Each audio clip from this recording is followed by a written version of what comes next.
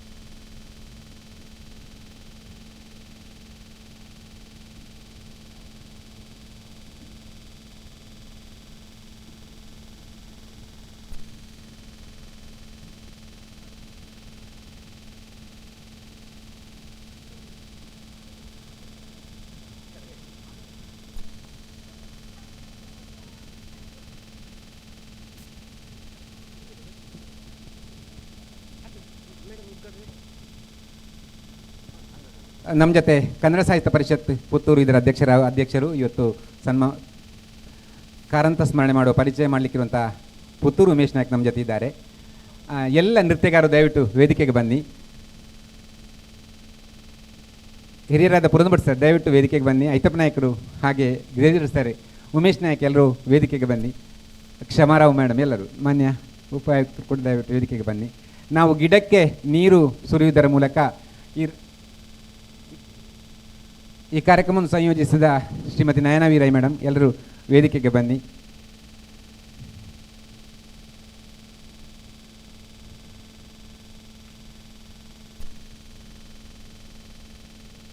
ಕಡಲ ತಡಿಯ ಭಾರ್ಗವ ಎಂದು ಖ್ಯಾತರಾದ ಜ್ಞಾನಪೀಠದಿಂದ ಪುರಸ್ಕೃತರಾದ ಕೋಟ ಶಿವರಾಮ ಕಾರಂತರ ಕರ್ಮಭೂಮಿ ಸುಮಾರು 40 ವರ್ಷಗಳ ಕಾಲ ಸಾಹಿತ್ಯ ಕೃಷಿಯನ್ನು ಮಾಡಿ ಈ ಬಾಲವನವನ್ನು ವಿಶ್ವವಿಖ್ಯಾತಗೊಳಿಸಿದ, ಕರ್ಮಭೂಮಿಯನ್ನಾಗಿಸಿ ಪುಣ್ಯ ಮಣ್ಣನ್ನಾಗಿಸಿದ ಕಾರಂತರ 124ನೇ ಜನ್ಮದಿನಾಚರಣೆಯನ್ನು ಕಾರಂತರಿಗೆ ರಂಗನಮನದ ಮೂಲಕ ನಾವು ಆರಂಭಿಸ್ತಾ ಇದ್ದೇವೆ. ಈ ಒಟ್ಟು ಕಾರ್ಯಕ್ರಮವನ್ನು ಆಯೋಜಿಸಿದಂತಹ ಸನ್ಮಾನ್ಯ ಉಪಾಯುಕ್ತರಂತ ಸ್ಟೆಲ್ಲಾ ವರ್ಗೀಸ್ ಮೇಡಮ್ ಅವರು ಗಿಡಕ್ಕೆ ನೀರು ಸುರಿಯುವುದರ ಮೂಲಕ ಈ ಕಾರ್ಯಕ್ರಮವನ್ನು ಉದ್ಘಾಟಿಸ್ತಾ ಇದ್ದಾರೆ. ಎಲ್ಲ ಹಿರಿಯರು ಸೇರಿಕೊಳ್ಬೇಕು ಅಂತ ಕೇಳಿ ಬನ್ನಿ, ಎದುರು ಬನ್ನಿ.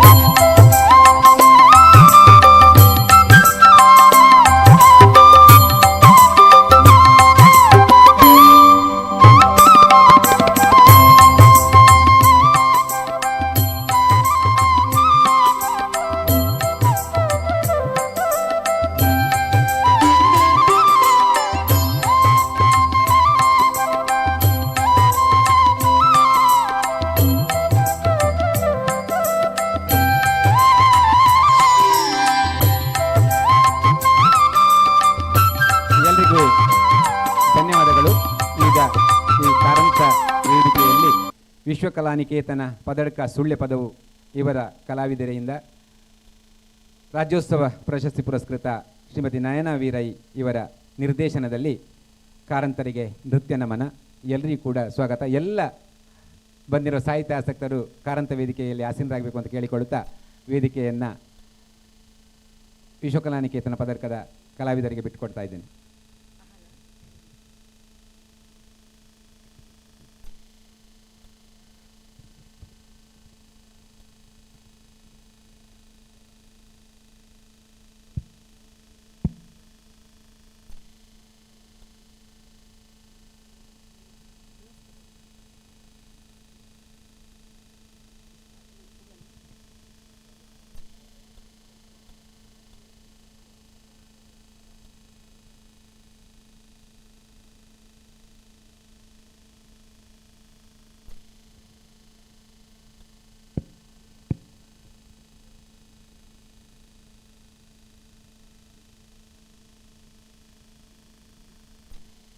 ಆತ್ಮೀಯರೇ, ಕನ್ನಡ ಮತ್ತು ಸಂಸ್ಕೃತಿ ಇಲಾಖೆ ಬೆಂಗಳೂರು, ಡಾಕ್ಟರ್ ಶಿವರಾಮ ಕಾರಂತ ಬಾಲವನ ಪರ್ಲಡ್ಕ ಪುತ್ತೂರು, ಸಹಾಯಕ ಆಯುಕ್ತರ ಕಾರ್ಯಾಲಯ ಪುತ್ತೂರು ದಕ್ಷಿಣ ಕನ್ನಡ ಇವರ ಸಹಯೋಗದಲ್ಲಿ ಡಾಕ್ಟರ್ ಶಿವರಾಮ ಕಾರಂತರ 124ನೇ ಜನ್ಮದಿನೋತ್ಸವದ ಆಚರಣೆ ಹಾಗೂ ಡಾಕ್ಟರ್ ಶಿವರಾಮ ಕಾರಂತ ಬಾಲವನ ಪ್ರಶಸ್ತಿ ಪ್ರದಾನ ಸಮಾರಂಭ 2025 ಈ ಸುಂದರ ಕಾರ್ಯಕ್ರಮದಲ್ಲಿ ನೆರೆದಿರುವ ಸರ್ವರನ್ನು ಪ್ರಾಂಜಲ ಮನದಿ ವಂದಿಸುತ್ತಾ ಈ ಶುಭ ಸಂದರ್ಭದಲ್ಲಿ Vishwa Kalaniketan Institute of Arts and Culture Puttur ಇವರು ಪ್ರಸ್ತುತಪಡಿಸಲಿರುವ ನೃತ್ಯ ನಮನ ಕಾರ್ಯಕ್ರಮಕ್ಕೆ ತಮ್ಮೆಲ್ಲರನ್ನು ಆದರದಿಂದ ಸ್ವಾಗತಿಸುತ್ತಿದ್ದೇವೆ. ನಮ್ಮ ಈ ಕಾರ್ಯಕ್ರಮಕ್ಕೆ ಪುತ್ತೂರು ಕ್ಷೇತ್ರ ಶಿಕ್ಷಣಾಧಿಕಾರಿ ಅಂತ ಶ್ರೀಯುತ ವಿಷ್ಣು ಸರ್ ಸೇರಿಕೊಂಡಿದ್ದಾರೆ. ಮೇಡಮ್ ಸರ್ ಸ್ವಾಗತ.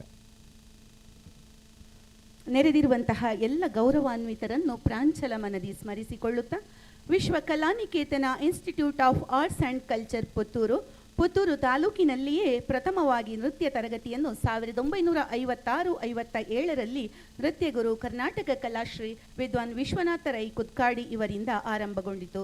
ಪುತ್ತೂರು ತಾಲೂಕಿನಾದ್ಯಂತ ಶಿಷ್ಯವೃಂದವನ್ನು ಬೆಳೆಸಿದ ಕೀರ್ತಿ ಇವರಿಗೆ ಸಲ್ಲುತ್ತದೆ.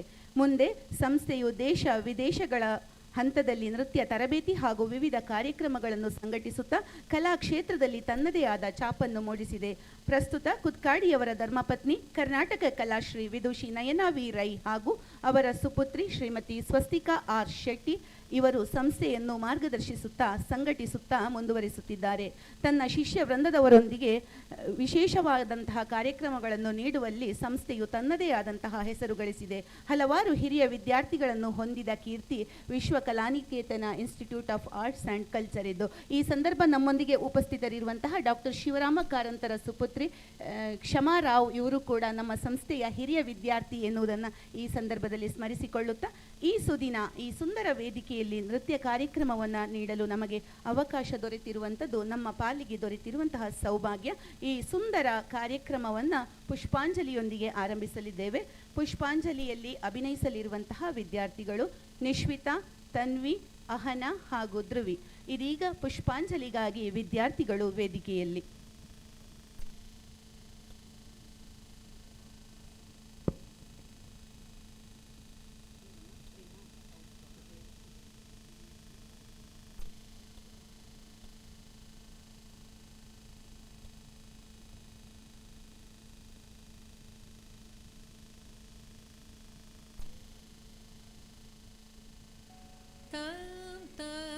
ತಕತರಿತ ದೀಂ ತಜನು ದೀಂ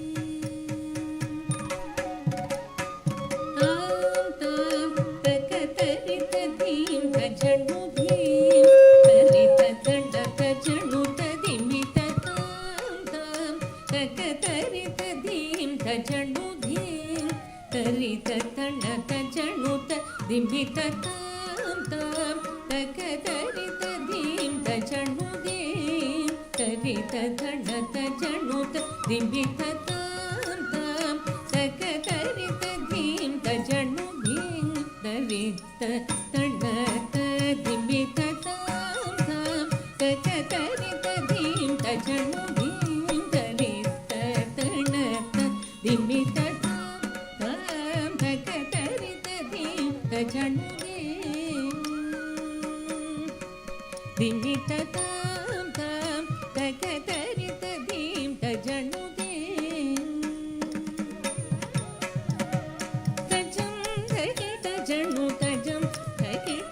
तदिमि तदि तदण्ड तजणु तदिमि ततजं तजित जणु तजं तदि तदिमि तदि तदण्ड तजणु तदिमि ततजं तदगि तजं तदि तजं तदि तजं तजं तदगि तजं तगि तजं तगि तजं तजं तदगि तजं तगि तजं तगि तजं तगदरि तदिं तजणुगे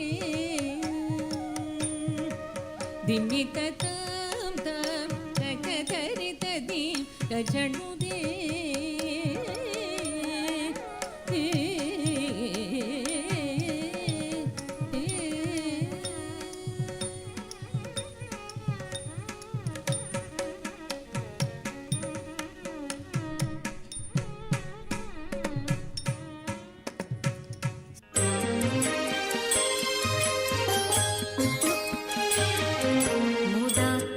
मुदाकरात्तमोदकं सदा मुक्तिसाधकं कलाधरावतंसकं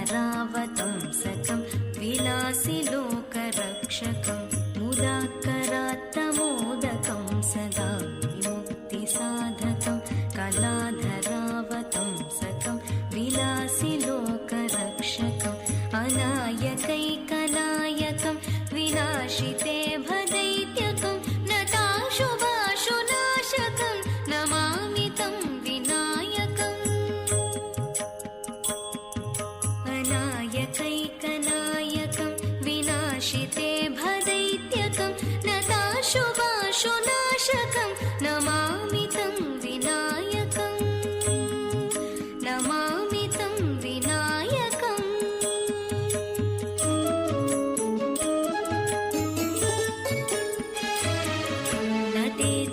नतेतरातिभीकरं नवोदितार्कभास्वरं नमत्सुरारिनिर्जरं नताधिकापदुर्धरं नतेतरातिभीकरं नवोदितार्कभास्वरं नमत्सुरारिनिर्जरं नताधिकापदुर्धरं सुरेश्वरं निधीश्वरं गजेश्वरं गणेश्वरं महेश्वरं समाश्रये परात्परं निरन्तरम् परात्परं निरन्तरम्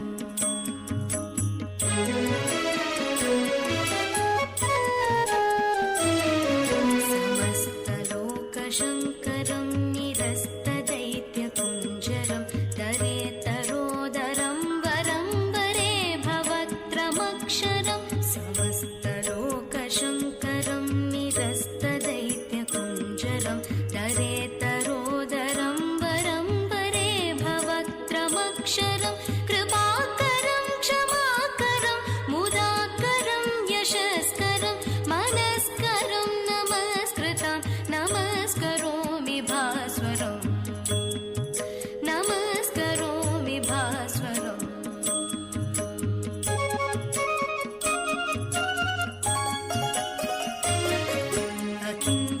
अकिञ्चनातिमार्जनं चिरन्तनौक्तिभाजनं पुरारिपूर्वनन्दनं सुरारिगर्वचर्वणम् अकिञ्चनातिमार्जनं चिरन्तनौक्तिभाजनं पुरारिपूर्वनन्दनं सुरारिगर्वचर्वणं प्रपञ्चनाशभीषणं धनञ्जयादिभूषणं कपोलदानवारणं भजे पुराणवारणं भजे पुराणवारणम्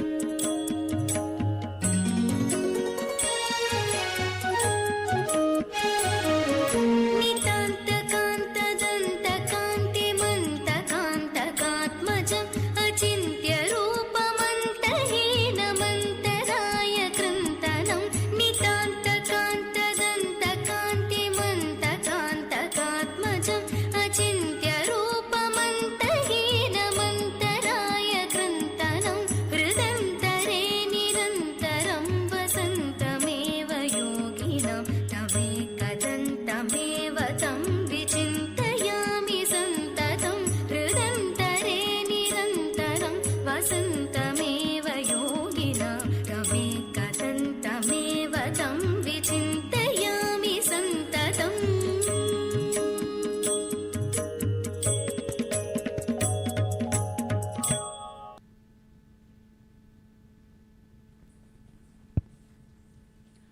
ನೃತ್ಯ ನಮನ ಕಾರ್ಯಕ್ರಮವು ಯಶವಾಗಲಿ ಎನ್ನುವ ಸದಾಶಯದೊಂದಿಗೆ ನೃತ್ಯ ಪ್ರಸ್ತುತಪಡಿಸಿದ ವಿದ್ಯಾರ್ಥಿಗಳಿಗೆ ವಂದಿಸುತ್ತಾ ಮುಂದೆ ತ್ರಿಮಾತ ಕೌತಮ್ ಲಕ್ಷ್ಮಿ, ಪಾರ್ವತಿ ಹಾಗೂ ಸರಸ್ವತಿ ದೇವಿಯರನ್ನ ಕುರಿತು ನೃತ್ಯ ಅಭಿನಯವನ್ನು ಮಾಡಿ ತೋರಿಸಲಿದ್ದಾರೆ ವಿದ್ಯಾರ್ಥಿಗಳಾದ ವಿಂಧ್ಯಶ್ರೀ ರೈ, ವಸುಧಾ, ಅವನಿ ಮಾವಿನಕಟ್ಟೆ ಹಾಗೂ ಭೂಮಿಕಾ ಇವರು.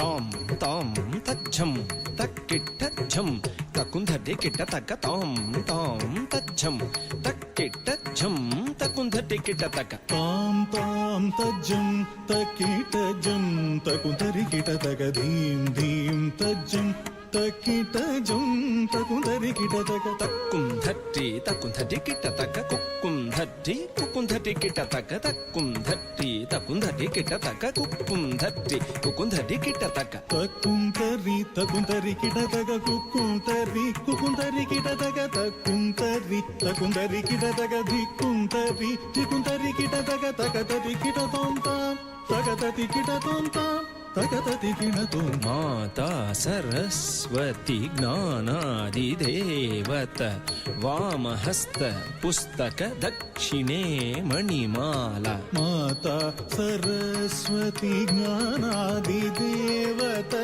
वामहस्त पुस्तके दक्षिणे मणिमाला माता सरस्वती ज्ञानादिदेवत वामहस्त पुस्तके दक्षिणे मणिमाला वीणाधरी ताये गान नर्तन प्रिये सरोजद्वयपादे वन्दे वन्दे मातरम् वीणाधरिताये गान नर्तन प्रिये सरोजद्वयपादे वन्दे वन्दे मातरम् वीणाधरिताये गान नर्तन प्रिये सरोजद्वयपादे वन्दे वन्दे मातरम्. तद्धीं तक्किट्ट धीं तकत धिङ्गिण तों तद्धीं तक्किट्ट धीं तकत धिङ्गिण तों तद्धीं तक्किट्ट धीं तगद दिगिण तों तद्धीं तक्किट्ट धीं तगद दिगिण तों तज्झं तज्जीं तज्झं धण्ण तज्झुं झोण्णु तज्झं धिम्मि तज्जं तरि तज्जं धण तज्जं जोणु तज्जं धीमि तगददिगिण तों तां तगददिगिण तों तां तगददिगिण तों. विष्णुपत्नी महालक्ष्मी अष्टरूपी अष्टैश्वर्यप्रदे विष्णुपत्नी महालक्ष्मी अष्टरूपी अष्टैश्वर्यप्रदे विष्णुपत्नी महालक्ष्मी अष्टरूपी अष्टैश्वर्यप्रदे इष्टार्थ सिद्धिकरी सन्तुष्टमुखी वन्दे वन्दे मातरम् इष्टार्थ सिद्धिकरी सन्तुष्टमुखे वन्दे वन्दे मातरम् इष्टार्थ सिद्धिकरी सन्तुष्टमुखे वन्दे वन्दे मातरम्. धीं धीं धीं धीं तज्झं तकुंधटि किट्ट तक धीं तधीं तधीं तधीं तक्क झुं तकुंधटि किट्ट तक धीं धीं धीं धीं तज्जं तकुंतरि किट्ट तक धीं धीं धीं धीं तज्जं तकुंतरि किट्ट तक तत्तज्झं तटिझं धन ಝಂ ತಕತ ಝಂ ಝುಣು ಝಂ ಧಿಮಿ ಝಂ ತತ್ತಜ್ಜಂ ತರಿಜಂ ಧಣಜಂ ತತ್ತಜ್ಜಂ ಜನುಜಂ ದಿಮಿಜಂ ತತ್ತಜ್ಜಂ ತರಿಜಂ ಧಣಜಂ ತತ್ತಜ್ಜಂ ಜನುಜಂ ದಿಮಿಜಂ ತದಿಗಿಣ ತೋಂ ತಾಂ ತಗದದಿಗಿಣ ತೋಂ ತೈ ತಗದಿಗು ತದಿಗಿಣ ತೋಂ ಗಿರಿಜೆ ಅಂಬಿಕೆ ಸಾರಸ ಮುಖೆ ಸ್ಕಂದ ವಿನಾಯಕ ಮಾತೆ ಸುಪ್ರೀತೆ ಗಿರಿಜೆ ಅಂಬಿಕೆ ಸಾರಸ ಮುಖೆ ಸ್ಕಂದ ವಿನಾಯಕ ಮಾತೆ ಸುಪ್ರೀತೆ ಗಿರಿಜೆ ಅಂಬಿಕೆ ಸಾರಸ ಮುಖೆ ಸ್ಕಂದ ವಿನಾಯಕ ಮಾತೆ ಸುಪ್ರೀತೆ ಶಂಕರ ವಲ್ಲಭೆ ಶಂಕರಿ ದುರ್ಗೆ ಅಸುರಧ್ವಂಸಿನಿ ವಂದೇ ವಂದೇ ಮಾತರಂ ಶಂಕರ ವಲ್ಲಭೆ ಶಂಕರಿ ದುರ್ಗೆ ಅಸುರ ಧ್ವಂಸಿನಿ ವಂದೇ ವಂದೇ ಮಾತರಂ ಶಂಕರ ವಲ್ಲಭೆ ಶಂಕರಿ ದುರ್ಗೆ ಅಸುರ ಧ್ವಂಸಿನಿ ವಂದೇ ವಂದೇ ಮಾತರಂ ತಾಂ ತಟಿತ ಝಂ ತಟಿತಾಂ ಧಣತಾಂ ಧಿಂ ಧಣತ ಝಂ ಧಣತಾಂ ಝುಣುತಾಂ ತೋಂ ಝುಣುತ ಝುಂ ಝುಣುತಾಂ ಧಿಮಿತಾಂ ನಂ ಧಿಮಿತ ಝಂ ಧಿಮಿತಾಂ ಕಿಟತಾಂ ತಾಂ ತರಿತಜಂ ತರಿತಾಂ ಧಣತಾಂ ಧೀಂ ಧಣತಜಂ ಧಣತಾಂ ಜುಣುತಾಂ ತೋಂ ಜಣುತಜಂ ಜಣುತಾಂ ಧಿಮಿತಾಂ ನಂ ಧಿಮಿತಜಂ ಧಿಮಿತಾಂ ಕಿಟತಾಂ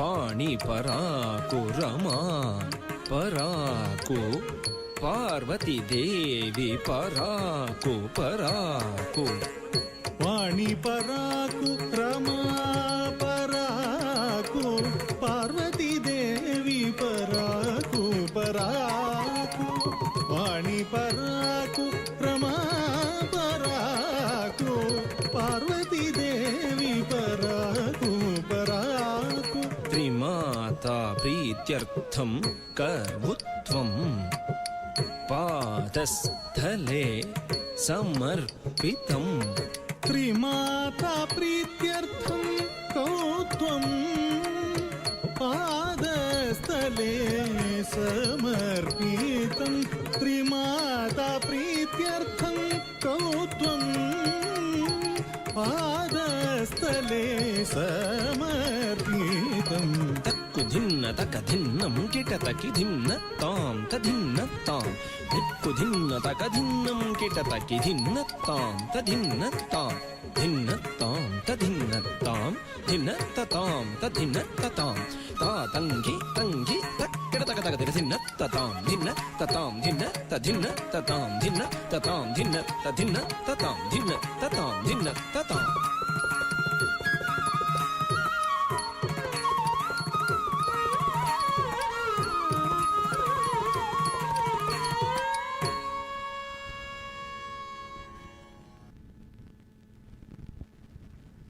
ನಟೇಶ ಗೌತಮನ್ನು ಮನೋಜ್ಞ ಅಭಿನಯದ ಮೂಲಕ ಅಭಿನಯಿಸಿದಂತಹ ವಿದ್ಯಾರ್ಥಿಗಳು ಇವತ್ತಿನ ಕಾರಂತ ಪ್ರಶಸ್ತಿ 2025 ಸಾಹಿತ್ಯ ಕ್ಷೇತ್ರಕ್ಕಾಗಿ ಪುರಸ್ಕೃತರಾಗಿರುವಂತಹ ಸನ್ಮಾನ್ಯ ಡಾಕ್ಟರ್ BA ವಿವೇಕರಯ್ಯವರು ನಮ್ಮನ್ನು ಸೇರಿಕೊಂಡಿದ್ದಾರೆ. ಎಲ್ಲರ ಪರವಾಗಿ ಪ್ರೀತಿಯ ಸ್ವಾಗತವನ್ನು ಕೋರ್ತಾ ಇದ್ದೇವೆ ಸರ್. ಎಲ್ಲ ಇಲಾಖಾಧಿಕಾರಿಗಳು ನಮ್ಮ ಜೊತೆ ಸೇರಿಕೊಂಡಿದ್ದಾರೆ. ಎಲ್ಲರನ್ನ ಈ ಸಂದರ್ಭದಲ್ಲಿ ಪ್ರೀತಿಯಿಂದ ಗುರುತಿಸಿಕೊಳ್ತಾ ಇದ್ದೇವೆ. ತ್ರಿಮಾತ್ವ ಕೌತುಕವನ್ನು ಅಭಿನಯಿಸಿದ ವಿದ್ಯಾರ್ಥಿಗಳಿಗೆ ವಂದಿಸುತ್ತಾ, ಕಾಲ ಹಿಂದಕ್ಕೆ ಚಲಿಸುವುದಿಲ್ಲ, ಅದರ ಜೊತೆಗೆ ಹೆಜ್ಜೆ ಹಾಕದಿದ್ದರೆ ನಾವು ನಿಂತಲ್ಲೇ ನಿಲ್ಲಬೇಕಾಗುತ್ತದೆ ಎನ್ನುವ ಶಿವರಾಮ ಕಾರಂತರ ವಾಣಿಯನ್ನು ನೆನಪಿಸಿಕೊಳ್ಳುತ್ತಾ ಮುಂದೆ ವೇದಿಕೆಯಲ್ಲಿ ನಟೇಶ ಗೌತಮ್ ಅಭಿನಯಿಸಲಿರುವ ವಿದ್ಯಾರ್ಥಿಗಳು ಶ್ರೀಪರ್ಣ ಜಿ ಗುಂಡ್ಯ, ಜೀವಿಕಾ, ಶಿಖಿ, ಸಾತ್ವಿ, ಮಾನ್ವಿತಾ ಹಾಗೂ ರಿಷಿತಾ ಇವರು.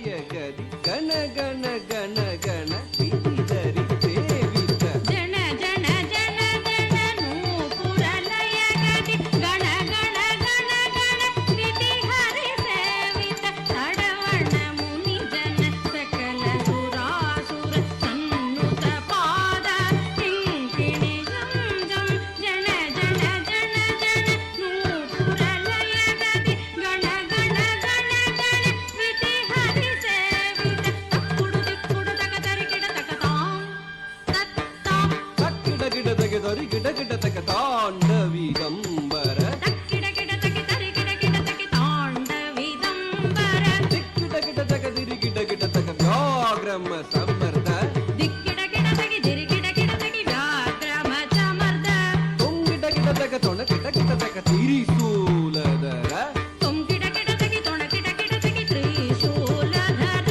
ನಂಗಿಡ ಗಿಡ ತಕ ನನ ಗಿಡ ಗಿಡ ತಕ ನಂದಿ ವಾಹನ ನಮ್ ಗಿಡ ಗಿಡ ತಗಿ ನನ ಗಿಡ ಗಿಡ ತಗಿ ನಂದಿ ವಾಹನ ತಕ್ಕಿಡ ಗಿಡ ತಗಿ ತರಿ ಗಿಡ ಗಿಡ ತಗಿ ತಾಂಡವಿದಂಬರ ದಿಕ್ಕಿಡ ಗಿಡ ತಗಿ ದಿರಿ ಗಿಡ ಗಿಡ ತಗಿ ವ್ಯಾಘ್ರಮ ಸಮರ್ಥ ತುಂಗಿಡ ಗಿಡ ತಗಿ ತೊಣ ಗಿಡ ಗಿಡ ತಗಿ ತ್ರಿಶೂಲಧರ ನಮ್ ಗಿಡ ಗಿಡ ತಗಿ ನನ ಗಿಡ ಗಿಡ ತಗಿ ನಂದಿ ವಾಹನ ನಾದ ಯೋಗ ಪ್ರಿಯ ಜಗಣಂ ಗಿಡ ಜಗ ಜಗಣಂ ಗಿಡ ಜಗ ತುಂತಗ ತತ್ತಗ ತೈ ಜಗ ಜಗ ಜಯ ಜಯ ಶಶಿರ ವಿಭೂಷಣ ರೂಪ ಭಯಂ ಗರಡ ಮರುಗಹರಂ ತೃತೀಯ ಸಹಸ್ರ ದೀಕ್ಷಿತನಾದ ನಟೇಶ ಕೌಸ್ತುವಂ ತಗ ತಗ ತಾಂ ದಿಗಿ ದಿಗಿ ತೈ ತಕ್ಕು ದೀಪು ತಕ್ಕಿಟ್ಟ ತುಂಗಿಡ ಗಿಡ ತಗಿಡಂ ತಗ ತಗ ತಾಂ ದಿಗಿ ದಿಗಿ ತೈ ತಕ್ಕು ದೀಪು ತಕ್ಕಿಟ್ಟ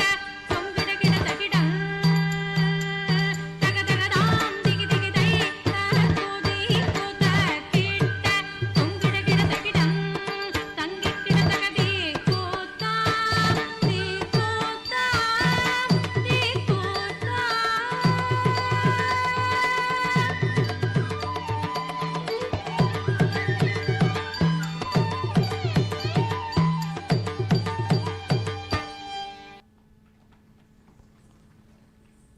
ನಟೇಶ ಕೌತುಕವನ್ನು ಪ್ರಸ್ತುತಪಡಿಸಿದ ವಿದ್ಯಾರ್ಥಿಗಳನ್ನು ವಂದಿಸುತ್ತಾ ಮುಂದೆ ಪ್ರಣವಾಕಾರಂ ಅಭಿನಯಿಸಲಿರುವ ವಿದ್ಯಾರ್ಥಿಗಳು ಪ್ರಣತಿ, ಕೃತಿ, ಜೀವಿತ, ಆನ್ಶಿ, ಆರಾಧ್ಯ ಮತ್ತು ಸಂಶ್ರುತ.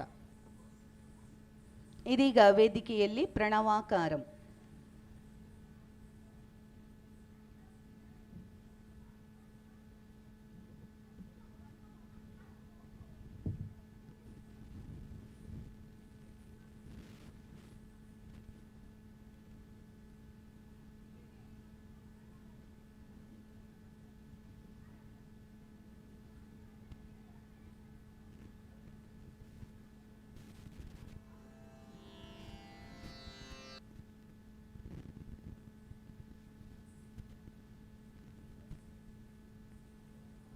ರಚನೆ ವಿದ್ವಾನ್ ಜಿ ಗುರುಮೂರ್ತಿ, ಸಂಗೀತ ಸಂಯೋಜನೆ ಶ್ರೀ ಬಾಲಸುಬ್ರಹ್ಮಣ್ಯ ಶರ್ಮಾ.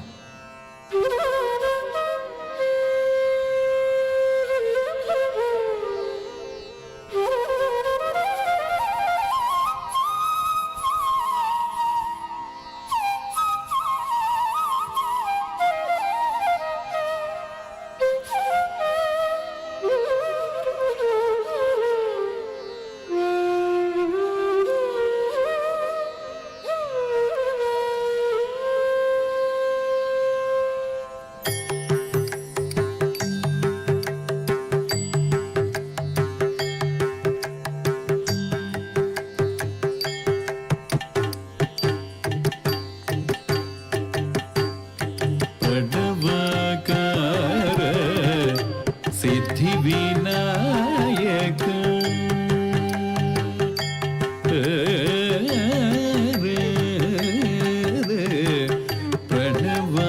ಪ್ರಣವಾಕಾರ ಸಿದ್ಧಿವಿನಾಯಕ ಪ್ರಣವಾಕಾರ ಸಿದ್ಧಿವಿನಾಯಕ ಪಾರ್ವತಿ ತನಯ ಸಿದ್ಧಿಗೆ ನೀಡು ಪ್ರಣವಾಕಾರ ಸಿದ್ಧಿವಿನಾಯಕ ಪಾರ್ವತಿ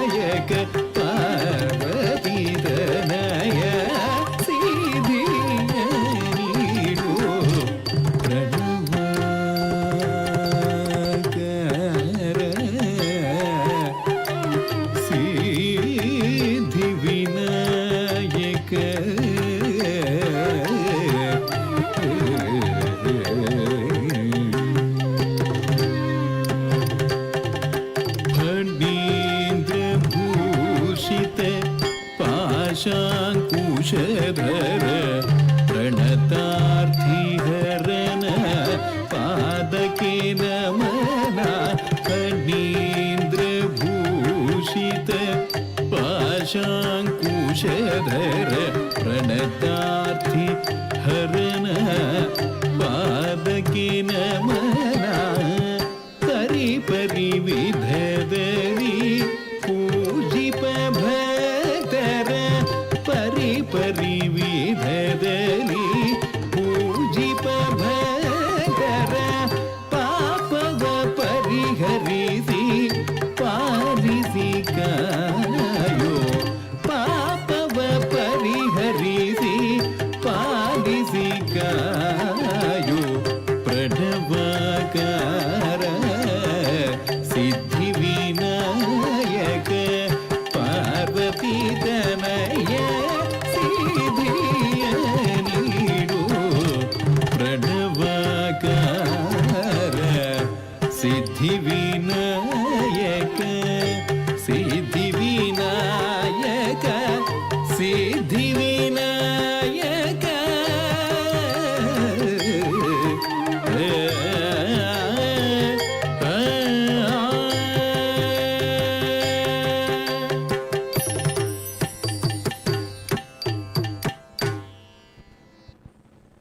ಸಕಲ ದುರಿತ ನಿವಾರಕ ಸಿದ್ಧಿ ವಿನಾಯಕ ನಮ್ಮೆಲ್ಲರನ್ನು ಉನ್ನತಿಯೆಡೆಗೆ ಹರಸಲಿ ಎಂದು ಆಶಿಸುತ್ತಾ ಮಾನ್ಯ ಶಾಸಕರು ನಮ್ಮ ಕಾರ್ಯಕ್ರಮಕ್ಕೆ ಸೇರಿಕೊಳ್ತಾ ಇದ್ದಾರೆ. ಅವರನ್ನು ಮತ್ತು ಪ್ರಶಸ್ತಿ ಪುರಸ್ಕೃತರನ್ನು ಬಾಲವನ ಮುಖ್ಯ ದ್ವಾರದಿಂದ PM ಶ್ರೀ ಹಿರಿಯ ಪ್ರಾಥಮಿಕ ಶಾಲೆ ವೀರಮಂಗಳ ಇದರ ಚೆಂಡೆ ವಾದನದೊಂದಿಗೆ ಹಾಗೆ ಚಿಂಗಾರಿ ಮೇಳದೊಂದಿಗೆ ಅವರನ್ನು ಸ್ವಾಗತಿಸಿ ಅನಂತರ ಕಾರಂತರ ಪ್ರತಿಮೆಗೆ ಮಾಲಾರ್ಪಣೆ ಹಾಗೆ ಜ್ಞಾನಪೀಠ ಪ್ರಶಸ್ತಿಯ ವೀಕ್ಷಣೆ, ನಂತರ ಕಾರಂತರ ಪುಸ್ತಕಗಳ ಪ್ರದರ್ಶನದ ಉದ್ಘಾಟನೆ, ತದನಂತರ ಸಚ್ಚಿದಾನಂದ ಪ್ರಭು ಇವರು ಕರಕುಶಲ ಗೆರಟೆ ಕಲೆಯನ್ನು ಉದ್ಘಾಟಿಸಲಿದ್ದಾರೆ. ಈಗಾಗಲೇ ಇಲಾಖಾಧಿಕಾರಿಗಳು ದಯವಿಟ್ಟು ದ್ವಾರದ ಕಡೆಗೆ ಹೋಗಬೇಕು ಅಂತ ಕೇಳಿಕೊಳ್ತಾ ಇದ್ದೇವೆ. ಉಳಿದವರು ಇಲ್ಲೇ ಇರಬಹುದು. ಮತ್ತೆ ನೃತ್ಯ ಮುಂದುವರಿತದೆ. ಇಲ್ಲಿ ಶಾಸಕರು ಸೇರಿಕೊಳ್ತಾ ಇದ್ದಾರೆ.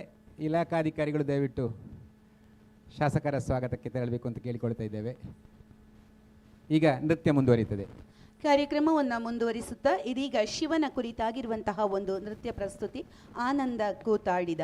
ಇದರಲ್ಲಿ ಅಭಿನಯಿಸಲಿರುವ ವಿದ್ಯಾರ್ಥಿ ಇದೆಲ್ಲ ಜೀವನದಲ್ಲಿ ನನಗೋಸ್ಕರ ತಗೊಂಡ್ಬಂದಿದ್ದಾರೆ. ನಿನ್ ಮೇಲೆ ತುಂಬಾ ಚೆನ್ನಾಗಿ ಕಾಣುತ್ತೆ. ಇದು ತುಂಬಾ ಚೆನ್ನಾಗಿದೆ ಅಲ್ವಾ? ತುಂಬಾ ಚೆನ್ನಾಗಿದೆ.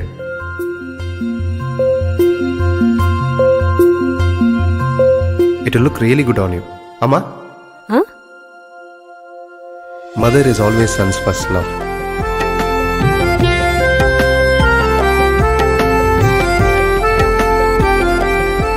ಪ್ರತಿ ಪೀಳಿಗೆಯ ಪ್ರೀತಿಯ ಮಳಿಗೆ GL ಆಚಾರ್ಯ ಜುವೆಲ್ಲರ್ಸ್.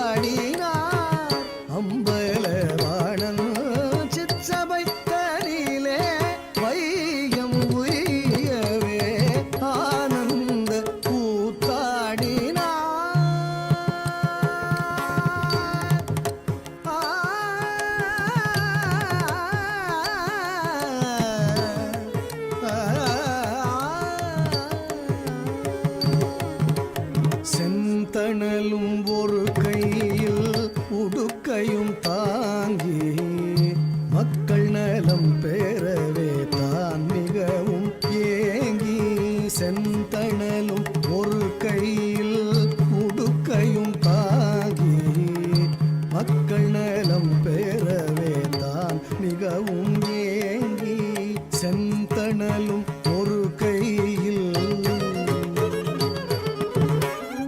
உடுக்கையும் தாங்கி செந்தணலும் ஒரு கையில் உடுக்கையும் தாங்கி மக்கள் நலம் பெறவே தான் மிகவும் ஏங்கி சிந்தை மகிழ்வுற சிவகாமியோடு சிந்தை மகிழ்வுற சிவகாமியோடு சிதம்பரநாதன் பரிவு மிக உண்டு சிந்தை மகிழ்வுற சிவகாமியோடு சிதம்பரநாதன் சிந்தை மகிழ்வுற சிவகாமியோடு சிதம்பரநாதன் பரிவு மிக உண்டு ஆனந்த கூத்தாடினார் அம்பலவாணன் சிற்றபைத்தனிலே வையம் உய்யவே ஆனந்த கூத்தாடினார் ஆனந்த கூத்தாடினார் ஆனந்த கூத்தாடினார்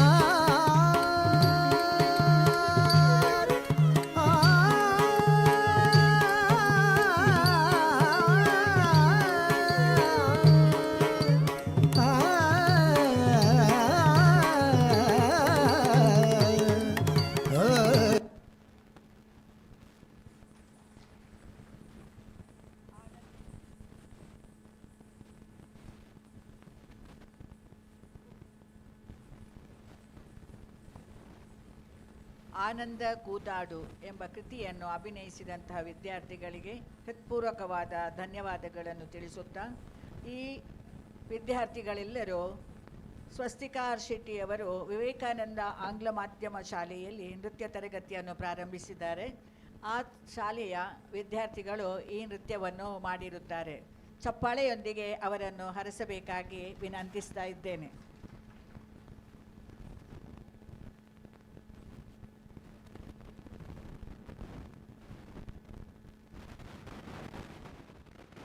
ವಿಶ್ವಕಲಾ ನಿಕೇತನ ನೃತ್ಯ ಕಲಾಶಾಲೆಯು 1956-57ನೇ ಇಸವಿಯಲ್ಲಿ ಪ್ರಾರಂಭವಾಯಿತು. ಇದರ ಸ್ಥಾಪಕ ನೃತ್ಯ ಶಿಕ್ಷಕರು, ಸ್ಥಾಪಕ ಅಧ್ಯಕ್ಷರೂ ಆದಂತಹ ಕುದ್ಕಾಡಿ ವಿಶ್ವನಾಥ ರೈ ಅವರು ಇದನ್ನು ಪುತ್ತೂರಿನಲ್ಲಿ ಪ್ರಾರಂಭಿಸಿದರು. ಮಹಾಲಿಂಗೇಶ್ವರನ ಸನ್ನಿಧಿಯಲ್ಲಿ ಪ್ರಾರಂಭವಾದ ಈ ನೃತ್ಯ ಕಲಾಶಾಲೆಯು ಈಗ ನಮ್ಮ ಊರು, ಜಿಲ್ಲೆ, ರಾಜ್ಯ, ರಾಷ್ಟ್ರ, ಅಂತಾರಾಷ್ಟ್ರೀಯ ಮಟ್ಟದಲ್ಲಿ ಬೆಳೆದು ನಿಂತಿದೆ. ಹಲವಾರು ವಿದ್ಯಾರ್ಥಿಗಳು, ಸಾವಿರ ಅಂತ ಹೇಳಲಿಕ್ಕೆ ಆಗುವುದಿಲ್ಲ, ಹಲವಾರು ಅಂದರೆ ತುಂಬ ವಿದ್ಯಾರ್ಥಿಗಳು ಈ ನೃತ್ಯ ಕಲಾಶಾಲೆಯಲ್ಲಿ ಕಲಿತು ಕೆಲವೆಲ್ಲ 98 ವಿದ್ಯಾರ್ಥಿಗಳು ತಮ್ಮ ವೃತ್ತಿ ಜೀವನವನ್ನು ನೃತ್ಯ ಕಲೆಗೆ ಮುಡಿಪಾಗಿಟ್ಟಿದ್ದಾರೆ. ಇಂದು ಡಾಕ್ಟರ್ ಶಿವರಾಮ್ ಕಾರಂತರ 124ನೆಯ ಜನ್ಮದಿನೋತ್ಸವದಂದು ನಾವು ಕಾರಂತರ ಬಹಳ ಆತ್ಮೀಯರಾಗಿದ್ದೆವು. ಅವರ ಈ ಜನ್ಮದಿನಾಚರಣೆಯ ಸಂದರ್ಭದಲ್ಲಿ ಬಾಲವನ ಪ್ರಶಸ್ತಿ ಪ್ರದಾನ ಸಮಾರಂಭದಲ್ಲಿ ನಮ್ಮ ಈ ಪುಟಾಣಿ ಮಕ್ಕಳಿಗೆ ನೃತ್ಯ ಪ್ರದರ್ಶನ ನೀಡಲು ಅವಕಾಶ ಮಾಡಿಕೊಟ್ಟಂತಹ ಕನ್ನಡ ಮತ್ತು ಸಂಸ್ಕೃತಿ ಇಲಾಖೆ ಹಾಗೂ ಬಾಲವನ ಶಿವರಾಮ ಕಾರಂತರ ಎಲ್ಲ ಆಡಳಿತ ವರ್ಗದವರಿಗೆ ನಮ್ಮ ವಿಶ್ವಕಲಾನಿಕೇತನದ ಹೃತ್ಪೂರ್ವಕವಾದ ಕೃತಜ್ಞತೆಗಳನ್ನು ಸಲ್ಲಿಸುತ್ತಾ ಇನ್ನು ಮುಂದೆ ನಮ್ಮ ನೃತ್ಯ ಕಾರ್ಯಕ್ರಮವನ್ನು ಮುಂದುವರಿಸ್ತಾ ಇದ್ದೇವೆ.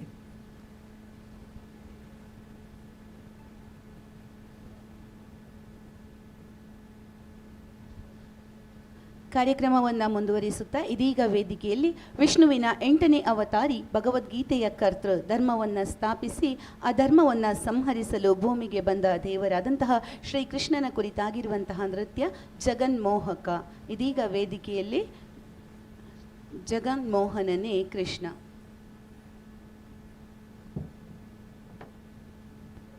ರಚನೆ ಪುರಂದರದಾಸರು.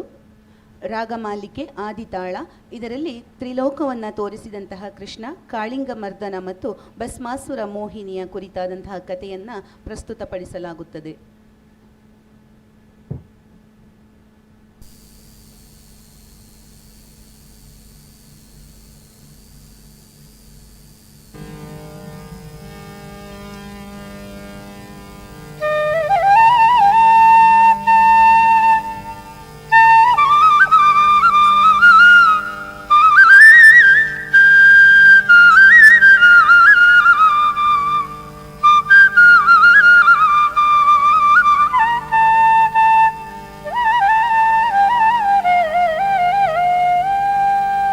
ಜಗನ್ಮೋಹನ ರೇ ಕೃಷ್ಣ,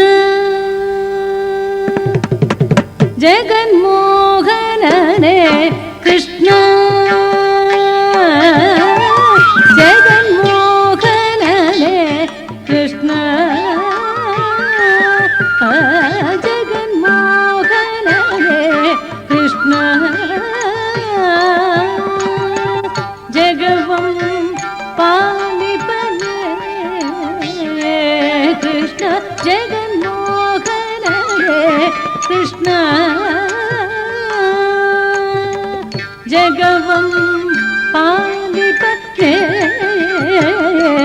ಕೃಷ್ಣ, ಜಗನ್ಮೋಹನ ರೇ ಕೃಷ್ಣ, ಕೃಷ್ಣ, ಜಗವಂ ಪಾಲಿಪನೆ ಕೃಷ್ಣ, ಜಗನ್ಮೋಹನ ರೇ ಕೃಷ್ಣ.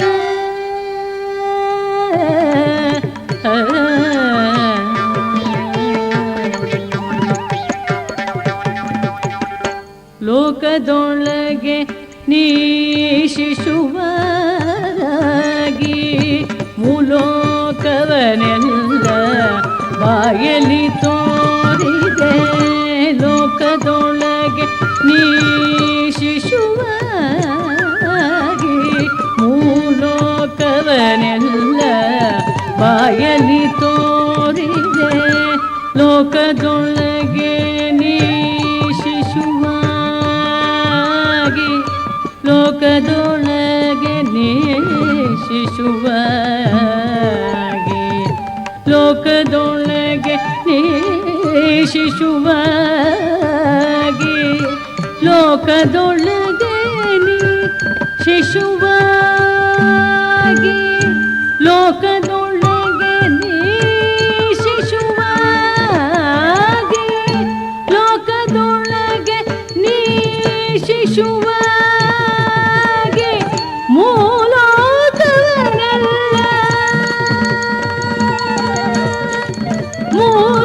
ಮೂಲೋಕವನೆಲ್ಲ ಬಾಯಲಿ ತೋರಿದೆ. ಲೋಕದೊಳಗೆ ನೀ ಶಿಶುವಾಗಿ, ಮೂಲೋಕವನೆಲ್ಲ ಬಾಯಲಿ ತೋರಿದೆ.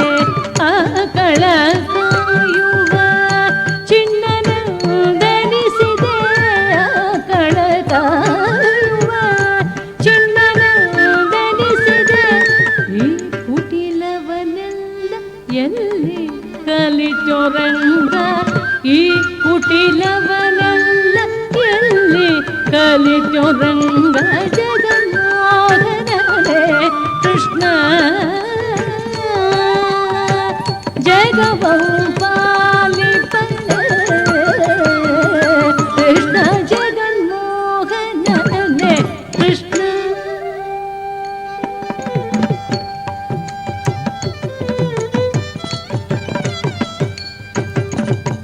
ಮಡುವುದು ಮುಖಿ ಕಾಳಿಂಗನ ಶಿರದಲ್ಲಿ, ಮಡುವುದು ಮುಖಿ ಕಾಳಿಂಗನ ಶಿರದಲ್ಲಿ, ಮೃಡಸುರಪಾದ್ಯರು ಹೊಗಳುತ್ತಿರೆ, ಮೃಡಸುರಪಾದ್ಯರು ಹೊಗಳುತ್ತಿರೆ. ಮಡುವುದು ಮುಖಿ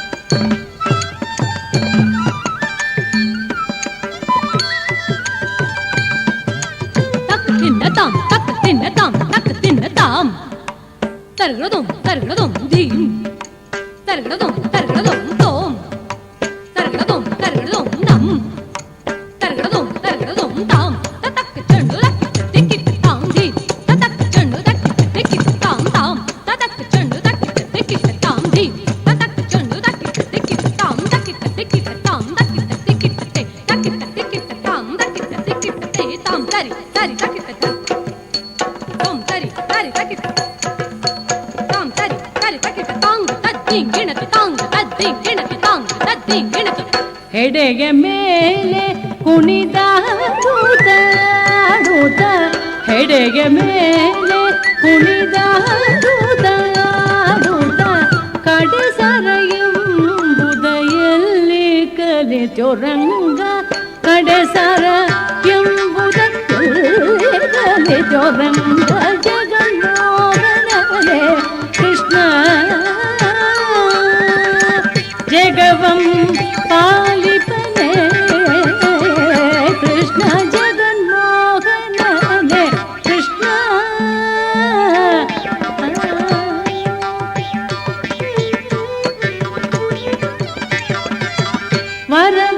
ವರಬಲದಿಂದಲೇ ಭಸ್ಮಾಸುರನು ಹರನ ಶಿರದಿ ಕರವಿಡೆ ಬರಲು ವರಬಲದಿಂದಲೇ ಭಸ್ಮಾಸುರನು ಹರನ ಶಿರದಿ ಕರವಿಡೆ ಬರಲು ವರಬಲದಿಂದಲೇ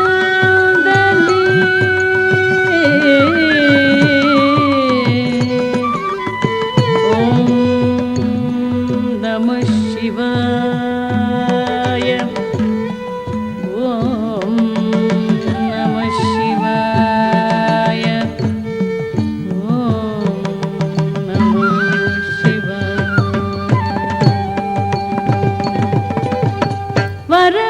ವರಬಲದಿಂದಲೇ ಭಸ್ಮಾಸುರನು ವರಬಲದಿಂದಲೇ ಭಸ್ಮಾಸುರನು ವರಬಲದಿಂದಲೇ ಭಸ್ಮಾಸುರನು ವರಬಲದಿಂದಲೇ ಭಸ್ಮಾಸುರನು ವರಬಲದಿಂದಲೇ ಭಸ್ಮಾಸುರನು ವರಬಲದಿಂದಲೇ ಭಸ್ಮಾಸುರನು ವರಬಲದಿಂದಲೇ ಭಸ್ಮಾಸುರನು ಹರನ ಶಿರದಿ ಕರವಿಡೆ ಬರಲು ಹರನ ಶಿರದಿ ಕರವಿಡೆ ಬರಲು ಹರನ ಶಿರದಿ ಕರವಿಡೆ ಬರಲು ಹರನ ಶಿರದಿ ಕರವಿಡೆ ಬರಲು ಹರನ ಶಿರದಿ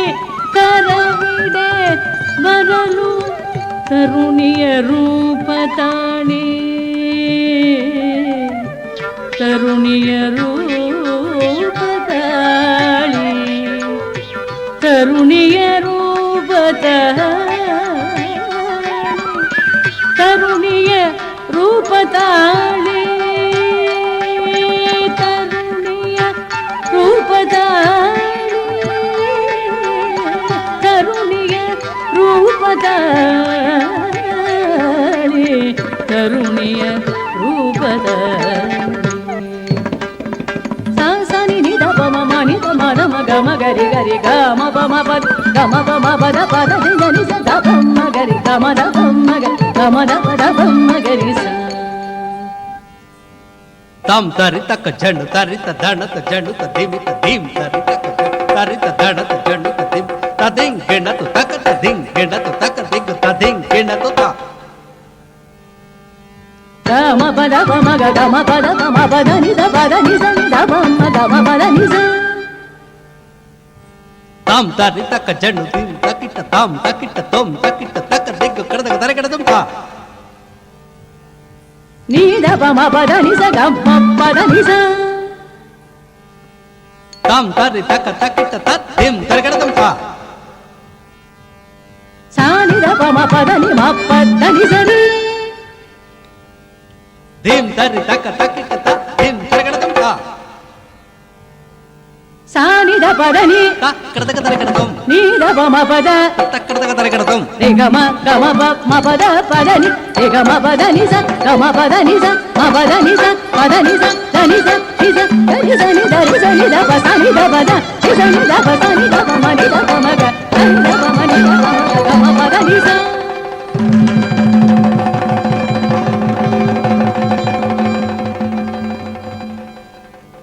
ತರುಣಿಯ ರೂಪ ತಾಳಿ ಆ ದೈತ್ಯನ ಹರಣವ ಅಳಿದುದಲ್ಲಿ ಕಲಿತೊನಂದ. ತರುಣಿಯ ರೂಪ ತಾಳಿ ಆ ದೈತ್ಯನ ಹರಣವ ಅಳಿದುದಲ್ಲಿ ಕಲಿತೊನಂದ. ಜಗನ್ಮೋಹನನೇ ಕೃಷ್ಣ ಜಗವಂ ಪಾಲಿತನೇ ಕೃಷ್ಣ ಜಗನ್ಮೋಹನನೇ ಕೃಷ್ಣ.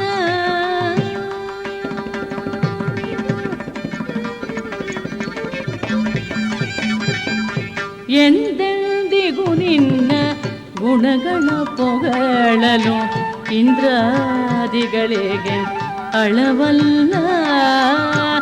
ಎಂದೆಂದಿಗೂ ನಿನ್ನ ಗುಣಗಳ ಪೊಗಳಲು ಇಂದ್ರಾದಿಗಳಿಗೆ ಅಳವಲ್ಲ.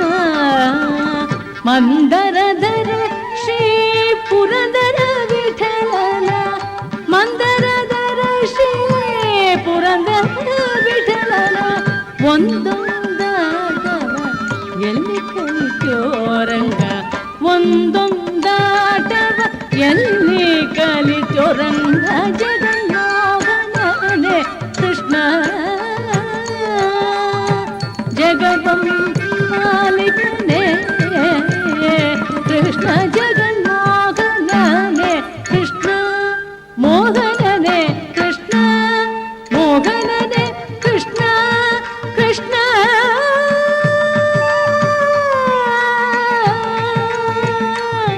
ಕೃಷ್ಣ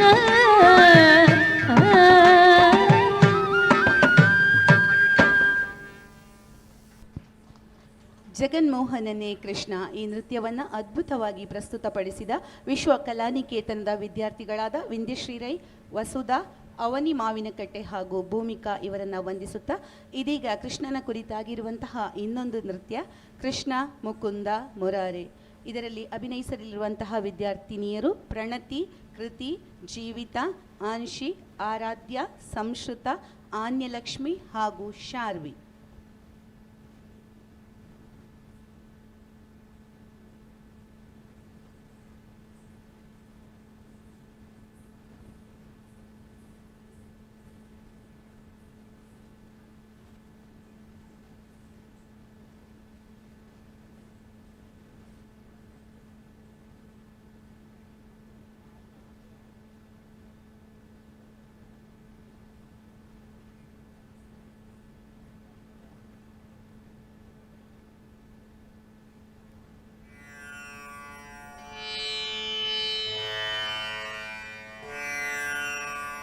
ಕೃಷ್ಣ ಮುಕುಂದ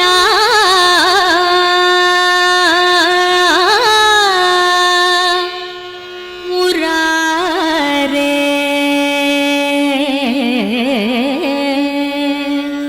ಕೃಷ್ಣ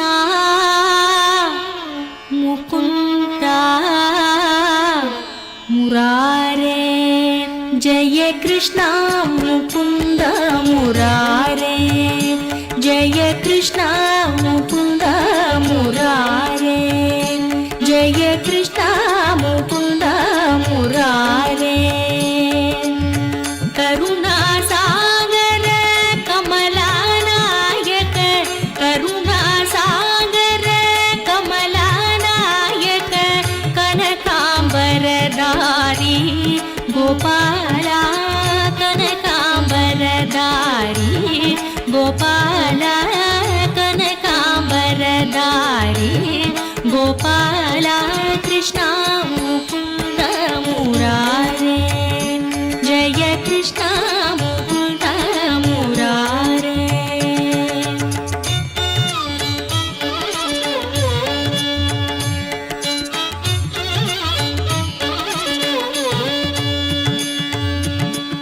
ಕಾಳಿಯ ಮಾರ್ದನ ಕಂಸನಿ ಸೂದನ ಕಾಳಿಯ ಮಾರ್ದನ ಕಂಸನಿ ಸೂದನ ಕಾಳಿಯ ಮಾರ್ದನ ಕಂಸನಿ ಸೂದನ ಕಮಲಾಯತ ನಯನ ಗೋಪಾಲ ಕಮಲಾಯತ ನಯನ ಗೋಪಾಲ ಕಮಲಾಯತ ನಯನ ಗೋಪಾಲ ಕೃಷ್ಣ ಮುಕುಂದ ಮುರಾರೇ ಜಯ ಕೃಷ್ಣ ಮುಕುಂದ ಮುರಾರೇ ಕುಟಿಲ ಕುಂದಳಂ ಕುವಲಯಧಳ ನೀಲಂ ಮಧುರ ಮುರಳೀರವಲೋಲಂ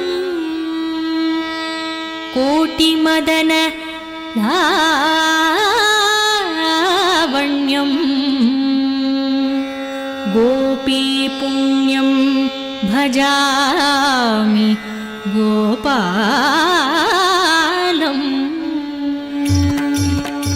ಗೋಪೀಜನ मनमोहन व्यापक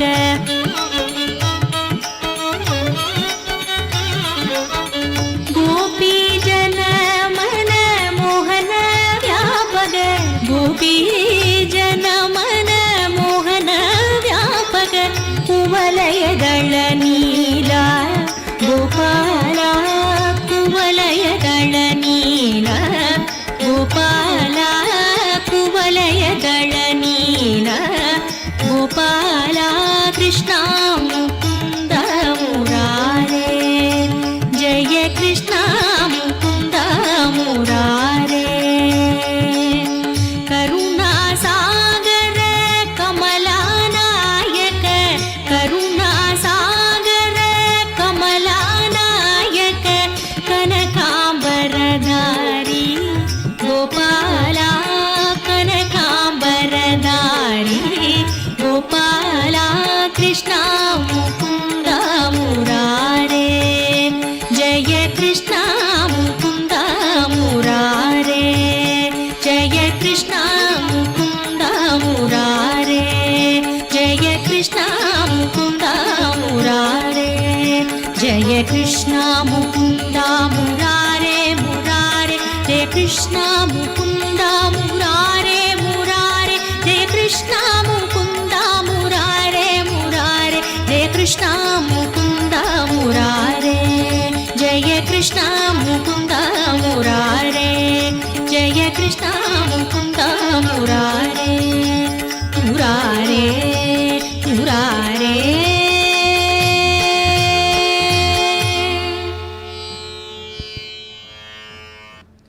ನೃತ್ಯವನ್ನು ಪ್ರಸ್ತುತಪಡಿಸಿದಂತಹ ವಿಶ್ವ ಕಲಾನಿಕೇತನದ ವಿದ್ಯಾರ್ಥಿಗಳನ್ನು ವಂದಿಸುತ್ತಾ ಕಡಲ ತೀರದ ಬಾಂಧವ ನಡೆದ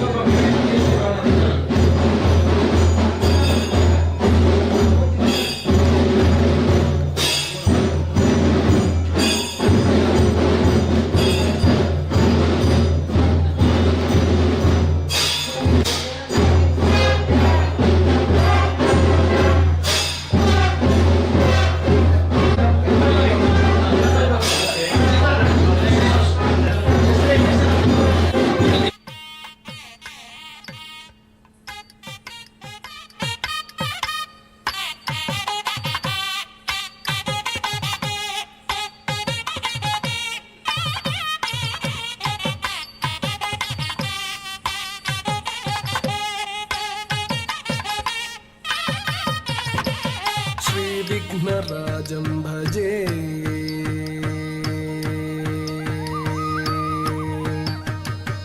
श्रीविघ्नराजं भजे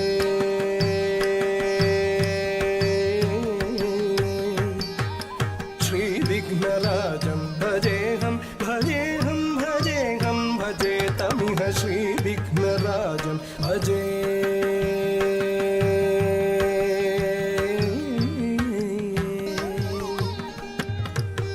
श्रीविघ्नराजं भजेऽहं भजेऽहं भजेऽहं भजे तमिह श्रीविघ्नराजं भजे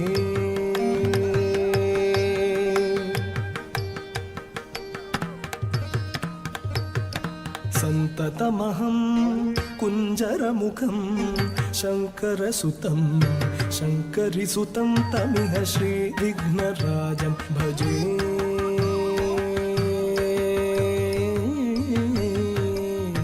सन्ततमहं दन्तिकुञ्जरमुखम् अन्तकान्तकसुतं शिव शङ्करिसुतं तमिह श्रीविघ्नराजं भजे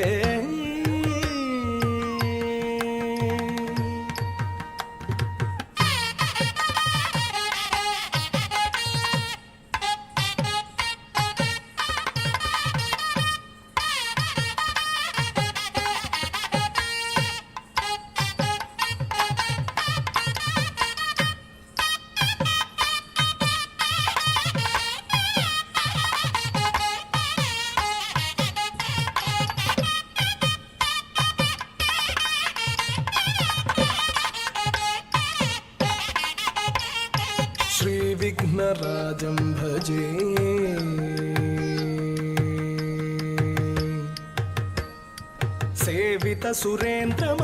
सेवितसुरेन्द्रमहनीयगुणशीलं जपतपसमाधिसुखवरदानुकूलं सेवितसुरेन्द्रमहनीयगुणशीलं जपतपसमाधिसुखवरदानुकूलं भावितसुरमुनिगणभक्तपरिपालं भयङ्करविषङ्गमातङ्गकुलकालं भावितसुरमुनिगणभक्तपरिपालं भयङ्करविषङ्गमातङ्गकुलकालं श्रीविघ्नराजं भजे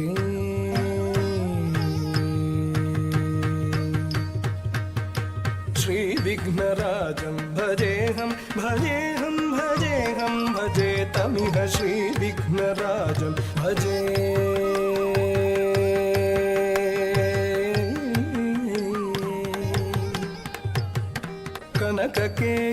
कनककेयूरहारावळी कलितगम्भीरगौरगिरि शोभं सुशोभं कनककेयूरहारावळी कलितगम्भीरगौरगिरि शोभं सुशोभं कामादिभयभरितमूढमदकलिकलुषखण्डितमखण्ड प्रतापं प्रतापं सनकशुकनारद पतञ्जलि पराशरमतङ्गमुनि सङ्गसल्लापं सल्लापं सनकशुकनारद पतञ्जलि पराशरमतङ्गमुनि सङ्गसल्लापं सल्लापम्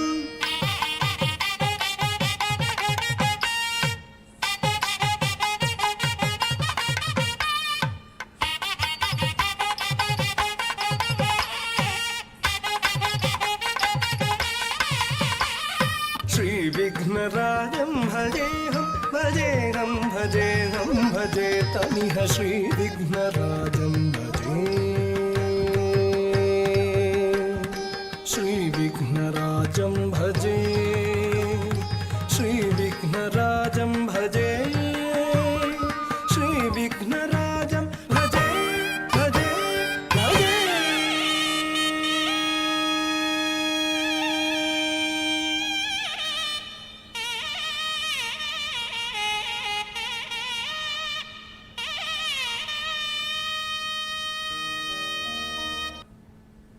ಹೋಗು ಮೊದ್ಲು ಈ ಸ್ಪರ್ಧೆ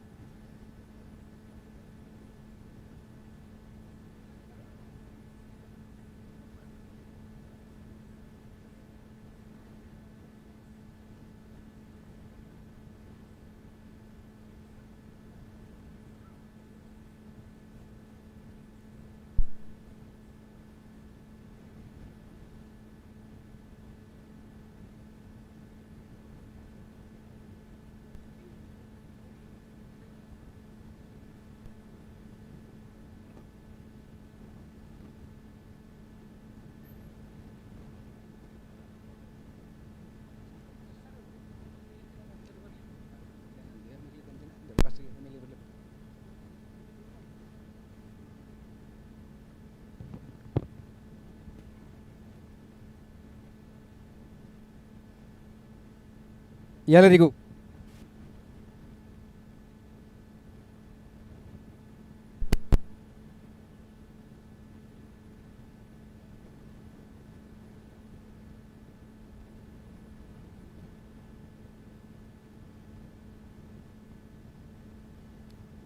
ಎಲ್ಲರಿಗೂ ಶುಭ ಮುಂಜಾನೆ. ಕರ್ನಾಟಕ ಸರ್ಕಾರ, ಕನ್ನಡ ಮತ್ತು ಸಂಸ್ಕೃತಿ ಇಲಾಖೆ ಬೆಂಗಳೂರು, ಡಾ ಕೋಟ ಶಿವರಾಮ ಕಾರಂತರ ಬಾಲವನ ಸಮಿತಿ ಪುತ್ತೂರು, ಸಹಾಯಕ ಆಯುಕ್ತರ ಕಚೇರಿ ಪುತ್ತೂರು, ಡಾ ಕೋಟ ಶಿವರಾಮ ಕಾರಂತರ 124ನೇ ಜನ್ಮದಿನಾಚರಣೆಗೆ ನಾವೆಲ್ಲರೂ ಸೇರಿದ್ದೇವೆ. ಮತ್ತು 2024 ಮತ್ತು 25ನೇ ಸಾಲಿನ ಡಾ ಕೋಟ ಶಿವರಾಮ ಕಾರಂತರ ಬಾಲವನ ಪ್ರಶಸ್ತಿ ಪ್ರದಾನ ಸಮಾರಂಭ ಇದೀಗ ನಡೆಯಲಿದೆ.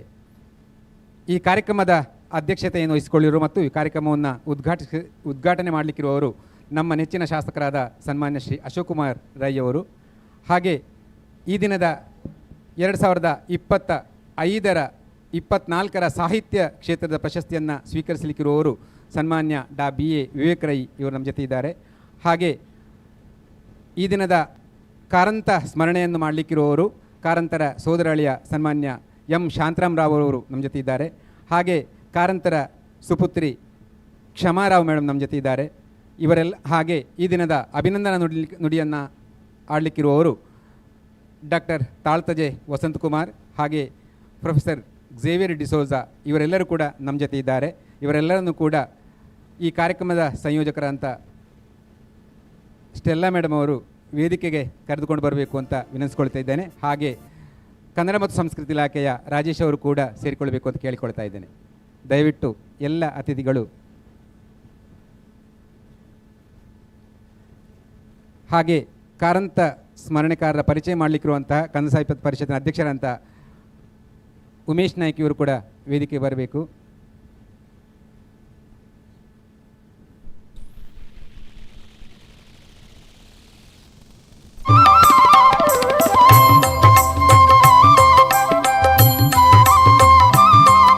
ಹಾಗೆ ಎಲ್ಲ ಇಲಾಖೆಗಳ ತಾಲೂಕು ಮಟ್ಟದ ಅಧಿಕಾರಿಗಳು ದಯವಿಟ್ಟು ವೇದಿಕೆಗೆ ಬರಬೇಕು ಅಂತ ಕೇಳಿಕೊಳ್ತಾ ಇದ್ದೇನೆ.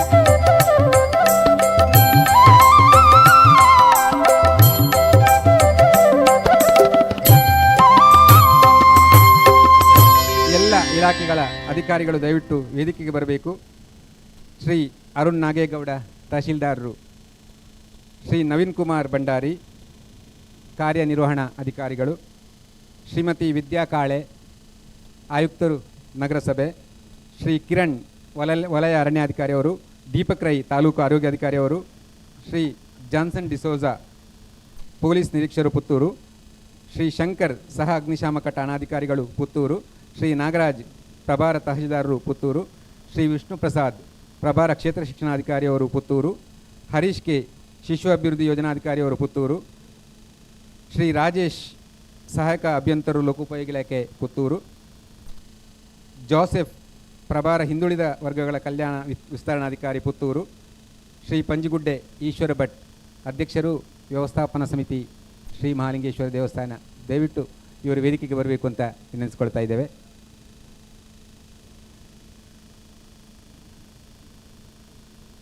ಕಿರಣ್ ಸರ್ ಅವರು ಬನ್ನಿ, ದೀಪಕ್ ರೈಸ್ ಅವರು ಬನ್ನಿ ಬನ್ನಿ.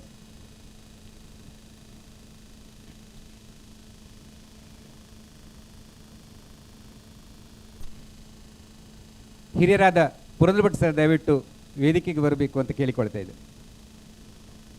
ಹಾಗೆ ಬಾಲವನನ್ನ ಚಿತ್ರಣವನ್ನು ಬದಲಿಸಿದಂತಹ ಸನ್ಮಾನ್ಯ ಎಸ್ ಕೆ ಆನಂದ್ ಅವರು ಕೂಡ ವೇದಿಕೆಗೆ ಬರಬೇಕು ಅಂತ ಕೇಳಿಕೊಳ್ತಾ ಇದ್ದೇನೆ.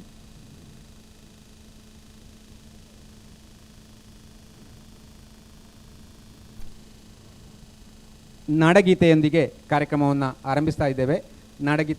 ಗೀತೆಯನ್ನು ಹಾಡಲಿಕ್ಕಿದ್ದಾರೆ ಪುತ್ತೂರು ತಾಲೂಕಿನ ಸಂಗೀತ ಶಿಕ್ಷಕಿಯರಾದಂಥ ಶ್ರೀಮತಿ ವಿದುಷಿ ಶುಭಾರಾವ್ ಹಾಗೆ ವಿದುಷಿ ಶ್ರೀಮತಿ ಪವಿತ್ರ ರೂಪೇಶ್ ಮೇಡಮ್ ಅವರು.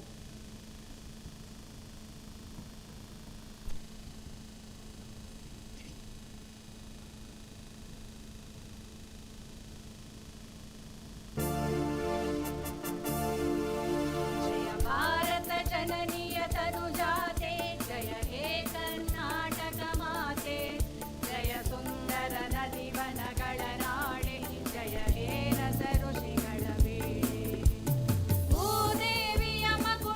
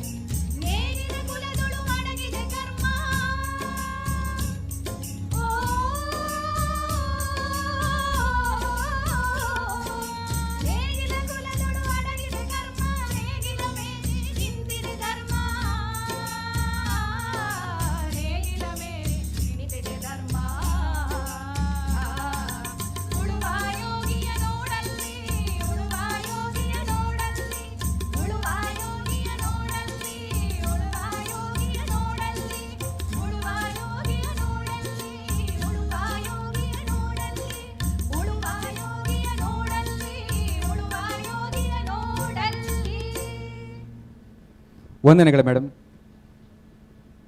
ಈಗ ಅತಿಥಿಗಳನ್ನು ಸ್ವಾಗತಿಸ್ತಾರೆ ಕನ್ನಡ ಮತ್ತು ಸಂಸ್ಕೃತಿ ಇಲಾಖೆಯ ಸಹಾಯಕ ನಿರ್ದೇಶಕರಂತ ಶ್ರೀಯುತ ರಾಜೇಶ್ ಜಿ ಅವರು.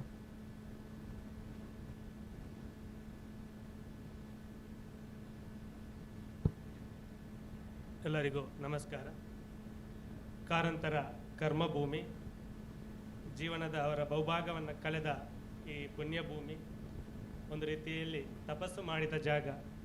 ಹಿಂದೆ ದೊಡ್ಡ ದೊಡ್ಡ ಸಾಧಕರು ತಪಸ್ಸು ಮಾಡಬೇಕಾದ್ರೆ ಹಿಮಾಲಯ ಅಂತಂತ ದೊಡ್ಡ ಪ್ರದೇಶಕ್ಕೆ ಹೋಗ್ತಾ ಇದ್ರು. ಆದರೆ ಕಾರಂತರು ಸಾಧನೆ ಮಾಡಲಿಕ್ಕೆ ಈ ಗುಡ್ಡಕ್ಕೆ ಬಂದಿದ್ದರು. ಸುಮಾರು 40 ವರ್ಷ ತಪಸ್ಸು ಮಾಡಿ ಕನ್ನಡ ಸಾಹಿತ್ಯಕ್ಕೆ ಬಹಳ ದೊಡ್ಡ ಕೊಡುಗೆಯನ್ನು ನೀಡಿದಂಥ ಒಂದು ಪುಣ್ಯ ಮಣ್ಣು ಇದು.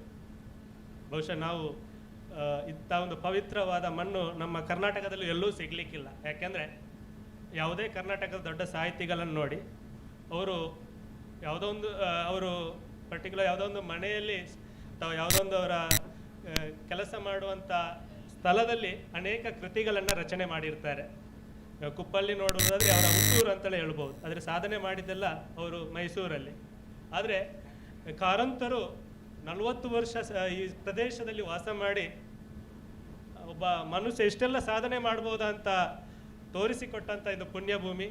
ಎಲ್ಲರಿಗೂ, ಇಡೀ ಕರ್ನಾಟಕಕ್ಕೆ ಮಾತ್ರ ಅಲ್ಲ, ದೇಶಕ್ಕೆ ಮಾತ್ರ ಅಲ್ಲ, ಇಡೀ ಪ್ರಪಂಚಕ್ಕೆ ಪ್ರೇರಣೆ ನೀಡುವಂಥ ಈ ಪ್ರದೇಶದಲ್ಲಿ ಇವತ್ತು 2010ರಿಂದ ಪ್ರತಿ ವರ್ಷ ಕಾರಂತರ ನೆನಪಿನಲ್ಲಿ ಓರ್ವ ಸಾಧಕರಿಗೆ ಪ್ರಶಸ್ತಿಯನ್ನು, ಸನ್ಮಾನವನ್ನು ನೀಡ್ತಾ ಇದ್ದೇವೆ. ಇವತ್ತು ಕಳೆದ ವರ್ಷದ್ದು ಮತ್ತು ಈ ವರ್ಷದ, ಕಳೆದ ವರ್ಷ ಅನಿವಾರ್ಯ ಕಾರಣದಿಂದ ಆಗಲಿಲ್ಲ, ಈ ವರ್ಷ 2 ವರ್ಷದ ಈ ಪ್ರಶಸ್ತಿಯನ್ನು ಇವತ್ತು ಈ ಸಮಾರಂಭದಲ್ಲಿ ಕನ್ನಡ ಮತ್ತು ಸಂಸ್ಕೃತಿ ಇಲಾಖೆ ಬೆಂಗಳೂರು ಮತ್ತು ಡಾಕ್ಟರ್ ಶಿವರಾಮ್ ಕಾರಂತ ಬಾಲವನ ಪುತ್ತೂರು, ಸಹಾಯಕ ಆಯುಕ್ತರ ಕಾರ್ಯಾಲಯ ಪುತ್ತೂರು ಇವರ ಜಂಟಿ ಆಶ್ರಯದಲ್ಲಿ, ಅದರ ಜೊತೆಗೆ ಕಾರಂತರ ಮತ್ತು ಪುತ್ತೂರಿನ ಎಲ್ಲ ಜನತೆಯ ಸಹಕಾರದೊಂದಿಗೆ ಇವತ್ತು 124ನೇ ಜನ್ಮದಿನವನ್ನು ಇವತ್ತು ಆಚರಿಸ್ತಾ ಇದ್ದೇವೆ. ಈ ಸಮಾರಂಭದಲ್ಲಿ ಇವತ್ತು ಉದ್ಘಾಟನೆಯನ್ನು ಮಾಡಲಿಕ್ಕಿದ್ದಾರೆ ಈ ಪುತ್ತೂರಿನ ಜನಪ್ರಿಯ ಶಾಸಕರು, ಕ್ರಿಯಾಶೀಲ ವ್ಯಕ್ತಿ, ಅವರದೊಂದು ಕನಸಿದ್ದು ಇದೆ. ಇವತ್ತು ಪುತ್ತೂರಿಗೆ ಬಂದವರೆಲ್ಲ ಬಾಲವನಕ್ಕೆ ಬರಬೇಕು, ಆ ರೀತಿ ಆಗಬೇಕು ಅಂತ ಒಂದು ಯೋಚನೆಯನ್ನು ಇಟ್ಟುಕೊಂಡಿದ್ದಾರೆ. ಅದಕ್ಕೊಂದು ಕ್ರಿಯಾಶೀಲವಾದ ಸಮಿತಿಯನ್ನು ಮಾಡಬೇಕು ಅಂತಲೂ ಯೋಚನೆ ಮಾಡ್ತಾ ಇದ್ದಾರೆ. ಖಂಡಿತ ಒಂದು ಒಳ್ಳೆಯ ವಿಲ್ ಪವರ್ ಇರುವ ಒಬ್ಬ ವ್ಯಕ್ತಿ. ತುಳುನಾಡಿನ ಸಂಸ್ಕೃತಿಯನ್ನು, ಜಾನಪದ ಕಲೆಯನ್ನು ಜಿಲ್ಲೆ ದಾಟಿ ಹೊರ ರಾಷ್ಟ್ರಕ್ಕೆ ತಲುಪಿಸುವ ಸಾಧ್ಯತೆ ಇದೆ ಅಂತ ತೋರಿಸಿಕೊಟ್ಟ ಒಬ್ಬ ಜನಪ್ರತಿನಿಧಿ ಅಂತ ವ್ಯಕ್ತಿ ಇವತ್ತು ಬಾಲವನದ ಬಗ್ಗೆಯೂ ಕೂಡ ಕನಸು ಕಾಣ್ತಾ ಇದ್ದಾರೆ. ಅವರನ್ನು ಈ ಸಂದರ್ಭದಲ್ಲಿ ಈ ಎಲ್ಲರ ಪರವಾಗಿಯೂ ಈ ಕಾರ್ಯಕ್ರಮಕ್ಕೆ ಆತ್ಮೀಯವಾಗಿ ಸ್ವಾಗತವನ್ನು ಕೋರುತ್ತಾ, ಅವರ ಕನಸು, ಅವರ ಯೋಚನೆ ಏನಿದೆ ಅದೆಲ್ಲ ಈಡೇರಲಿ ಅಂತ ನಾವೆಲ್ಲ ಹಾರೈಸ್ತೇವೆ ಸರ್. ಅದರ ಜೊತೆಗೆ ಇವತ್ತು ಕಾರಂತರ ಬಾಲವನ ಪ್ರಶಸ್ತಿಯನ್ನು ಇಬ್ಬರಿಗೆ 2024 ಮತ್ತು 25ನೇ 2 ವರ್ಷದ ಪ್ರಶಸ್ತಿಯನ್ನು ನೀಡುವುದು ಕೂಡ ಒಂದು ಅರ್ಥಪೂರ್ಣ. ಎರಡು ಕಾರಣಕ್ಕೆ. ಒಂದು, ಈ ಇಬ್ಬರು ಸಾಧಕರು ಕೂಡ ಮೂಲತಃ ಪುತ್ತೂರಿನವರು. ಶಿಕ್ಷಣ ಕ್ಷೇತ್ರದಲ್ಲಿ ಕಾರಂತರದ್ದು ಕೂಡ ಒಂದು ಆಸಕ್ತಿಯ ಕ್ಷೇತ್ರ ಕೂಡ ಶಿಕ್ಷಣ ಆಗಿದ್ದು, ಪ್ರಕೃತಿಯ ಜೊತೆ ಮನುಷ್ಯ ಬೆರೆತು ಶಿಕ್ಷಣವನ್ನು ಪಡಬೇಕು ಅಂತ ಇಬ್ಬರು ಕೂಡ ಶಿಕ್ಷಣ ಕ್ಷೇತ್ರದಲ್ಲಿ ಹಿಮಾಲಯದಷ್ಟು ದೊಡ್ಡ ಸಾಧನೆ ಮಾಡಿದ ಇಬ್ಬರು ವ್ಯಕ್ತಿಗಳು. ಬೇರೆ ಶಿಕ್ಷಕರಾದರೂ ಕೂಡ ಶಿಕ್ಷಣ ಕ್ಷೇತ್ರದಲ್ಲಿ ಇದ್ದರೂ ಕೂಡ ಸಾಹಿತ್ಯ ಕ್ಷೇತ್ರದಲ್ಲಿ ಆ ಬೌಂಡ್ರಿಯನ್ನು ದಾಟಿ ರಾಜ್ಯ, ರಾಷ್ಟ್ರ, ಅಂತಾರಾಷ್ಟ್ರೀಯ ಮಟ್ಟದಲ್ಲಿ ಸಾಧನೆ ಮಾಡಿ ಹೆಸರು ಗಳಿಸಿದ ಇಬ್ಬರು ಹಿರಿಯರನ್ನು ಇವತ್ತು ಸನ್ಮಾನ ಮಾಡ್ತೇವೆ. ಅದರಲ್ಲಿ ಪ್ರಮುಖವಾಗಿ 2024ರ ಸಾಹಿತ್ಯ ಕ್ಷೇತ್ರದಲ್ಲಿ ಎಲ್ಲ ಕ್ಷೇತ್ರದಲ್ಲೂ ಸಾಧನೆ ಮಾಡಿ ಒಬ್ಬ ಪ್ರೊಫೆಸರ್ ಮಾತ್ರ ಅಲ್ಲ, ವಿಶ್ವವಿದ್ಯಾನಿಲಯದ ಕುಲಪತಿ ಮಾತ್ರ ಅಲ್ಲ, ಸಂಶೋಧಕ ಅಲ್ಲ, ಇನ್ನೊಂದು ಪ್ರಮುಖವಾದದ್ದು ನೆನಪಿಸಬೇಕು ಅಂದರೆ ಮಂಗಳೂರು ಕನ್ನಡ ವಿಭಾಗವನ್ನು ಕೇವಲ ಕನ್ನಡದ ಬಗ್ಗೆ ಸಂಶೋಧನೆ ಮಾತ್ರ ಅಲ್ಲ, ಒಂದು ರೀತಿಯ ತುಳುನಾಡಿನ ಜಾನಪದಕ್ಕೆ ಸಂಶೋಧನೆಗೆ ಒಂದು ರೀತಿಯ ಚಾಲನೆಯನ್ನು ಕೊಟ್ಟದ್ದು. ಇವತ್ತು ತುಳುನಾಡಿನ ಜಾನಪದದ ಬಗ್ಗೆ ಅತಿ ಹೆಚ್ಚು ಇವತ್ತು ಚರ್ಚೆ ಆಗ್ತದೆ, ಅದರ ಬಗ್ಗೆ ಜಾಸ್ತಿ ಸಂಶೋಧನೆ ಆಗ್ತದೆ, ಅದರ ಜಾಸ್ತಿ ಪುಸ್ತಕಗಳು ಬರ್ತದೆ ಅಂದರೆ ಅದರ ಪ್ರಾರಂಭವನ್ನು ಚಾಲನೆ ಕೊಟ್ಟವರು ವಿವೇಕರಾಯ್. ಇವತ್ತು ಕನ್ನಡ ವಿಭಾಗ ಕೂಡ ತುಳುನಾಡಿನ ಜಾನಪದವನ್ನು ಸಂಶೋಧನೆ ಮಾಡ್ಬೋದು ಅಂತ ಮಾಡಿದ ತಂಡದಲ್ಲಿ ಅವತ್ತು ಪ್ರಾರಂಭದಲ್ಲಿದ್ದದ್ದು ವಿವೇಕರಾಯ್. ಅಲ್ಲದೆ ಇವರು ಕಾರಂತರ ಚೆನ್ನಾಗಿ ಅಡನಾಡಿಗಳು ಆಗಿದ್ದವರು, ಆತ್ಮೀಯರು ಆಗಿದ್ದವರು, ಬಹಳ ಸೂಕ್ತವಾದ ವ್ಯಕ್ತಿಯನ್ನು ಇವತ್ತು ಆಯ್ಕೆ ಸಮಿತಿ ಆಯ್ಕೆ ಮಾಡಿದ್ದಾರೆ. ಸರ್ ಡಾಕ್ಟರ್ ವಿವೇಕರಾಯ್ ಅವರಿಗೆ ಈ ಕಾರ್ಯಕ್ರಮಕ್ಕೆ ಪ್ರಶಸ್ತಿಯನ್ನು ಸ್ವೀಕರಿಸಿದ ಜೊತೆಗೆ ಒಪ್ಪಿಕೊಂಡದ ಜೊತೆಗೆ ಈ ಕಾರ್ಯಕ್ರಮಕ್ಕೆ ಆಗಮಿಸಿದ ತಮಗೆ ಎಲ್ಲರ ಪರವಾಗಿ ಈ ಕಾರ್ಯಕ್ರಮಕ್ಕೆ ಆತ್ಮೀಯವಾಗಿ ಸ್ವಾಗತವನ್ನು ಕೋರ್ತಾ ಇದ್ದೀನಿ ಸರ್. ಇನ್ನೋರ್ವ ಶಿಕ್ಷಣ ತಜ್ಞ, ಪುತ್ತೂರಲ್ಲಿ ಶಿಕ್ಷಣ ಪಡೆದು ಬನರಾಸಿಯಲ್ಲಿ ಉನ್ನತ ಶಿಕ್ಷಣ ಮಾಡಿದ್ದು ಕೆನಡಾದಲ್ಲಿ ಶಿಕ್ಷಣ ಕ್ಷೇತ್ರದಲ್ಲಿ ಸಂಶೋಧನೆಯನ್ನು ಮಾಡಿ ಒಂದು ರೀತಿ ಬೇಲಿಯನ್ನು ದಾಟಿ ಸಾಧನೆಯನ್ನು ಮಾಡಿದಂಥ ಒಬ್ಬ ಅದ್ಭುತ ವ್ಯಕ್ತಿ, ಕಾರಂತರ ಬಗ್ಗೆ ಒಡನಾಡಿಯಾಗಿದ್ದವರು ಕೂಡ ಇಂಥ ಅದ್ಭುತ ವ್ಯಕ್ತಿ ಬರ್ತಾರೆ ಡಾಕ್ಟರ್ ಸುಕುಮಾರ ಗೌಡರು. ಸೊ ವಯೋಸಹಜವಾದಂಥ ಆರೋಗ್ಯದಿಂದಾಗಿ ಮುಂದೆ ಅವರು ನಮ್ಮ ಜೊತೆ ವೇದಿಕೆಯಲ್ಲಿ ಜಾಯಿನ್ ಆಗ್ತಾರೆ. ಪ್ರಶಸ್ತಿ ಸ್ವೀಕರಿಸುವ ಸಂದರ್ಭದಲ್ಲಿ ಅವರನ್ನು ಅನುಪಸ್ಥಿತಿಯಲ್ಲಿ ಮುಂದೆ ಬರ್ತಾರೆ. ಈ ಸಂದರ್ಭದಲ್ಲಿ ಅವರನ್ನು ಈ ಕಾರ್ಯಕ್ರಮಕ್ಕೆ ಈ ಪ್ರಶಸ್ತಿಯನ್ನು ಸ್ವೀಕರಿಸಲಿಕ್ಕೆ ಒಪ್ಪಿಕೊಂಡದಕ್ಕೆ ತಮ್ಮನ್ನು ಈ ಡಾಕ್ಟರ್ ಸುಕುಮಾರ ಗೌಡರನ್ನು ಆತ್ಮೀಯವಾಗಿ ಈ ಕಾರ್ಯಕ್ರಮಕ್ಕೆ ಸ್ವಾಗತವನ್ನು ಕೋರ್ತಾ ಇದ್ದೇನೆ ಸರ್. ಅದೇ ರೀತಿ ಕಾರಂತರ ಮಗಳು ಇಲ್ಲಿ ಬಹುಶಃ ನಮಗಿಂತ ಚೆನ್ನಾಗಿ ಈ ಭೂಮಿಯ ಈ ಮಣ್ಣಿನ ಮೂಲೆಯನ್ನು ಚೆನ್ನಾಗಿ ಗೊತ್ತು.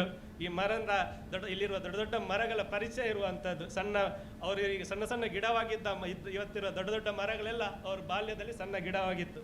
ಸೊ ಅದೇ ರೀತಿ ಎಲ್ಲ ಚೆನ್ನಾಗಿ ಬಲ್ಲಂತ ಈ ಮಣ್ಣಿನ ಇಲ್ಲೇ ಆಟ ಆಡಿ ಇಲ್ಲೇ ಸ್ಕೂಲಲ್ಲಿ ಬಹುಶಃ ಅವ್ರದ್ದು ಇದೇ ಸ್ಕೂಲ್ ಆಗಿತ್ತು. ಅವರು ಪ್ರೈಮರಿ ಸ್ಕೂಲ್ ಅಂದರೆ ಅವ್ರ ಮನೆಯಲ್ಲೇ ಓದಿದ್ದವರು. ಆ ರೀತಿ ಒಂದು ರೀತಿ ಇವರ ಸ್ಕೂಲ್ ಕೂಡ ಇದೇ ಕಲಿತದ್ದು ಇಲ್ಲೇ ಆಗಿದೆ.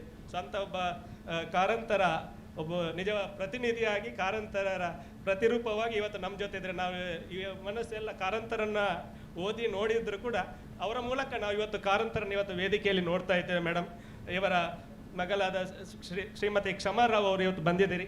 ತಮ್ಮನ್ನು ಈ ಕಾರ್ಯಕ್ರಮಕ್ಕೆ ಆತ್ಮೀಯವಾಗಿ ಸ್ವಾಗತವನ್ನು ಕೋರ್ತಾ ಇದ್ದೇನೆ ಮೇಡಮ್.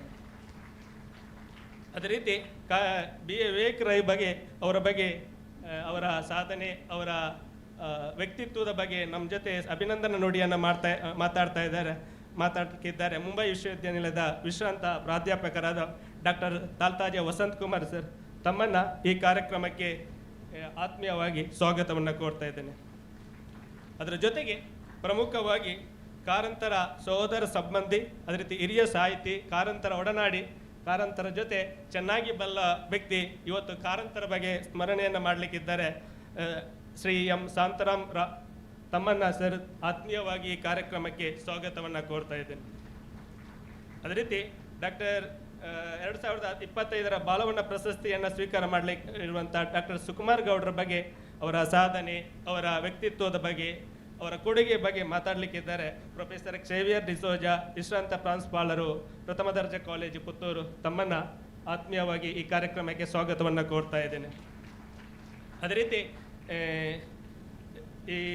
ಇದರ ಜೊತೆಗೆ ನಮ್ಮ ಪುತ್ತೂರು ಸಾಹಿತ್ಯ ಪರಿಷತ್ತಿನ ಅಧ್ಯಕ್ಷರು ರೀತಿ ಕ್ರಿಯಾಶೀಲವಾಗಿ ಅನೇಕ ಕಾರ್ಯಕ್ರಮವನ್ನು ಸಾಹಿತ್ಯದ ಬಗ್ಗೆ ಇಲ್ಲಿ ಕಾರ್ಯಕ್ರಮವನ್ನು ಹಮ್ಮಿಕೊಂಡಂಥ ಬಹುಶಃ ಇಡೀ ಜಿಲ್ಲೆಯಲ್ಲಿ ಅತ್ಯಂತ ಹೆಚ್ಚು ಕ್ರಿಯಾಶೀಲವಾಗಿರುವ ಸಾಹಿತ್ಯ ಘಟಕ ಅಂದರೆ ಪುತ್ತೂರು ಸಾಹಿತ್ಯ ಘಟಕ. ಸೊ ಅಂಥ ಪುತ್ತೂರು ಉಮೇಶ್ ನಾಯ್ಕರ ನಾಯಕತ್ವದಲ್ಲಿ ಇವತ್ತು ಕ್ರಿಯಾಶೀಲ ಆಗಿದೆ. ಇವತ್ತು ನಮ್ಮ ಜೊತೆ ಅತಿಥಿಯಾಗಿದ್ದಾರೆ. ಅವರನ್ನು ಈ ಕಾರ್ಯಕ್ರಮಕ್ಕೆ ಆತ್ಮೀಯವಾಗಿ ಸ್ವಾಗತವನ್ನು ಕೋರುತ್ತಾ, ಇನ್ನೋರ್ವರು ಈ ಬಾಲವನದ ಮುಂಚೂಣಿಯಲ್ಲಿರುವ ನಾಯಕತ್ವವನ್ನು ವಹಿಸಿ ವರ್ಷ ಪೂರ್ತಿ ಇದರ ಬಗ್ಗೆ ಕಾಳಜಿಯನ್ನು ವಹಿಸಿ ಇಲ್ಲಿಯ ಬಗ್ಗೆ ನಿರಂತರವಾಗಿ ಪದೇ ಪದೇ ಭೇಟಿ ನೀಡುತ್ತಾ ಇಲ್ಲಿರುವ ಸಣ್ಣ ಸಣ್ಣ ಸಮಸ್ಯೆಗಳಿಗೆ ಪರಿಹಾರವನ್ನು ನೀಡುತ್ತಾ, ಅದರ ಜೊತೆಗೆ ಇಷ್ಟೊಂದು ದೊಡ್ಡ ಕಾರ್ಯಕ್ರಮ ಮಾಡಲಿಕ್ಕೆ ಎಲ್ಲರಿಗೂ ಮಾರ್ಗದರ್ಶನವನ್ನು, ತಂಡದ ನಾಯಕತ್ವವನ್ನು ವಹಿಸಿ ಅದ್ಭುತ ಶೃಂಗಾರಗೊಂಡಂಥ ಅದ್ಭುತ ಒಂದು ವೇದಿಕೆ ಇರ್ಬೋದು, ಕಾರ್ಯಕ್ರಮದ ವ್ಯವಸ್ಥೆ ಇರ್ಬೋದು, ಅಚ್ಚುಕಟ್ಟು ವ್ಯವಸ್ಥೆ ಇರ್ಬೋದು, ಒಟ್ಟು ಈ ಕಾರ್ಯಕ್ರಮದ ರೂಪುರೇಷೆ ಇರ್ಬೋದು, ಒಟ್ಟು ಈ ಬಾಲವನದ ನಿರಂತರವಾದ ಒಂದು ಜೀವಂತಿಕೆಯಲ್ಲಿ ಪ್ರಮುಖ ನಾಯಕತ್ವವನ್ನು ಮುಂಚೂಣಿಯಲ್ಲಿರುವಂಥವರು ಈ ಪುತ್ತೂರು ವಿಭಾಗದ ಸಹಾಯಕ ಆಯುಕ್ತರು ಸ್ಟೆಲ್ವಾ ವರ್ಗೀಸ್ ಅವರು. ಮೇಡಮ್, ತಮಗೂ ಈ ಕಾರ್ಯಕ್ರಮಕ್ಕೆ ಆತ್ಮೀಯವಾಗಿ ಸ್ವಾಗತವನ್ನು ಕೋರುತ್ತಾ, ವೇದಿಕೆಯಲ್ಲಿರುವ ಈ ವಿವಿಧ ಇಲಾಖೆಯ ಅಧಿಕಾರಿಗಳು, ವೇದಿಕೆಯ ಮುಂಭಾಗದಲ್ಲಿ ಪ್ರಮುಖವಾಗಿ ಕಾರಂತರ ಒಡನಾಡಿಗಳಿದ್ದಾರೆ, ಕಾರಂತರ ಬಗ್ಗೆ ಅಭಿಮಾನಿಗಳಿದ್ದಾರೆ, ಕಾರಂತರ ಬಗ್ಗೆ ನಿರಂತರವಾಗಿ 20 ವರ್ಷ 30 ವರ್ಷ ಮಾತಾಡ್ತಾ ಎಲ್ಲರಿಗೂ ಅವರ ಬಗ್ಗೆ ಒಂದು ತಿಳುವಳಿಕೆಯನ್ನು ನೀಡುವಂಥ ಒಂದು ಅವರ ಅಭಿಮಾನಿಗಳು, ಅವರ ಒಟ್ಟಿಗೆ ಒಡನಾಡಿಗಳಿದ್ದಾರೆ, ಶಿಕ್ಷಕರು ಇದ್ದಾರೆ, ಪ್ರಾಧ್ಯಾಪಕರಿದ್ದಾರೆ, ಲೇಖಕರಿದ್ದಾರೆ, ಸಾಹಿತಿಗಳಿದ್ದಾರೆ, ವಿದ್ಯಾರ್ಥಿಗಳಿದ್ದಾರೆ, ಮಾಧ್ಯಮದವರಿದ್ದಾರೆ. ಒಟ್ಟಲ್ಲಿ ಇದೊಂದು ರೀತಿಯ ಒಂದು ಪ್ರಮುಖವಾದ ಎಲ್ಲ ಕಾರಂತರ ಒಡನಾಡಿಗಳು, ಅಭಿಮಾನಿಗಳು, ಅದೇ ರೀತಿ ವಿದ್ಯಾರ್ಥಿಗಳು ಎಲ್ಲರೂ, ಯುವ ಪೀಳಿಗೆಯೂ ಇದೆ. ಅದರ ಜೊತೆಗೆ ಕಾರಂತರ ಹಿಂದೆ ಜೊತೆ ಓಡಾಡಿದ ಎಲ್ಲ ವ್ಯಕ್ತಿತ್ವ ಇವತ್ತು ನಮ್ಮ ಜೊತೆ ಇಲ್ಲಿದ್ದಾರೆ. ಯಾರನ್ನ ಹೆಸರನ್ನು ವೈಯಕ್ತಿಕವಾಗಿ ಕರೆಯದೆ ತಮ್ಮನ್ನೆಲ್ಲರನ್ನ ಈ ಕಾರ್ಯಕ್ರಮಕ್ಕೆ ಆತ್ಮೀಯವಾಗಿ ಸ್ವಾಗತ ಕೋರ್ತಾ ಇದ್ದೀನಿ. ನಮಸ್ಕಾರ. ನಮ್ಮ ಜೊತೆ ಮಾಧ್ಯಮ ಮಿತ್ರರಿದ್ದೀರಿ ಸರ್. ಮೇಡಮ್, ತಮಗೂ ಎಲ್ಲ ಪತ್ರಕಾರ ಮಿತ್ರರಿಗೂ ಕೂಡ ಪ್ರೀತಿಯ ಸ್ವಾಗತವನ್ನು ಕೋರ್ತಾ ಇದ್ದೇವೆ. ಇದೀಗ ಅತಿಥಿಗಳಿಗೆ ಗೌರವಾರ್ಪಣೆ. ನಮ್ಮೊಂದಿಗೆ ಡಾಕ್ಟರ್ ವರದಾ ಚಂದ್ರಗಿರಿ ಇದ್ದಾರೆ. ದಯವಿಟ್ಟು ವೇದಿಕೆಗೆ ಬರಬೇಕು ಸರ್. ಮಾನ್ಯ ಶಾಸಕರಿಗೆ ಹೂಗುಚ್ಚ ನೀಡಿ ಸ್ವಾಗತಿಸಬೇಕು ಅಂತ ಕೇಳಿಕೊಳ್ತಾ ಇದ್ದೇನೆ. ಹಾಗೆ ಶ್ರೀಯುತ ಐತಪ್ಪನೇ ಆಗಿದ್ದಾರೆ, ರಾಷ್ಟ್ರ ಪ್ರಶಸ್ತಿ ಪುರಸ್ಕೃತರು. ದಯವಿಟ್ಟು ವೇದಿಕೆಗೆ ಬರಬೇಕು. ವಿವೇಕ್ ರೈಗಳವರಿಗೆ ಪುಷ್ಪ ಮತ್ತು ಶಾಲು ನೀಡಿ ಗೌರವಿಸಬೇಕು ಅಂತ ಕೇಳಿಕೊಳ್ತಾ ಇದ್ದೇನೆ.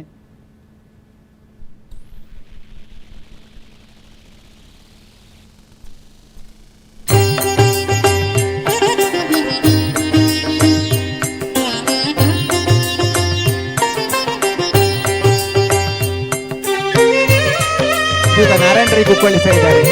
ದಯವಿಟ್ಟು ವೇದಿಕೆಗೆ ಬರಬೇಕು.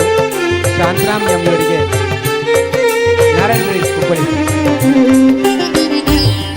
ಶಾಂತರಾಮ್ ಎಂಬುವರಿಗೆ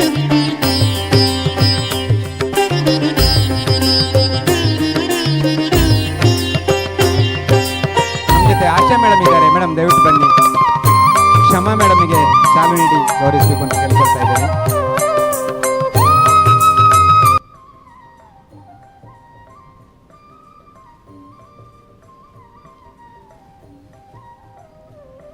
ಐಕೆ ಬಳುವರು ಸರ್ ಇದ್ದಾರೆ. ಸರ್ ದಯವಿಟ್ಟು ತಾಳತಜೆಯವರಿಗೆ ಶಾಲು ನೀಡಿ ಸಹಕರಿಸಬೇಕು ಅಂತ ಕೇಳಿಕೊಳ್ತಾ ಇದ್ದೇನೆ.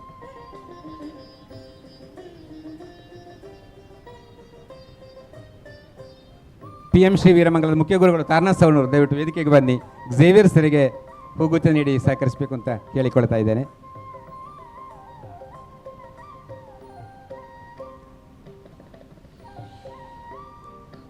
ಪುತ್ತೂರು ಪುರಸಭೆ ಕ್ಲಸ್ಟರ್ನ ಶಶಿಕಲಾ ಮೇಡಮ್ ತಾವಿದ್ದೀರಿ. ದಯವಿಟ್ಟು AC ಮೇಡಮ್ ಅವರಿಗೆ ಹೂಗುಚ್ಚ ನೀಡಿ ಗೌರವಿಸಬೇಕು ಅಂತ ಕೇಳಿಕೊಳ್ತಾ ಇದ್ದೇನೆ.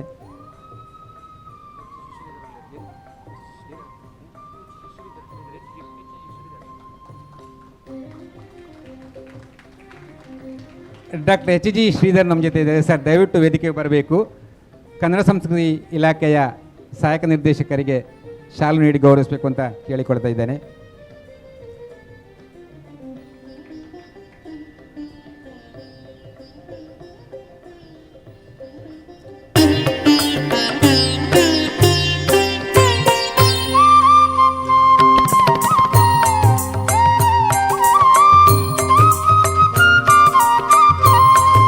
ಪತ್ರಕರ್ತರಾದ ಸುಧಾಕರ್ ಸುವರ್ಣ ದಯವಿಟ್ಟು ವೇದಿಕೆಗೆ ಬರಬೇಕು. ಉಮೇಶ್ ನಾಯ್ಕ ಅವರಿಗೆ ಗೌರವವನ್ನು ನೀಡಬೇಕು ಅಂತ ಕೇಳಿಕೊಳ್ತಾ ಇದ್ದೇನೆ.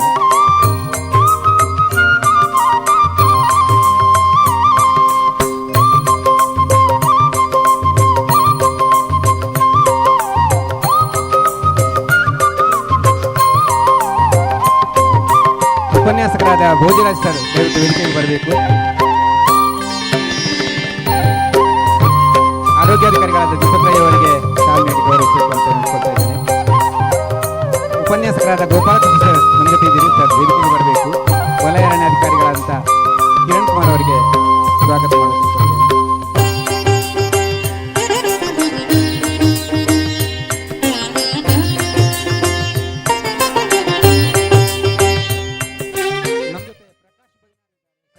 ದಯವಿಟ್ಟು ಹರೀಶ್ ಇವರಿಗೆ ಶಾಲು ನೀಡಿ ಗೌರವಿಸಬೇಕು ಅಂತ ಹೇಳ್ಕೊಳ್ತಾ ಇದ್ದೇನೆ.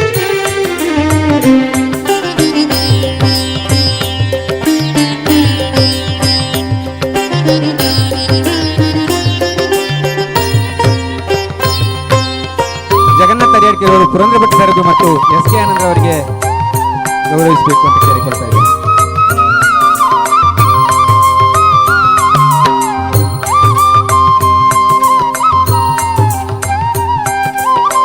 ಹೂವರಿ ಪತ್ರಿಕೆ ವಿಜಯಕುಮಾರ್ ಸರ್ ದಯವಿಟ್ಟು SK ಆನಂದ್ ಅವರಿಗೆ ಜಗನ್ನಾಥ್ ಸರ್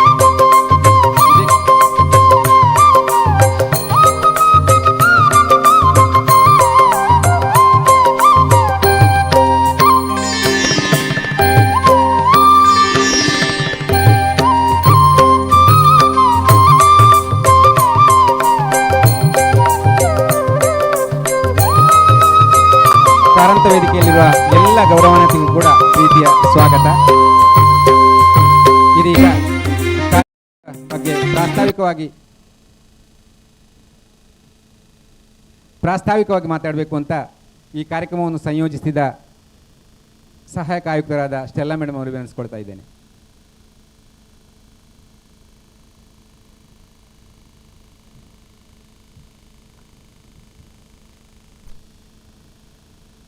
ಎಲ್ಲರಿಗೂ ಶುಭ ಮುಂಜಾನೆ. ಈ ಕಾರ್ಯಕ್ರಮದ ಅಧ್ಯಕ್ಷತೆಯನ್ನು ವಹಿಸಿಕೊಂಡ ನಮ್ಮ ನೆಚ್ಚಿನ ಶಾಸಕರಾದ ಶ್ರೀ ಅಶೋಕ್ ಕುಮಾರ್ ರಾಯ್ ಅವರೇ, ಕಾರಂತರ ಸ್ಮರಣೆಯನ್ನು ಮಾಡಲಿರುವ ಕಾರಂತರ ಸೋದರಳಿಯ ಶ್ರೀ ಎಂ ಶಾಂತಾರಾವ್ ರವರೇ, ಡಾಕ್ಟರ್ ಎಸ್ ಕಾರಂತ್ರವರ ಮಗಳಾದ ಶಮಾ ರಾವ್ ರವರೇ, ಬಾಲವನ ಪ್ರಶಸ್ತಿ ಸ್ವೀಕರಿಸಲಿರುವ ಹಿರಿಯರಾದ ಡಾಕ್ಟರ್ ಎನ್ ಸುಕುಮಾರ್ ಗೌಡ ಹಾಗೂ ಡಾಕ್ಟರ್ BA ವಿವೇಕ್ ರಾಯ್ ರವರೇ, ವೇದಿಕೆಯ ಮೇಲಿರುವ ಎಲ್ಲ ಜನಪ್ರತಿಗಳೇ, ನಿಗಮ ಮಂಡಳಿ ಪ್ರಾಧಿಕಾರಿಗಳ ಅಧ್ಯಕ್ಷರುಗಳೇ, ವಿವಿಧ ಇಲಾಖೆಗಳ ಅಧಿಕಾರಿ ವೃಂದದವರೇ, ಸೇರಿರುವ ಎಲ್ಲ ಸಾಹಿತ್ಯ ಬಂಧುಗಳೇ, ವಿವಿಧ ಕಾಲೇಜಿನಿಂದ ಆಗಮಿಸಿದ ಸಾಹಿತ್ಯ ವಿದ್ಯಾರ್ಥಿಗಳೇ, ಎಲ್ಲ ಮಾಧ್ಯಮ ಮಿತ್ರರೇ, ಎಲ್ಲರಿಗೂ ನಮಸ್ಕಾರ. ಕರ್ನಾಟಕ ಸರ್ಕಾರ ಕನ್ನಡ ಮತ್ತು ಸಂಸ್ಕೃತಿ ಇಲಾಖೆ ಬೆಂಗಳೂರು, ಡಾಕ್ಟರ್ ಕೋಟಾ ಶಿವರಾಮ್ ಕಾರಂತ್ ಬಾಲವನ ಪುತ್ತೂರು, ಸಹಾಯಕ ಆಯುಕ್ತರ ಕಚೇರಿ ಪುತ್ತೂರು ಇದರ ವತಿಯಿಂದ ನಡೆಯುವ ಕಡಲ ತಡೆಯ ಭಾರ್ಗವ ಎಂದು ಪ್ರಖ್ಯಾತರಾದ ಸಾಹಿತ್ಯದ ಅತ್ಯುನ್ನತ ಪ್ರಶಸ್ತಿ ಜ್ಞಾನಪೀಠದಿಂದ ಪುರಸ್ಕೃತರಾದ ಡಾಕ್ಟರ್ ಶಿವರಾಮ್ ಕಾರಂತ್ರವರ 124ನೇ ಜನ್ಮದಿನಾಚರಣೆಯನ್ನು ಡಾಕ್ಟರ್ ಶಿವರಾಮ್ ಕಾರಂತ್ರವರ ಕರ್ಮಭೂಮಿ ಪುತ್ತೂರಿನಲ್ಲಿ ಬಾಲವನದಿಂದ ಕೊಡಮಾಡುವ ಡಾಕ್ಟರ್ ಕೋಟಾ ಶಿವರಾಮ್ ಕಾರಂತರ ಬಾಲವನ ಪ್ರಶಸ್ತಿ 2024 ಮತ್ತು 2025ರ ಪ್ರಧಾನ ಸಮಾರಂಭಕ್ಕೆ ತಮಗೆಲ್ಲರಿಗೂ ಪ್ರೀತಿಯ ಸ್ವಾಗತ. ಇಂದು ಅಕ್ಟೋಬರ್ 10 ಶಿವರಾಮ್ ಕಾರಂತರವರ ಜನ್ಮದಿನ. 1902 ಅಕ್ಟೋಬರ್ 10ರಂದು ಡಾಕ್ಟರ್ ಶಿವರಾಮ್ ಕಾರಂತ್ರವರು ಜನಿಸಿದರು.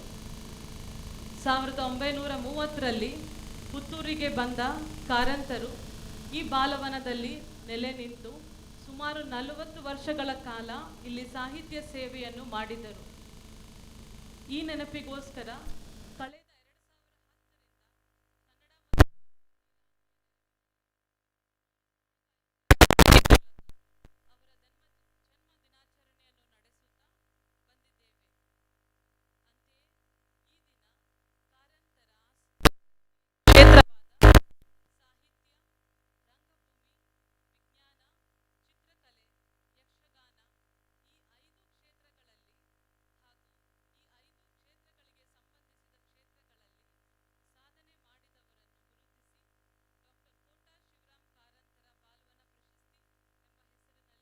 ಪ್ರಶಸ್ತಿ ನೀಡುತ್ತಾ ಬಂದಿದ್ದೇವೆ.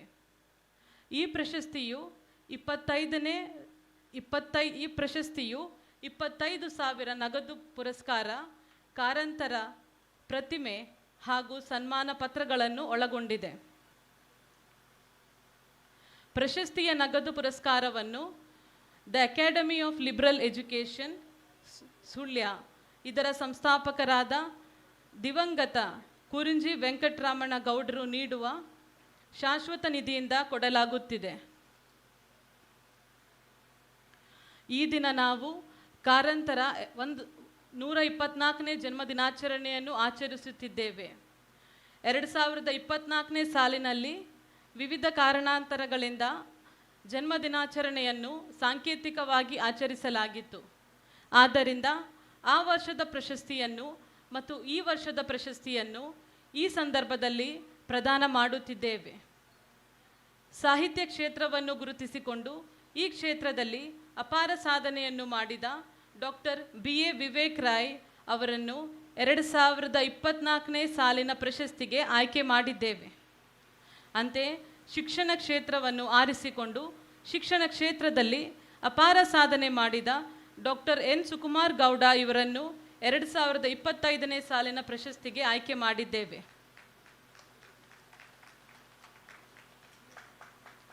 ಸನ್ಮಾನ್ಯ ಶಾಸಕರಾದ ಅಶೋಕ್ ಕುಮಾರ್ ರಾಯ್ ಅವರ ಅಧ್ಯಕ್ಷತೆಯಲ್ಲಿ ನಡೆದ ಆಯ್ಕೆ ಸಮಿತಿಯಲ್ಲಿ ವಿಶ್ರಾಂತ ಪ್ರಾಧ್ಯಾಪಕರಾದ ಡಾಕ್ಟರ್ ತಾಲ್ತಜೆ ವಸಂತ್ ಕುಮಾರ್, ನಿವೃತ್ತ ಪ್ರಾಂಶುಪಾಲರಾದ ಪ್ರೊಫೆಸರ್ ಝೇವಿಯರ್ ಡಿಸೋಸಾ ಹಾಗೂ ಪುತ್ತೂರು ಕನ್ನಡ ಸಾಹಿತ್ಯ ಪರಿಷತ್ತು ಇದರ ಅಧ್ಯಕ್ಷರಾದ ಪುತ್ತೂರು ಉಮೇಶ್ ನಾಯ್ಕ್ ಇವರು ಸದಸ್ಯರಾಗಿದ್ದರು. ಇದೀಗ ಪ್ರಶಸ್ತಿ ಪ್ರದಾನ ಹಾಗೂ ಡಾಕ್ಟರ್ ಶಿವರಾಮ್ ಕಾರಂತರ ಸ್ಮರಣೆಯ ಸಂಭ್ರಮ. ಈ ಸಂಭ್ರಮದಲ್ಲಿ ತಾವೆಲ್ಲರೂ ಕೂಡ ಭಾಗಿಗಳಾಗಿದ್ದೀರಿ. ಈಗಾಗಲೇ ಕಾರಂತರವರ ಮನೆಯಲ್ಲಿ ದೀಪ ಪ್ರಜ್ವಲನೆ, ಕಾರಂತರವರ ಪ್ರತಿಮೆಗೆ ಮಾಲಾರ್ಪಣೆ, ಕಾರಂತರಿಗೆ ನೃತ್ಯ ನಮನ ಕಾರ್ಯಕ್ರಮಗಳು ನಡೆದಿದೆ. ಮುಂದೆ ಕಾರಂತರಿಗೆ ಯಕ್ಷ ನಮನ, ಕಾರಂತರೇ ಬರೆದ ನಾಟಕ ಪ್ರದರ್ಶನದ ಮೂಲಕ ರಂಗನಮನ ಕಾರ್ಯಕ್ರಮಗಳು ನಡೆಯಲಿವೆ. ಎಲ್ಲ ಕಾರ್ಯಕ್ರಮಗಳಿಗೂ ತಾವು ಉಪಸ್ಥಿತರಿದ್ದು ಕಾರ್ಯಕ್ರಮವನ್ನು ಯಶಸ್ವಿಗೊಳಿಸಬೇಕೆಂದು ಕೇಳಿಕೊಳ್ಳುತ್ತಾ ನನ್ನ ಪ್ರಸ್ತಾಪಿಕ ಮಾತುಗಳನ್ನು ಮುಗಿಸ್ತೇನೆ. ಧನ್ಯವಾದಗಳು. ವಂದನೆಗಳು ಮೇಡಮ್. ಅಮ್ಮನು ನಿತ್ಯವು ಅನ್ನವ ತಂದು ದೇವರ ಮುಂದಕ್ಕೆ ಇರಿಸುತ್ತಾಳೆ.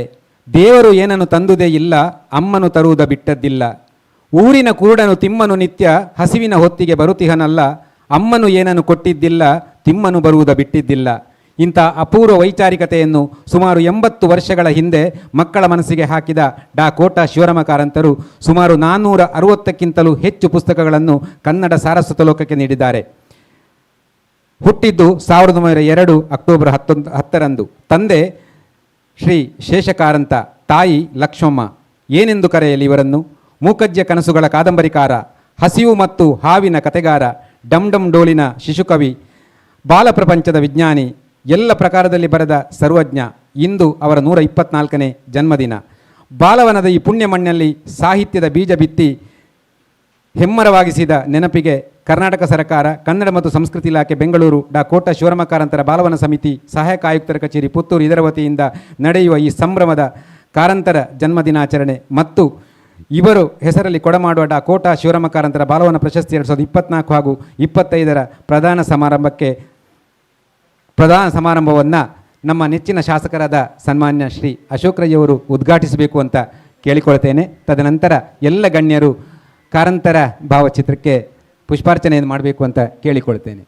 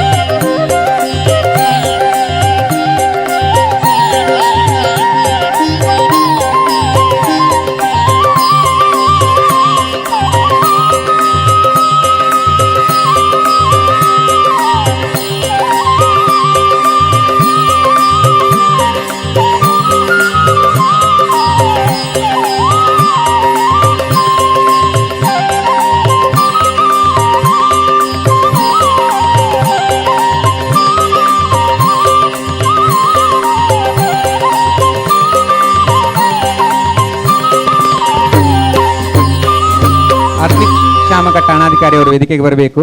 ತುಳುಕೂಟದ ಪ್ಯಾಟ್ರಿಕ್ ಸಿಪ್ಪಿನರ್ ಅವರಿಗೆ ಸ್ವಾಗತ ಮಾಡಬೇಕು ಅಂತ ಕೇಳಿಕೊಳ್ತೇನೆ.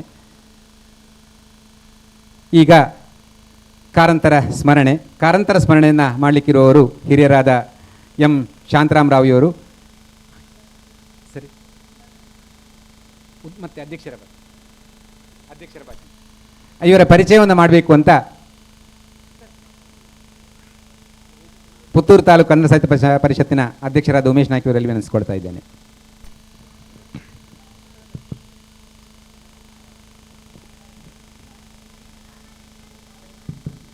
ಕನ್ನಡ ಭುವನೇಶ್ವರಿಗೆ ವಂದಿಸುತ್ತಾ ಡಾಕ್ಟರ್ ಶಿವರಾಮ್ ಕಾರಂತ ಅವರನ್ನು ಪ್ರೀತಿಪೂರ್ವಕವಾಗಿ ಗೌರವಪೂರ್ವಕವಾಗಿ ಸ್ಮರಿಸುತ್ತಾ ವೇದಿಕೆಯಲ್ಲಿ ಉಪಸ್ಥಿತರಿರುವಂತಹ ಮಾನ್ಯ ಶಾಸಕರೇ, ಮಾನ್ಯ ಸಹಾಯಕ ಆಯುಕ್ತರೇ ಹಾಗೂ ಎಲ್ಲ ಗಣ್ಯರಿಗೆ ನಮಿಸುತ್ತಾ ವೇದಿಕೆ ಮುಂಭಾಗದಲ್ಲಿರುವಂಥ ಎಲ್ಲರಿಗೂ ಪ್ರೀತಿಪೂರ್ವಕವಾಗಿ ನಮಿಸುತ್ತಾ ಇಂದು ಜ್ಞಾನಪೀಠ ಪ್ರಶಸ್ತಿ ಪುರಸ್ಕೃತ ಡಾಕ್ಟರ್ ಶಿವರಾಮ್ ಕಾರಂತ ಅವರ ಕುರಿತಾದ ಅವರ ಒಡನಾಟದ ಸವಿನೆನಪುಗಳನ್ನು ಹಂಚಲು ಮುಖ್ಯ ಭಾಷಣಕಾರರಾಗಿ ಬಂದಿರುವಂತಹ ಎಂ ಶಾಂತರಾಮ್ ರಾವ್ ಇವರನ್ನು ಸಭೆಗೆ ಪರಿಚಯಿಸಲು ಅತ್ಯಂತ ಸಂತೋಷ ಪಡುತ್ತಾ ಇದ್ದೇನೆ.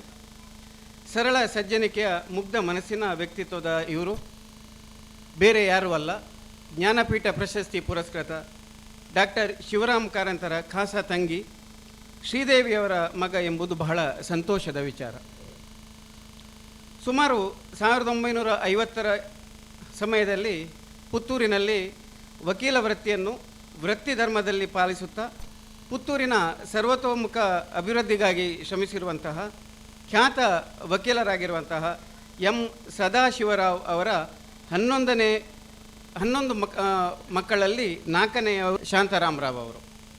ಇವರು ಪುತ್ತೂರಿನ ಖ್ಯಾತ ವಕೀಲರಾಗಿರುವಂತಹ ಪ್ರಸ್ತುತ ವಕೀಲ ವೃತ್ತಿಯನ್ನು ಮಾಡ್ತಾ ಇರುವಂತಹ ಶ್ರೀಯುತ ರಾಮಮೋಹನ್ ರಾವ್ ಇವರ ಸಹೋದರರಾಗಿದ್ದಾರೆ.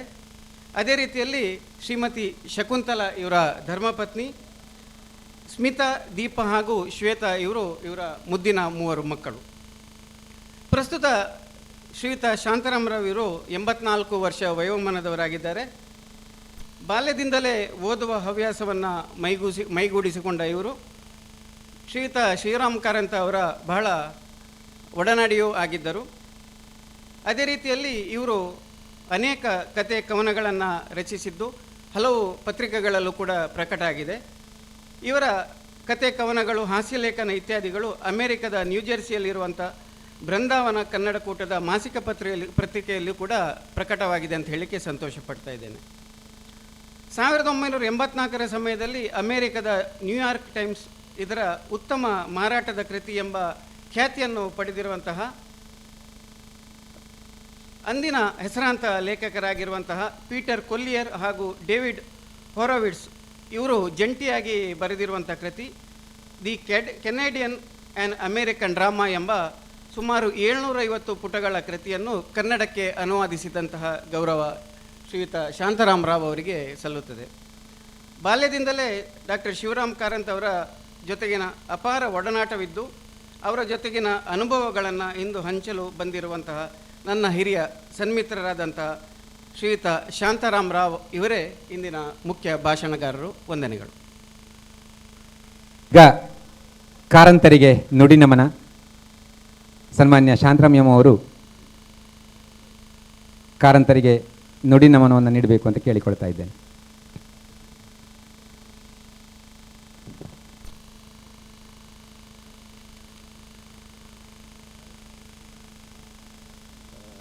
ನನ್ನ ಪ್ರಥಮ ಅಭಿನಂದನೆಗಳನ್ನು ನಾನು ಪ್ರಥಮವಾಗಿ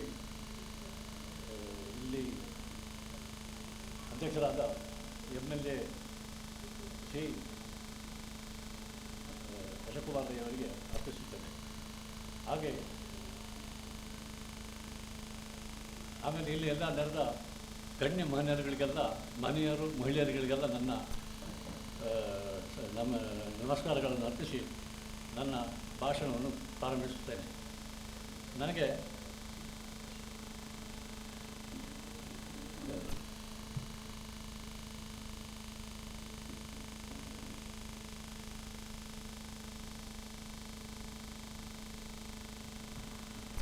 ಶಿವರಾಮ್ ಕಾರಂತರ ತಂಗಿ ಮಗ ಎನ್ನುವ ಒಂದು ಅದು ಬಿಟ್ಟರೆ ನನಗೆ ಅಂಥ ಒಂದು ಇದೇನಿಲ್ಲ ಇಂಥದ್ದು ಅಷ್ಟ ಅವರನ್ನು ಹೋಲಿಸುವ ಅಥವಾ ಅವರನ್ನು ಮೆಟ್ಟುವಂಥ ಮೆಟ್ಟುವುದಲ್ಲ ಅವರ ಅದನ್ನು ಮಾಡೋದು ಸಾಧ್ಯ ಇಲ್ಲ ಅದರಿಂದ.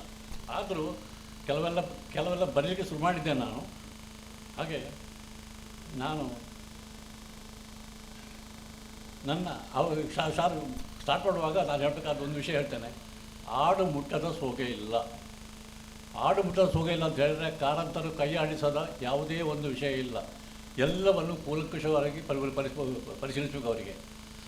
ಇದು ನನ್ನ ನನ್ನ ಒಂದು ಕಲ್ಪನೆ, ನನ್ನ ಎಕ್ಸ್ಪೀರಿಯನ್ಸ್ ಅಂತ ಹೇಳಿದರೆ, ನಾನು ಪುತ್ತೂರಿನಲ್ಲಿರುವಾಗ 18ನೇ ವಯಸ್ಸಿನಲ್ಲಿ ಮಾಲಿಂಗೇಶ್ವರ ದೇವಸ್ಥಾನ ಎದುರಿನಲ್ಲಿ ಅಡ್ಡಾಡ್ತಿದ್ದೆ. ಅಡ್ಡಾಡುವಾಗ ಒಂದು ನಾಯಿ ಕಚ್ಚಿತ್ತು, ಹಾವು ಕಚ್ಚಿತು. ಹಾವು ಕಚ್ಚಿದಾಗ ನಾನು ಅದಕ್ಕೆ ತಲೆ ಹೆಚ್ಚು ಬಿಸಿ ಮಾಡಲಿಲ್ಲ. ನಾನು ಮನೆಗೆ ಬಂದು ನನ್ನ ಅಣ್ಣ ಶ್ರೀಮಾನ್ ರಾಮನ್ರಾವ್ ಅವ್ರ ಹತ್ರ ಹೇಳಿದೆ, ನನಗೊಂದು ಹಾವು ಕಚ್ಚಿದೆ ಅಂತ. ಹಾವು ಕಚ್ಚಿದ್ರು ಅವರು ಗಾಬರಿ ಆದರು. ಸೀದಾ ನನ್ನನ್ನು ನನ್ನ ದೊಡ್ಡ ತಂದೆ ಸತ್ಯಸುಂದರರಾವ್ ಮಗ ಡಾಕ್ಟರ್ ನಾರಾಯಣರಾವ್ ಹತ್ರ ಕರ್ಕೊಂಡು ಹೋದಾಗ ನಾರಾಯಣರಾವ್ ಹೇಳಿದರು, ಇದಕ್ಕೆ ತಕ್ಕ ಮದ್ದು ಕೊಡುವವರು ಶಿವರಾಮ್ ಕಾರಂತರು ಅಂತ. ಹಾಗೆ ನಾವೆಲ್ಲ ಬಾಲವನಕ್ಕೆ ಹೋದೆವು. ಬಾಲವನಕ್ಕೆ ಹೋದಾಗ ಶಿವರಾಮ್ ಕಾರಂತರು ನನಗೆ ಕೆಲವು ಎಲೆಗಳನ್ನು ತಿನ್ನಲಿಕ್ಕೆ ಕೊಟ್ಟರು, ಜಗಲಿಕ್ಕೆ ಕೊಟ್ಟು ಏನಾಗ್ತದೆ ಅಂತ ಹೇಳಿದರು. ಇದು ಕೈ ಉಂಟು ಅಂತ ಹೇಳಿದೆ. ಹಾಗಾದರೆ ವಿಷ ಹಾವು ಅಲ್ಲ ಅಂತ ಹೇಳಿದರು. ಆಯಿತು, ಎಲ್ಲರೂ ನಿಟ್ಟುಸಿರು ಬಿಟ್ಟರು. ಆಯಿತಲ್ಲ, ಇದು ಅವರಿಗೆ ಈ ಹಾವಿನ ವಿಷಯದಲ್ಲಿ ಅನುಭವವಾದದ್ದು ಹೆಚ್ಚಿನ ಮಟ್ಟಿಗೆ. ಅವರ ಅಣ್ಣ ಲಕ್ಷ್ಮೀನಾರಾಯಣ ಕಾರಂತ ಇದ್ದರು, ಅವರು ಟೀಚರ್ ಆಗಿದ್ದರು ಕುಂದಾಪುರದಲ್ಲಿ. ಅವರು ನಾಟ್ಯ ವೈದ್ಯ ಮಾಡ್ತಿದ್ದರು. ಎಲ್ರಿಗೂ ಇಂಥ ಒಂದು ಸಂದರ್ಭಗಳನ್ನು ಒದಗಿಸಿಕೊಡ್ತಿದ್ರು. ಹಾಗೆ ಶಿವರಾಮ ಕಾರಂತರ ತಂದೆ ಕೂಡ ನಾಟ್ಯ ವೈದ್ಯರಾಗಿದ್ದರು.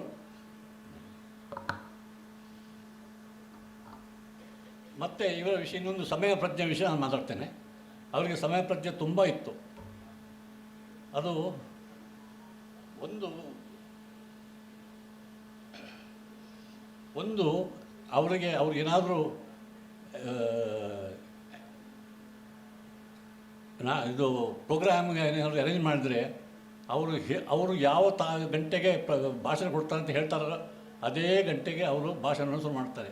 ಅಷ್ಟು ಸಮಯ ಪ್ರಜ್ಞೆ ಇತ್ತು. ಅವರು ಭಾಷಣ ಕೊಡುವುದನ್ನು ಬಿಟ್ಟು ಬೇರೆ ಯಾರಾದರೂ ಭಾಷಣ ಕೊಡುತ್ತಿದ್ದರೆ ಅವರು ಆ ಭಾಷಣ ಆರಂಭವಾಗುವಾಗ ನಿಲ್ತಾರೆ.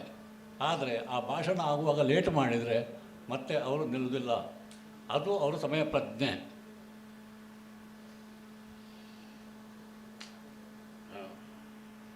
ಇನ್ನೊಂದು,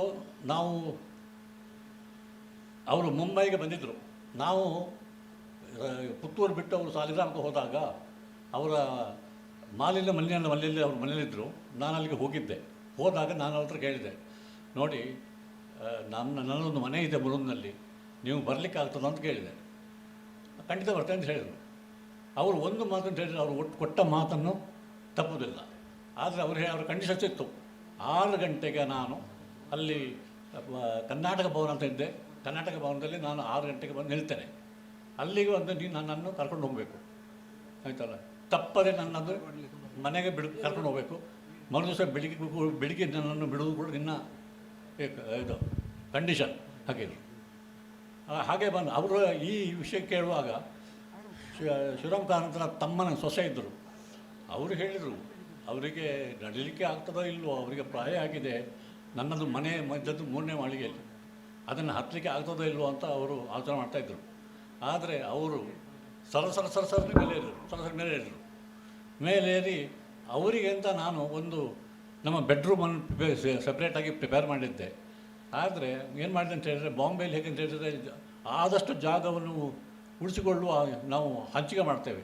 ಹಾಗಾಗಿ ಕಿಚನಿಗೆ ಇದ್ದ ಜಾಗ ಉಂಟಲ್ಲ, ಅದನ್ನು ಸ್ವಲ್ಪ ಹಿಂದೆ ತಂದು ಅದನ್ನು ಒಂದು ಬೆಡ್ರೂಮ್ ಮಾಡಿ ಪ್ಯಾಸೇಜ್ನಲ್ಲಿ ಕಿಚನ್ ಹಾಕಿದ್ದೇವೆ. ನಾನು ಕಿಚನ್ ಹಾಕಿದಾಗ ಶಿವರಾಮ್ ಕಾರಂತರು ಬಂದು ಅದನ್ನು ನೋಡಿದ ಕೂಡಲೇ ಅವರಿಗೆ ಅದು ಸಹಿ ಅನ್ನಿಸಲಿಲ್ಲ. ಅವರು ಕೂಡಲೇ ಹೇಳಿದರು, ನಾನು ಹಜಾರಲ್ಲಿ ಮಲ್ತಂದು ಹೇಳಿದರು. ಅಲ್ಲಿ ಅದು ಮಲ್ಕೊಂಡ್ರು. ಮರುದಿವಸ ಬೆಳಿಗ್ಗೆ ನಾನು ಅವರನ್ನು ಪುನಃ ಇಲ್ಲಿ ಚೆಂಬೂರಿನಲ್ಲಿ, ನಿಮ್ಗೆ ಗೊತ್ತಿರ್ಬೋದು, BARCಯಲ್ಲಿ ವ್ಯಾಸರಾವ್ ನೆಂಜೂರು ಅಂತ ಒಬ್ಬರು ಸೈಂಟಿಸ್ಟ್ ಇದ್ದಾರೆ.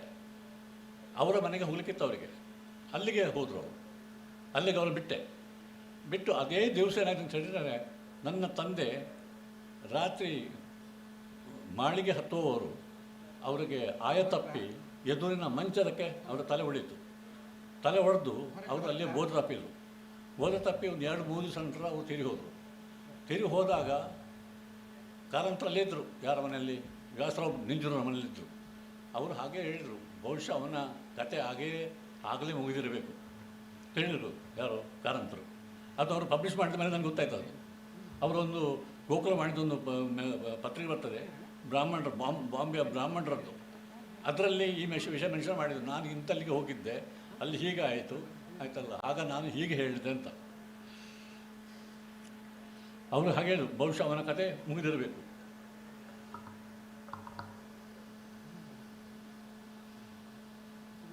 ಇನ್ನೊಂದು ವಿಷಯ, ಇದು ಅವರು ಪುತ್ತೂರಿನಲ್ಲಿದ್ದರು. ಪುತ್ತೂರಿನಲ್ಲಿರುವಾಗ ಅವರ ಕಾರಿನಲ್ಲಿ ಡ್ರೈವರ್ ಆಗಿ ಒಬ್ಬ ಆನಂದ ಅಂತ ಒಬ್ಬ ಸೇರಿದ್ದ. ಆನಂದ ಅವರಿಗೆ ಅವರು ಸ್ಟಾರ್ಟ್ ಆದ ಸೇರಿದಾಗಿನಿಂದ ಕಾರಂತರು ಸಾಲಿಗ್ರಾಮಕ್ಕೆ ಹೋಗುವವರೆಗೂ ಅವರೊಟ್ಟಿಗಿದ್ದರು. ಕಾರಂತರಿಗೆ ಅವನೇ ಬೇಕಿತ್ತು, ಆನಂದರೇ ಬೇಕಿತ್ತು. ಅವರು ಹೋದವರು ಆನಂದರನ್ನು ಬರಲಿಕ್ಕೆ ಹೇಳಿದರು. ಎಲ್ಲಿಗೆ? ಸಾಲಿಗ್ರಾಮಕ್ಕೆ. ಆನಂದರು ಅಲ್ಲಿ ಹೋದರು. ಆದರೆ ಏನಂತ ಹೇಳಿದರೆ, ಕಾರಂತರಿಗೆ ನಿಮ್ಮ ಒಂದು ನೋಡಿರ್ಬೋದು, ಕಾರಂತರಿಗೆ ಯಾರು ಕರೆತರೂ ಹೋಗ್ತಾರೆ. ಅವರಿಗೆ ಭೇದ, ಬಡವ, ಬಲ್ಲಿದ, ಶ್ರೀಮಂತ ಅಂತ ಯಾವ ಒಂದು ಅವರಿಗೆ ಡಿಫ್ರೆನ್ಸಿಯೇಷನ್ ಇರಲಿಲ್ಲ. ಅವರು ಒಪ್ತಾರೆ ಮಾತ್ರ ಅಲ್ಲ, ಅದನ್ನು ನಡೆಸಿಕೊಡ್ತಾರೆ. ಎಂದೂ ತಿಪ್ಪರಾಗ ಹಾಕೋದಿಲ್ಲ. ಅವರು ಯಾರಿಗಾದ್ರೂ ಪ್ರಾಮಿಸ್ ಕೊಟ್ಟರೆ ಅದು ತಪ್ಪರಾಗ ಆಗೋದಿಲ್ಲ. ಹಾಗಾಗಿ ಅವರು ತಿರುಗದ ಊರುಗಳಿಲ್ಲ, ಮೀಟ್ ಆಗದ ಜನಗಳಿಲ್ಲ. ಆಯಿತಾ? ಅದೇನಾಯ್ತು ಅಂತ ಹೇಳಿದರೆ, ಆನಂದ ಇದ್ದಾನಲ್ಲ, ಈ ಆನಂದ ಒಮ್ಮೆ ಹೀಗೆ ಹೇಳಿದಂತೆ, ಶಿವರಾಮ ಕಾರಂತರು ಸಿಕ್ಕಿದಲ್ಲೆಲ್ಲ ಹೋಗ್ತಾರೆ ಆಯ್ತಲ್ಲ ಅಂತ ತಗೊಂಡು. ಅವರು ಹಾಗೆ ಹೇಳಿದ್ದು ಶಿವರಾಮ ಕಾರಂತರಿಗೆ ಕಿವಿಗೆ ಬಿತ್ತು. ಕಿವಿಗೆ ಬಿದ್ದ ದಿನವೇ ಅವರಿಗೆ ಯಾವಾಗ ಗೊತ್ತಾಯಿತು, ಅವರು ಆನಂದ ಹತ್ರ ಹೇಳಿದರು, ನೀನು ನಾಳೆನೇ ಬರೋದು ಬೇಡ ಅಂತ. ಆಯ್ತಲ್ಲ. ಆದರೆ ಏನಾಯ್ತು ಹೇಳಿದರೆ, ಎಷ್ಟೋ ಜನ ಹೋಗಿ ಅವರಿಗೆ ದಮ್ಮೆ ಹಾಕಿದರೆ ಶಿವರಾಮ ಕಾರಂತರು ಬಗ್ಗುವ ಜನವೇ ಅಲ್ಲ. ಹಾಗೆ ಶಿವರಾಮ ಕಾರಂತರ ಒಬ್ಬ ಅಮೂಲ್ಯ ಡ್ರೈವರು ಅವರನ್ನು ಬಿಟ್ಟು ಹೋದರು.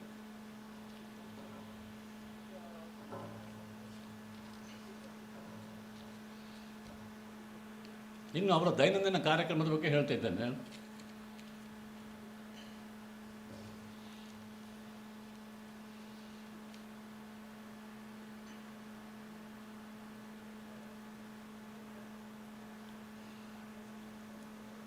ಕಾರಂತರ ಒಡನಾಟ ಪ್ರತಿದಿನ ಸಂಜೆ ಶಿವರಾಮ ಕಾರಂತರು ಮತ್ತು ಅವರ ಸ್ನೇಹಿತರು ಒಟ್ಟಾಗಿ ಸ್ಟೇಟ್ ಬ್ಯಾಂಕ್ ಆಫ್ ಮೈಸೂರಿನಲ್ಲಿದ್ದ ಜಾಗದಲ್ಲಿದ್ದ ಹಳೆಯ ಕಟ್ಟಡದ ಮಾಳಿಗೆಯ ಜಗಲಿಯಲ್ಲಿ ಕೃತಿಗಳನ್ನು ಹಗಲ ಹಾಕಿ ಅಲ್ಲಿ ನಗ್ರಿಮೂಲ ಶಂಕರಭಟ್ ಎಂಬ ವಕೀಲರ ಆಫೀಸ್ ಮುಂದೆ ಸಭೆ ಸೇರುತ್ತಿತ್ತು. ಅದರ ಮೊದಲು ಕಾರಂತರ ದಿನಚರಿ ಅಂತ ಹೇಳಿದರೆ, ಬೆಳಿಗ್ಗೆ ಅವರು ಕಾರ್ನಲ್ಲಿ ಪೇಟೆಗೆ ಬರ್ತಿದ್ರು. ಪೇಟೆಗೆ ಬಂದು ಟಪ್ಪಾಲು ತಗೊಂಡು ಹೋಗ್ತಿದ್ರು. ಸಾಯಂಕಾಲ ನಡ್ಕೊಂಡು ಬಂದು, ಈಗ ಹೇಳಿದಾಗ ನಾನು ಅವ್ರದ್ದೊಂದು ಮೇಳ ಇತ್ತಲ್ಲಿ, ಅವರ ಗುರುತಿನವರು, ಅವರ ಹಾಗೆ ಜ್ಞಾನವಂತರು ಅವರೊಟ್ಟಿಗೆ ಕೂತ್ಕೊಂಡು ಮಾಡ್ತಿದ್ದು, ಮಾತುಕತೆಗಳಾಗ್ತಿದ್ದವು. ಆಗ ಅದು ಆಗ್ತಿದ್ದದ್ದು ಎಲ್ಲಿ ಅಂತ ಹೇಳಿದರೆ, ಈಗ ಸ್ಟೇಟ್ ಬ್ಯಾಂಕ್ ಆಫ್ ಮೈಸೂರು ಇದೆಯಲ್ಲ, ಆ ಸ್ಟೇಟ್ ಬ್ಯಾಂಕ್ ಆಫ್ ಮೈಸೂರು ಮೊದಲು ಒಂದು ಹಳೆಯ ಬಿಲ್ಡಿಂಗ್ ಇತ್ತು. ಅಲ್ಲಿ ಮಾಳಿಗೆಯಲ್ಲಿ ನಗ್ರಿಮೂಲೆ ಶಂಕರ್ ಭಟ್ ಅಂತ ಹೇಳುವವರ ಆಫೀಸ್ ಇತ್ತು. ಅದರ ಎದುರು ಇವರು ಕುರ್ಚಿ ಹಾಕಿ ಕೂತ್ಕೊಂಡು ಮಾತನಾಡ್ತಿದ್ರು. ಅದೇನಂತ ಹೇಳಿದರೆ, ಈ ಸ್ಟೇಟ್ ಬ್ಯಾಂಕ್ ಆಫ್ ಮೈಸೂರು ಅದನ್ನು ಕೆಡವಿದಾರಲ್ಲ, ಕೆಡವಿದಾಗ ಇವರು ಶ್ರೀಧರ್ ಭಟ್ ಬ್ರದರ್ಸ್ ಗೊತ್ತಿರ್ಬೋದು, ಈಗ ಮೋಹನ್ ಭಟ್ ಬ್ರದರ್ಸ್, ಅಲ್ಲಿ ಬಲಬದಿಯಲ್ಲಿ ಅವರು ಕುರ್ಚಿಗಳನ್ನಿಟ್ಟು ಮಾತಾಡ್ತಿದ್ರು.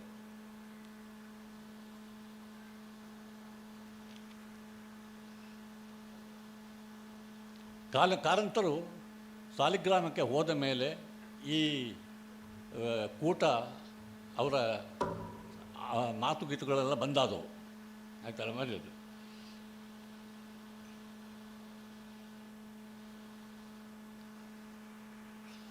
ಕಾರಂತರು ಪುತ್ತೂರು ಬಿಟ್ಟು ಹೋದದ್ದು ಒಂದು ವಿಷಯ ಅಂತ ಹೇಳಿದರೆ, ಯಕ್ಷಗಾನದ ವಿಷಯದಲ್ಲಿ ಅವರಿಗೆ ಮತ್ತು ದಕ್ಷಿಣದ ಇವರಿಗೆ ಇದ್ದ ಇವರ ಅಭಿಪ್ರಾಯವೇ ಬೇರೆ, ಅವರ ಅಭಿಪ್ರಾಯವೇ ಬೇರೆ. ಹಾಗಾಗಿ ಅವರಿಗೆ ಅದನ್ನು ಪುನರೂಪಿಸಬೇಕನ್ನೋ ಉದ್ದೇಶ ಇತ್ತು. ಅದಕ್ಕೆ ಅವರಿಗೆ ಸಮಂಜಸವೆನಿದ್ದು ಉಡುಪಿ. ಆ ಉಡುಪಿ ಎಂಬ ಒಂದು ಕಾರಣಕ್ಕೋಸ್ಕರ ಅವರು ಸಾಲಿಗ್ರಾಮಕ್ಕೆ ಹೋದರು. ಇನ್ನೊಂದು ವಿಷಯ ಅಂತ ಹೇಳಿದರೆ, ಅವರ ಮಗ ಹರ್ಷ ತೀರಿ ಹೋದ. ಆ ಒಂದು ದುಃಖವೂ ಅವರಿಗಿತ್ತು. ಹಾಗಾಗಿ 1930ರಲ್ಲಿ ಪುತ್ತೂರಿಗೆ ಬಂದವರು 1973ರಲ್ಲಿ ಸಾಲಿಗ್ರಾಮಕ್ಕೆ ತೆರಳಿದರು.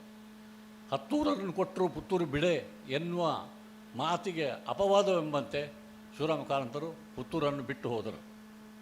ಅದು ನಮ್ಮ ದೊಡ್ಡ ಸೋಲು ಹೇಳಬೇಕು, ನಮ್ಮ ಇದನ್ನು ಹೇಳಬೇಕು. ಅಂದರೆ ಇನ್ನೊಮ್ಮೆ ಶಿವರಾಮ ಕಾರಂತರಂಥವ್ರು ಬರೋದು ಭಾರಿ ಕಷ್ಟ.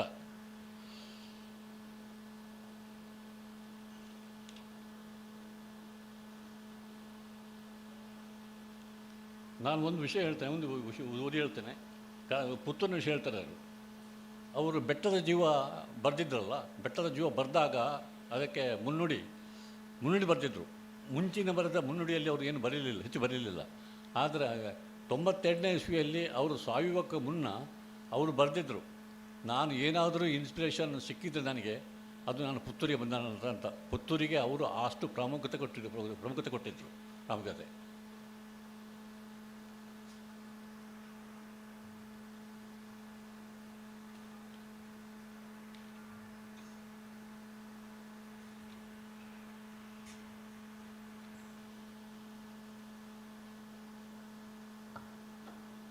ನೋಡಿ ಹೇಳ್ತಾನೆ ಇಲ್ಲಿ.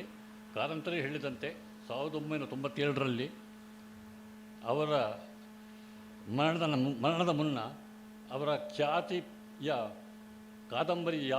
ಕಾದಂಬರಿಯಾದ ಬೆಟ್ಟದ ಜೀವಕ್ಕೆ ಹೊಸ ಮರುನುಡಿ ಬರೆದಾಗ ಅದರಲ್ಲಿ ತನ್ನ ಬರವಣಿಗೆ ಮುಖ್ಯವಾಗಿ ಸ್ಫೂರ್ತಿ ತಂದದ್ದು ತಾನು ಪುತ್ತೂರಿನಲ್ಲಿದ್ದಾಗ ತನ್ನ ಮತ್ತು ಸುತ್ತಮುತ್ತಲಿನ ಕೃಷಿ ಜೀವನದ ದೈನಂದಿನ ಆಗುಹೋಗುಗಳಿಂದ ಮತ್ತು ಬಡವರ ಶೋಷಣೆಯಿಂದ ಎಂಬುದಾಗಿ ಬರೆದಿದ್ದಾರೆ.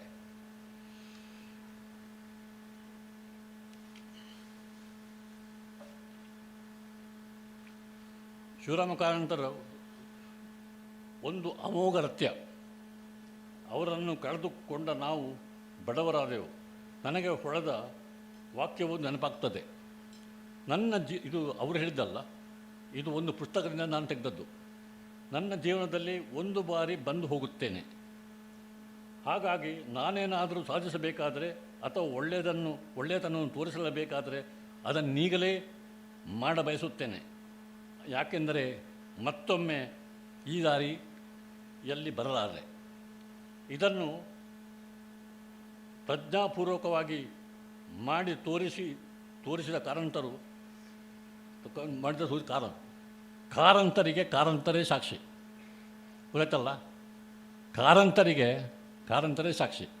ಆ ಎನ್ನುವಷ್ಟು ಉಂಟಲ್ಲ, ಅದು ಅವರ ಇದು ಎಂಥದ್ದು, ಅವರಿಗೆ ಸಿಟ್ಟು ಬಂದರೆ ಕಾರಂತರ ಬಳುವಳಿಯನ್ನು ಮುಂದುವರಿಸಬೇಕಾಗಿದೆ. ಅದು ಶ್ರೇಷ್ಠವಾಗಬಾರದು ಶುಷ್ಕವಾಗಲು ಬಿಡಬಾರದು. ಅವರ ಬಳುವಳಿಯ ಜಡತೆಯಿಂದ ಮರುಜೀವ ಕೊಟ್ಟು ಅದನ್ನು ಮುನ್ನಡೆಸುವ ಹೊಣೆ ನಮ್ಮ ಮೇಲಿದೆ. ಅದು ಆಗಾಗ್ಗೆ ಅದರ ಹೊಳಪನ್ನು ಬೀರುತ್ತದೆ. ಅದು ಸಾಲದು. ಅದಕ್ಕೆ ಜೀವ ಕೊಡುವ ತಾಕತ್ತು ನಮಗಿದೆ. ಅದಕ್ಕೆ ಪ್ರಾಣ ತುಂಬಿಸುವ ಬಿಸಿ ರಕ್ತವನ್ನು ಕೊಡುವ ಯೋಚನೆ ಮಾಡಬೇಕಾಗಿದೆ. ಆ ನಿಟ್ಟಿನಲ್ಲಿ ನಮ್ಮ ದೃಷ್ಟಿಯನ್ನು ಹರಿಸೋಣ. ಜಯ ಕರ್ನಾಟಕ ಮಾತೆ, ಜಯ ಭಾರತಾಂಬೆ. ಎಲ್ಲರಿಗೂ ನಮಸ್ಕಾರಗಳು. ಈ ತುಣುಕು ಕಂಪನ್ನು ಬೀರಲು ಅವಕಾಶ ಮಾಡಿಕೊಟ್ಟ ಸಂಬಂಧಿಸಿದ ಎಲ್ಲ ಜನರಿಗೂ ನನ್ನ ಕೃತಜ್ಞತೆಗಳು. ನಮಸ್ಕಾರ. ಇದು ನಾನು ಏನಾದರೂ ನನ್ನದು ಭಾಷಣ ಕೊಡುವಂಥ ಹವ್ಯಾಸ ಇಲ್ಲ. ಆದ್ದರಿಂದ ಸ್ವಲ್ಪ ತಡವರಿಸಿರಬಹುದು. ಆದರೆ ನನ್ನ ಪ್ರಯತ್ನ ನಾನು ಮಾಡಿದ್ದೇನೆ. ಆಯ್ತಲ್ಲ, ಏನಾದರೂ ತಪ್ಪು ಗಿಪ್ಪು ಹೇಳಿದರೆ ಕ್ಷಮಿಸಬೇಕು. ವಂದನೆಗಳು ಸರ್. 2025ರ ಶಿಕ್ಷಣ ಕ್ಷೇತ್ರಕ್ಕಾಗಿ ಪ್ರಶಸ್ತಿ ಪುರಸ್ಕೃತರಾಗಿರುವ ಸನ್ಮಾನ್ಯ ಶ್ರೀ ಎನ್ ಸುಕುಮಾರ್ ಗೌಡರು ನಮ್ಮ ಜೊತೆ ಸೇರಿಕೊಂಡಿದ್ದಾರೆ.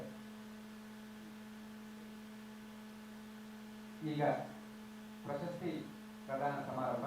ಮೊದಲಿಗೆ 2024ರ ಪ್ರಶಸ್ತಿ ಸಾಹಿತ್ಯ ಕ್ಷೇತ್ರಕ್ಕಾಗಿ ಸನ್ಮಾನ್ಯ ಶ್ರೀ ಡಾಕ್ಟರ್ ಬಿ ವಿವೇಕರೈ ಇವರಿಗೆ ಅಭಿನಂದನಾ ನುಡಿಗಳನ್ನು ಆಡಬೇಕು ಅಂತ ಹಿರಿಯರಾದ ಡಾಕ್ಟರ್ ದಾಸರಿ ವಸಂತಕುಮಾರ್ ಇವರಲ್ಲಿ ವಿನಂತಿಸಿಕೊಳ್ತಾ ಇದ್ದಾರೆ. ನಮ್ಮ ಜೊತೆ ಪುತ್ತೂರು ಮಹಾಲಿಂಗೇಶ್ವರ ದೇವಸ್ಥಾನದ ವ್ಯವಸ್ಥಾಪನಾ ಸಮಿತಿ ಅಧ್ಯಕ್ಷರಾದ ಸನ್ಮಾನ್ಯ ಶ್ರೀ ಪಂಜಿಗುಡ್ಡ ಈಶ್ವರ್ ಭಟ್ ಇದ್ದಾರೆ. ಅವರನ್ನ ಪ್ರೀತಿಪೂರ್ವಕ ಸ್ವಾಗತಿಸ್ತೇವೆ. ಇವರಿಗೆ ನಿತಿನ್ ಇವರು ಹೂ ನೀಡಿ ಗೌರವಿಸಬೇಕು ಅಂತ ವಿನಂತಿಸಿಕೊಳ್ತಿದ್ದೇನೆ. ಹಾಗೆ ಪುತ್ತೂರು ನಗರ ಯೋಜನಾ ಪ್ರಾಧಿಕಾರದ ಅಧ್ಯಕ್ಷರಾದ ಶ್ರೀಯುತ ಅಮ್ಮಣ ರಾಮಚಂದ್ರ ಭಟ್ ನಮ್ಮ ಜೊತೆ ಇದ್ದಾರೆ. ಅವರಿಗೆ ಕೂಡ ಪ್ರೀತಿಯ ಸ್ವಾಗತ. ದೂರದ ಊರಿಂದ ಬೇಸಿ ಗೋಪಾಲಕೃಷ್ಣ ಸರ್ ಬಂದಿದ್ದಾರೆ. ದಯವಿಟ್ಟು ವೇದಿಕೆಗೆ ಬನ್ನಿ ಬನ್ನಿ ಬನ್ನಿ ಬನ್ನಿ ಬನ್ನಿ ಬನ್ನಿ ದಯವಿಟ್ಟು ಬನ್ನಿ. ರಾಮಚಂದ್ರ ಇವರನ್ನ ಗೌರವಿಸಬೇಕು ಅಂತ ಕೇಳಿಕೊಳ್ತಾ ಇದ್ದೀನಿ. ಇದೀಗ ಡಾಕ್ಟರ್ ಬಿ ಎ ವಿವೇಕರೈ ಇವರಿಗೆ ಅಭಿನಂದನೆ. ಕಾರ್ಯಕ್ರಮದ ಉದ್ಘಾಟನೆ ನೆರವೇರಿಸಿದ ಸನ್ಮಾನ್ಯ ಶಾಸಕರು ಆಗಿರುವ ಅಶೋಕ್ ಕುಮಾರ್ ರೈ ಅವರೇ, ಇವತ್ತಿನ ನಮ್ಮ ನಡುವಿನ ಮದುಮಗ ಪ್ರೊಫೆಸರ್ ವಿವೇಕರೈ ಅವರೇ, ವೇದಿಕೆಯಲ್ಲಿರುವ ಎಲ್ಲ ಗಣ್ಯರೇ, ಸಭೆಯಲ್ಲಿ ಆಸೀನರಾಗಿರುವ ಸಹೃದಯ ಸಜ್ಜನ ಬಂಧುಗಳೇ, ಮಾಧ್ಯಮದ ಮಿತ್ರರೇ, ಎಲ್ಲರಿಗೂ ಕೂಡ ಕಾರಂತ ಜನ್ಮದಿನದ ಸಂದರ್ಭದ ಶುಭ ಕಾಮನೆಗಳು. ಪ್ರೊಫೆಸರ್ ವಿವೇಕರೈಯವರ ಬಗೆಗೆ ಸಂಕ್ಷಿಪ್ತವಾಗಿ ನಾನು ಕೆಲವು ಮಾತುಗಳನ್ನು ತಮ್ಮ ಜೊತೆಗೆ ಹಂಚಿಕೊಳ್ಳ ಬಯಸ್ತೇನೆ. ಉಳಿದ ಯಾವ ವಿಚಾರಗಳನ್ನು ಈಗ ನಾನು ಪ್ರಸ್ತಾಪ ಮಾಡ್ತಾ ಇಲ್ಲ. ಪ್ರೊಫೆಸರ್ ವಿವೇಕರೈಯವರು ಮತ್ತು ಈ ಬಾಲವನದ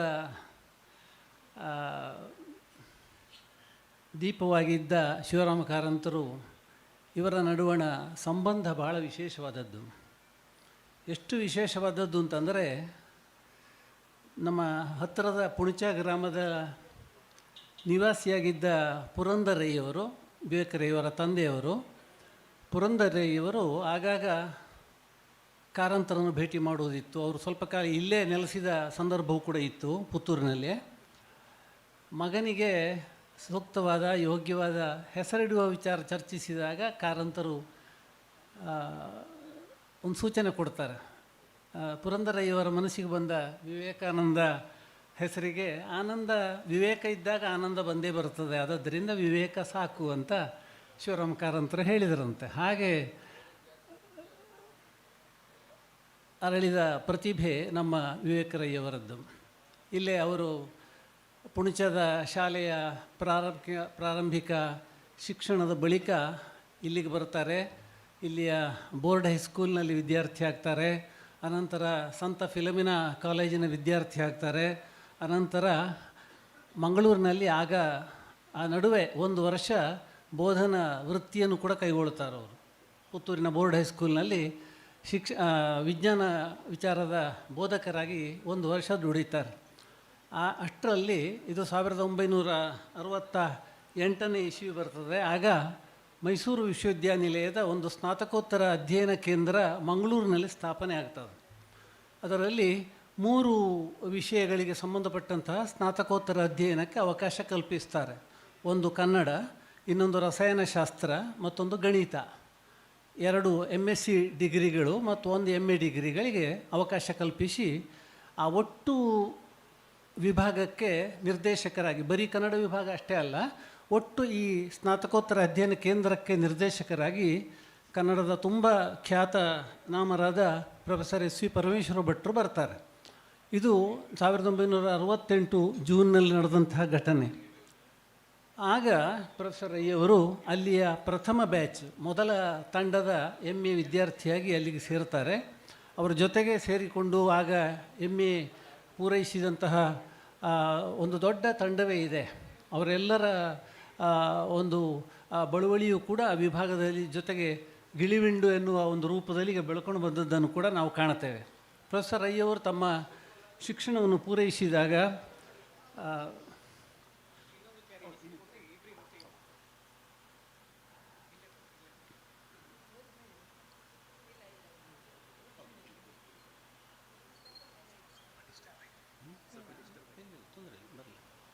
ಅದನ್ನು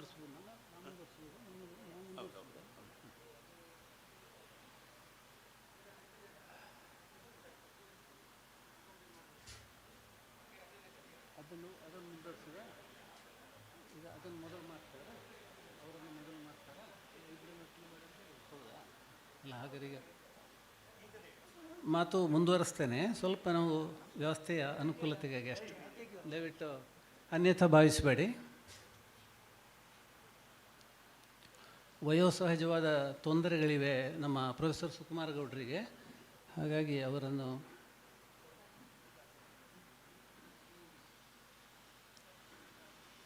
ನಿಮಗೆ ನಮ್ಮ ಒತ್ತಡವು ನಿಮಗೆ ಅರ್ಥ ಆಗ್ತದೆ ಅಂತ ನಾನು ಅಂದುಕೊಂಡಿದ್ದೇನೆ, ದಯವಿಟ್ಟು ಮನ್ನಿಸಿ.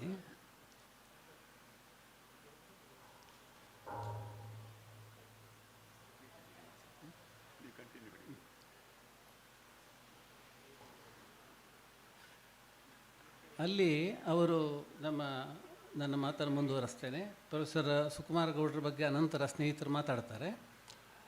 ಪ್ರೊಫೆಸರ್ ಅಯ್ಯವರು ಅಲ್ಲಿ ಪ್ರಥಮ ರ್ಯಾಂಕ್ ಪಡೀತಾರೆ, ಸುವರ್ಣ ಪದಕದೊಂದಿಗೆ ಅವರ ಸ್ನಾತಕೋತ್ತರ ಪದವಿ ಪೂರೈಸ್ತಾರೆ. ಭಾಳ ವಿಶೇಷ ಏನಂತಂದರೆ ಅದು ಇಲ್ಲಿಯ ಸಾಂದರ್ಭಿಕವಾದ ಒಂದು ಮಹತ್ವದ ಅಂಶವೂ ಕೂಡ, ಅದನ್ನು ನಾನು ಪ್ರಸ್ತಾಪ ಮಾಡಲೇಬೇಕು. MA ಮುಗಿಸಿದ ಈ ವಿದ್ಯಾರ್ಥಿಯನ್ನು ಆಗಲೇ SV ಪರಮೇಶ್ವರ್ ಭಟ್ರು ಒಬ್ಬ ಉಪನ್ಯಾಸಕನಾಗಿ ನೇಮಕ ಮಾಡುವ ಹಾಗೆ ವಿಶ್ವವಿದ್ಯಾಲಯಕ್ಕೆ ಭಾಳ ಶಿಫಾರಸು ಮಾಡಿರ್ತಾರೆ. ಆ ಪ್ರಕಾರ ಅವರು ಅಲ್ಲಿ ಉಪನ್ಯಾಸಕರಾಗ್ತಾರೆ. ಯಾವ ವರ್ಷ ಅವರು MA ಪೂರೈಸಿದರು ಅದೇ ಜುಲೈಯಿಂದ ಅವರು ಅಲ್ಲಿ ಉಪನ್ಯಾಸಕರಾಗಿ ಸೇರಿದವರು. ಅನಂತರ ಭಾಳ ಸುದೀರ್ಘ ಕಾಲ ಆ ವಿಭಾಗವನ್ನು ಕಟ್ಟಿ ಬೆಳೆಸುವಲ್ಲಿ ನಿರ್ಣಾಯಕವಾದಂತಹ ಒಂದು ಪಾತ್ರವನ್ನು ವಹಿಸ್ತಾರೆ. ಅವರು ಉಪನ್ಯಾಸಕರಾದರು, ಅನಂತರ ಪ್ರವಾಚಕರಾದರು, ಅನಂತರ ಪ್ರಾಧ್ಯಾಪಕರಾದರು, ವಿಭಾಗದ ಮುಖ್ಯಸ್ಥರಾದರು. ಇದೆಲ್ಲ ದೊಡ್ಡ ಇತಿಹಾಸ. ಅದರ ಜೊತೆಗೆ ನಾನು ಪ್ರಸ್ತಾಪ ಮಾಡಬೇಕಾದ ಬಹಳ ಮಹತ್ವದ ಅಂಶ ಏನಂತಂದರೆ, ಅವರು ತುಳು ಜಾನಪದ ಅಧ್ಯಯನದ ಕಡೆಗೆ ವಿಶೇಷವಾದ ಆಸಕ್ತಿಯನ್ನು ವಹಿಸಿದಂಥ ಅಂಶ. ತುಳು ಸಿರಿ ವಿಚಾರ ಇರಬಹುದು, ಸಿರಿಗೆ ಸಂಬಂಧಪಟ್ಟಂತಹ ವಿಚಾರ ಇರಬಹುದು, ಅಥವಾ ಜನಪದ ಐತಿಹ್ಯಗಳ ಸಂದರ್ಭ ಇರಬಹುದು, ಜನಪದ ಕಥೆಗಳ ಸಂದರ್ಭ ಇರಬಹುದು, ಜನಪದ ನಂಬಿಕೆ ನಡವಳಿಕೆಗಳ ಸಂದರ್ಭ ಇರಬಹುದು, ಅನೇಕ ತುಳುವಿಗೆ ಸಂಬಂಧಪಟ್ಟಂತಹ ಆಚರಣೆಗಳು, ರಿಚುವಲ್ಸ್ ಅಂತ ಹೇಳ್ತವಲ್ಲ, ಆಚರಣೆಗಳು ಅವು ಇರಬಹುದು. ಇವೆಲ್ಲವುಗಳ ಬಗ್ಗೆ ಕೂಡ ತಲಸ್ಪರ್ಶಿಯಾದ ಅಧ್ಯಯನವನ್ನು ನಮ್ಮ ರೈಯವರು ಮಾಡ್ತಾ ಬಂದರು. ಅವರದ್ದೊಂದು ಪುಸ್ತಕ ಇದೆ, ಆನ್ವಯಿಕ ಜಾನಪದ ಅಂತ ಒಂದು ಪುಸ್ತಕ ಇದೆ. ನೀವು ಅದರ ಆ ಪುಟಗಳನ್ನು ತೆರೆದರೆ ಫೋಕ್ಲೋರಿನ ಅಪ್ಲೈಡ್ ಕಂಪೋನೆಂಟ್ ಹೇಗೆ ಇರ್ತದೆ, ಒಂದು ಜಾನಪದ ಅಧ್ಯಯನದ ಪ್ರಾತ್ಯಕ್ಷಿಕ ನೆಲೆಗಳು ಯಾವ್ಯಾವು ಇರ್ತವೆ, ಪ್ರಾಯೋಗಿಕ ನೆಲೆಗಳು ಹೇಗೆ ವರ್ತಿಸ್ತವೆ ಎನ್ನುವುದನ್ನು ಅವರು ಕೂಲಂಕಷವಾಗಿ ಅದರಲ್ಲಿ ಚರ್ಚಿಸ್ತಾರೆ, ಅಧ್ಯಯನ ನಡೆಸ್ತಾರೆ. ಬಹಳ ದೊಡ್ಡ ಕೊಡುಗೆಯನ್ನು ತುಳು ಜಾನಪದ ಅಧ್ಯಯನಕ್ಕೆ ಪ್ರೊಫೆಸರ್ ಅಯ್ಯವರು ಕೊಡ್ತಾ ಬಂದರು. ಇದರ ಜೊತೆಗೆ ನಾನು ಹೇಳಬೇಕಾದ ಬಹಳ ಮಹತ್ವದ ಅಂಶ ಏನಂತಂದರೆ, ಅವರು ಅನಂತರ ಗ್ರಹಿಸಿದಂತಹ, ಅನಂತರ ಸ್ವೀಕರಿಸಿದಂತಹ ಮತ್ತು ಅದಕ್ಕೆ ವಿಶೇಷವಾದ ನ್ಯಾಯ ಸಲ್ಲಿಸಿದಂತಹ ಒಂದು ಹುದ್ದೆ, ಅದು ಕುಲಪತಿಯ ಹುದ್ದೆ. ವೈಸ್ ಚಾನ್ಸಲರ್, ಈಗ ನಾವು ಉಪಕುಲಪತಿ ಅಂತ ಮಾಡ್ತೇವೆ, ಕುಲಪತಿ ಅಂತ ಕರಿತೇವೆ, ಏನೇ ಇರಲಿ. ಕನ್ನಡ ವಿಶ್ವವಿದ್ಯಾಲಯ ಹಂಪಿಯ ಕುಲಪತಿಗಳಾಗಿ, ಮೂರನೆಯ ಕುಲಪತಿಗಳಾಗಿ ಅವರು ಅಲ್ಲಿ ನಿಯುಕ್ತರಾಗ್ತಾರೆ. ಅಲ್ಲಿಯ ಅವರ ಕಾಲಾವಧಿಯಲ್ಲಿ ಅನೇಕ ಸುಧಾರಣೆಗಳು ಕನ್ನಡ ವಿಶ್ವವಿದ್ಯಾಲಯದಲ್ಲಿ ನಡೆದದ್ದನ್ನು ನಾವು ಕಾಣ್ತೇವೆ. ಅಲ್ಲಿ ಅವರ ಅವಧಿ ಪೂರೈಸುವ ಹಂತದಲ್ಲಿ ಇರುವಾಗಲೇ ಅವರನ್ನು ಕರ್ನಾಟಕ ಮುಕ್ತ ವಿಶ್ವವಿದ್ಯಾಲಯದ ಕುಲಪತಿಯಾಗಿ ಕೂಡ ಕರ್ನಾಟಕ ಸರ್ಕಾರ ನೇಮಕ ಮಾಡುತ್ತದೆ. ಆ ಒಂದು ಮುಕ್ತ ವಿಶ್ವವಿದ್ಯಾಲಯದ ದಿಕ್ಕು ದೆಸೆಗಳನ್ನು ವಿಸ್ತರಿಸುವಲ್ಲಿ ಅಲ್ಲಿಯ ನನಗೆ ನೇರವಾದ ಅನುಭವ ಪರಿಚಯ ಇದೆ. ಅಲ್ಲಿದ್ದ ಸ್ಟಾಫಿನವರಿದ್ದಾರೆ, ಅಲ್ಲಿಯ ಸಿಬ್ಬಂದಿ ವರ್ಗದವರು ಅನುಭವಿಸ್ತಾ ಇದ್ದಂತಹ ಅನೇಕ ತೊಂದರೆಗಳನ್ನು ಪರಿಹರಿಸುವಲ್ಲಿ ಎಲ್ಲ ಭಾಳ ದೊಡ್ಡ ಕೆಲಸವನ್ನು ಅವರು ಆ ಸಂದರ್ಭದಲ್ಲಿ ಮಾಡ್ತಾರೆ.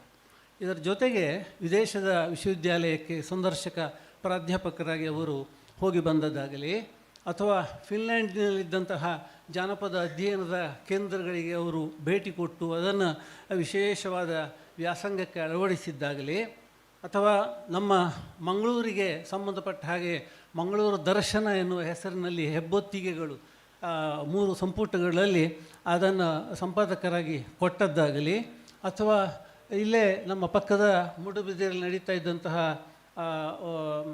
ನುಡಿಸಿರಿ ವಿಶೇಷ ಸಂದರ್ಭದಲ್ಲಿ ಅದರ ದಶಮಾನೋತ್ಸವ ನಡೆದಾಗ ಅದರ ಸರ್ವಾಧ್ಯಕ್ಷತೆಯನ್ನು ವಹಿಸಿ ಒಂದು ನೇರವಾದ ಅದರ ನೇತೃತ್ವ ವಹಿಸಿ ಅನೇಕ ಸಾಂದರ್ಭಿಕವಾದ ಮತ್ತು ಬಹಳ ಮಹತ್ವದ ಮೌಲಿಕವಾದ ವಿಚಾರವನ್ನು ಪ್ರತಿಪಾದನೆ ಮಾಡಿದ್ದಾಗಲಿ ಎಲ್ಲವೂ ಕೂಡ ಈಗ ದೊಡ್ಡ ಇತಿಹಾಸದ ಅಂಶಗಳಾಗಿವೆ ಎನ್ನುವುದನ್ನು ನಾನು ಈ ಸಂದರ್ಭದಲ್ಲಿ ಹೇಳಬಯಸ್ತೇನೆ.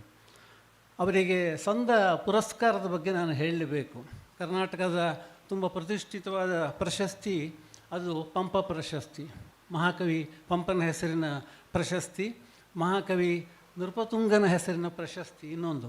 ಆ ಎರಡೂ ಪ್ರಶಸ್ತಿಗಳಿಗೆ, ಒಂದು ಪಂಪ ಪ್ರಶಸ್ತಿಗೆ ಮತ್ತು ಇನ್ನೊಂದು ನೃಪತುಂಗ ಪ್ರಶಸ್ತಿಗೆ ಅವರು ಭಾಜನರಾಗಿದ್ದಾರೆ. ಕರ್ನಾಟಕ ರಾಜ್ಯೋತ್ಸವ ಪ್ರಶಸ್ತಿ ಅಂತೂ ಅವರನ್ನು ಅರಸಿಕೊಂಡು ಭಾಳ ಹಿಂದೆಯೇ ಬಂದಿದೆ.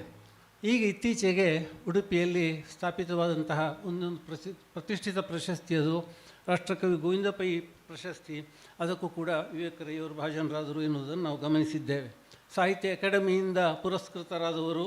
ಅದಲ್ಲದೆ ಅವರು ವಿಶೇಷವಾದ ನೆಲೆಯಿಂದ ತುಳು ಗಾದೆಯ ಒಗಟುಗಳು ಇವುಗಳ ಬಗ್ಗೆ ಮಾಡಿದ ಕೆಲಸ, ತುಳು ಅಧ್ಯಯನದ ಕೆಲವು ವಿಚಾರಗಳ ಬಗ್ಗೆ ಅವರ ಮನೀಷೆ ಏನಿದೆ, ಅವರ ವಿಚಾರ ಏನಿದೆ ಎನ್ನುವುದನ್ನು ಪ್ರಕಟಿಸುವಂಥ ಒಂದು ಕೃತಿ ಇರಬಹುದು. ಅಥವಾ ಗಿಳಿಸುವೆ ಎನ್ನುವುದರ ಮೂಲಕವಾಗಿ ಗಿಳಿಗೂಡು ಇದೆಯಲ್ಲ, ನಮ್ಮಲ್ಲಿ ಈಗ ಎಳೆಯರಿಗೆ ಗೊತ್ತೇ ಇರಲಿಕ್ಕಿಲ್ಲ, ಹಿರಿಯರಿಗೆ ಗೊತ್ತಿರ್ತದೆ. ಗಿಳಿಸುವೆ ಅಂತಂದರೆ ಏನು, ಗಿಳಿಗೂಡು ಅಂದರೆ ಏನು, ಗಿಳಿ ಬಾಗಿಲು ಅಂದರೆ ಏನು, ಮದನ ಕೈ ಅಂದರೆ ಏನು, ಇದೆಲ್ಲ ನಮ್ಮ ಹಿರಿಯರಿಗೆ ಗೊತ್ತಿರ್ತದೆ. ಕಿರಿಯರಿಗೆ ಯಾರಿಗೆ ಗೊತ್ತಿರುವುದಿಲ್ಲ, ಅವರಿಗೆ ಗೊತ್ತುಪಡಿಸುವಂಥದ್ದು ಕೂಡ ನಮ್ಮ ಕೆಲಸವೇ.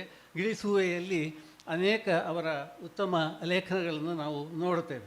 ಒಂದು ಬಹಳ ಆಸಕ್ತಿದಾಯಕವಾದ ಒಂದು ಶೀರ್ಷಿಕೆ ಇದೆ ಪ್ರೊಫೆಸರ್ ರೈಯವರದ್ದು, ರಂಗದೊಳಗಣ ಬಹಿರಂಗ ಎನ್ನುವ ಒಂದು ಶೀರ್ಷಿಕೆಯ ಅವರ ಆ ಕೃತಿಯಾಗಲಿ, ಇರುಳ ಕಣ್ಣು ಎನ್ನುವ ಕೃತಿಯಾಗಲಿ, ನೀವು ಅದನ್ನು ಓದಬೇಕು. ತುಂಬ ಲಲಿತವಾದ ರೀತಿಯಿಂದ ಅವರು ಹೇಗೆ ಒಂದು ಮೌಲಿಕವಾದ ಅತ್ಯಂತ ಗಂಭೀರವಾದ ವಿಚಾರವನ್ನು ಕೂಡ ಪ್ರತಿಪಾದನೆ ಮಾಡ್ತಾರೆ ಎನ್ನುವುದನ್ನು ನಾವು ಅಲ್ಲಿ ನೋಡ್ತೇವೆ.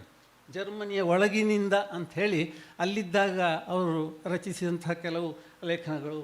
ಮೊದಲ ಮೆಟ್ಟಿಲು ಎನ್ನುವ ಶೀರ್ಷಿಕೆಯಲ್ಲಿ ಅನೇಕರಿಗೆ, ನನ್ನ ಒಂದು ಕೃತಿಗೂ ಸೇರಿದಂತೆ ಅನೇಕರ ಕೃತಿಗಳಿಗೆ ಅವರು ಬರೆದಂತಹ ಮುನ್ನುಡಿಗಳು, ಅವುಗಳ ಒಂದು ಸಂಕಲನ, ಅಕ್ಕರ ಮನೆ ಎನ್ನುವ ಇನ್ನೊಂದು ಕೃತಿ, ಇತ್ಯಾದಿಗಳು. ನಾನು ಎಲ್ಲವನ್ನು ಕೂಡ ಪಟ್ಟಿಯನ್ನು ಓದುವ ದಾಷ್ಟ್ಯ ಈಗ ಅದನ್ನು ಮಾಡ್ತಾ ಇಲ್ಲ. ವಿಶೇಷವಾಗಿ ನಾನು ಹೇಳಲೇಬೇಕಾದ ಒಂದು ಅಂಶ ಏನಂತಂದರೆ, ತುಳು ಸಾಹಿತ್ಯ ಚರಿತ್ರೆ ಎನ್ನುವ ಒಂದು ಮೌಲಿಕವಾದ ಕೃತಿಯನ್ನು ಅವರು ಸಂಪಾದಕರಾಗಿ ಹೊರಗೆ ತಂದಂತಹದ್ದು. ಆಮೇಲೆ ಈ ಸಾಹಿತ್ಯ ಸಮ್ಮೇಳನದ ಸಂದರ್ಭದಲ್ಲಿ ತರತಕ್ಕ ಸಂಸ್ಮರಣ ಸಂಪುಟಗಳಿವೆ.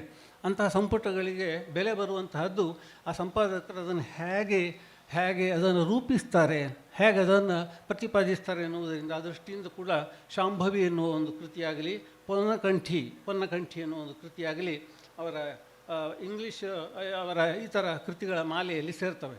ಇಂಗ್ಲೀಷ್ನಲ್ಲಿ ನಾನು ಈಗಾಗಲೇ ಪ್ರಸ್ತಾಪ ಮಾಡಿದ Siri epic as performed by Gopal Naik ಅಂಥೇಳಿ ಎರಡು ಸಂಪುಟಗಳಲ್ಲಿ ಅದನ್ನು ಅವರು ಸಂಪಾದಿಸಿದ್ದಾರೆ. ಬೇರೆಯವರ ಜೊತೆ ಸೇರಿಕೊಂಡು ಅದನ್ನು ಮಾಡಿದ್ದಾರೆ. ಅಂತೆಯೇ ಓರಲ್ ಟ್ರೆಡಿಷನ್ಸ್ ಇನ್ ಸೌತ್ ಇಂಡಿಯಾ ಎನ್ನುವ ಒಂದು ಪುಸ್ತಕವನ್ನು ಕೂಡ ಅವರ ಆಂಗ್ಲ ಭಾಷೆಯಲ್ಲಿ ಅವರು ಹೊರಗೆ ತಂದದ್ದನ್ನು ನಾವು ಕಾಣುತ್ತೇವೆ. ಇಂತಪ್ಪ ಪ್ರೊಫೆಸರ್ ರೈಯವರಿಗೆ ಸಕಲ ಸನ್ಮಂಗಳಾನಿ ಭವಂತು, ಎಲ್ಲ ಒಳಿತಾಗಲಿ ಅಂತ ಹಾರೈಸ್ತೇನೆ. ಕಾಲದ ಮಿತಿಯೊಳಗೆ ಮಾತಾಡಿದ್ದೇನೆ, ಅವರ ಎಲ್ಲ ವಿಚಾರವನ್ನು ಪ್ರಸ್ತಾಪ ಮಾಡಲಿಲ್ಲ ಎನ್ನುವುದರ ಅರಿವು ನನಗಿದೆ. ನಿಮಗೂ ಆ ಅರಿವಿದ್ದರೆ ನಾನು ಧನ್ಯ. ನಮಸ್ಕಾರ. ಡಾ ಕೋಟ ಶಿವರಾಮ ಕಾರಂತರ ಪಾವನ ಪ್ರಶಸ್ತಿ 2025.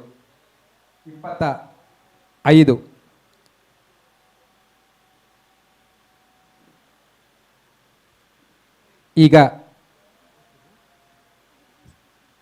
ಸುಕುಮಾರ ಗೌಡ್ರ ಅಭಿನಂದನಾ ನುಡಿಯನ್ನು ಆಡಬೇಕು ಅಂತ ಡಾಕ್ಟರ್ ಪ್ರೊಫೆಸರ್ ಝೇವಿಯರ್ ಸರಲ್ಲಿ ಕೇಳಿಕೊಳ್ತಾ ಇದ್ದೇನೆ.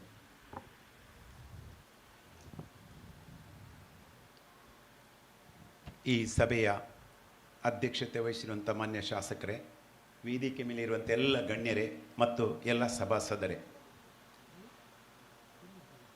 1990ರಲ್ಲಿ ಶಿಕ್ಷಣದ ಕುರಿತಾದ ಒಂದು ಪುಸ್ತಕ problems and prospects of our education ಇದು ಪ್ರಕಟವಾಯಿತು. ಅದಕ್ಕೆ ಡಾಕ್ಟರ್ ಶಿವರಾಮ ಕಾರಂತರು ಮುನ್ನುಡಿ ಬರೆದಿದ್ದಾರೆ. ಆ ಮುನ್ನುಡಿಯಲ್ಲಿ ಅವರು ಹೇಳುವಂಥದ್ದು, ಯಾಕೆಂದರೆ ಈ ಪುಸ್ತಕದ ಮೂಲ ಲೇಖಕರು ಡಾಕ್ಟರ್ ಸುಕುಮಾರ ಗೌಡರು. ಶಿಕ್ಷಣ ತಜ್ಞರಾದ ಡಾಕ್ಟರ್ ಗೌಡರು ಕೆನಡಾದಂತಹ ಮುಂದುವರಿದ ದೇಶಗಳಲ್ಲಿ ಆಧುನಿಕ ಶಿಕ್ಷಣ ಕ್ರಮಗಳನ್ನು ಕಂಡವರು, ಬಳಸಿದವರು. ಆದ್ದರಿಂದಲೇ ನಮ್ಮ ದೇಶದಲ್ಲಿ ರೂಢಿಯಲ್ಲಿರುವ ಒಂದೇ ತೆರನಾದ ನೀರಸ ಕ್ರಿಯೆಯಾಗಿರುವ ಶಿಕ್ಷಣದ ಬಗ್ಗೆ ಅವರಿಗೆ ಆಳವಾದ ಬೇಸರ. ಈ ಕಾರಣದಿಂದಾಗಿ ನಮ್ಮ ಶಿಕ್ಷಣದಲ್ಲಿ ಅವರು ಬದಲಾವಣೆಯನ್ನು ಬಯಸುವುದು ಸಹಜ. ಈ ಸಣ್ಣ ಪುಸ್ತಕ ಈ ಉದ್ದೇಶವನ್ನು ಈಡೇರಿಸಿತು ಎಂದು ಹಾರೈಸುತ್ತೇನೆ. ಮುಂದೆ ಶಿವರಾಮ ಕಾರಂತರು ಆ ಇಂಗ್ಲಿಷ್ ಪುಸ್ತಕವನ್ನು ಕನ್ನಡಕ್ಕೆ ಭಾಷಾಂತರಿಸಿದರು. ನಮ್ಮ ಶಿಕ್ಷಣ ಪದ್ಧತಿಯ ಸಮಸ್ಯೆಗಳು ಭವಿಷ್ಯವು ಎಂಬ ಹೆಸರಿನಲ್ಲಿ. ಸಹಜವಾಗಿ ಡಾಕ್ಟರ್ ಶಿವರಾಮ್ ಕಾರಂತರೇ ಮೆಚ್ಚುಗೆ ವ್ಯಕ್ತಪಡಿಸಿರುವ ಶಿಕ್ಷಣ ತಜ್ಞ ಡಾಕ್ಟರ್ ಎನ್ ಸುಕುಮಾರ ಗೌಡರಿಗೆ, ಡಾಕ್ಟರ್ ನಂಗಾರು ಸುಕುಮಾರ ಗೌಡರಿಗೆ 2025ರ ಡಾಕ್ಟರ್ ಶಿವರಾಮ್ ಕಾರಂತ ಬಾಲವನ ಪ್ರಶಸ್ತಿ ಸಂದಾಯವಾಗುತ್ತಿದೆ. ಅವರನ್ನು ಹೃತ್ಪೂರ್ವಕವಾಗಿ ಗೌರವದಿಂದ ಅಭಿನಂದಿಸ ಬಯಸ್ತೇನೆ. ಅವರ ಜೀವನ ಮತ್ತು ಶಿಕ್ಷಣ ಕ್ಷೇತ್ರದಲ್ಲಿನ ಅವರ ಸಾಧನೆಗಳನ್ನು ಸಂಕ್ಷಿಪ್ತವಾಗಿ ತಮ್ಮ ಮುಂದಿಡಲು ಬಯಸ್ತೇನೆ. ಪ್ರಾಥಮಿಕ ಶಾಲಾ ಅಧ್ಯಾಪಕರಾದ ಜಾಲ್ಸೂರಿನ ನಂಗಾರು ರಾಮಯ್ಯ ಗೌಡ ಮತ್ತು ರಾಮಕ್ಕ ದಂಪತಿಯ ಇಬ್ಬರು ಮಕ್ಕಳಲ್ಲಿ ಹಿರಿಯವರಾಗಿ ಜನವರಿ 2, 1941ರಲ್ಲಿ ಜನಿಸಿದರು. ಇವರ ಶಿಕ್ಷಣ ಸುಳ್ಯದ ಕನಕಮಜಲು ಶಾಲೆ, ಪುತ್ತೂರಿನ ಲಿಟಲ್ ಫ್ಲವರ್ ಶಾಲೆ, ಸಂತ ಫಿಲೋಮಿನಾ ಪ್ರೌಢಶಾಲೆ ಹಾಗೂ ಪುತ್ತೂರಿನ ಸಂತ ಫಿಲೋಮಿನಾ ಕಾಲೇಜಿನ ಮೊದಲ ತಂಡದ BA ಪದವೀಧರರು 1958-62ರ ಅವಧಿಯಲ್ಲಿ. ಮಂಗಳೂರಿನ ಸರ್ಕಾರಿ ಶಿಕ್ಷಣ ಮಹಾವಿದ್ಯಾಲಯದಲ್ಲಿ B.Ed ಪದವಿ ಪಡೆದು ಮುಂದೆ ಬೆನಾರಸ್ ಹಿಂದೂ ಯೂನಿವರ್ಸಿಟಿಯಿಂದ ಆಂಗ್ಲ ಭಾಷೆ ಮತ್ತು ಸಾಹಿತ್ಯದಲ್ಲಿ MA ಪದವಿಯನ್ನು, ಮೈಸೂರು ವಿಶ್ವವಿದ್ಯಾನಿಲಯದಿಂದ M.Ed ಪದವಿಯನ್ನು ಪಡೆದ ಮೇಲೆ ಶಿಕ್ಷಕರಾಗಿ ವಿರಾಜಪೇಟೆ, ಪುತ್ತೂರಿನ ಸಂತ ಫಿಲೋಮಿನಾ ಪ್ರೌಢಶಾಲೆ, ಮಣಿಪಾಲ ಕಾಲೇಜ್ ಆಫ್ ಎಜುಕೇಷನ್ಗಳಲ್ಲಿ ಶಿಕ್ಷಕರಾಗಿ ಸೇವೆ ಸಲ್ಲಿಸಿದರು. ಆಂಗ್ಲ ಭಾಷೆಯಲ್ಲಿ ವಿಶೇಷ ಪರಿಣತಿ ಹೊಂದಿದ ಇವರು ಅನೇಕ ಅಂತಾರಾಷ್ಟ್ರೀಯ ಮಟ್ಟದ ಪ್ರಬಂಧಗಳನ್ನು ಮಂಡಿಸಿ ರಾಷ್ಟ್ರ ಮಟ್ಟದಲ್ಲಿ ಗುರುತಿಸಿಕೊಂಡರು. ಉನ್ನತ ವ್ಯಾಸಂಗಕ್ಕಾಗಿ ಕೆನಡಾಕ್ಕೆ ತೆರಳಿದ ಇವರು ಅಲ್ಲಿ ಬದಲಿ ಶಿಕ್ಷಕರಾಗಿ ಸೇವೆ ಸಲ್ಲಿಸಿ ಅನೇಕ ಶಿಕ್ಷಣ ತತ್ವಗಳನ್ನು ಮೈಗೂಡಿಸಿಕೊಂಡು ಕೆನಡಾದ ಟೊರೊಂಟೊ ವಿಶ್ವವಿದ್ಯಾನಿಲಯದಿಂದ 1979-83ರ ಅವಧಿಯಲ್ಲಿ ವಿಶ್ವವಿಖ್ಯಾತ ಶಿಕ್ಷಣ ತಜ್ಞ ಫ್ರ್ಯಾಂಕ್ ಸ್ಮಿತ್ರವರ ಮಾರ್ಗದರ್ಶನದಲ್ಲಿ ತಮ್ಮ PhD ಪದವಿಯನ್ನು ಪಡೆದರು. ಇವರ PhD ಪದವಿಯ ವಿಷಯ ಇಂಗ್ಲಿಷ್ ಲ್ಯಾಂಗ್ವೇಜ್ ಕರಿಕ್ಯುಲಮ್. ಈ ಮಧ್ಯೆ ಕೆನಡಾದಲ್ಲಿರುವಂಥ ಅವಧಿಯಲ್ಲಿ ಅವರು ಅನೇಕ ವಿಶ್ವವಿದ್ಯಾನಿಲಯಗಳಿಂದ ಬೇರೆ ಬೇರೆ ರೀತಿಯ ಡಿಪ್ಲೊಮಾ, ಸರ್ಟಿಫಿಕೇಟ್ ಇತ್ಯಾದಿ ಪಡೆದಿದ್ದಾರೆ. ಅದರಲ್ಲಿ ಕೆಲವು certificate in emotional disturbances in children, Ryerson Open College Toronto, diploma in education of exceptional students, York University Canada, ಮತ್ತು M.Ed ಅನ್ನು ಪುನಃ 2ನೇ ಬಾರಿ ಕ್ವೀನ್ಸ್ ಯೂನಿವರ್ಸಿಟಿ ಕೆನಡಾ ಇಲ್ಲಿಂದ ಪಡೆದರು. ಮುಂದೆ 1984-86ರ ಅವಧಿಯಲ್ಲಿ ಪ್ರತಿಷ್ಠಿತ SSHRC Canada post doctoral research fellow ಆಗಿ ಮೆಗಿಲ್ ಯೂನಿವರ್ಸಿಟಿಯಲ್ಲಿ ಸಂಶೋಧನೆಯಲ್ಲಿ ತೊಡಗಿದರು. ಹಲವಾರು ಪ್ರಮಾಣ ಪತ್ರಗಳು, ಪದವಿಗಳು, ಫೆಲೋಶಿಪ್ಗಳಿಂದ ಇವರು ಪುರಸ್ಕೃತರಾದರು. ಮುಂದೆ ಭಾರತಕ್ಕೆ ಹಿಂದಿರುಗಿದ ಮೇಲೆ ಮಣಿಪಾಲ್ ಇನ್ಸ್ಟಿಟ್ಯೂಟ್ ಆಫ್ ಲ್ಯಾಂಗ್ವೇಜಸ್ ಇಲ್ಲಿ ಪ್ರೊಫೆಸರ್ ಆ್ಯಂಡ್ ಡೈರೆಕ್ಟರ್ ಆಗಿ ಸೇವೆ ಸಲ್ಲಿಸಿದರು. 1995ರಲ್ಲಿ ಪುತ್ತೂರಿನಲ್ಲಿ ಶಿಕ್ಷಣ ಅಧ್ಯಯನ ಕೇಂದ್ರವನ್ನು ಸ್ಥಾಪನೆ ಮಾಡಿ ಮಕ್ಕಳ ಮಂಟಪದ ನಿರ್ದೇಶಕರಾಗಿ ತೀರಾ ಇತ್ತೀಚಿನವರೆಗೆ ಸಕ್ರಿಯವಾಗಿ ಶಿಕ್ಷಣ ಸೇವೆಯಲ್ಲಿ ತೊಡಗಿದ್ದರು. ಮಂಗಳೂರು ವಿಶ್ವವಿದ್ಯಾನಿಲಯದ ಇಂಗ್ಲಿಷ್ ವಿಭಾಗದ ವಿಸಿಟಿಂಗ್ ಪ್ರೊಫೆಸರ್ ಆಗಿ 6 ವರ್ಷ ಸೇವೆ ಸಲ್ಲಿಸಿದ್ದಾರೆ. ಅವರ ಪ್ರಮುಖ ಕೃತಿಗಳು problems and prospects of our education, Gunashodha, Kalike, ಮಗು ಮನೆಯಿಂದ ಶಾಲೆಗೆ, Summerhill, language for doctors, essential English, learning and the learner, language awareness and literacy development essays on education. ಇವರ ಹಲವಾರು ಪುಸ್ತಕಗಳು ಜಗತ್ತಿನ ಪ್ರತಿಷ್ಠಿತ ಪ್ರಕಾಶನ ಕೇಂದ್ರಗಳಿಂದ ಪ್ರಕಾಶಿತವಾಗಿವೆ. ಭಾರತ, ಕೆನಡಾ, ಅಮೆರಿಕದ ಅಂತಾರಾಷ್ಟ್ರೀಯ ಪತ್ರಿಕೆಗಳಲ್ಲಿ ಶಿಕ್ಷಣದ ಕುರಿತಾದ ಅನೇಕ ಸಂಶೋಧನಾ ಲೇಖನಗಳನ್ನು ಅವರು ಪ್ರಕಟಿಸಿರುತ್ತಾರೆ. ಇವರ ಪರಿಚಯವು USA ಮಾರ್ಕಿಸ್ ಪಬ್ಲಿಕೇಶನ್ನಿಂದ ಪ್ರಕಟವಾಗುವ who is who in the world 2000 ಇದರಲ್ಲಿ ಪ್ರಕಟವಾಗಿದೆ. ಅನೇಕ ಗೌರವಗಳಿಗೆ, ಪುರಸ್ಕಾರಗಳಿಗೆ ಪಾತ್ರರಾಗಿದ್ದಾರೆ. ಕಟೀಲಿನಲ್ಲಿ ನಡೆದ ದಕ್ಷಿಣ ಕನ್ನಡ ಜಿಲ್ಲಾ ಕನ್ನಡ ಸಾಹಿತ್ಯ ಸಮ್ಮೇಳನದ ಅಧ್ಯಕ್ಷರಾಗಿಯೂ ಅವರು ಇದ್ದರು. ಆ ಗೌರವಕ್ಕೆ ಅವರು ಭಾಜನರಾಗಿದ್ದಾರೆ. ಡಾಕ್ಟರ್ ಸುಕುಮಾರ ಗೌಡರು ಶಿಕ್ಷಕರು, ಸಂಶೋಧಕರು, ಶಿಕ್ಷಣ ತಜ್ಞರು ಮತ್ತು ಶಿಕ್ಷಕರ ಶಿಕ್ಷಕರು. ಶ್ರೀಯುತರಿಗೆ ಪುತ್ತೂರಿನಲ್ಲಿ ಅಪಾರ ಅಭಿಮಾನಿ ಬಳಗ ಇದೆ. ಇದರಲ್ಲಿ ಶಿಕ್ಷಕರು, ವಿದ್ಯಾರ್ಥಿಗಳು, ವೈದ್ಯರು, ನ್ಯಾಯವಾದಿಗಳು, ಸಂಶೋಧಕರು ಒಳಗೊಂಡಿದ್ದಾರೆ. ಅವರಿಂದ ಕಲಿತಿದ್ದಾರೆ, ಪ್ರಭಾವಿತರಾಗಿದ್ದಾರೆ ಮತ್ತು ವ್ಯಕ್ತಿತ್ವ ನಿರ್ಮಾಣದಲ್ಲಿ ಅವರಿಂದ ನೆರವನ್ನು ಪಡೆದಿದ್ದಾರೆ. ಅವರ ಶಿಸ್ತು ಉಡುಪಿನಲ್ಲಾಗಲಿ ಬೋಧನೆಯಲ್ಲಾಗಲಿ ಮರೆಯುವಂತಿಲ್ಲ. ಅವರ ಸಾತ್ವಿಕ ಸಿಟ್ಟನ್ನು ನಾನು ಇಲ್ಲಿ ಉಲ್ಲೇಖಿಸಲೇಬೇಕು. ಅವರ ಎಲ್ಲ ಸೇವೆಗೆ, ಅವರ ಕೊಡುಗೆಗೆ 2025 ಡಾಕ್ಟರ್ ಕೋಟ ಶಿವರಾಮ್ ಕಾರಂತ ಬಾಲವನ ಪ್ರಶಸ್ತಿ ಇವರ ಮುಡಿಯೇರಲಿದೆ. ಎಲ್ಲರ ಪರವಾಗಿ ಅವರಿಗೆ ಹೃತ್ಪೂರ್ವಕ ಅಭಿನಂದನೆಗಳು ಮತ್ತು ಎಲ್ಲರಿಗೆ ಧನ್ಯವಾದಗಳು. ವಂದನೆಗಳು ಸರ್. ಇದೀಗ ಡಾಕ್ಟರ್ BA ವಿವೇಕ್ ರೈ ಇವರಿಗೆ ಕಾರಂತ ಪ್ರಶಸ್ತಿ ಪ್ರದಾನ. ಸನ್ಮಾನ್ಯ ಶಾಸಕರು ಹಾಗೂ ಎಲ್ಲ ಹಿರಿಯರು ಈ ಕಾರ್ಯಕ್ರಮದಲ್ಲಿ ಭಾಗವಹಿಸಿಕೊಂತ ವಿನಂತಿಸಿಕೊಳ್ತಾ ಇದ್ದೇನೆ.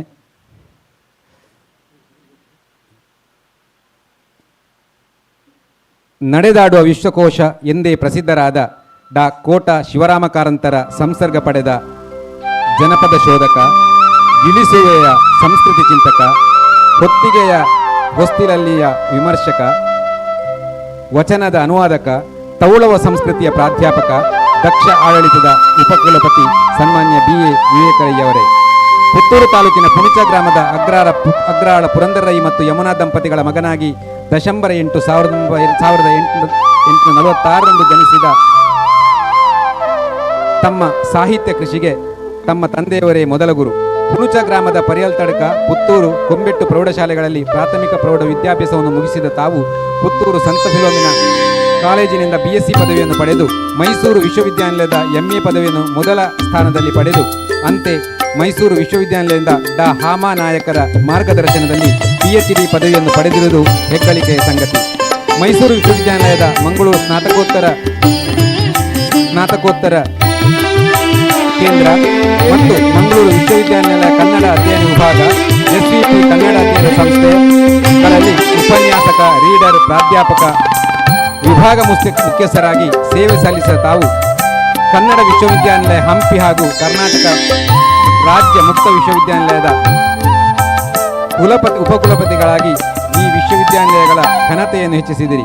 ಇದರೊಂದಿಗೆ ಜರ್ಮನಿಯ ಯೂತ್ಸ್ಬರ್ಗ್ ವಿಶ್ವವಿದ್ಯಾನಿಲಯದ ಇಂಡಾಲಜಿ ವಿಭಾಗದಲ್ಲಿ ಯುರೋಪಿಯನ್ ಕನ್ನಡಿಗರಿಗೆ ಕನ್ನಡದ ಕಂಪನ್ನು ಪಸರಿಸಿದ ಕೀರ್ತಿ ತಮ್ಮದು.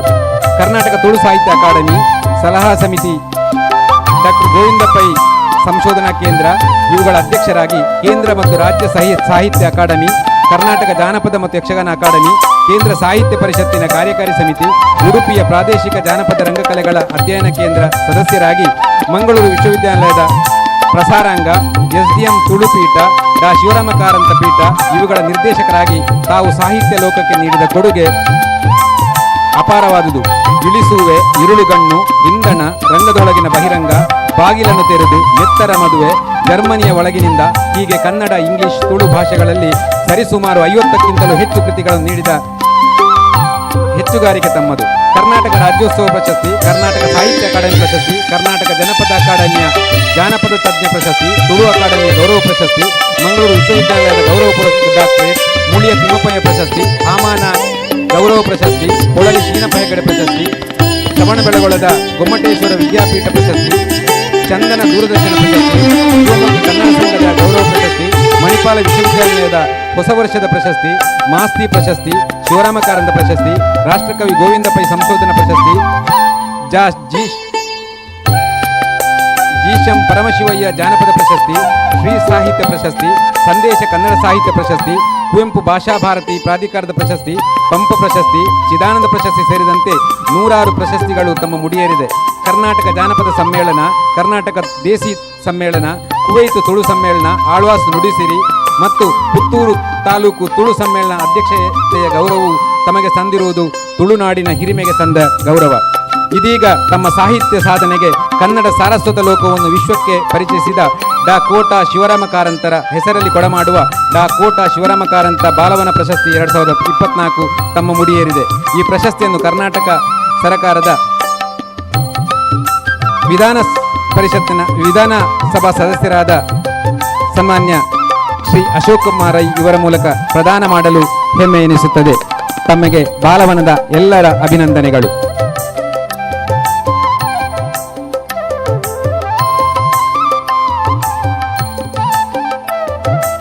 ಮಾನ್ಯ ಸುಕುಮಾರ ಗೌಡರ ಅಭಿನಂದನಾ ಪತ್ರ.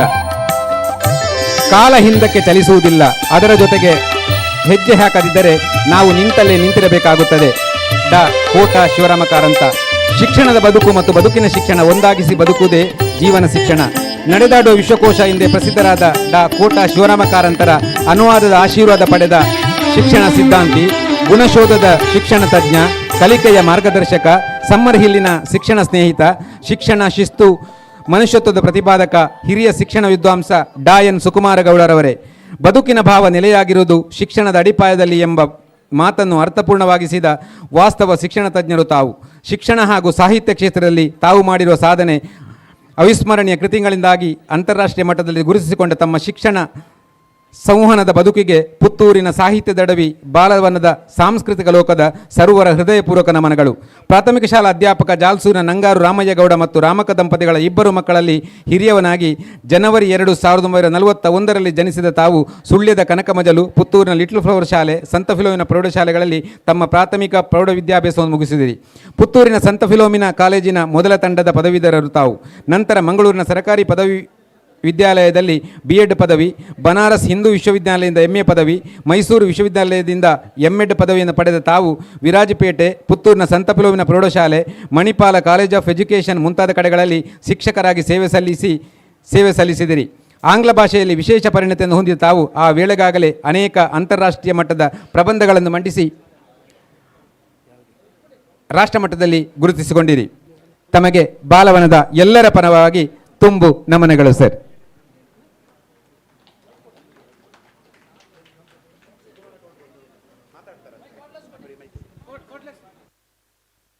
ಈಗ ಸುಕುಮಾರ ಗೌಡರಿಂದ ಮಾತು.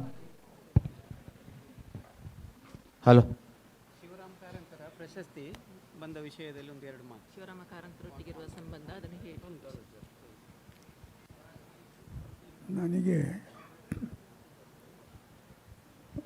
ನನಗೆ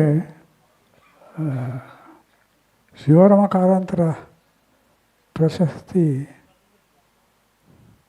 ಬಂದದ್ದು ಬಹಳ ಸಂತೋಷ.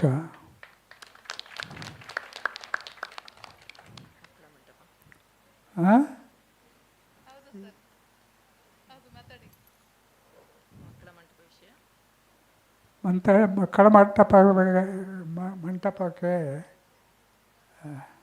ಅವರು ಅನೇಕ ಬಾರಿ ಬಂದಿದ್ದಾರೆ.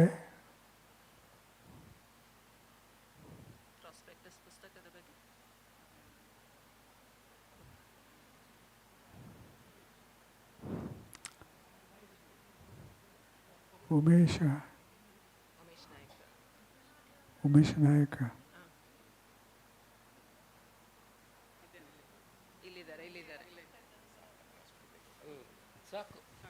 ಧನ್ಯವಾದ ಹೇಳಿ ಎಲ್ಲರಿಗೆ. ಎಲ್ಲರಿಗೂ ಧನ್ಯವಾದ. ನನಗೆ ಹೆಚ್ಚು ಮಾತಾಡಲಿಕ್ಕೆ ಆಗುವುದಿಲ್ಲ. ಧನ್ಯವಾದ ಹೇಳಿ. ಧನ್ಯವಾದಗಳು. ಧನ್ಯವಾದಗಳು. ಧನ್ಯವಾದ.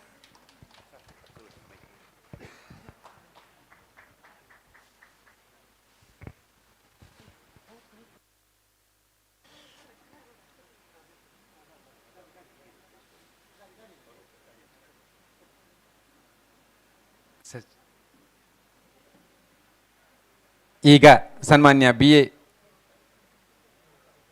ವಿವೇಕ ರೈ ಅವರಿಂದ ಮಾತು.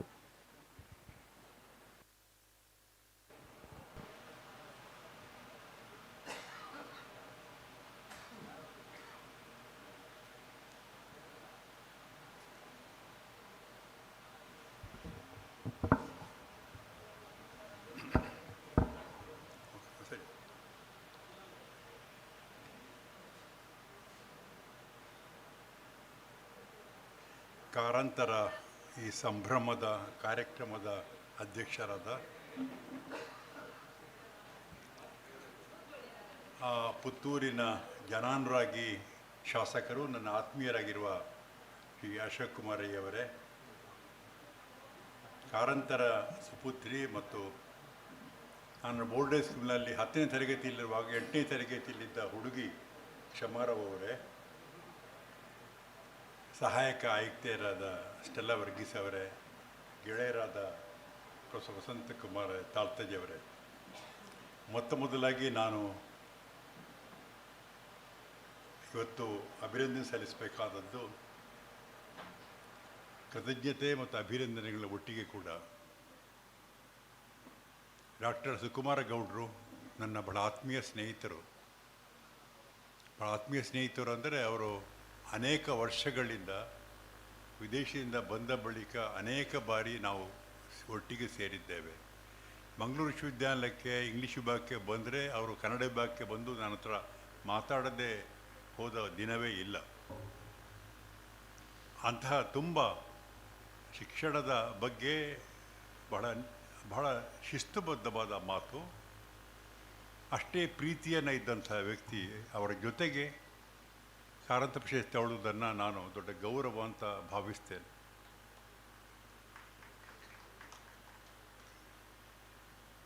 ಬಾಲವನದ ಈ ಕಾರಂತ ಪ್ರಶಸ್ತಿಯನ್ನು ಅದು ಅನೇಕ ವರ್ಷಗಳಿಂದ ನನ್ನನ್ನು ಹಿಂಬಾಲಿಸ್ತಾ ಇತ್ತು. ಆದರೆ ನಾನು ಅದನ್ನು ಸ್ವಲ್ಪ ದೂರ ಇಡ್ತಾ ಇದ್ದೆ. 2 ವರ್ಷ ಹಿಂದೆ ಶಾಸಕರು ಫೋನ್ ಮಾಡಿದರು, ಅಶೋಕ್ ಕುಮಾರಯ್ಯವರು. ನಾನಾಗ ಯಾವುದೋ ಒಂದು ಆಪ್ರೇಷನ್ ಆಗಿ ಮಲಗಿದ್ದೆ 2023ರಲ್ಲಿ, ಆಗಲಿಲ್ಲ. ನಾನು ಅಂದ್ಕೊಂಡೆ ಆಯ್ತು, ಇನ್ನು ಮೇಲೆ ಕರೆಯುವುದಿಲ್ಲ, ಸುಖವಾಗಿರ್ತೇನೆ ಅಂತ.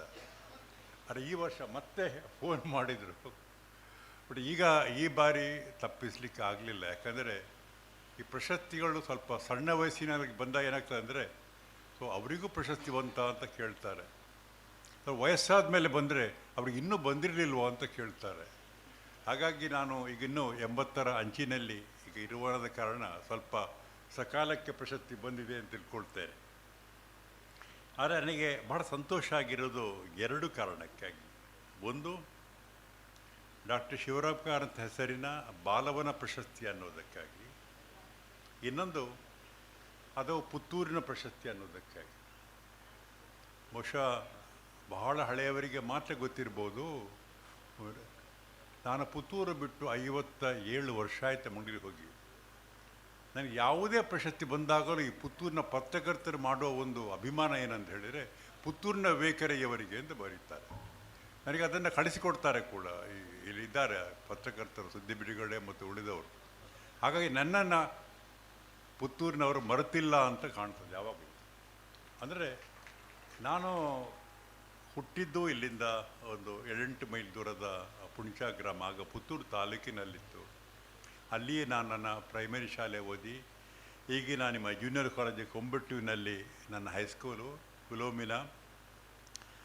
ಹಾಗಾಗಿ ನಾವೆಲ್ಲ ಇಲ್ಲಿ ಅಡ್ಡಾಡಿದ ಸ್ಥಳಗಳು ಇವುಗಳು. ಹಾಗಾಗಿ ನಾನು ಯಾವಾಗಲೂ ಈ ಕಡೆಯಿಂದ ಹೋದಾಗ ನನ್ನ ಹೆಂಡತಿಗೆ ಹೇಳ್ತಾರೆ ನನ್ನ ಪುತ್ತೂರು ಅಂತ.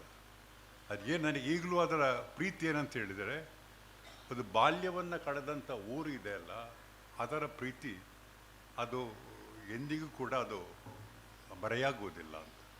ಹಾಗೆ ನಾನು ಎಲ್ಲಿಯಾದರೂ ಪುತ್ತೂರು, ನನಗೆ ಆಗಿನ ಕಾಲದ ಪುತ್ತೂರು ಅಂದರೆ ಅದು ಆರಂಭ ಆಗೋದು ಮಂಜಲ ಪಡುಪುವಿನಿಂದ, ಅಲ್ಲಿಂದ ಬೊಳ್ಳುವಾರು, ಅಲ್ಲಿಂದ ಕೊಂಬೊಟ್ಟು, ಆಮೇಲೆ ಅದು ಯಾವುದು ಪೊಲೀಸ್ ಸ್ಟೇಷನ್ನು, ಮಯ್ಯರಂಗಡಿ, ಶ್ರೀಧರ ಭಟ್ರಂಗಡಿ. ಈ ಕಡೆ ಹೋದರೆ ಅದು ಕೋರ್ಟ್ ರಸ್ತೆ, ಸಂತೆ, ಕೋರ್ಟು ಮೈದಾನು, ಈ ಕಡೆ ಹೋದರೆ ಅಲ್ಲಿ ಬಸ್ ಸ್ಟ್ಯಾಂಡು, ಇಲ್ಲಿಂದ ಹೋದರೆ ವೆಂಕಟರಮಣ ದೇವಸ್ಥಾನ, ಶಾಂತಿನಾಥ ಪ್ರೆಸ್ಸು, ಅಲ್ಲಿ ಬಸ್ ಸ್ಟ್ಯಾಂಡು, ಅಲ್ಲಿಂದ ಏಳ್ಮುಡಿ, ಅರುಣಾ ಥಿಯೇಟರ್, ಏಳ್ಮುಡಿ, ದರ್ಬೆ, ಇದು ಈ ಕಡೆಯಿಂದ ಬಾಲವನ, ಪರ್ಲಡ್ಕ, ಈ ಕಡೆ ಇದೆಲ್ಲ ನಾನು ಒಂದು 100 ಬಾರಿ ನಡೆದಾಡಿದ ಸಂತೋಷ. ಆಗ ರಿಕ್ಷಾ ಇಲ್ಲ, ಫೋನ್ ಇಲ್ಲ, ನಡೆದುಕೊಂಡು ಸಂತೋಷಪಟ್ಟಂಥ ಊರು.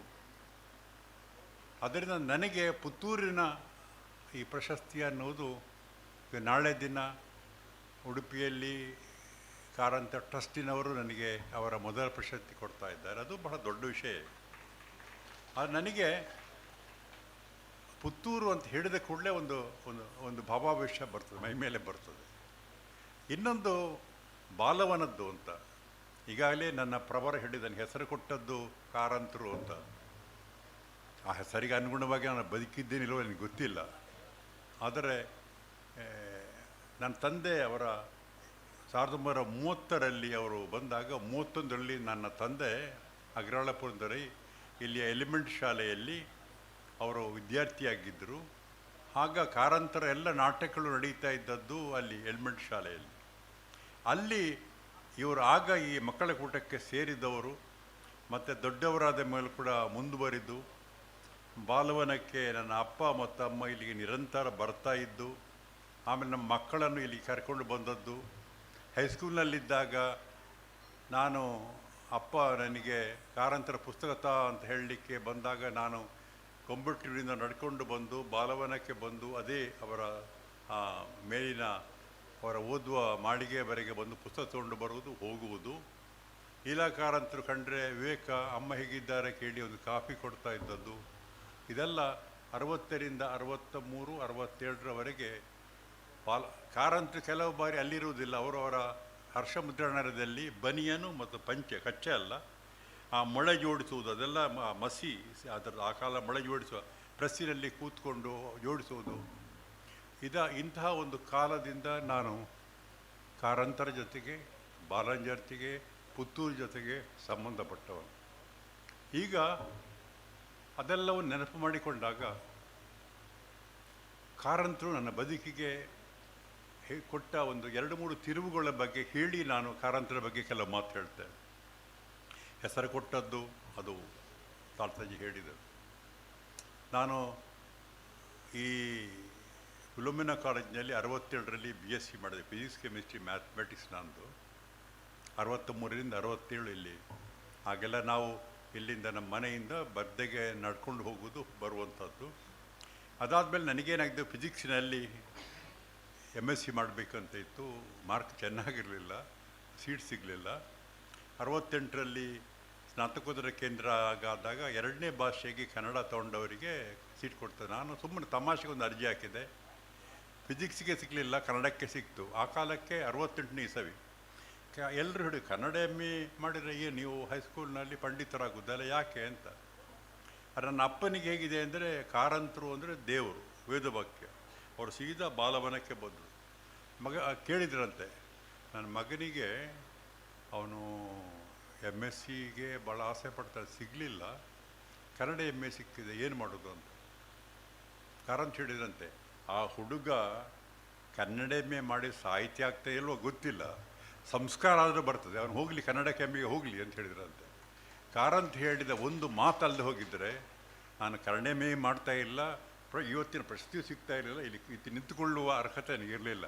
ನಾನು ಯಾವುದೋ ಒಂದು ಕಾಲೇಜಿನಲ್ಲಿ ಅಥವಾ ಹೈಸ್ಕೂಲ್ನಲ್ಲಿ ಸೈನ್ಸ್ ಮಾಸ್ಟ್ರಾಗಿ ನಿವೃತ್ತನಾಗ್ತಾ ಇದ್ದೆ. ಅದು ಒಂದೇ ಒಂದು ಮಾತು, ಕನ್ನಡ MAಗೆ ನಾನು ತೊಗೊಳ್ಳುವ ನನ್ನ ಅಪ್ಪ ತೊಗೊಂಡ ನಿರ್ಧಾರ ನಾನು ಹೋದದ್ದು ಅದು ಒಂದು ಕಾರಂತರಿಂದ. ಎರಡನೇದು, ನಾನು MA ಮುಗಿಸಿದ ಮೇಲೆ ನನಗೆ ಮಂಗಳೂರು ಕೇಂದ್ರಕ್ಕೆ 1ನೇ ರ್ಯಾಂಕ್ ಬಂದಿತ್ತು. ಅಪ್ಪ ಹೇಳಿದರು, ಈಗ ನೀನೇ ಹೋಗಿ ಬಾಲವನಕ್ಕೆ ಹೋಗು, 70ನೇ ಇಸವಿಯಲ್ಲಿ ಕಾರಂತರ ಆಶೀರ್ವಾದ ತೊಗೊಂಡು ಬಾ, ಒಂದು ಸರ್ಟಿಫಿಕೇಟ್ ತೊಗೊಂಡು ಬಾ. ಇಲ್ಲಿಗೆ ಬಂದೆ ನಾನು, ಇದು ನೆನಪಿದೆ ನನಗೆ. 1970 ಸುಮಾರು ಜೂನ್ ತಿಂಗಳಿಗೆ ಇಲ್ಲಿ ಬಂದೆ ನಾನು ಬಾಲವನಕ್ಕೆ. ಏನು ಬಂದದ್ದು, ನಂದು MA ಆಗಿದೆ. ಸರಿ, ಏನು ಮಾಡ್ತೀಯಾ? ಅಲ್ಲ, ನಾನು ನಿಮ್ಮಿಂದೊಂದು ಸರ್ಟಿಫಿಕೇಟ್ ಬೇಕು. ನನ್ನ ಸರ್ಟಿಫಿಕೇಟ್ ತೊಗೊಂಡು ಏನು ಕೆಲಸ ಸಿಗ್ತದೆ ನಿನಗೆ? ಅಲ್ಲ, ಬೇಕು. ಸರ್ಟಿಫಿಕೇಟ್ ಕೊಟ್ಟರು. ಆಮೇಲೆ ನೋಡು, ಈ ಕನ್ನಡ MA ಅಂದರೆ ಬರೀ ಕನ್ನಡ ಓದುವುದಲ್ಲ, ನೀನು ಆಂಥ್ರಪಾಲಜಿ ಓದಬೇಕು, ನೀನು ಇಂಗ್ಲೀಷ್ ಪುಸ್ತಕಗಳನ್ನು ಓದಬೇಕು. ಬರೀ ಕನ್ನಡದಿಂದ ನಿನ್ನ ಯಾವುದೋ ತಿಳುವಳಿಕೆ ಹೆಚ್ಚಾಗುವುದಿಲ್ಲ ಅಂತ. ನನಗೆ ಆಗ ಅದು ಏನು ಗೊತ್ತಾಗಲಿಲ್ಲ. ಆದರೆ ಮುಂದೆ ನಾನು 73ನೇ ಇಸವಿಯಲ್ಲಿ ಮೈಸೂರು ವಿದ್ಯಾಲಯ ಸಿಲೆಬಸ್ಸಿನಲ್ಲಿ ನಮಗೆ ಸ್ಟಡಿ ಆಫ್ ಕಲ್ಚರ್ನಲ್ಲಿ ಕಲ್ಚರಲ್ ಆಂಥ್ರಪಾಲಜಿ ಇತ್ತು. ಇಂಗ್ಲೀಷ್ ಪುಸ್ತಕ ಓದ್ತಾ ಹೋದೆ, ಸೋಷಿಯಾಲಜಿ ಪುಸ್ತಕ ಓದ್ತಾ ಹೋದೆ. ಹಾಗಾಗಿ ನನಗೆ ಈಗ ನನ್ನ ಪ್ರಭಾರ ಹೇಳಿದ್ರಲ್ಲ ತಾಳ್ತಜೆ, ಇಂಗ್ಲೀಷಿನ ಅಧ್ಯಯನ, ವಿದೇಶಗಳ ಪ್ರವಾಸ, ಸಂಶೋಧನೆ ಇವಕ್ಕೆಲ್ಲ ಕೂಡ ಕಾರಂತರು ಅವತ್ತು ಕೊಟ್ಟ ಒಂದು ಸೂಚನೆ. ನೀನು ಆಂಥ್ರಪಾಲಜಿಗಳನ್ನು ಓದಿದೆ, ಸೋಷಿಯಾಲಜಿ ಓದಿದೆ. ಹಾಗಾಗಿ ನನಗೆ ಒಂದು ಪ್ರೊಫೆಸರ್ ಆಗಿ ಹೊತ್ತಿಗೆ ಬಹುಶಃ ನಾನು ಕನ್ನಡ ಮೇಸ್ಟ್ರಾಗಿ ಈ ಸೋಷಿಯಲ್ ಸೈನ್ಸಿನ ಓದು ಇಂಗ್ಲೀಷಿನದ್ದು ನನಗೆ ಬಹಳ ದತ್ತವಾಗಿತ್ತು. ಇದಕ್ಕೆ ಪ್ರೇರಣೆ ಕೊಟ್ಟವರು ಕಾರಂತರು. ಇದು ನನಗೆ ನನ್ನ ಬದುಕಲ್ಲಿ ಯಾಕೆ ನೆನಪು ಮಾಡಿಕೊಳ್ಬೇಕು ಅಂದರೆ, ಇದೆಲ್ಲ ಆಕಸ್ಮಿಕ ಆಗಿರ್ಬೋದು, ಆದರೆ ಆಕಸ್ಮಿಕಗಳೇ ನಮ್ಮನ್ನು ಇಲ್ಲಿಗೆ ತಂದು ಮುಟ್ಟಿಸ್ತವೆ. ಮಂಗಳೂರು ವಿಶ್ವವಿದ್ಯಾಲಯ ಆದಾಗ, ನಾನು ಪ್ರೊಫೆಸರ್ ಆದಾಗ 1993ರಲ್ಲಿ ವೀರಪ್ಪ ಮೊಯ್ಲಿಯವರು ಮುಖ್ಯಮಂತ್ರಿ ಆಗಿದ್ದಾಗ, ಪ್ರೊಫೆಸರ್ MI ಸವದತ್ತಿಯವರು ಕುಲಪತಿ VC ಆಗಿದ್ದಾಗ ಕಾರಂತ ಪೀಠ ಮಾಡಬೇಕು ಅಂತ ಮೊಯ್ಲಿಯವರು VC ಅವ್ರದ್ದು ಹೇಳಿದ್ರಂತೆ. ಆಗ ನಾನು ಒಬ್ಬನೇ ಪ್ರೊಫೆಸರಲ್ಲಿ, ಅದಕ್ಕೆ ಕಾರಣ ಏನಿದ್ರು ನಾನು ಪ್ರಪೋಸಲ್ ಬರೆಯುವುದು, ಕೊಡುವುದು. ನನಗೆ VC ಹೇಳಿದರು ಒಂದು ಪ್ರಪೋಸಲ್ ಬರೀಬೇಕು, ಮೊಯ್ಲಿಯವರು ಹೇಳಿದ್ದಾರೆ. ಬರದೆ ಕಾರಂತ ಪೀಠ ಅಂತ ಎಲ್ಲ ಬರದೆ. ಅದು ಸರ್ಕಾರದಿಂದ ಅನುಮೋದನೆಯಾಗಿ 5 ಲಕ್ಷ ಕೊಟ್ಟರು. ಆಗ ಆಮೇಲೆ ಕಾರಂತರನ್ನು ಅವರ ಮಾನಸ ಸಾಲಿಗ್ರಾಮದಲ್ಲಿ ನಾನು ನಿರಂತರ ಭೇಟಿಯಾಗ್ತಾ ಹೋದೆ. ಸಾಧಾರಣ 1993ರಿಂದ 97ರವರೆಗೆ ಒಂದು 15 ದಿನಕ್ಕೆ ಒಂದು ಬಾರಿ ನಾನು ಕಾರಂತರ ಮನೆಗೆ ಹೋಗುವುದು, ಭೇಟಿಯಾಗುವುದು. ಆಗ ಅವರೇ ಹೇಳಿದರು, ನನ್ನ ಬಿಡಿ ಲೇಖನಗಳೆಲ್ಲ ಇವೆ, ಅದನ್ನು ಒಂದು ಸಂಪುಟ ಮಾಡಬೇಕು. 8 ಸಂಪುಟಗಳನ್ನು ನಾನಾಗ ಪ್ರಸಾರಾಂಗದ ಗೌರವ ನಿರ್ದೇಶಕ, ಕಾರಂತಪೀಠದ ಗೌರವ ನಿರ್ದೇಶಕ ಮಾಡಿ 3 ವರ್ಷದ ಗಡು ಕೊಟ್ಟರು ವೈಶಾಂತ. ನಾನು 2 ವರ್ಷದಲ್ಲಿ 8 ಸಂಪುಟವನ್ನು ತಂದೆ ನಾನು. ಆಮೇಲೆ ಕಾರಂತರಿಗೆ ನಾನು ಬಹಳ ಆತ್ಮೀಯನಾದೆ. ಮಂಗಳೂರು ವಿಶ್ವವಿದ್ಯಾಲಯ ಏನೇ ಕಾರ್ಯಕ್ರಮ ಇದ್ದರೂ ಕಾರಂತ ಕರೆಸಬೇಕು ಆದರೆ ವಿವೇಕರಿಗೆ ಹೋಗಬೇಕು ಎಲ್ಲಿಗೆ ಅಂತ. ಅವರ ಪ್ರೀತಿಯ ಬಗ್ಗೆ ಒಂದು 2 ಮಾತು ಹೇಳಬೇಕು. ಸಾಮಾನ್ಯವಾಗಿ ಆ ಕಾಲಕ್ಕೆಲ್ಲ ನಾವು ಇಲ್ಲಿ ಸಾಲಿಗ್ರಾಮದಿಂದ ಬಂದರೆ ಒಂದು ಕಿಲೋಮೀಟ್ರಿಗೆ ₹1.20 ಆ ಕಾಲಕ್ಕೆಲ್ಲ ಯಾವುದು ಅವರ ಬರೋದು. ನಾನು ಅದನ್ನು ಕವರಲ್ಲಿ ಕ್ಯಾಶ್ ಹಾಕಿ ಕೊಡೋದು, ಅವರು ಅದನ್ನು ಅವರ ಜೋಬಿರಿ ಹೀಗೆ ಹಾಕ್ಕೊಡೋದು. ಒಂದಿನ ನನಗೆ ಒಂದು ಚೆಕ್ ಬಂತು, ನೀವು ಮೊನ್ನೆ ನಾನು ಬಂದಾಗ ಕೊಟ್ಟ ಹಣ ಹೆಚ್ಚು ಆಗಿದೆ, ಅದು ನನಗಷ್ಟು ನನ್ನ ಪೆಟ್ರೋಲ್ಗೆ ಅಷ್ಟು ಸಾಕಾಗ್ತದೆ, ಹೆಚ್ಚಾಗಿದೆ, ಆದ ಕಾರಣ ಆ ಉಳಿದ ಹಣಕ್ಕೆ ನಾನು ಚೆಕ್ ಕಳಿಸಿದ್ದನ್ನೇ ಸ್ವೀಕರಿಸಿ. ಬಹುಶಃ ಇದನ್ನು ಯಾವ ಸಾಹಿತ್ಯ ಮಾಡ್ತಾರೆ ನನಗೆ ಗೊತ್ತಿಲ್ಲ, ಇದು ನಡೆದ ಕತೆ ನಾನು ಹೇಳ್ತಾ ಇರೋದು. ಕಾರಂತರ ಪ್ರಾಮಾಣಿಕತೆಯ ಅಂತ 100 ಮಾತುಗಳಿವೆ. ನನ್ನ ಮಗಳ ಮದುವೆ 1996ರಲ್ಲಿ ಪುರಭವನದಲ್ಲಾಯಿತು. ನನಗೆ ಸಂಕೋಚ, ಯಾಕೆಂದರೆ ಅಷ್ಟು ದೊಡ್ಡವರಿಗೆ ನಾನು ಆಮಂತ್ರಣ ಕೊಡೋದಕ್ಕೆ ನಾನೇನು ಮಾಡೋದು, ಪೋಸ್ಟ್ ಮಾಡಿದೆ. ಅವರು ಬರಲಿಕ್ಕಿಲ್ಲ ಅಂತ ಗೊತ್ತಿತ್ತು ನನಗೆ. ಮಧು ಮಂಟಪದಲ್ಲಿ ನಾನು ಇದ್ದೇನೆ, ಕಾರಂತರು ಬಂದು ಎದುರುಗಡೆಯಲ್ಲಿ ಕೂತ್ಕೊಂಡಿದ್ದಾರೆ. ನನಗೆ ಗಾಬರಿ ಆಯಿತು. ಮತ್ತು ನಾನು ಎದ್ದು ಬಂದು ಅವರ ಕಾಲಿಗೆ ನಮಸ್ಕರಿಸಿ ಮೇಲೆ ಕರ್ಕೊಂಡೋಗಿ ಮದುಮಕ್ಕಳಿಗೆ ಅಕ್ಷತೆ ಹಾಕಿದೆ. ಇಂತಹ ಅನೇಕ ಮಾತುಗಳಿವೆ ನನಗೆ. ಒಂದು ಬಾರಿ ಅವರ ಈ ಜನ್ಮದಿನಕ್ಕೆ ಕೋಟದಲ್ಲಿಯೂ ಕಾರ್ಯಕ್ರಮ ಆಗ್ತಾಯಿತ್ತು, ಮಂಗಳೂರು ಪುರಭವನದಲ್ಲಿ ಆಗ್ತಾಯಿತ್ತು. ಪ್ರತಿ ಬಾರಿಯೂ ತಂದೆ ನನ್ನ ಜೊತೆಗಿದ್ದರು. ಆಗ ತಂದೆ ಪ್ರತಿ ಬಾರಿಯೂ ಅವರನ್ನು ಕಂಡು ಒಂದು ನಮಸ್ಕಾರ ಮಾಡೋದು. ಒಂದು ಬಾರಿ ಕೇಳಿದೆ, ಏನು ನಿನ್ನ ಅಪ್ಪ ಬರಲಿಲ್ಲ ಅಂತ ಕೇಳಿದರು. ಸರ್, ಅವರಿಗೆ ಹೊಟ್ಟೆದೇನೋ ಒಂದು ಕಾಯಿಲೆ ಅಂತ ಹೇಳ್ತಾರೆ, ಅದೊಂದು ಅದರಲ್ಲಿ ಊಟ ಮಾಡಲಿಕ್ಕೆ ಆಗ್ತಾಯಿಲ್ಲ ಅಂತ. ಹೌದಾ, ಹುಬ್ಬಳ್ಳಿಯಲ್ಲಿ ಒಬ್ಬರು ಪಂಡಿತರಿದ್ದಾರೆ, ಅವರು ಇಂಥದಕ್ಕೆಲ್ಲ ಭಾಳ ಒಳ್ಳೆ ಕೊಡ್ತಾರೆ ಅಂತ ಹೇಳಿದರು. ನಾನು ಮರೆತು ಬಿಟ್ಟೆ, ಅದೇನು ಗೊತ್ತಿಲ್ಲ ಅಂತ. ನಾನು ನನ್ನ ಪಡೆಗಿದ್ದೆ, ತಂದೆ ಅಂತ ಹೇಳಿ ಕಾರಂತ ಸಿಕ್ಕೇರಿ ಈ ಥರ ಹೇಳಿದರು. 15 ದಿನ ಆದಮೇಲೆ ನನಗೊಂದು ಕವರ್ ಬಂತು. ಕವರ್ನಲ್ಲಿ ಯಾವುದೇ ಪತ್ರ ಇಲ್ಲ, ಒಂದು ಇನ್ಲ್ಯಾಂಡ್ ಕವರ್ ಇತ್ತು. ಆ ಇನ್ಲ್ಯಾಂಡ್ ಕವರು ಆ ಪಂಡಿತರು ಶಿವರಾಮ ಕಾರಂತರಿಗೆ ಬರೆದದ್ದು. ನಾನು ಯಾವ ಕಾಯಿಲೆ ಹೇಳಿದ್ರು ಅದಕ್ಕೆ ಆ ಪಂಡಿತರು ಶಿವರಾಮ ಕಾರಂತರಿಗೆ ಬರೆದ ಇನ್ಲ್ಯಾಂಡ್ ಕವರನ್ನು ಒಂದು ಕವರ್ನಲ್ಲಿ ಹಾಕಿ ನನಗೆ ಕಳಿಸಿಕೊಟ್ಟಿದ್ದಾರೆ. ನಾನು ಹೇಳ್ತಾ ಇರುವಂಥದ್ದು ಏನಂದರೆ, ಭಾಳ ಸಣ್ಣ ವಿಷಯದ ಆದರೂ ಕೂಡ ಸೂಕ್ಷ್ಮತೆಗಳನ್ನುವಂಥದ್ದು, ಪ್ರೀತಿ ಅನ್ನುವಂಥದ್ದು ಕಾರಂತಲ್ಲಿ. ಸಾಹಿತ್ಯ ದೃಷ್ಟಿಯಿಂದ ಒಂದು 5 ನಿಮಿಷ ನಾನು ಮಾತಾಡ್ತೇನೆ. ಕಾರಂತರು ಪುತ್ತೂರಿನಲ್ಲೆಲ್ಲರೂ ಹೇಳಿದರು 1930ಕ್ಕೆ ಬಂದದ್ದು ಮಳ್ಳಹಳ್ಳಿ ಶಿವರಾಯರ ಪ್ರೇರಣೆಯಿಂದ, 73ಕ್ಕೆ ಇಲ್ಲಿಂದ ಸಾಲಿಗ್ರಾಮಕ್ಕೆ ಹೋದ್ದು. ನೀವು ಆ ಕಾಲದಲ್ಲಿ ಕಾರಂತರು ಬರೆದ ಕೃತಿಗಳನ್ನು ನೋಡಿದರೆ ಅವರ ಮೇಜರ್ ವರ್ಕ್ಸ್ ಆಫ್ ಆರ್ಟ್ ಇದೆಯಲ್ಲ, ಅವೆಲ್ಲವುಗಳು ಪ್ರಕಟ ಆದದ್ದು ಪುತ್ತೂರಲ್ಲಿದ್ದಾಗಲೇ. ತೊಗೊಳ್ಳಿ, ಚೋಮನದುಡಿ ತೊಗೊಳ್ಳಿ, ಕುಡಿಯ ಕೂಸು ತಗೊಳ್ಳಿ, ಸರಸನ ಸಮಾಧಿ, ಬೆಟ್ಟದ ಜೀವ, ಮರಳಿ ಮಣ್ಣಿಗೆ, ಎಲ್ಲ ಮೇಜರ್ ಆದಂತಹ ಎಲ್ಲ ಕಾದಂಬರಿಗಳು ಕೂಡ ನೀವು ಅದನ್ನು, ನಾನು ಸುಮ್ಮನೆ ಅದನ್ನು ಪಟ್ಟಿ ಮಾಡಿದ್ದೇನೆ. ಅವರ 45 ಕಾದಂಬರಿಗಳಲ್ಲಿ ಬಹಳ ಪ್ರಮುಖವಾದ ಕಾದಂಬರಿಗಳೆಲ್ಲವೂ ಪ್ರಕಟವಾದದ್ದು ಅದು ಪುತ್ತೂರಲ್ಲಿದ್ದಾರೆ. ಯಾಕೆ ಅಂತ ಹೇಳಿದರೆ, ಇಲ್ಲಿ ಅವರ ಮಗಳೇ ಇದ್ದಾರೆ, ಅವರಿಗೆ ಗೊತ್ತಿದೆ. ಕಾರಂತರು ಆ ಕಾಲಕ್ಕೆ ಈ ಸ್ವಾತಂತ್ರ್ಯದ ಬೆನ್ನಿಗೆ ಗಾಂಧಿಯ ತತ್ವಗಳಿಂದ ಪ್ರೇರಣೆಗೊಂಡು ಹಳ್ಳಿಗಳಿಗೆ ಹೋಗಿ ಅಲ್ಲಿ ಪ್ರಚಾರ ಮಾಡ್ತಾಯಿದ್ದರು, ಭಾಷಣ ಮಾಡ್ತಾಯಿದ್ದರು. ದಲಿತರನ್ನು ನಮಗೆ ಹೇಳ್ತೇವೆ, ಆ ಕಾಲಕ್ಕೆ ಹರಿಜನ ಅಂತ ಹೇಳ್ತಾಯಿದ್ರು. ಅವರ ಪ್ರತಿ ಮನೆಗಳಿಗೆ ಹೋಗಿ ಈ ಯಾವುದನ್ನು ಅವರಿಗೆ ಬೇಕಾದ ಸೌಕರ್ಯಗಳ ಬಗ್ಗೆ ಮಾತಾಡ್ತಾಯಿದ್ದು, ನಾಟಕ ಆಡಿಸ್ತಾಯಿದ್ರು. ಹಾಗಾಗಿ ಚೌಮನದುಡಿ ಬರೆಯುವುದಕ್ಕೆ ಸಂಬಂಧಪಟ್ಟ ಹಾಗೆ ಆಗಿನ ಪುತ್ತೂರು ತಾಲೂಕು, ಬಹುಶಃ ಹಳೆಯವರಿಗೆ ಗೊತ್ತಿದೆ, ನಾವೆಲ್ಲ ಹುಟ್ಟುವಾಗ ಪುತ್ತೂರು ತಾಲೂಕು ಅಂದರೆ ಈಗಿನ ಸುಳ್ಯ, ಬೆಳ್ತಂಗಡಿ, ಬಂಟ್ವಾಳ, ಪುತ್ತೂರು, ಬಹುಶಃ ಕಡಬ, ಅದು ಇಷ್ಟು ಸೇರಿದ್ದು ಪುತ್ತೂರು ತಾಲೂಕು. ಅದರ ಪ್ರತಿಯೊಬ್ಬ ಪರಿಶಿಷ್ಟ ಜಾತಿ ಅಥವಾ ನಾವು ಹೇಳ್ತೇವಲ್ಲ ಈ ದಲಿತರು ಅಂತ, ಅವರ ಮನೆಗಳಿಗೆ ಹೋಗಿ ಎಲ್ಲವನ್ನು ಬರ್ಕೊಟ್ಟಿದ್ದಾರೆ. ಹೇಗೆ ಗೊತ್ತು ಅಂದರೆ, ನಾನು ಕಾರಂತ ಬಿಟ್ಟ ಮಾಡಿದಾಗ ನಮಗೊಂದು ಎಕ್ಸಸೈಸ್ ಪುಸ್ತಕ ಕೊಟ್ಟರು. ಇದೇನು ಸರ್ ಅಂತ ಕೇಳಿದೆ.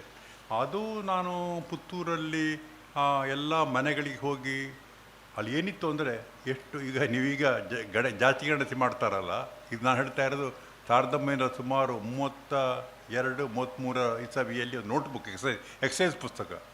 ಹೆಸರುಗಳು, ಅಲ್ಲಿ ಜಾನುವಾರು, ಕೋಳಿ ಎಷ್ಟು, ಅವರ ಏನು ತಿಂತಾರೆ, ಆಹಾರ ಏನು, ಔಷಧ ಏನು, ಎಲ್ಲವನ್ನು ಬರೆದ ಪುಸ್ತಕ ನಮ್ಗೆ ಕೊಟ್ಟರು. ಅಂದರೆ ಒಬ್ಬ ಕಾದಂಬರಿಕಾರ ಅನ್ನುವಂಥವರು ಯಾವುದೋ ಒಂದು ಊಹಾಲೋಕದಲ್ಲಿ ಬದುಕುವುದಿಲ್ಲ. ಜನಗಳ ನಡುವೆ, ನನ್ನ ಬಹುಶಃ ಕನ್ನಡದಲ್ಲಿ ಮೊದಲ ಬಾರಿ ದಲಿತರ ಬದುಕಿನ ಬಗ್ಗೆ ದಲಿತರ ಮನೆಗಳಿಗೆ ಹೋಗಿ ಬರೆದ ಒಂದು ಮೊದಲ ಕಾದಂಬರಿ ಚೌಮನದುಡಿ. ಅದರ ಬಗ್ಗೆ ವಿಮರ್ಶೆಗಳು ಅನೇಕ ಬಂದಿವೆ, ಅದರ ಪರ ಅಥವಾ ಚರ್ಚೆ. ಆದರೆ ಅನೇಕರಿಗೆ ಗೊತ್ತಿಲ್ಲ, ಕಾರಂತರು ಅಸ್ಪೃಶ್ಯತಾ ನಿವಾರಣೆಗಾಗಿ ಎಲ್ಲರ ಮನೆಗಳಿಗೆ ಹೋಗಿ ಪ್ರಚಾರ ಮಾಡಿದ್ದಾರೆ. ಎಲ್ಲ ಮನೆಗೆ ಹೋಗಿ ನೀರು ಕುಡಿದಿದ್ದಾರೆ, ಪ್ರಚಾರ ಮಾಡಿದ್ದಾರೆ. ಇದು ಒಂದು ನಾವು ಹೇಳಬೇಕು, ಸಾಮಾಜಿಕ ಕ್ರಾಂತಿ ಅನ್ನೋದು ಇವತ್ತು ನಾವು ಅದನ್ನು ದೊಡ್ಡ ಮಾತಲ್ಲಿ ಹೇಳ್ತೇವೆ, ಆದರೆ ಕಾರಂತರು ಆ ಕಾಲಕ್ಕೆ ಮಾಡಿದ ಸಾಮಾಜಿಕ ಕ್ರಾಂತಿ ಇದೆಯಲ್ಲ, ಅದು ದೊಡ್ಡದು. ಕುಡಿಯರ ಕೂಸು, ಮಲೆಕುಡಿಯರು, ನಾವು ಇವತ್ತು ಅವರನ್ನು ಟ್ರೈಬಲ್ಸ್ ST ಅಂತ ಕರೀತೇವೆ. ಅವರ ಬಗ್ಗೆ ಅವರು ಬರೆದ ಕಾದಂಬರಿ ಇದೆಯಲ್ಲ, ಅದು ಅವರು ಇಡೀ ಆ ಬಾಂಜಾರ ಮಲೆ ಮತ್ತು ಆ ಯಾವುದು ಬೆಳ್ತಂಗಡಿ ಎಲ್ಲ ಮಲೆಗಳ ತುದಿಗೆ ಹೋಗಿ ಅವರೆಲ್ಲ ಮನೆಗಳ ಅವರನ್ನ ಸಂಚಾರ ಮಾಡಿ ಅಲ್ಲಿ ಎಲ್ಲ ಕ್ಷೇತ್ರ ಕಾರ್ಯ ಅಂದರೆ ಅದೇನು ಸಂಶೋಧನೆ PhD ಮಾಡಲಿಕ್ಕಲ್ಲ, ಅನುಭವಕ್ಕೆ. ಆ ಅನುಭವವನ್ನು ಮತ್ತೆ ಕರೆಸಿ ಕುಡಿಯರ ಕೂಸು ಕಾದಂಬರಿ ಬರುತ್ತೆ. ಅದರಲ್ಲಿ ಕರಿಯ ಕಾಡನ್ನು ಇಬ್ಬರು ಒಂದು ಜಿಂಕೆ ಮರಿಯನ್ನು ಸಾಕ್ತಾರೆ. ಇಲ್ಲಿ ಕೂಡ ಕ್ಷಮಾವರಿಗೆ ಗೊತ್ತಿದೆ, ಇಲ್ಲಿ ಅವರು ಕೆಲವು ಪ್ರಾಣಿ ಪಕ್ಷಿಗಳನ್ನು ಅಂದರೆ ಪರಿಸರ ಸಂರಕ್ಷಣೆ ಅನ್ನುವಾಗ ಮರ, ಗಿಡ, ಬಳ್ಳಿ, ಹಕ್ಕಿ, ಪ್ರಾಣಿಗಳನ್ನು ಸಂರಕ್ಷಣೆ ಮಾಡಬೇಕು ಅನ್ನುವಂಥದ್ದು. ಇದು ಕುಡಿಯರ ಕೂಸಿನ ಮೂಲಕ ಮಾಡಿದರು.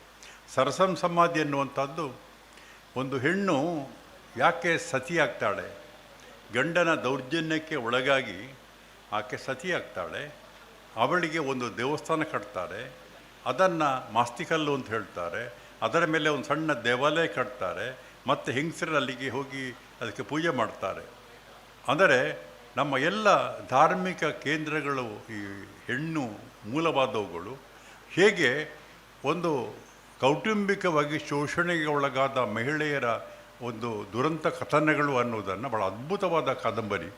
ಆಗ ಸ್ತ್ರೀವಾದ ಅನ್ನೋದು ನಮ್ಮಲ್ಲಿ ಅಲ್ಲ, ವಿದೇಶದಲ್ಲೂ ಬಂದಿರಲಿಲ್ಲ. ಅಂಥ ವೇಳೆಗೆ ಸರಸಂ ಸಮಾಧಿ ಅಂತ ಕಾದಂಬರಿ ಬರೆದು, ಮರಳಿ ಮಣ್ಣಿಗೆ ನಿಮ್ಗೆ ಗೊತ್ತಿದೆ, ಬೆಟ್ಟದ ಜೀವ, ಅಲ್ಲಿ ನಡ್ಕೊಂಡು ಹೋಗಿದ್ದಾರೆ. ಎಲ್ಲ ಭಾಗದಲ್ಲೂ ನಡ್ಕೊಂಡು, ಅಲ್ಲಿ ಕೊಡಗು ಮತ್ತು ಸುಳ್ಯದ ಭಾಗದಲ್ಲಿ ನಡ್ಕೊಂಡು ಹೋಗಿ ಬರೆದಂಥದ್ದು. ಅಂದರೆ ಅನುಭವ, ಅಧ್ಯಯನ, ಪ್ರವಾಸ, ಚಿಂತನೆ ಇವುಗಳೆಲ್ಲವನ್ನೂ ಒಳಗೊಂಡಂತಹ ಸಾಹಿತ್ಯ. ವಿಚಾರ ಸಾಹಿತ್ಯ ನಿರ್ಮಾಣದಲ್ಲಿ ಅವರೊಂದು ಮಾತು ಹೇಳ್ತಾರೆ, ವಿಜ್ಞಾನ ಆಗಲಿ, ಕಾದಂಬರಿ ಆಗಲಿ, ಅಥವಾ ವೈಚಾರಿಕತೆ, ಅವು ಬೇರೆ ಬೇರೆ ಅಲ್ಲ. ಅವೆಲ್ಲ ಸೇರಿದಾಗ ಮಾತ್ರ ನಾವು ನಮ್ಮ ಮಿದುಳು ಸಂಪೂರ್ಣ ಆಗ್ತದೆ ಅನ್ನುವಂಥದ್ದು. ಇಂತಹ ಅನೇಕ ಮಾತು ನಾನು ಹೇಳ್ಬೋದು, ಅದು ಮುಖ್ಯ ಅಲ್ಲ. ಆದರೆ ಅಂತಹ ಕಾರಂತರು ನನ್ನ ಮೇಲೆ ಪ್ರಭಾವ ಬೀರಿದ್ದಾರೆ, ನನ್ನ ಬದುಕಿನ ಮೇಲೆ. ನಾನು ನಂಬಿಕೊಂಡು ಬಂದ ಮೌಲ್ಯಗಳು ಇಷ್ಟು ಕಾಲ, 79 ವರ್ಷದ ಕಾಲ ನಾನು ಈವರೆಗೆ 2 ವಿಶ್ವವಿದ್ಯಾಲಯ ಕುಲಪತಿಯಾಗಿರಲಿ ಏನಾಗಿರಲಿ, ಒಂದು ನಂಬಿದ ಮೌಲ್ಯಗಳನ್ನು ಬಿಡದೆ ಬದುಕಬೇಕು ಅನ್ನೋದು ನಾನು ಹೇಳಿಕೊಟ್ಟವರು ನನ್ನ ಅಪ್ಪ ಅಮ್ಮ ಮತ್ತು ಕಾರಂತರು. ಅದು ನಾನು ಎಂದೂ ಮರೆಯಲಿಕ್ಕಿಲ್ಲ.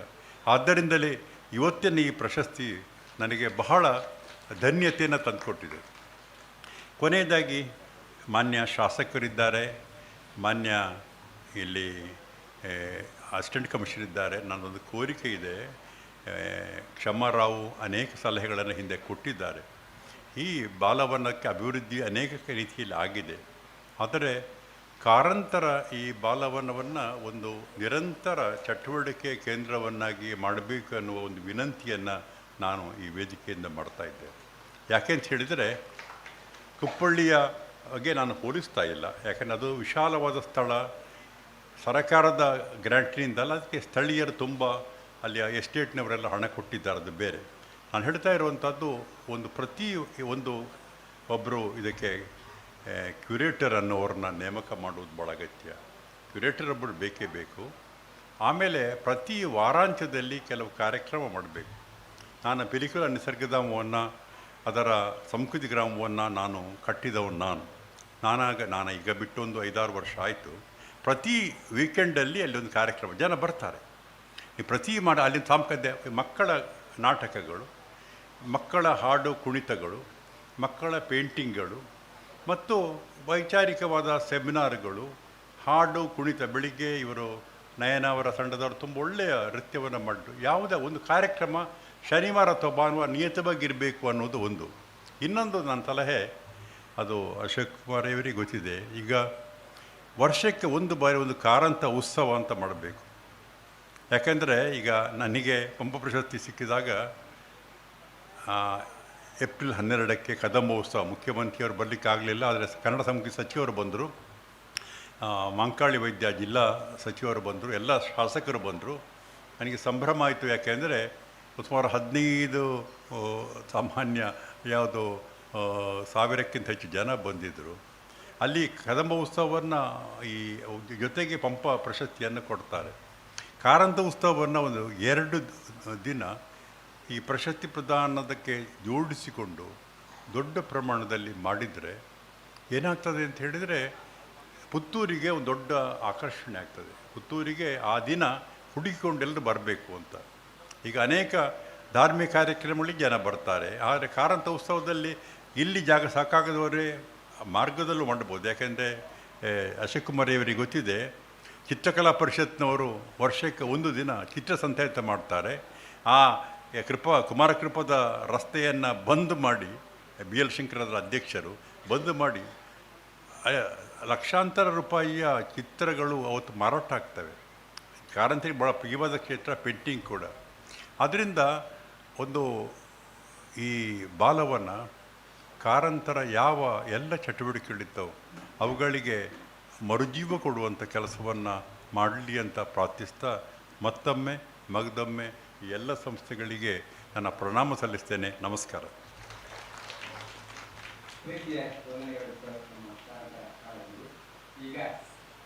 ಕಾರಂತರ ಸುಪುತ್ರಿ ಕ್ಷಮಾ ಮೇಡಮ್ ಅವರು ಮಾತಾಡಬೇಕು ಅಂತ ಕೇಳಿಕೊಳ್ತೇನೆ.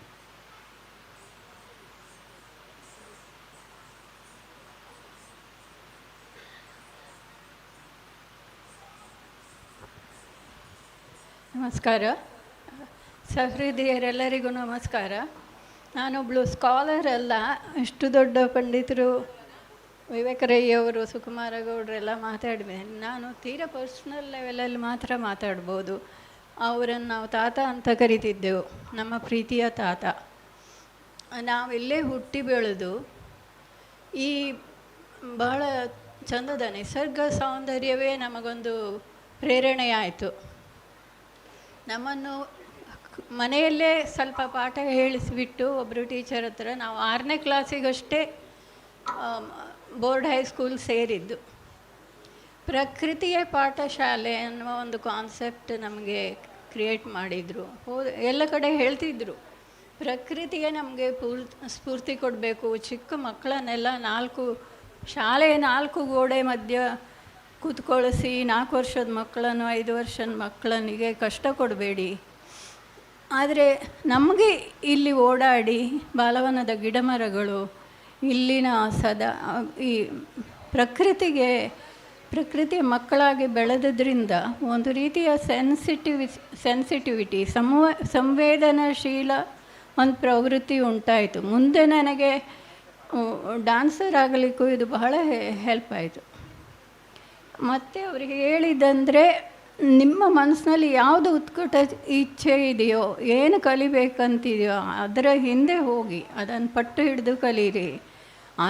ಅದರಿಂದ ಎಷ್ಟು ಹಣ ಬರ್ತದೆ, ಈಗಿನ ಕಾಲದಲ್ಲಿ ಹೇಳ್ತಾರಲ್ಲ ಪೇ ಪ್ಯಾಕೆಟ್ ಎಷ್ಟು ಲಕ್ಷ, ಅದಕ್ಕೆಲ್ಲ ಜಾಸ್ತಿ ಇಂಪಾರ್ಟೆನ್ಸ್ ಕೊಡಬೇಡಿ. ಆಗಿನ ಕಾಲದಲ್ಲಿ ಹೀಗೆ ಹೇಳುವವರೇ ಇರಲಿಲ್ಲ. ಹಾಗೂ ಅವ್ರ ಬಗ್ಗೆ ಎಲ್ಲ ವಿವೇಕರಾಯವರು ಹೇಳಿದ್ದಾರೆ. ಒಂದಂದರೆ ಮರಿಯಾ ಮಾಂಟೆಸರಿ ಅಂತ ಇಟಲಿಯ ಒಬ್ಬಳು ಎಜುಕೇಷನಿಸ್ಟ್, ಅವಳಿಂದಲೂ ಬಹಳ ಪ್ರೇರಣೆ ಪಡೆದಿದ್ದರು. ಕಿಂಡರ್ ಗಾರ್ಟನ್ ಅಂದರೆ ಬಾಲವನ ಅಂತಲೇ ಆಗ್ತದೆ. ಮಕ್ಕಳು ಪ್ರಕೃತಿಯ ಮಡಿಲಲ್ಲಿದ್ದು ಕಲಿಬೇಕು. ನಾವು ಕಲಿತದ್ದು ಏನಂದರೆ, ಇದು ಒಂದು ಪಕ್ಷಿವನವೂ ಹೌದು, ಆಮೇಲೆ ಚಿಟ್ಟೆವನವೂ ಹೌದು, ಸದಾ ಹರಿದ್ವರ್ಣದ ಇದು ಯಾಕೆ ಉಳಿಸ್ಕೊಳ್ಬೇಕು? ಈ ಹಸಿರು ಹೊನ್ನು ಅಂತಾರಲ್ಲ, ಇದನ್ನು ಹೇಗೆ ಉಳಿಸಬೇಕು? ಇಕಲಾಜಿಕಲ್ ಬ್ಯಾಲೆನ್ಸಿಗೆ ಇದು ಇಲ್ಲಿರುವ ಚಿಕ್ಕ ಕೀಟಗಳು, ಪ್ರಾಣಿಗಳು, ಚಿಟ್ಟೆಗಳು ಎಲ್ಲವೂ ಒಂದು ಪ್ರಕೃತಿಯ ಸಂತೋಲನಕ್ಕೆ ಬಹಳ ಸಹಕಾರಿಯಿಂದ ಮುಂದೆ ತಿಳಿಯಿತು. ಆದರೆ ನಮಗೆ ಏನು ಕಲಿಬೇಕು, ಏನು ಮಾಡಬೇಕು ಅಂತ ಅವರು ಪ್ರೇರಣೆ ನಮ್ಮನ್ನು ಪುಷ್ ಮಾಡಲಿಲ್ಲ. ನಿಮ್ಗೇನು ಇಷ್ಟವೋ ಅದನ್ನು ಫಾಲೋ ಮಾಡಿ ಅಂತ. ತಂದೆ ಆಗಿನ ಕಾಲದಲ್ಲಿ ಯಕ್ಷಗಾನದ ಮೇಲೆ ಭಾಳ ಕೆಲಸ ಮಾಡ್ತಿದ್ರು. ನಾನು ಸಣ್ಣ ಹುಡುಗಿ ಇದ್ದಾಗ ಹೇಳಿದೆ, ಅವರ ನಾಟಕಗಳಲ್ಲಿ ನಾನು ಮೊದಲನೇ ಪಾತ್ರ ಮಾಡಿದ್ದು ಬೋರ್ಡ್ ಹೈಸ್ಕೂಲಿನ ಸ್ಕೂಲ್ ಡೇಗೆ ಒಂದು ಋತುಯಾತ್ರೆ ಎನ್ನುವ ನಾಟಕದಲ್ಲಿ ಒಂದು ಚಿಕ್ಕ ತುಂಬಿಯ ಪಾತ್ರ. ಆಮೇಲೆ ನನ್ನ ಅಕ್ಕ ವರನದಿ ಎನ್ನುವ ನಾಟಕದಲ್ಲಿ ಹೀರೋ ಆಗಿದ್ಲು. ಅದು ಲೇಡಿ ಪ್ರೆಷಸ್ ಸ್ಟ್ರೀಮ್ ಅನ್ನುವ ಚೀನಿ ನಾಟಕದ ಇದು ಟ್ರಾನ್ಸ್ಲೇಷನ್. ಹೀಗೆ ಅವರು ಮಾಡುವುದನ್ನೆಲ್ಲ ನೋಡಿದೆ. ಒಂದು ನಾಟಕದಲ್ಲಿ ಚಿಕ್ಕ ಪಾರ್ಟ್ ಮಾಡಿದೆ. ಆಮೇಲೆ ಹೇಳಿದೆ, ನಾನು ಅಷ್ಟು ಚಿಕ್ಕವಳ ಇದಾಗಲೇ ನನಗನ್ನಿಸಿತು, ಇದೆಲ್ಲ ನಾವು ಕ್ರಿಯೇಟ್ ಮಾಡಬೇಕಾದ್ರೆ ನಮಗೆ ಒಂದು ರೀತಿಯ ಮನಸ್ಸಿನ ಒಳಗೆ ಡಿಸಿಪ್ಲಿನ್ ಇರಬೇಕು. ಈ ಡಿಸಿಪ್ಲಿನ್ ನನಗೆ ಯಾವುದಾದ್ರೂ ಕೆಲವು ವರ್ಷ ಆದರೂ ಕ್ಲಾಸಿಕಲ್ ಡ್ಯಾನ್ಸಲ್ಲಿ ಅಭ್ಯಾಸ ಮಾಡಬೇಕು. ಫಿಸಿಕಲ್ ಡಿಸಿಪ್ಲಿನ್, ಮೆಂಟಲ್ ನಾನು ಕುದ್ಕಾಡಿ ವಿಶ್ವನಾಥ ರೈ ಅವ್ರ ಹತ್ರ ಭರತನಾಟ್ಯ ಕಲಿತೆ ಅಂತ ಅವರಿಗೆ ಇಷ್ಟ ಉಂಟೋ ಇಲ್ವೋ, ನೀನು ಕಲಿಬೇಕು ಅನಿಸಿದರೆ ಕಲಿ ಅಂತ ಹೇಳಿದರು. ಹಾಗೆ ಆಗೆಲ್ಲ ಅವರ ಕಾರ್ ಕೂಡ ಯಾವಾಗಲೂ ಇರ್ತಿರಲಿಲ್ಲ. ಬೋರ್ಡ್ ಹೈಸ್ಕೂಲಿಂದ ನಡ್ಕೊಂಡು ಬಂದು ವಿಶ್ವನಾಥ ರೈಯವರ ಮನೆಗೆ ಓಡಿ ಹೋಗಿ ಪ್ರಾಕ್ಟೀಸ್ ಮಾಡೋದು. ಸುಮಾರು ವರ್ಷ ಕಲಿತೆ. ಆಮೇಲೆ ನನಗೆ ಆಸಕ್ತಿ ಉಂಟಾಯಿತು ನೃತ್ಯದಲ್ಲಿ. ಮುಂದೆ ಎಷ್ಟೋ ವರ್ಷಗಳ ನಂತರ ನಾನು 2 ಮಕ್ಕಳು ಹುಟ್ಟಿದ ಮೇಲೆ ನಾನು ಒಡಿಸ್ಸಿ ನೃತ್ಯ ಕಂಡೆ. ಅದನ್ನು ನೋಡಿ ನನಗೆ ನೃತ್ಯ ಕಲಿಬೇಕು, ಒಡಿಸ್ಸಿ ನೃತ್ಯ ಕಲಿಬೇಕು ಅಂತ ತಂದೆಯವ್ರ ಹತ್ರ ಹೇಳಿದೆ.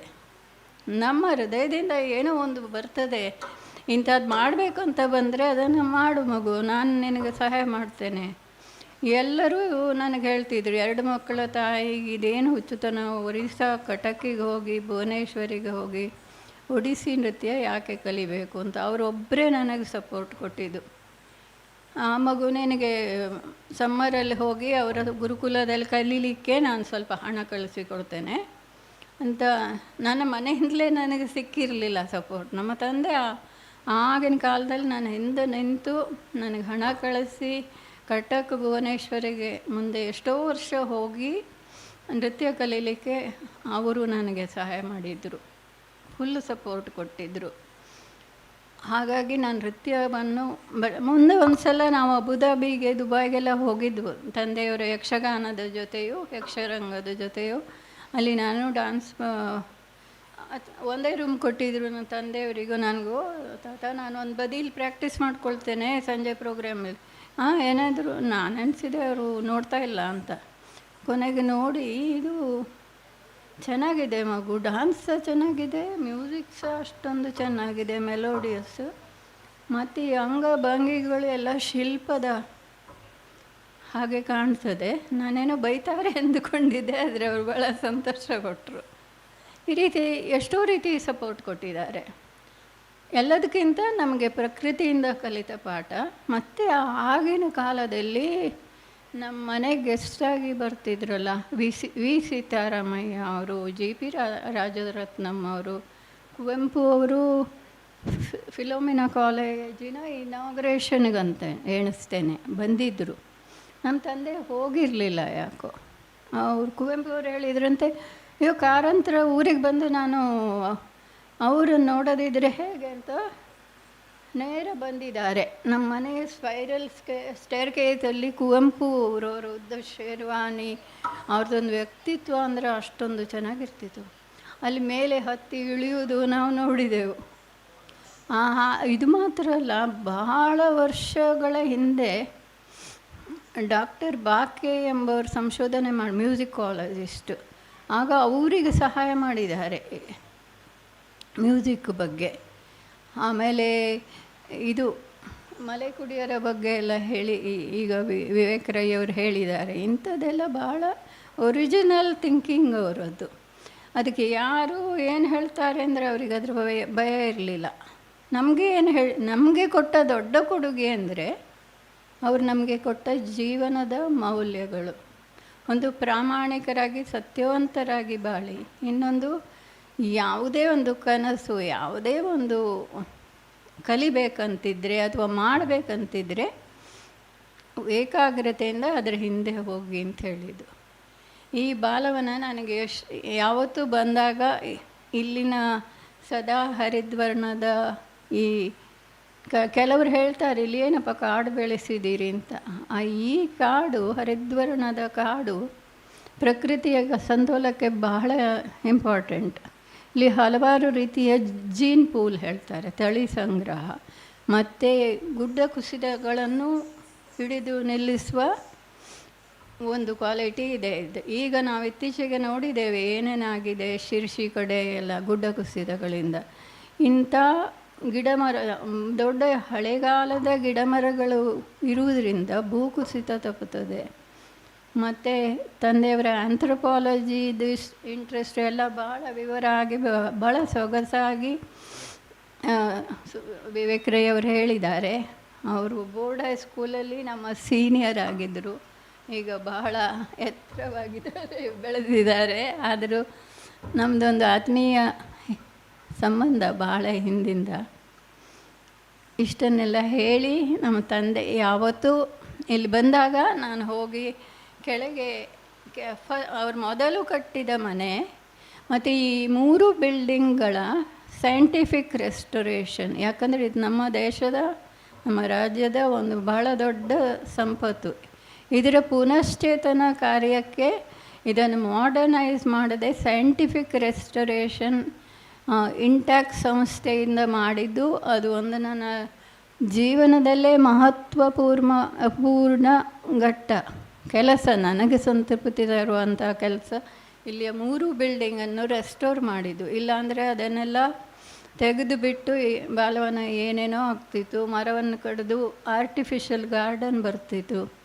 ಈಗ ಎವರ್ಗ್ರೀನ್ ಫಾರೆಸ್ಟ್ನ ಇಂಪಾರ್ಟೆನ್ಸ್ ಏನು ಎನ್ನುವುದು ಇಲ್ಲಿ ಆಗಾಗ ವರ್ಕ್ಶಾಪ್ ಮಾಡಿ, ನಾವು ಕೆಲವು ಸಲ ದೇವಿ ಪ್ರಸಾದ್ ಕುಡಿಪಾಡಿ ಅಂತ ಒಬ್ಬರನ್ನು ಕರೆಸಿ ವೈವಿಧ್ಯ ಅಂತ ಪ್ರೋಗ್ರಾಮ್ಸ್ ಮಾಡಿದ್ದೇವೆ. ಇಲ್ಲಿ ಒಂದು ದೊಡ್ಡ ಟ್ರೆಕ್ಕಿಂಗ್ ಪಾತ್ ಇದೆ, 1-1.5 ಗಂಟೆ ಬೇಕು ಬಾಲವನದ ಸುತ್ತ ಹೋಗಿ. ಅವರು ಭಾಳ ಚಂದದಿಂದ ಎಲ್ಲ ಗಿಡ ಮರಗಳನ್ನು, ಏನೇನು ಔಷಧಿ ಗಿಡಗಳಿವೆ, ನ್ಯಾಚುರಲಿ ಗ್ರೋನ್ ಭಾಳ ದೊಡ್ಡ ಒಂದು ಚೇರೆ ಮರ ಅಂತ ಉಂಟು, ಇಷ್ಟು ದಪ್ಪದ್ದು ಕೆಳಗೆ. ಇಂಥ ಅದ್ಭುತವಾದ ಒಂದು ಇದು ಎವರ್ಗ್ರೀನ್ ಫಾರೆಸ್ಟಲ್ಲಿರುವ ಮರಗಳು ಇಲ್ಲಿದ್ದಾವೆ. ಅದರ ಪ್ರಾಮುಖ್ಯತೆ ಏನು ಒಂದು ಅರ್ಥ ಮಾಡಿಕೊಳ್ಳಿಕ್ಕೆ ಬಾಲವನ ಒಂದು ಒಳ್ಳೆಯ ಉದಾಹರಣೆ. ಹೇಳಿದ ಹಾಗೆ ಒಂದು ನೇಚರ್ ಕನ್ಸರ್ವೇಷನ್ ಬಗ್ಗೆ ಪ್ರೋಗ್ರಾಮ್ಸು, ಸಾಹಿತ್ಯದ ಬಗ್ಗೆ ಮಾಡ್ಬೋದು, ಕ್ರಿಯೇಟಿವ್ ಥಿಯೇಟರ್ ಬಗ್ಗೆ ಮಾಡ್ಬೋದು. ಅವರಾಗಲೇ ನಾಟಕ ಇವತ್ತು ಸಂಜೆ ಒಂದಿದೆ ಸೌಮ್ಯ ಸೌಭಾಗ್ಯ, ಈ ಥರ ನಾಟಕದ ಬಗ್ಗೆ ಪ್ರೋಗ್ರಾಮ್ಸ್ ಮಾಡ್ಬೋದು. ಅವರ ವಿಷನ್ ಹೇಗಿತ್ತಂದರೆ ಭಾಳ ದೊಡ್ಡ ವಿಷನ್, ಹಲವಾರು ಕಾರ್ಯಕ್ರಮಗಳನ್ನು ನಾವು ಮುಂದುವರಿಸಿ ತಂದೆಯ ನೆನಪನ್ನು ನಾವು ಯಾವಾಗಲೂ ಉಳಿಸಿಕೊಳ್ಬೇಕು. ಹಾಗೆ ಈ ಸಂದರ್ಭದಲ್ಲಿ ಸಾಹಸದ ಜೀವಿಗೆ ಸಾಹಸಿಯೇ ಸಂಗಾತಿ. ಆಗಿನ ಕಾಲದಲ್ಲಿ 17 ವರ್ಷದ ಹುಡುಗಿ ತಂದೆಯವರಿಗೆ ತಾನೇ ಪ್ರಪೋಸ್ ಮಾಡಿ, ಮಾಸ್ಟ್ರ್ ಅಂತ ಹೇಳ್ತಿದ್ರು ಅವರನ್ನು, ಅವರು ನಾಟಕ ಎಲ್ಲ ಹೇಳಿಕೊಡ್ತಿದ್ರಾಗ, ನಾನು ನಿಮ್ಮನ್ನು ಮದುವೆ ಆಗ್ತೇನೆ ಹೇಳಿ ಅಂತ ತಾನೇ ಹುಡುಗಿ ಪ್ರಪೋಸ್ ಮಾಡಿರಲಂತೆ. ನೀನು ಇದೆಲ್ಲ ಸ್ವಲ್ಪ ಯೋಚಿಸಬೇಕು, ನನ್ನ ಕೈಯಲ್ಲಿ ದುಡ್ಡಿಲ್ಲ, ಸ್ಟಡಿ ಇನ್ಕಮ್ ಇಲ್ಲ, ಸ್ವಲ್ಪ ಸ್ವಲ್ಪ ದಿನ ಮನೆಗೆ ಹೋಗಿ ಯೋಚನೆ ಮಾಡು. ಇಲ್ಲ, ನಾನೆಲ್ಲ ಯೋಚನೆ ಮಾಡಿ ಆಯಿತು, ನಾನು ಮದುವೆ ಆದರೆ ನಿಮ್ಮನೆ ಮದುವೆ ಆಗೋದು ಅಂತ ಹೇಳಿದ್ರಂತೆ. ಕೊನೆಗೆ ಒಪ್ಪಿಕೊಂಡ್ರು. 17 ವರ್ಷದ ಹುಡುಗಿ ಇಲ್ಲಿ ಮೊದಲು ಮದುವೆ ಆಗಿ ಬಂದದ್ದು. ಮತ್ತು 1 ವರ್ಷ ಬೆಸೆಂಟ್ ಸ್ಕೂಲಲ್ಲಿ ಹಾಸ್ಟೆಲಲ್ಲಿದ್ದರು. ಆಮೇಲೆ ಬಂದು ಅವರಿಗೆ ಯಾವ ಭಯವೂ ಇರಲಿಲ್ಲ. ನಮ್ಮ ತಾಯಿ ಹೇಗಂದರೆ ಅವರಿಗೆ ಭೇದ ಭಾವವೇ ಇಲ್ಲದ ಒಂದು ವ್ಯಕ್ತಿ ಅಂದರೆ ಲೀಲಾ ಕಾರಂತರು ಅಂತ ಹೇಳಬೇಕು. ಅವರು ಅಷ್ಟು ಹೆಗಲಿ ಕೊಟ್ಟು ತಂದೆಯವರಿಗೆ ಸಪೋರ್ಟ್ ಮಾಡಿದ್ದಾರೆ. ಮುಂದೆ ಮಾನಸಿಕ ರೋಗ, ಹಲವಾರು ರೋಗ, ಕ್ಯಾನ್ಸರ್ಗಳಿಂದೆಲ್ಲ ಬಳಲಿ ಅವರು ಭಾಳ ಕಷ್ಟಪಟ್ಟರು. ಅದು ತಂದೆಯವರು ಕೊನೆಯವರೆಗೂ ಅವರನ್ನು ನೋಡಿಕೊಂಡಿದ್ದಾರೆ.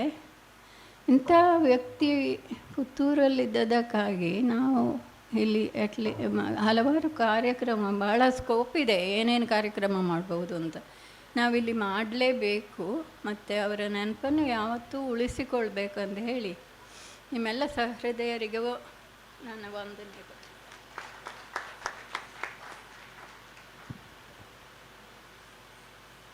ವಂದನೆಗಳು ಮೇಡಮ್ ತಮ್ಮ ಪ್ರೀತಿಗೆ.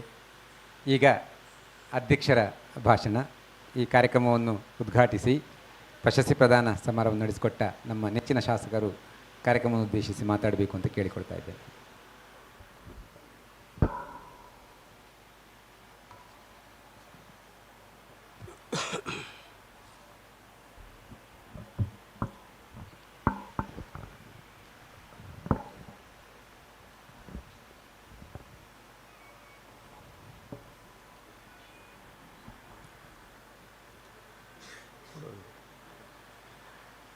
ಕನ್ನಡ ಮತ್ತು ಸಂಸ್ಕೃತಿ ಇಲಾಖೆ ಬೆಂಗಳೂರು,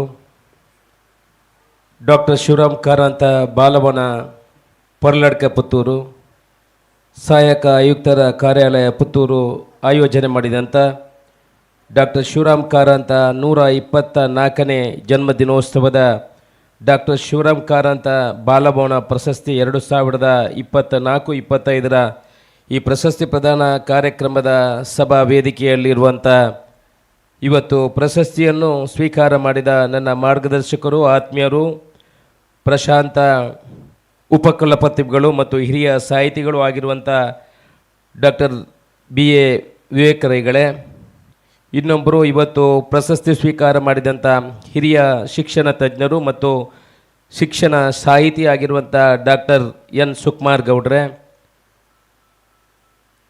ಪುತ್ತೂರಿನ ಅಸಿಸ್ಟೆಂಟ್ ಕಮಿಷನರ್ ಆಗಿರುವಂಥ ಸ್ಟೆಲ್ಲಾ ವರ್ಗೀಸ್ ಅವರೇ, ಕನ್ನಡ ಮತ್ತು ಸಂಸ್ಕೃತಿ ಇಲಾಖೆಯ ಸಹಾಯಕ ನಿರ್ದೇಶಕರಂಥ ರಾಜೇಶ್ G ಅವರೇ, ಡಾಕ್ಟರ್ ಶಿವರಾಮ್ ಕಾರಂತ್ ಅವರ ಪುತ್ರಿ ಆಗಿರುವಂಥ ಶ್ರೀಮತಿ ಕ್ಷಮಾರಾವ್ ಅವರೇ, ಹಿರಿಯ ಸಾಹಿತಿಗಳಾಗಿರುವಂಥ M ಶಾಂತಾರಾಮರಾವ್ ಅವರೇ, ಪ್ರಶಾಂತ ಪ್ರಾಧ್ಯಾಪಕರು ಆಗಿರುವಂಥ ಡಾಕ್ಟರ್ ತಾಲ್ತಾಜೆ ವಸಂತ್ ಕುಮಾರ್ ಅವರೇ, ಪ್ರಶಾಂತ ಪ್ರಾಂಶುಪಾಲರು, ಮಹಿಳಾ ಪದವಿ ಪೂರ್ವ ಕಾಲೇಜು, ಈ ಇವತ್ತಿನ ಸಮಿತಿಯ ಸದಸ್ಯರಾಗಿರುವಂಥ ಕ್ಲೇವಿಯರ್ ಡಿಸೋಜಾ ಅವರೇ, ಉಮೇಶ್ ನಾಯಕ್ ಅವರೇ, ಮಹಾಲಿಂಗೇಶ್ವರ ದೇವಸ್ಥಾನದ ಅಭಿವೃದ್ಧಿ ಮಂಡಳಿಯ ಅಧ್ಯಕ್ಷರಾದ ಪಂಜಗುಡ್ಡ ಈಶ್ವರ್ ಭಟ್ ಅವರೇ, ವಲಯಾಧಿಕಾರಿಯಾದಂಥ ಅರಣ್ಯಾಧಿಕಾರಿಯಾಗಿರುವಂಥ ಕಿರಣ್ ಅವರೇ, ವೇದಿಕೆಯ ಮೇಲಿರುವಂಥ ಎಲ್ಲ ಗಣ್ಯರೇ, ವೇದಿಕೆಯ ಎದುರುಗಡೆ ಇರುವಂಥ ಎಲ್ಲ ಹಿರಿಯ ಸಾಹಿತಿಗಳೇ, ಅಧ್ಯಾಪಕ ವೃಂದದವರೇ, ಬಂಧುಗಳೇ, ಮಕ್ಕಳೇ, ಮಾಧ್ಯಮದ ಮಿತ್ರರೇ, ಬಹುಶಃ ಶಿವರಾಮ್ ಕಾರಂತರವರು ಈ ಪುತ್ತೂರಿನಲ್ಲಿ ಇರುವಂಥದ್ದು ನಮಗೆಲ್ಲ ಇವತ್ತು ನಮ್ಮ ಹೆಮ್ಮೆ ಅಂತ ನಾವು ಹೇಳ್ಬೋದು. ಈಗ ತುಂಬ ಜನ ಡಾಕ್ಟರ್ ಶಿವರಾಮ್ ಕಾರಂತರ ಬಗ್ಗೆ ಮಾತಾಡಿದ್ದಾರೆ.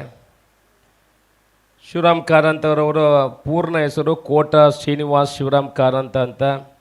ಅವರ ಜನ್ಮದಿನ ಅಕ್ಟೋಬರ್ 10, 1902. ಅವರು ಕಾದಂಬರಿ, ನಾಟಕಕಾರ, ಸಂಶೋಧಕ, ಸಾಂಸ್ಕೃತಿಕ ಚಿಂತಕ, ಚಲನಚಿತ್ರ ನಿರ್ದೇಶಕ, ಸಾಹಿತ್ಯದಲ್ಲಿ ಸುಮಾರು ಕೊಡುಗೆಗಳನ್ನು ಈ ರಾಜ್ಯಕ್ಕೆ ಕೊಟ್ಟವರು. ಸುಮಾರು 470ಕ್ಕಿಂತ ಹೆಚ್ಚಿನ ಪುಸ್ತಕಗಳನ್ನು, ಕಾದಂಬರಿಗಳನ್ನು, ಪ್ರಬಂಧಗಳನ್ನು, ಜೀವನ ಚರಿತ್ರೆ, ಮಕ್ಕಳ ಸಾಹಿತ್ಯ, ವಿಜ್ಞಾನ ಸಾಹಿತ್ಯಗಳನ್ನು ಬರೆದಿದ್ದಾರೆ ಅಂತ ಹೇಳ್ತಾರೆ. ಅವರ ಚೋಮನ ನುಡಿ ಚೋಮನ ದುಡಿ ಅನ್ನುವ ಒಂದು ಕೃತಿ ಎಲ್ರಿಗೂ ಗೊತ್ತಿರುವಂಥದ್ದು. 1977ರಲ್ಲಿ ಜ್ಞಾನಪೀಠ ಪ್ರಶಸ್ತಿಯನ್ನು ಪಡ್ಕೊಂಡಿದ್ದಾರೆ. ಪದ್ಮಭೂಷಣವನ್ನು ಸ್ವೀಕರಿಸಲು ಅವರು ನಿರಾಕರಿಸಿದ್ದಾರೆ.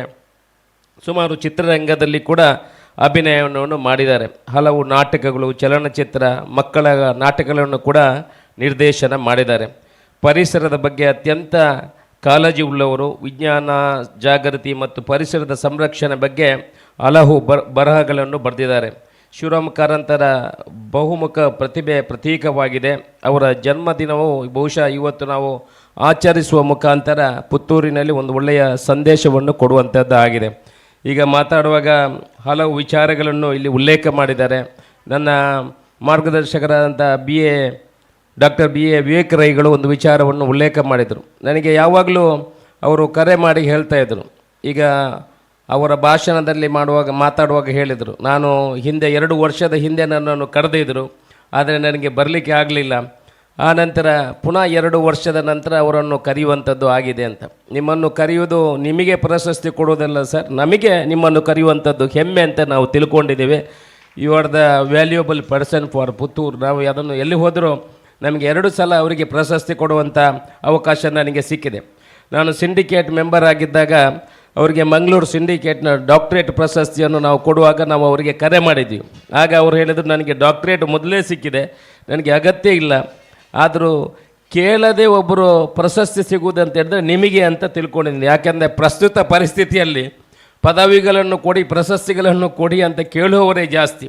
ಆದರೆ ಡಾಕ್ಟ್ರೇಟ್ ಕೊಡುವಾಗಲೂ ಕೂಡ ಹೇಳಿದರು, ನನಗೆ ಅದರ ಅಗತ್ಯ ಇಲ್ಲ ಅನ್ನೋ ವಿಚಾರವನ್ನು ಉಲ್ಲೇಖ ಮಾಡಿದರೂ ನಾವು ಅವರಿಗೆ ಡಾಕ್ಟ್ರೇಟ್ ಪದವಿಯನ್ನು ಕೊಟ್ಟಿದ್ದೀವಿ.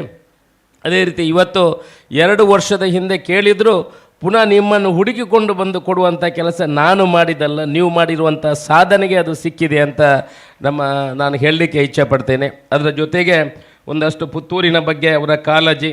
ಅವರು ಕೂಡ ಜೂನಿಯರ್ ಕಾಲೇಜಿನಲ್ಲಿ ಕಲಿತವರು, ನಾನು ಕೂಡ ಜೂನಿಯರ್ ಕಾಲೇಜಿನಲ್ಲೇ ಕಲಿತವನು. ನಿಮ್ಮಿಂದ ನೀವು ಜೂನಿಯರ್ ಕಾಲೇಜಿಗೆ ಹೋಗುವಾಗ ನಾನು ಹುಟ್ಟಿರಲಿಲ್ಲ. ಆನಂತರ ಅವರಿಗೆ ಭಾಷಣ ಮಾಡುವಾಗ ಕೇಳ್ತಾ ಇದ್ದೆ. 68ರಲ್ಲಿ 63ರಲ್ಲಿ ಅವ್ರು ನಡ್ಕೊಂಡು ಬರೋದಾಗ ಆಗ ನಾವು ಹುಟ್ಟಲಿಲ್ಲ, ತಾಯಿಯ ಹೊಟ್ಟೆಯಲ್ಲಿ ಕೂಡ ಇರಲಿಲ್ಲ. ಆದರೂ ನಾವು ಮಾಡಿರುವಂಥ ಸಾಧನೆಗಳು ಏನಿದ್ರು, ನೀವು ಮಾಡಿರುವಂಥ ವಿಚಾರಗಳು, ನೀವು ಪಟ್ಟಿರುವಂಥ ಕಷ್ಟ ಅದರ ಮುಂದೆ ಏನು ಇಲ್ಲ ಅಂತ ನಮ್ಮ ಅನಿಸಿಕೆ. ಜೊತೆಯಲ್ಲಿ 1-2 ವಿಚಾರಗಳನ್ನು ನಮ್ಮ ಕಿವಿಗೆ ಹಾಕಿದ್ರಿ. ಈ ಬಾಲಭವನವನ್ನು ಅಭಿವೃದ್ಧಿ ಮಾಡಬೇಕು ಅನ್ನೋ ವಿಚಾರದಲ್ಲಿ ಅವರ ಮಗಳು ಕೂಡ ಅವರ ಒಂದು ವಿಚಾರಗಳನ್ನು ನಮ್ಮ ಮುಂದಿಟ್ಟಿದ್ದಾರೆ. ನಾವು ಈಗಲೇ ಒಂದು ಕಮಿಟಿಯನ್ನು ಮಾಡುವಂಥ ಕೆಲಸವನ್ನು ಮಾಡಿದ್ದೀವಿ. ಅಭಿವೃದ್ಧಿ ಇಷ್ಟುವರೆಗೆ ಈ ಬಾಲಭವನದ ಬಗ್ಗೆ ನನಗೂ ಕೂಡ ಅಷ್ಟೊಂದು ಆಸಕ್ತಿಗಳು ಇರಲಿಲ್ಲ, ಅಂದರೆ ಅದರ ಬಗ್ಗೆ ನಾನು ಅಷ್ಟು ಗಮನವನ್ನು ಕೊಡಲಿಲ್ಲ. ನನ್ನ ಮಾಧ್ಯಮ ಮಿತ್ರರು ಮೊನ್ನೆಯಿಂದ ನನಗೆ 1 ವರ್ಷದಿಂದ ಹೇಳ್ತಾ ಇದ್ದಾರೆ, ನೀವು ಬಾಲವನವನ್ನು ಬಿಟ್ಟು ಬಾಕಿ ಎಲ್ಲ ಕೆಲಸವನ್ನು ಗಮನವನ್ನು ಕೊಡ್ತೀರಿ, ಅದರ ಬಗ್ಗೆ ಒಂದಷ್ಟು ಗಮನವನ್ನು ಕೊಡಬೇಕು ಅನ್ನೋ ವಿಚಾರವನ್ನು ಉಲ್ಲೇಖ ಮಾಡಿದ್ದಾರೆ. ಖಂಡಿತ ಮುಂದಿನ ದಿವಸಗಳಲ್ಲಿ ಬಾಲವನವನ್ನು ಅಭಿವೃದ್ಧಿ ಮಾಡಬೇಕು, ಯಾವ ರೀತಿ ಮಾಡಬೇಕು ಅನ್ನೋ ಎಲ್ಲ ಪರಿಕಲ್ಪನೆಗಳನ್ನು ಇಟ್ಟುಕೊಂಡು ಒಂದು ಕಮಿಟಿಯನ್ನು ಮಾಡಿ ಇವತ್ತು ಏನು ಕೊಟ್ಟಿಗೆ ಹಾರದಲ್ಲಿ ಪೂರ್ಣಚಂದ್ರ ತೇಜಸ್ವಿ ಅವರ ಒಂದು ಅಭಿವೃದ್ಧಿ ಕೇಂದ್ರದ ಥರ ಅಲ್ಲಿ ಮಾಡಿದ್ದಾರೆ. ಆ ಪರಿಕಲ್ಪನೆಯನ್ನು ಇಟ್ಕೊಂಡು ಆಗಲೇ ಅದೇ ರೀತಿ ನಮ್ಮ ಕುವೆಂಪು ಅವರ ಮನೆ ಅದು ಕೂಡ ಒಳ್ಳೆಯ ರೀತಿಯಲ್ಲಿ ಮಾಡಿದ್ದಾರೆ ಅನ್ನುವ ವಿಚಾರವನ್ನು ನಾನು ಕೇಳಿದ್ದೀನಿ. ಒಂದು ತಂಡವನ್ನು ಮಾಡಿ ಅಲ್ಲಿ ಹೋಗಿ ಅದನ್ನೆಲ್ಲ ನೋಡಿಕೊಂಡು ಅದೇ ರೀತಿಯಲ್ಲಿ ಇದೇ ಅವರ ಮಗಳು ಹೇಳಿದ ಥರ ಯಾವುದೇ ಪ್ರಕೃತಿಗೆ ತೊಂದರೆಯಾಗದ ರೀತಿಯಲ್ಲಿ ಏನು ಮರ ಈಗಲನ್ನೆಲ್ಲ ಇಟ್ಕೊಂಡು ಬಂದಿದ್ದಾರೆ, ಅದನ್ನು ಯಾವ ರೀತಿ ಇದನ್ನು ಜೋಡಿಸ್ಕೊಳ್ಬೋದು ಆ ದೃಷ್ಟಿಕೋನ ಇಟ್ಕೊಂಡು ಈ ಬಾಲವನವನ್ನು ಮುಂದಿನ ದಿವಸಗಳಲ್ಲಿ ಅಭಿವೃದ್ಧಿ ಮಾಡುವಂಥ ಕೆಲಸವನ್ನು ನಾವು ಖಂಡಿತ ಮಾಡ್ತೇವೆ ಅನ್ನೋ ವಿಚಾರವನ್ನು ಹೇಳಿ, ಜೊತೆಯಲ್ಲಿ ಇಷ್ಟು ಹೊತ್ತು ಎಲ್ಲ ತಾವು ಕೂಡ ತುಂಬ ಹೊತ್ತು ಕಾದಿದ್ದೀರಿ. ನಮಗೆಲ್ಲ ಸಮಯ ನೀವು ಹೇಳಿದ್ರಿ 2 ಗಂಟೆಗೆ ನಮ್ಮನ್ನು ಬಿಡಬೇಕು ಅಂತ, ಆದರೂ ಈ ಕಾರ್ಯಕ್ರಮದಲ್ಲಿ ನೀವೆಲ್ಲ ಭಾಗಿಯಾಗಿದ್ದೀರಿ. ಎಲ್ಲ ಅಧಿಕಾರಿಗಳು ಇವತ್ತು ನಮ್ಮ AC ಅಸಿಸ್ಟೆಂಟ್ ಕಮಿಷನರ್ ಕಚೇರಿಯ ಎಲ್ಲ ಸಿಬ್ಬಂದಿಗಳು ನಮ್ಮ AC ಅವರನ್ನು ಸೇರಿ ಒಳ್ಳೆಯ ಕಾರ್ಯಕ್ರಮವನ್ನು ಆಯೋಜನೆ ಮಾಡಿದ್ದಾರೆ. ಬಹುಶಃ ಕಳೆದ ವರ್ಷ ನಮಗೆ ಇದನ್ನು ಮಾಡಲಿಕ್ಕೆ ಆಗಲಿಲ್ಲ. ಒಬ್ಬರು ಕಳೆದ ವರ್ಷ ಇದ್ದ AC ಅವರು ಕೂಡ ಇದರಲ್ಲಿ ಆಸಕ್ತಿ ವಹಿಸಿದರು, ಆದರೆ ಅವರು ಟ್ರಾನ್ಸ್ಫರ್ ಆಗಿ ಹೋಗುವಾಗ ಅವರು ಪ್ರಮೋಷನ್ ಆಗಿ ಟ್ರಾನ್ಸ್ಫರ್ ಆಗಿ ಹೋದರು. ಆಗ ಈ AC ಅವರು ಬರೋ ಮಧ್ಯ ಟೈಮದಲ್ಲಿ ನಾವು ಅದನ್ನು ಮಿಸ್ ಮಾಡ್ಕೊಂಡಿದ್ದೀವಿ, ಅಂದರೆ ತಮಗೆ ತಪ್ಪಿ ಹೋಗಿದೆ. ಅದನ್ನು ಸೇರಿಸಿ ಆ ಪ್ರಶಸ್ತಿ ಪ್ರದಾನವನ್ನು ಈ ವರ್ಷ AC ಅವರು ಕೂಡ ಆಸಕ್ತಿ ವಹಿಸಿದ್ದಾರೆ. ಒಳ್ಳೆಯ ರೀತಿಯಲ್ಲಿ ಕಾರ್ಯಕ್ರಮವನ್ನು ಕೂಡ ಆಯೋಜನೆ ಮಾಡಿದ್ದಾರೆ. ಅವರಿಗೂ ಕೂಡ ಅಭಿನಂದನೆಯನ್ನು ಹೇಳುತ್ತಾ ಈ ಕಾರ್ಯಕ್ರಮಕ್ಕೆ ಶುಭವನ್ನು ಹಾರೈಸಿ ಎಲ್ರಿಗೂ ಒಳ್ಳೆಯದಾಗಲಿ, ದೇವರು ಒಳ್ಳೆಯದು ಮಾಡಲಿ ಅನ್ನೋ ಮಾತನ್ನು ಹೇಳುತ್ತಾ ಸಹಕರಿಸಿದ ಎಲ್ಲರಿಗೆ ಅಭಿನಂದನೆ ಹೇಳಿ ನಾನು ಮಾತನ್ನು ಮುಗಿಸ್ತೀನಿ. ಜೈ ಹಿಂದ್. ವಂದನೆಗಳು ಸರ್ ತಮ್ಮ ಕಾಳಜಿಗೆ. ಈಗ ಸ್ಮರಣಿಕೆ ವಿತರಣೆ. ಬೆಳಗಿನ ಕಾರ್ಯಕ್ರಮ ನಡೆಸಿಕೊಟ್ಟಂಥ ವಿಶ್ವಕಲಾನಿಕೇತನ ಪದಕ ಸುಳ್ಯ ಪದವೀಧರ ನಯನ ಮೇಡಮ್ ಅವರು ವೇದಿಕೆಗೆ ಬರಬೇಕು. ಶಾಸಕರಿಂದ ಸ್ಮರಣಿಕೆಯನ್ನು ಮತ್ತು ಮಕ್ಕಳಿಗೆ ಪ್ರಮಾಣ ಪತ್ರವನ್ನು ಪಡೆದುಕೊಳ್ಬೇಕು ಅಂತ ವಿನಂತಿಸ್ಕೊಳ್ತೇನೆ. ಹಾಗೆ ಬ್ಯಾಂಡ್ ಸೆಟ್ನಲ್ಲಿ ಸಹಕರಿಸಿದ PM ಶ್ರೀ ಹಿರಿಯ ಪ್ರಾಥಮಿಕ ಶಾಲೆಯ ಮುಖ್ಯ ಗುರುಗಳಾದಂತಹ ತಾರನಾಥ್ ಸವಣೂರು ಮತ್ತು ಎಲ್ಲ ಶಿಕ್ಷಕ ವೃಂದವರು ವೇದಿಕೆಗೆ ಬರಬೇಕು. ಶಾಸಕರು ಹಾಗೆ ಸ್ವಸ್ತಿಕ ಮೇಡಮ್ ಬನ್ನಿ. ಕೊಂಬೆಟ್ಟು ಪದವಿ ಪೂರ್ವ ಕಾಲೇಜಿನ ಪ್ರೌಢಶಾಲಾ ವಿಭಾಗದ ವಿದ್ಯಾರ್ಥಿಗಳು ಸ್ವಾಗತ ನೃತ್ಯವನ್ನು ಮಾಡಿದ್ದಾರೆ, ಅವರು ಕೂಡ ವೇದಿಕೆಗೆ ಬರಬೇಕು, ಸ್ಮರಣಿಕೆಯನ್ನು ಪಡೆದುಕೊಳ್ಬೇಕು ಅಂತ ನೆನೆಸ್ಕೊಳ್ತೇನೆ. ಹಾಗೆ ನಾಡಗೀತೆ ಮತ್ತು ರೈತಗೀತೆಯನ್ನು ಹಾಡಿದ ಶಿಕ್ಷಕಿಯರಾದ ವಿದೂಷಿ ಶುಭಾರಾವ್ ಮೇಡಮ್ ಹಾಗೆ ಪವಿತ್ರ ರೂಪೇಶ್ ಮೇಡಮ್ ವೇದಿಕೆಗೆ ಬರಬೇಕು, ಸ್ಮರಣಿಕೆಯನ್ನು ಪಡೆದುಕೊಳ್ಬೇಕು ಅಂತ ವಿನಂತಿಸ್ಕೊಳ್ತಾ ಇದ್ದೇನೆ.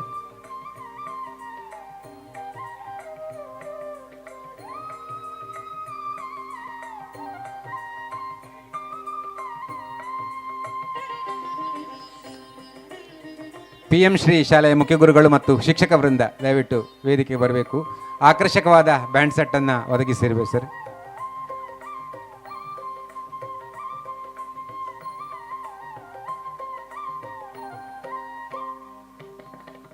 ನಾಡಗೀತೆಯನ್ನು ಹಾಡಿದ ಶ್ರೀಮತಿ ಶುಭಾರಾವ್ ಮೇಡಮ್ ಹಾಗೆ ಪವಿತ್ರ ರೂಪೇಶ್ ಮೇಡಮ್ ವೇದಿಕೆಗೆ ಬರಬೇಕು.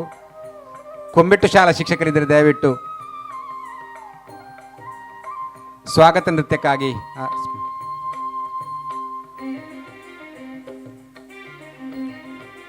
ಗ್ರೆಗರ್ ಸರ್ ಇದ್ದಾರೆ.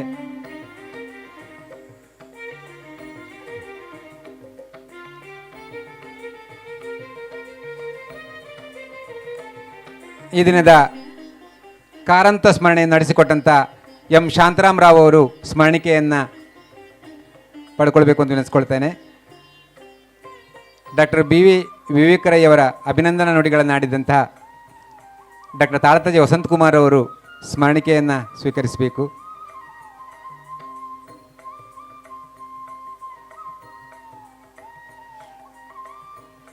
ಡಾಕ್ಟರ್ N ಸುಕುಮಾರಗೌಡರ ಇವರಿಗೆ ಅಭಿನಂದನಾ ನುಡಿ ನಾಡಿದ ಝೇವಿಯರ್ ಸರ್ ಅವರು ಸ್ಮರಣಿಕೆಯನ್ನು ಸ್ವೀಕರಿಸಬೇಕು.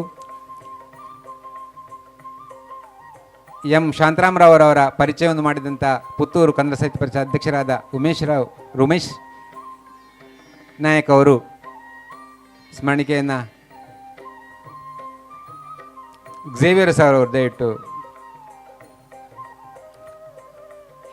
ನಮ್ಮ ಈ ವೇದಿಕೆಯಲ್ಲಿ ಉಪಸ್ಥಿತಿರುವಂಥ ನಮಗೆ ಒಟ್ಟು ಊಟದ ವ್ಯವಸ್ಥೆ ಮತ್ತು ಬೆಳಗಿನ ತಿಂಡಿ ಸಂಜೆ ತಿಂಡಿ ವ್ಯವಸ್ಥೆ ಮಾಡಿದಂಥ ದೇವಸ್ಥಾನ ವ್ಯವಸ್ಥಾಪನಾ ಸಮಿತಿಯ ಅಧ್ಯಕ್ಷರಾದಂಥ ಶ್ರೀಯುತ ಪಂಜುಗುಡ್ಡ ಈಶ್ವರ ಭಟ್ ಅವರು ಸ್ಮರಣಿಕೆಯನ್ನು ಸ್ವೀಕರಿಸಬೇಕು. ಹಾಗೆ ಕಾರಂತರ ಸುಪುತ್ರಿ ಕ್ಷಮಾರಾವ್ ಮೇಡಮ್ ಸ್ಮರಣಿಕೆಯನ್ನು ಪಡ್ಕೊಳ್ಬೇಕು. ಎಲ್ಲ ಇಲಾಖಾಧಿಕಾರಿಗಳು ಸ್ಮರಣಿಕೆಯನ್ನು ಪಡ್ಕೊಳ್ಬೇಕು. ರಾಜೇಶ್ ಅವರಿಗೆ ಸ್ಮರಣಿಕೆಗಳು. ಹಾಗೆ ನಮಗೆ ಸಹಕರಿಸಿದಂಥ ಸ್ಮಿತಾಶ್ರೀ ಮೇಡಮ್ ದಯವಿಟ್ಟು ವೇದಿಕೆಗೆ ಬರಬೇಕು, ಸ್ಮರಣಿಕೆಯನ್ನು ಪಡ್ಕೊಳ್ಬೇಕು. ಕ್ಷಮಾರಾವ್ ಮೇಡಮ್ ಅವರು ಸ್ಮರಣಿಕೆಯನ್ನು ಸ್ವೀಕರಿಸಬೇಕು. ಸುನಿಲ್ ಮೇಡಮ್ ಅವರು ದಯವಿಟ್ಟು ವೇದಿಕೆಗೆ ಬನ್ನಿ. ಇಲಾಖಾಧಿಕಾರಿಗಳು ದಯವಿಟ್ಟು ಬೇರೆ ಬೇರೆ ಎಲ್ಲ ಜ್ಞಾನಪೀಠ ಪ್ರತೀಕ್ಷಾ ಮೇಡಮ್ ಅವರು ಬನ್ನಿ, ನಿತಿನ್ ಅವರು ಬನ್ನಿ ಮೇಡಮ್. ಪ್ರತೀಕ್ಷಾ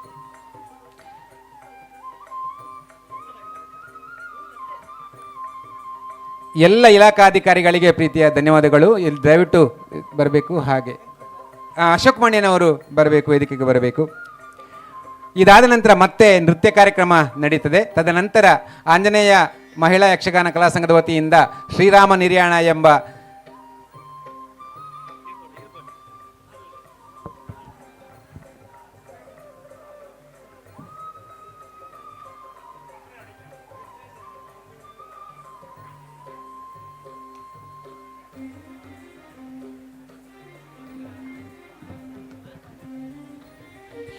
ಈಗ ಕೊನೆಯದಾಗಿ ಧನ್ಯವಾದ ಎಲ್ಲ ಅತಿಥಿಗಳು ಕೂತ್ಕೊಳ್ಬೇಕು ಅಂತ ವಿನಿಸ್ಕೊಳ್ತೇನೆ. ಧನ್ಯವಾದ ಸಮರ್ಪಣೆಯನ್ನು ಕಾರ್ಯಕ್ರಮ ಸಂಯೋಜಕರ ಜಗನ್ನಾಥ್ ಅವರು ಮಾಡಬೇಕು ಅಂತ ವಿನಿಸ್ಕೊಳ್ತೇನೆ. ಎಲ್ಲರಿಗೂ ವಂದಿಸುತ್ತಾ ಡಾಕ್ಟರ್ ಶಿವರಾಮ ಕಾರಂತ ಇವರ 24ನೇ ಜನ್ಮದಿನೋತ್ಸವ ಮತ್ತು ಬಾಲವನ ಪ್ರಶಸ್ತಿ ಪ್ರದಾನ ಕಾರ್ಯಕ್ರಮದ 2025 ಈ ಒಂದು ಕಾರ್ಯಕ್ರಮದ ಅಧ್ಯಕ್ಷ ಮತ್ತು ಉದ್ಘಾಟನೆಯನ್ನು ಮಾಡಿರ್ತಕ್ಕಂಥ ನಮ್ಮ ಪುತ್ತೂರಿನ ಜನಪ್ರಿಯ ಶಾಸಕರಾದ ಶ್ರೀಯುತ ಅಶೋಕಂ ರೈ ಅವರಿಗೆ ಅತ್ಯಂತ ಪ್ರೀತಿಯ ಧನ್ಯವಾದಗಳನ್ನು ಸಮರ್ಪಿಸ್ತಾ ಇದ್ದೇನೆ. ಮಾನ್ಯ ಶಾಸಕರಿಗೆ AC ಅವರು ಸ್ಮರಣಿಕೆ ನೀಡಬೇಕು ಅಂತ ಹೇಳಿಸ್ಕೊಳ್ತಾ ಇದ್ದೇನೆ. ಮೇಡಮ್ ಬನ್ನಿ ಮೇಡಮ್.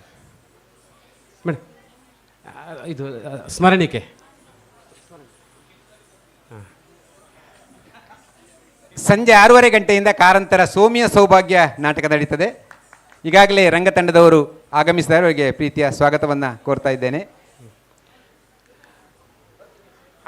ಈ ಊಟದ ವ್ಯವಸ್ಥೆ ಇದೆ ಎಲ್ಲರೂ ಕೂಡ ಮೇಲಿನ ಕಾರಂತರ ನಾಟ್ಯ ಶಾಲೆ ಎದುರುಗಡೆ ಊಟದ ವ್ಯವಸ್ಥೆಯನ್ನು ಮಾಡಲಾಗಿದೆ. ಬಂದಂಥ ಎಲ್ಲ ಜನಪ್ರತಿನಿಧಿಗಳಿಗೆ ಹಾಗೂ ನಿಗಮ ಮಂಡಳ ಅಧ್ಯಕ್ಷರುಗಳಿಗೆ, ಪತ್ರಿಕಾ ಮಾಧ್ಯಮ ಮಿತ್ರರಿಗೆ ಹಾಗೂ ಈ ಒಂದು ಕಾರ್ಯಕ್ರಮಕ್ಕೆ ಪ್ರತ್ಯಕ್ಷ ಪರೋಕ್ಷವಾಗಿ ಸಹಕರಿಸಿದ ಎಲ್ಲ ಬಾಂಧವರಿಗೆ ಧನ್ಯವಾದವನ್ನು ಸಮರ್ಪಿಸ್ತಾ ಇದ್ದೇನೆ.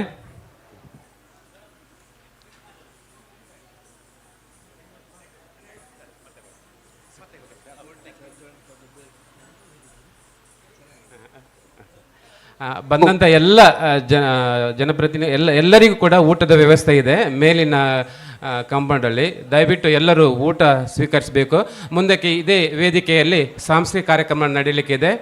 ತದನಂತರ ಇದು ಯಕ್ಷಗಾನ ತಾಳಮದ್ದಲೆ ಕೂಡ ನಡೀಲಿಕ್ಕಿದೆ. ಇದನ್ನೆಲ್ಲವನ್ನು ಸಂಜೆ ಹೊತ್ತಿಗೆ ನಾಟಕ ಪ್ರದರ್ಶನ ಕೂಡ ಇದೆ. ಎಲ್ಲವನ್ನು ತಾವುಗಳು ನೋಡಿ ಆನಂದಿಸಬೇಕಾಗಿ ಕೇಳಿಕೊಳ್ತಾ ಇದ್ದೇನೆ.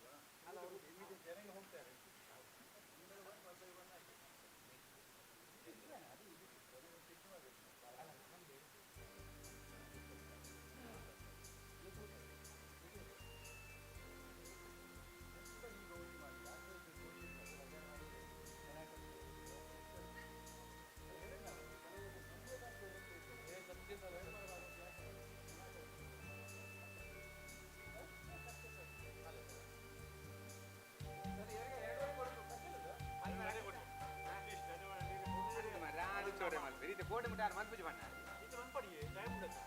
ಆರಾಮ ಇಷ್ಟ ಬೇಕು ಎಂತಮ್ಮ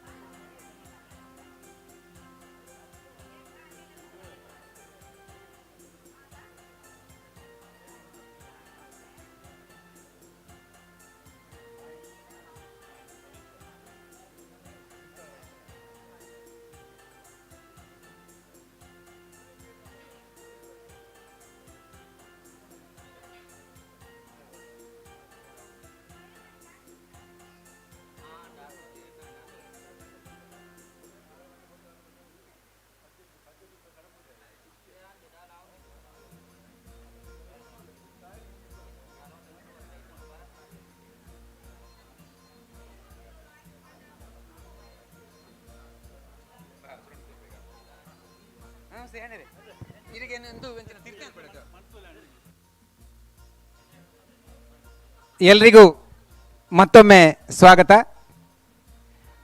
ಈಗ ಭರತನಾಟ್ಯ ಕಾರ್ಯಕ್ರಮ ಮುಂದುವರಿಯುತ್ತದೆ. ಎಲ್ಲರೂ ಕೂಡ ಊಟ ಆದವರು ವೇದಿಕೆಯಲ್ಲಿ ಕಾರಂತ ವೇದಿಕೆಗೆ ಬರಬೇಕು ಅಂತ ಕೇಳಿಕೊಳ್ತಾ ಇದ್ದೇವೆ.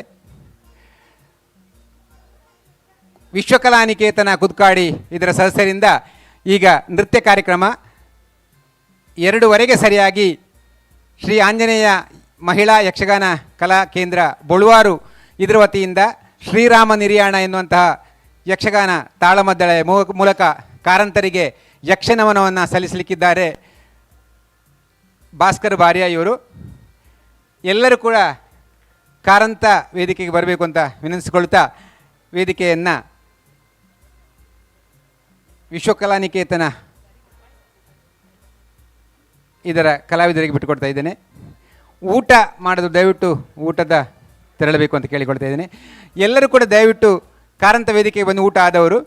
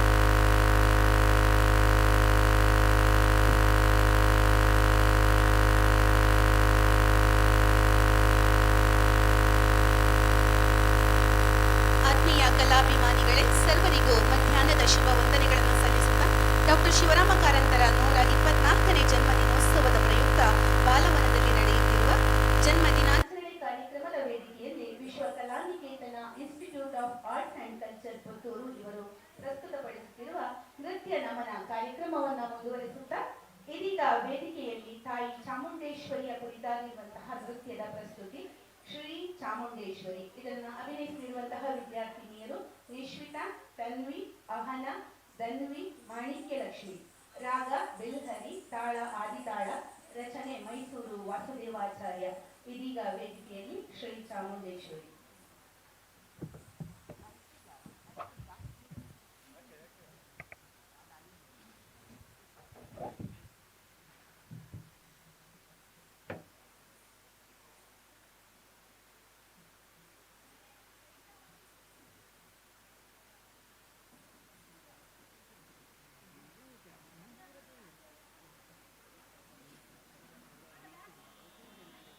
ಶ್ರೀ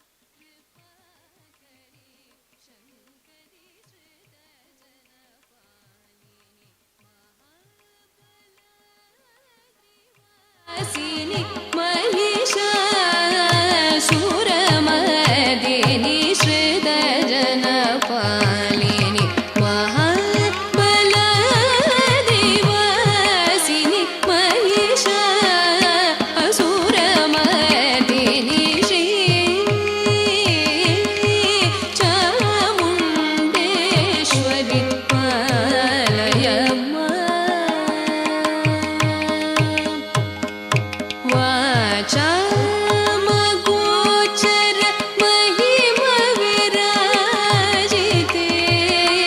वरगुणभरिते वाचामगोचर महिमविराजिते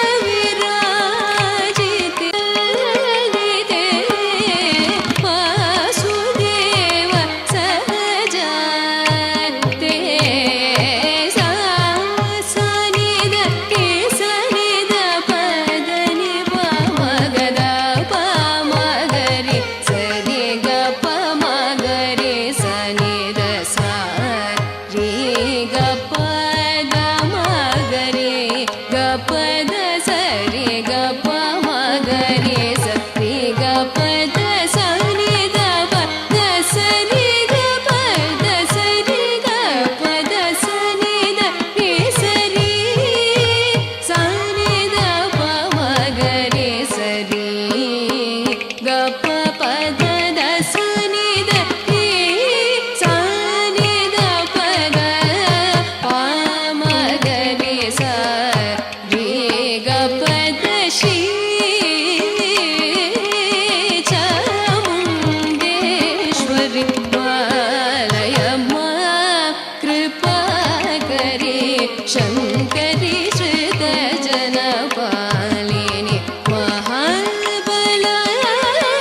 महाबलदेवासिनि महिष असुरमर्दिनि श्री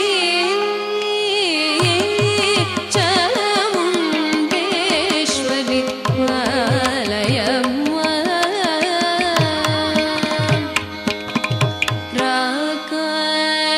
राकानिशाकर सन्निभवदन्नि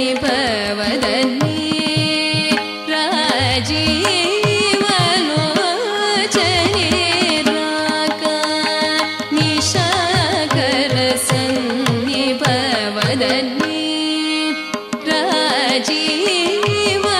राजीवलोचने रमणीय कुन्दरदने रक्षित भुवने मणिरशने रमणीय कुन्दरदने रक्षित भुवने मणिरशने मूक वाक्प्रदान विख्याति मुनिवरनुति सुप्रीति मूक वाक्प्रदान विख्याति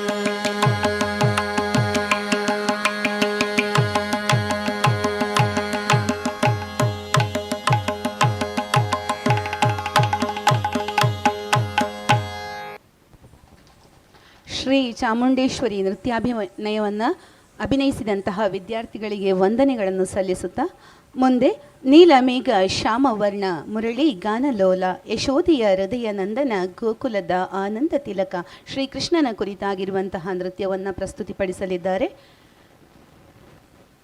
ಶ್ರೀಪರ್ಣ, ಜೀವಿಕಾ, ಶಿಖಿ, ಸಾತ್ವಿ, ಮಾನ್ವಿತಾ ಮತ್ತು ಋಷಿಕಾ ಇವರು. ರಚನೆ ಪುರಂದರದಾಸರು. ಗಾಯಕರು ಶಶಿಧರ್ ಕೋಟೆ. ನೃತ್ಯ ಸಂಯೋಜನೆ ಕರ್ನಾಟಕ ಕಲಾಶ್ರೀ ವಿದೂಷಿ ನಯನಾ ವಿ ರೈ ಹಾಗೂ ವಿದೂಷಿ ಸ್ವಸ್ತಿಕಾ ಆರ್ ಶೆಟ್ಟಿ ಇವರು. ಇದೀಗ ವೇದಿಕೆಯಲ್ಲಿ ಕುಣಿದಾಡೋ ಕೃಷ್ಣ.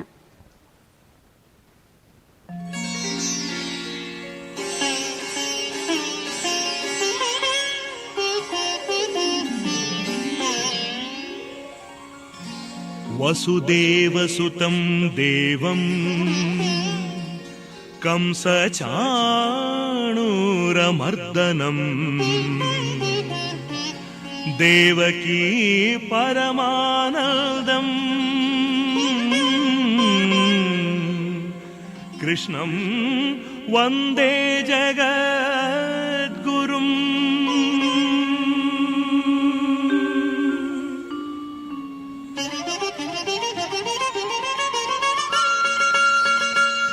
ಕುಣಿದಾಡೋ ಕೃಷ್ಣ ಕುಣಿದಾಡೋ,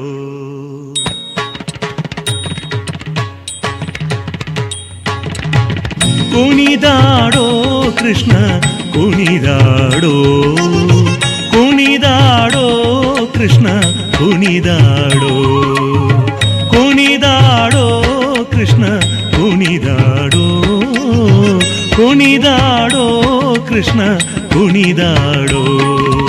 ಹಣಿಯನು ಮೆಟ್ಟಿ ಬಾಲವ ಪಿಡಿದು, ಹಣಿಯನು ಮೆಟ್ಟಿ ಬಾಲವ ಪಿಡಿದು, ಹಣಿಯನು ಮೆಟ್ಟಿ ಬಾಲವ ಪಿಡಿದು ಕುಣಿ ಕುಣಿದಾಡುವ ಪಾದದಿ ಒಮ್ಮೆ ಕುಣಿದಾಡೋ ಕೃಷ್ಣ ಕುಣಿದಾಡೋ, ಕುಣಿದಾಡೋ ಕೃಷ್ಣ ಕುಣಿದಾಡೋ. ಮುಂಗುರುಳುಂಗುರ ಜಡೆಗಳು ಅರಳೆಲೆ ಹೊಂಗೊಳಲಲಿರ ಗಂಗಳ ನುಡಿಸಿ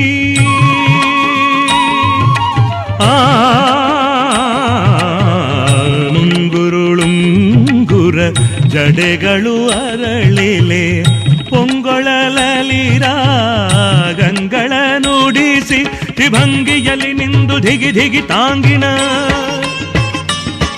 ತ್ರಿಭಂಗಿಯಲ್ಲಿ ನಿಲ್ದು ಧಿಗಿ ಧಿಗಿ ತಾಂಗಿಣ, ತ್ರಿಭಂಗಿಯಲ್ಲಿ ನಿಲ್ದು ಧಿಗಿ ಧಿಗಿ ತಾಂಗಿಣ, ತ್ರಿಭಂಗಿಯಲ್ಲಿ ನಿಲ್ದು ಧಿಗಿ ಧಿಗಿ ತಾಂಗಿಣ, ತಾಂಗಿಣ ತಕ್ಕ ತಕ ಧಿಮಿ ಎಂದು ಕುಣಿದಾಡೋ ಕೃಷ್ಣ ಕುಣಿದಾಡೋ, ಕುಣಿದಾಡೋ ಕೃಷ್ಣ ಕುಣಿದಾಡೋ. ಪ್ರಕಟದಿ ದಿನಗಳು ಪರಿಚಾರಂಗಳು ವಿಕಲಿತ ನಾಟಕ ಭೇರಿಗಳು, ಪ್ರಕಟದಿ ದಿನಗಳು ಪರಿಚಾರಂಗಳು ವಿಕಲಿತ ನಾಟಕ ಭೇರಿಗಳು. ತೊಂದಿರಿ ದೊಂದಿರಿ ದೊಂದಿರಿ ತಗಜಣು, ತೊಂದಿರಿ ದೊಂದಿರಿ ದೊಂದಿರಿ ತಗಜಣು, ತೊಂದಿರಿ ದೊಂದಿರಿ ದೊಂದಿರಿ ತಗಜಣು, ತೊಂದಿರಿ ದೊಂದಿರಿ ದೊಂದಿರಿ ತಗಜಣು. ತಗ್ಗಿಡ ತರಿಗಿಡ ತಗಿಡ ಶಬ್ದದಿ ಕುಣಿದಾಡೋ ಕೃಷ್ಣ ಕುಣಿದಾಡೋ, ಕುಣಿದಾಡೋ ಕೃಷ್ಣ ಕುಣಿದಾಡೋ. ಸ್ಥಳದಲ್ಲಿ ಲಘು ಬಿಡಿದೊಮ್ಮೆ ಗಣಪತಿ ನರಸಿಂಹ ಕೋನೇರಿ ತಿಮ್ಮ, ಪಂಚಸ್ಥಳದಲ್ಲಿ ಲಘು ಬಿಡಿದು ಒಮ್ಮೆ ಗಣಪತಿ ನರಸಿಂಹ ಕೋನೇರಿ ತಿಮ್ಮ. ಪಂಚನಾಟಕ ಭೇದವ ವಾಚಿಸುತ್ತ ಉಡುಪಿಲಿ ನಿಂದ ಶ್ರೀ ಪುರಂದರ ವಿಠಲ. ಪಂಚನಾಟಕ ಭೇದವ ವಾಚಿಸುತ್ತ ಉಡುಪಿಲಿ ನಿಂದ ಶ್ರೀ ಪುರಂದರ ವಿಠಲ.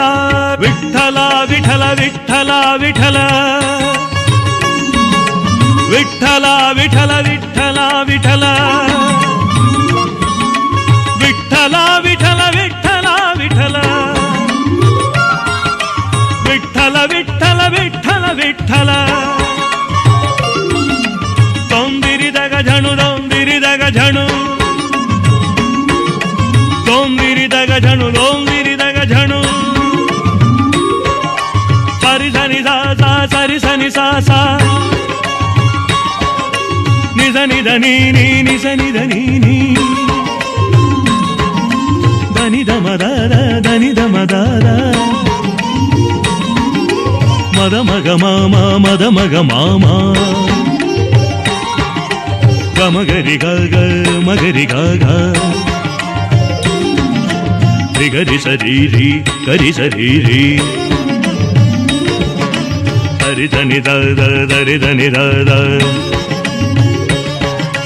ಸರಿ ದ ಧರಿ ದ ಧರಿ ದ ಧರಿ ದ ಧರಿ ದ ನಿಧಿರ ನನ ಧಿರ ನನ ಧಿರ ನನ ಧಿರ ನನ ಧಿರ ನನ ಧಿರ ನನ ಧಿರ ನನ ಧಿರ ಗ ಗ ಗ ಗ ಗ ಗ ಮಗರಿ ದ ಮಾಮ ಮಾಮ ಮಾಮ ಮಮ ಗಮ ಧಾರ ಧಾರ ಧಾರ ಧಾರ ಮದ ನೀ ನಿ ನಿ ನಿ ನಿ ನಿ ನಿ ನಿ ಧನಿ ದ ದ ದ ದ ದ ದ ದ ದ ದ ದ ನಿ ರಿ ರಿ ರಿ ರಿ ರಿ ರಿ ರಿ ರಿ ಸರಿ ಗ ಗ ಗ ಗ ಗ ಮಾಮ ಮಾಮ ಗ ತಿ ಸ ಹರಿ ಧನಿ ಧರಿ ಸ ಗರಿ ಧನಿ ಧರಿ ಧನಿ ಧಮ ತರಿಗಿಣ ತೋರಿ ಸನ್ನಿ ಇದನಿ ಧಮ ಧನ್ನಿ ಇದನಿ ಧಮ ಧನಿ ಧಮ ಗದಿಗಿಣ ತೋ ಗದಿಸ ಗರಿ ಧನಿ ಧರಿ ಸ ಗರಿ ಧನಿ ಧರಿ ಧನಿ ಧಮ ತರಿಗಿಣ ತೋ ಕುಣಿದಾಡೋ ಕೃಷ್ಣ ಕುಣಿದಾಡೋ ಕುಣಿದಾಡೋ ಕೃಷ್ಣ ಕುಣಿದಾಡೋ ಅಣಿಯನು ಮೆಟ್ಟಿ ಬಾಲವ ಪಿಡಿದು ಕುಣಿ ಕುಣಿದಾಡುವ ಪಾದದಿ ಒಮ್ಮೆ ಕುಣಿದಾಡೋ ಕೃಷ್ಣ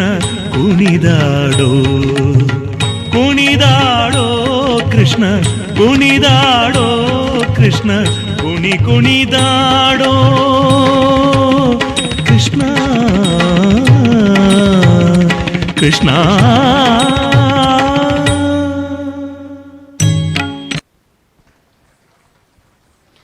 ತಕದಿಮಿತ ಕುಣಿದಾಡೋ ಕೃಷ್ಣ ನೃತ್ಯ ಪ್ರಸ್ತುತಿ ಮಾಡಿದಂತಹ ವಿದ್ಯಾರ್ಥಿಗಳನ್ನು ವಂದಿಸುತ್ತಾ ಮುಂದೆ ವೇದಿಕೆಯಲ್ಲಿ ಅಂಬಾ ಶಾಂಭವಿ ಅಭಿನಯಿಸಲಿರುವಂತಹ ವಿದ್ಯಾರ್ಥಿನಿಯರು ವಿಂಧ್ಯಶ್ರೀ ರೈ, ವಸುಧಾ ಬಿ, ಅವನಿ ಮಾವಿನಕಟ್ಟೆ.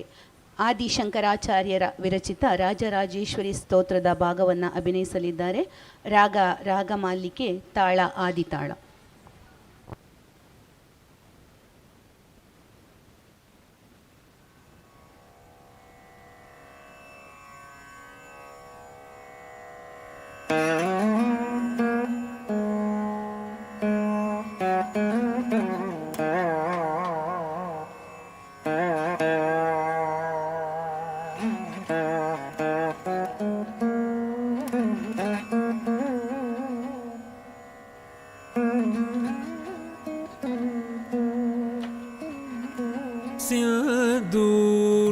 ಸಿಂಧೂರಾರುಣ ವಿಗ್ರಹ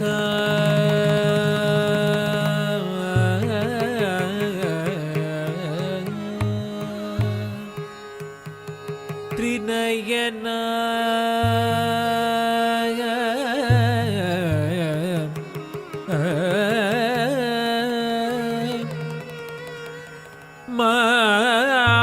ಮಾಣಿಕ್ಯ ಮೌಲಿ ಸ್ಫುರ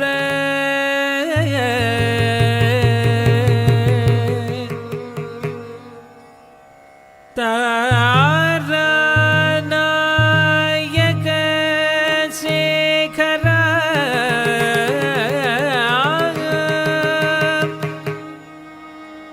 ಸ್ಮಿತಮುಖಿ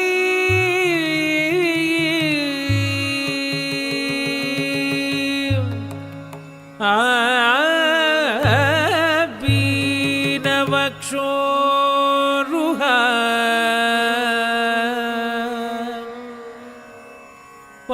ಪಾಣಿಭ್ಯ ಅಲಿಪೂರ್ಣ ರತ್ನಚಷಕಂ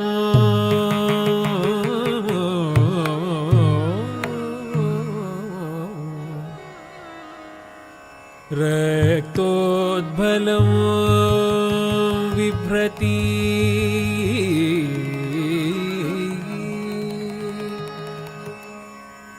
ಸೌಮ್ಯ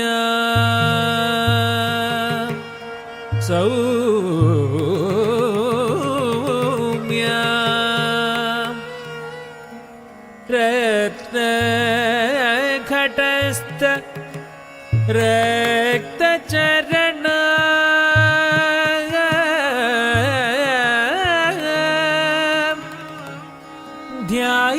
ಧ್ಯಾಯೇತ್ ಪರಮಂಬಿಕಾ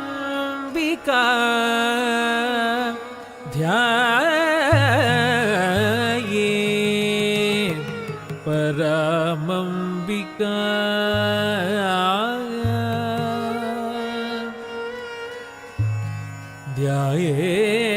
ಧ್ಯಾಯೇತ್ ಪರಮಂಬಿಕಾ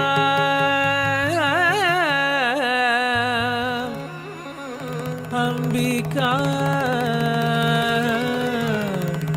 ಅಂಬಿಕಾ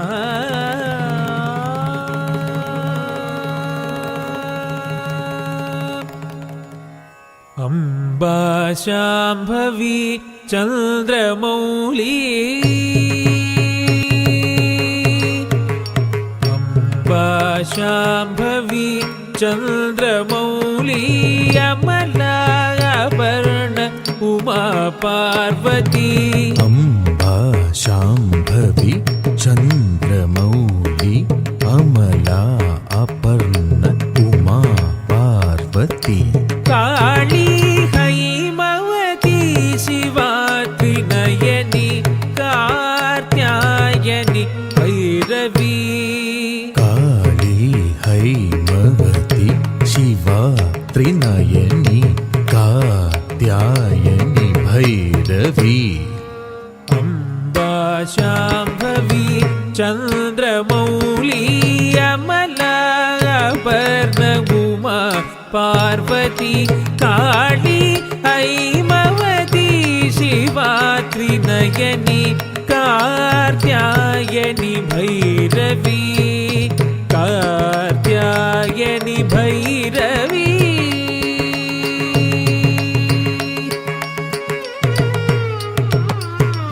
ಸಗ ದನಿದ ಸಾನಿದ ಸಗ ನಿ ಸನಿದ ನಿ ಸಗ ಸ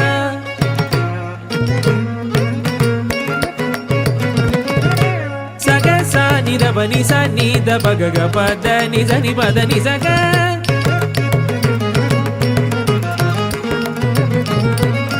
ಪಗ ಸ ಗ ಸ ನಿ ಸ ನಿದ ಪಗ ಸ ನಿ ಪಗ ಸ ನಿದ ನಿ ಗ ಸ ನಿದ ಗಚ್ಚ ನಿದ ಪದ ಸಗ ಪದ ನಿ ಸ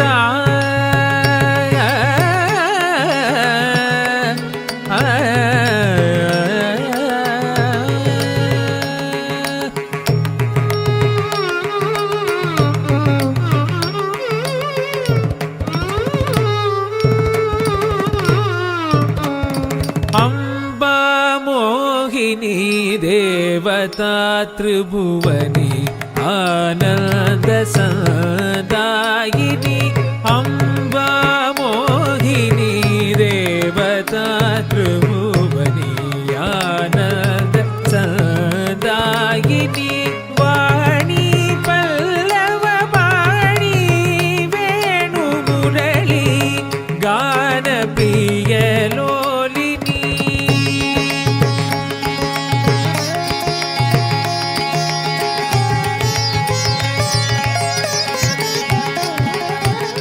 ವಾಣಿ ಪಲ್ಲವ ವಾಣಿ ವೇಣು ಮುರಳಿ ಗಾನ ಪ್ರಿಯ ಲೋಲಿನಿ ಅಂಬಾ ಮೋಹಿನಿ ದೇವತಾ ತ್ರಿಭುವನಿ ಆನಂದ ಸದಾಯಿನಿ ವಾಣಿ ಪಲ್ಲವ ವಾಣಿ ವೇಣು ಮುರಳಿ ಗಾನ ಪ್ರಿಯ ಲೋಲಿನಿ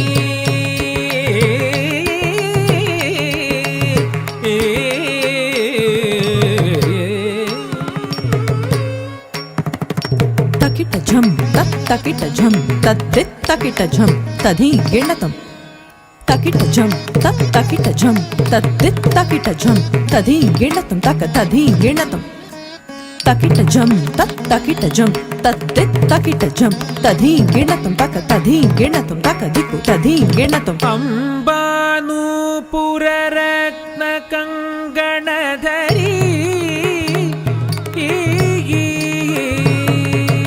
अंबानूपुर रत्न कंगणधरी केयूर हारावली अंबानूपुर रत्न कंगणधरी केयूर हारावली जाति चंबक वैजयंती लहरी ग्रैवेय कैराजिता जाति चंबक वैजयंती लहरी ग्रैवेय कैराजिता अंबानूपुर रत्न कंगणधरी केयूर हारावली जाति चंबक वैजयंती लहरी ग्रैवेय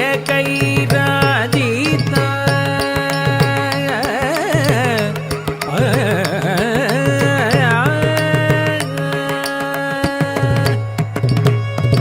सा सनि रे सनि प म पनि प म ग ग म रि स सनि रि स द नि स रि द नि प द नि प ग म द नि रि स नि प म ग म द नि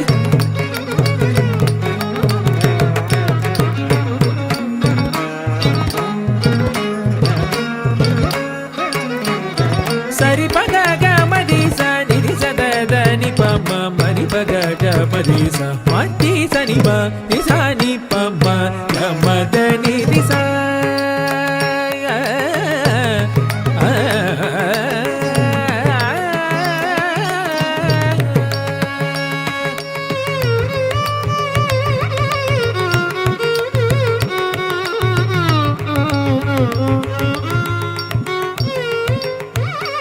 वीणा वेणु विनोद मंडितकर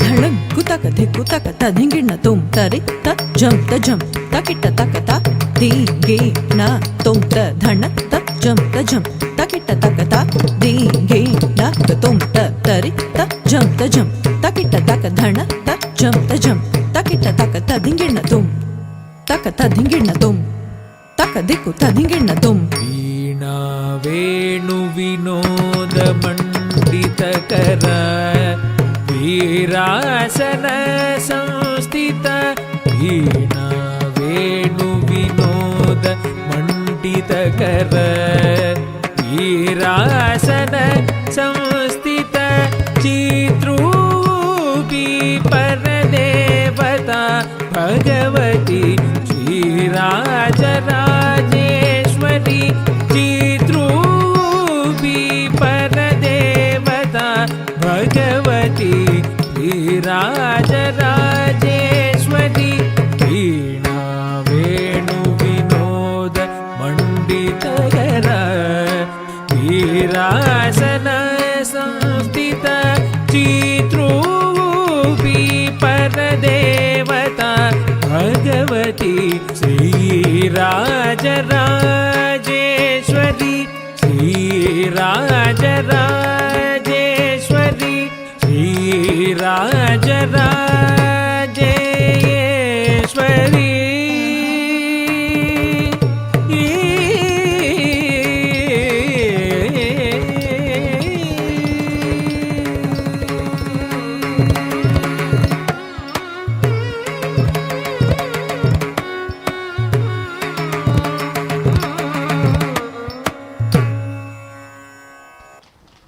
ಮನೋಜ್ಞ ಅಭಿನಯದ ಮೂಲಕ ನೃತ್ಯ ಪ್ರದರ್ಶನವನ್ನು ಮಾಡಿದ ವಿಶ್ವ ಕಲಾನಿಕೇತನದ ವಿದ್ಯಾರ್ಥಿಗಳನ್ನು ವಂದಿಸುತ್ತಾ ಮುಂದೆ ಲೀಲಾಮಯ ಪ್ರೇಮ ಹಾಗೂ ಧರ್ಮದ ದೂತ ಶ್ರೀಕೃಷ್ಣ ನೃತ್ಯ ಪ್ರಿಯ ಕೂಡ ಹೌದು. ಕುಣಿದಾಡೋ ರಂಗ ಎನ್ನುವಂತಹ ನೃತ್ಯವನ್ನು ನಮ್ಮ ವಿದ್ಯಾರ್ಥಿಗಳು ಪ್ರಸ್ತುತಪಡಿಸಲಿದ್ದಾರೆ. ಅಭಿನಯಿಸಲಿರುವಂತಹ ವಿದ್ಯಾರ್ಥಿನಿಯರು ಪ್ರಣತಿ, ನಿಶ್ವಿತಾ, ತನ್ವಿ, ಅಹನ, ಧನ್ವಿ, ಮಾಣಿಕ್ಯಲಕ್ಷ್ಮಿ ಮತ್ತು ಈಶಾನಿ. ರಾಗ ಕರ್ಣರಂಜಿನಿ, ತಾಳ ಆದಿತಾಳ. ನೃತ್ಯ ಸಂಯೋಜನೆ ಕರ್ನಾಟಕ ಕಲಾಶ್ರೀ ವಿದುಷಿ ನಯನಾ ವಿ ರೈ ಹಾಗೂ ವಿದುಷಿ ಸ್ವಸ್ತಿಕಾ ಆರ್ ಶೆಟ್ಟಿ ಇವರು.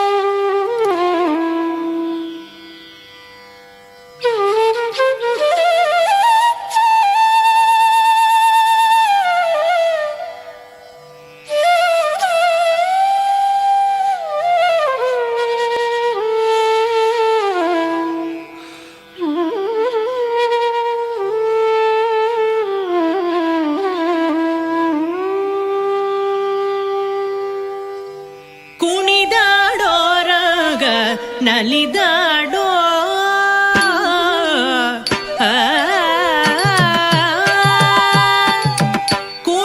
ಕುಣಿದಾಡೋರಾಗ ನಲಿದಾಡೋ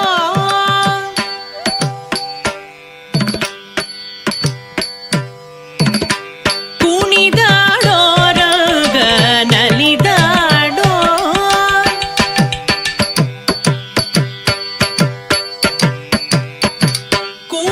ಕುಣಿದಾಡೋರಾಗ ನಲಿದಾಡೋ ಕುಣಿದಾಡೋ ಕೂದಣದ ಸರಣಿ ನಲಿದಾಡೋ ಮಾಣಿಕದ ಹರಳೆ ಕುಣಿದಾಡೋರಾಗ ನಲಿದಾಡೋ ಕುಣಿದಾಡೋ ಕೂದಣದ ಸರಣಿ ನಲಿದಾಡೋ ಮಾಣಿಕದ ಹರಳೆ ಕುಣಿದಾಡೋರಾಗ ನಲಿದಾಡೋ ಕುಣಿದಾಡೋ ಕೂದಣದ ಸರಣಿ ನಲಿದಾಡೋ ಮಾಣಿಕದ ಹರಳೆ ಕುಣಿದಾಡೋರಾಗ ನಲಿದಾಡೋ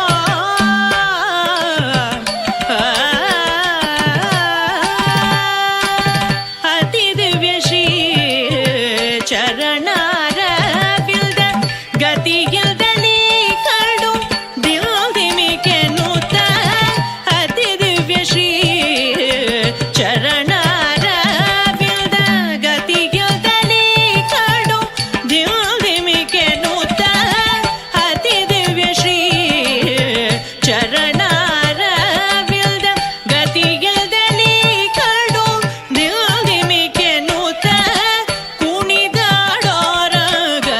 ನಲಿದಾಡೋ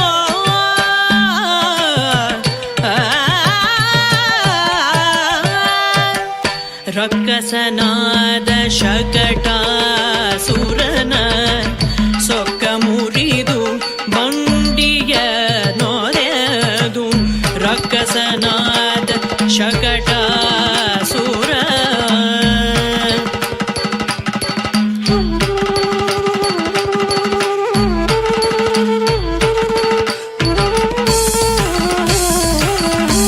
ರಕ್ಕಸನಾದ ಶಕಟಾಸುರನ ಸೊಕ್ಕ ಮುರಿದು ಬಂಡಿಯ ನೋರೆದು ಚೊಕ್ಕ ಶ್ರೀ ಚರಣಾರ ಬಿಲ್ದ ದಿಕ್ಕಿಟ ಧಿಮಿಕಿಟರೆ ನೂತ ರಕ್ಕಸನಾದ ಶಕಟಾಸುರನ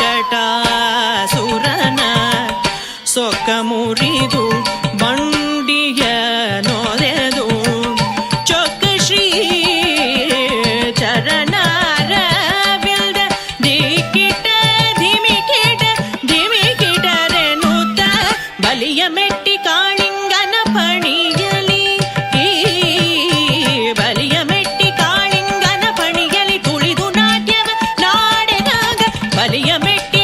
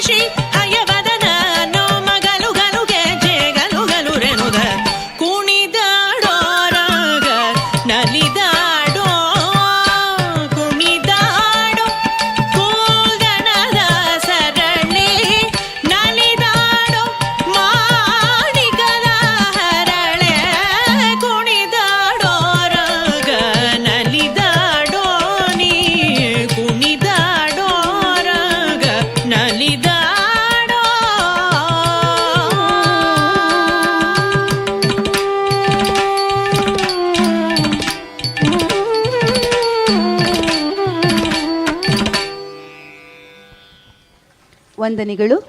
ಮುಂದೆ ಪಂಡಿತ್ ಕಲ್ಲಿನಾಥ ಕವಿಗವಾಯಿ ವಿರಚಿತ ಭಾರತಾಂಬೆಯ ಹೆಮ್ಮೆಯ ಮಕ್ಕಳು ಎಂಬ ದೇಶಭಕ್ತಿ ಗೀತೆಗೆ ಹೆಜ್ಜೆ ಹಾಕಲಿದ್ದಾರೆ ನಮ್ಮ ವಿದ್ಯಾರ್ಥಿಗಳು. ಶ್ರೀಪರ್ಣ, ಜೀವಿಕಾ, ಶಿಖಿ, ಸಾತ್ವಿ, ಮಾನ್ವಿತಾ ಮತ್ತು ರಿಷಿಕಾ ಇವರು.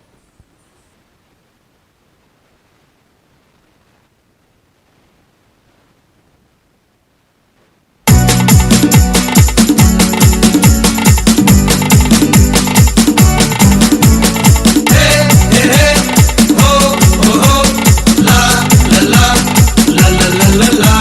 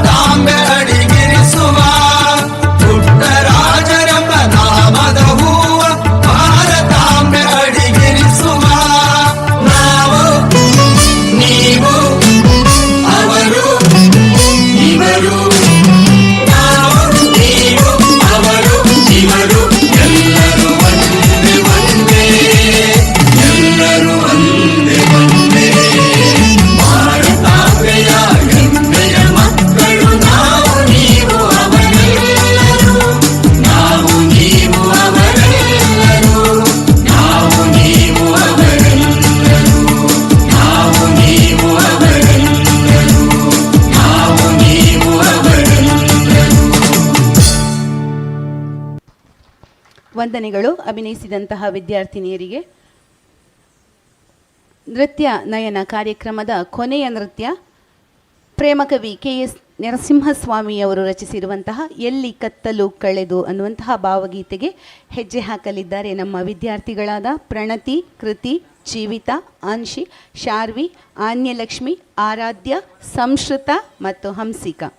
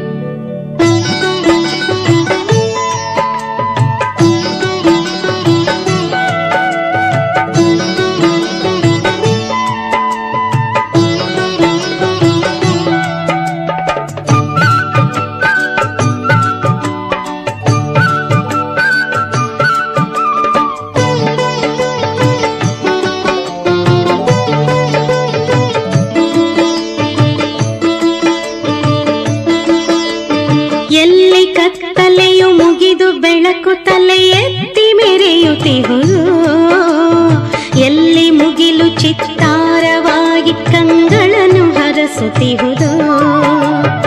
ಎಲ್ಲಿ ಕತ್ತಲೆಯು ಮುಗಿದು ಬೆಳಕು ತಲೆ ಎತ್ತಿ ಮೆರೆಯುತ್ತಿಹುದು, ಎಲ್ಲಿ ಮುಗಿಲು ಚಿತ್ತಾರವಾಗಿ ಕಂಗಳನ್ನು ಹರಸುತ್ತಿಹುದು.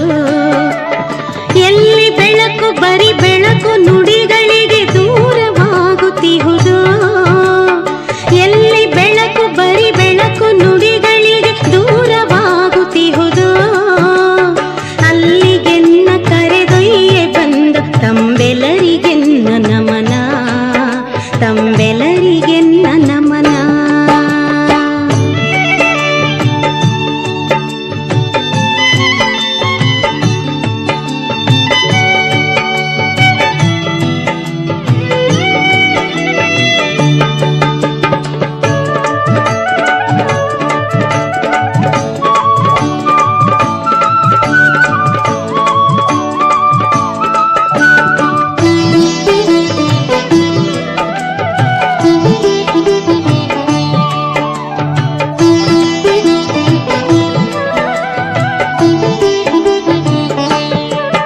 ಮಳೆ ಬಿಲ್ಲ ನೂಕಿ ಇಳಿದಿತ್ತು ಸೋನೆ ತೋಯಿಸಿದ ಮುಗಿಲಿನಿಂದ, ಹೊಸತೊಂದು ಮಿಂಚು ಇರಿದಿತ್ತು ಬಾನ ಹರಿದಾದ ಅಲಗಿನಿಂದ. ಮಳೆ ಬಿಲ್ಲ ನೂಕಿ ಇಳಿದಿತ್ತು ಸೋನೆ ತೋಯಿಸಿದ ಮುಗಿಲಿನಿಂದ, ಹೊಸತೊಂದು ಮಿಂಚು ಇರಿದಿತ್ತು ಬಾನ ಹರಿದಾದ ಅಲಗಿನಿಂದ. ಮರದಿಂದ ಮರಕ್ಕೆ ಸುಳಿದಿತ್ತು ದುಂಬಿ ಸಂತಸದ ದನಿಗಳಿಂದ, ಮರದಿಂದ ಮರಕ್ಕೆ ಸುಳಿದಿತ್ತು ತುಂಬಿ ಸಂತಸದ ದನಿಗಳಿಂದ. ಅಲ್ಲಿಗೆನ್ನ ಕರೆದೊಯ್ಯೆ ಬಂದ ತಂಬೆಲರಿಗೆನ್ನ ನಮನ, ತಂಬೆಲರಿಗೆನ್ನ ನಮನ.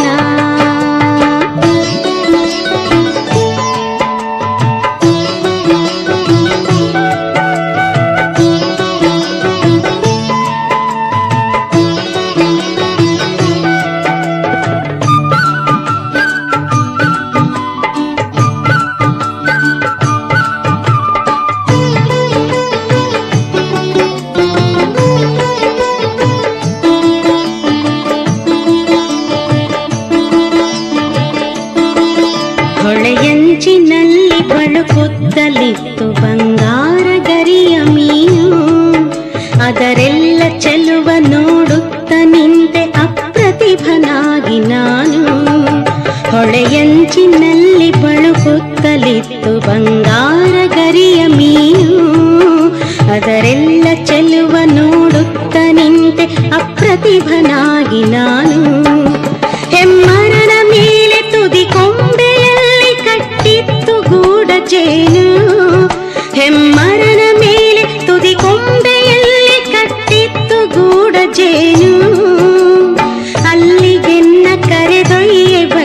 ತಂಬೆಲರಿಗೆನ್ನ ನಮನ, ತಂಬೆಲರಿಗೆನ್ನ ನಮನ.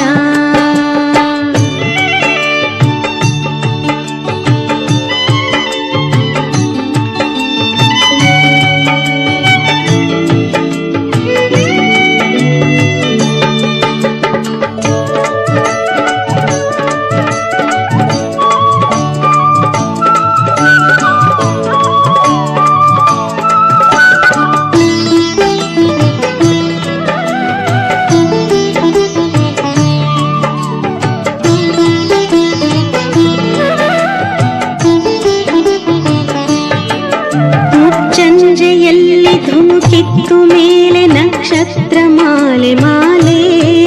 ಆಯುಕ್ತರ ಕಚೇರಿ ಪುತ್ತೂರು ಇವರಿಗೆ ಹಾಗೂ ಇಂದಿನ ಕಾರ್ಯಕ್ರಮವನ್ನು ಸಂಘಟಿಸಿದಂತಹ ವಿವಿಧ ಇಲಾಖೆಯ ಅಧಿಕಾರಿ ವರ್ಗದವರಿಗೆ ಹಾಗೂ ಸಂಘಟಕರಿಗೆ Vishwa Kalaniketan Institute of Arts and Culture Padadka Puttur ಇವರ ಪರವಾಗಿ ತುಂಬು ಹೃದಯದ ಅಭಿನಂದನೆಗಳು.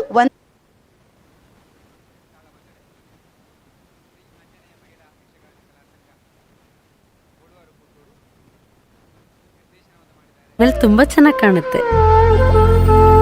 ಇದು ತುಂಬಾ ಚೆನ್ನಾಗಿದೆ ಅಲ್ವಾ? ತುಂಬಾ ಚೆನ್ನಾಗಿದೆ.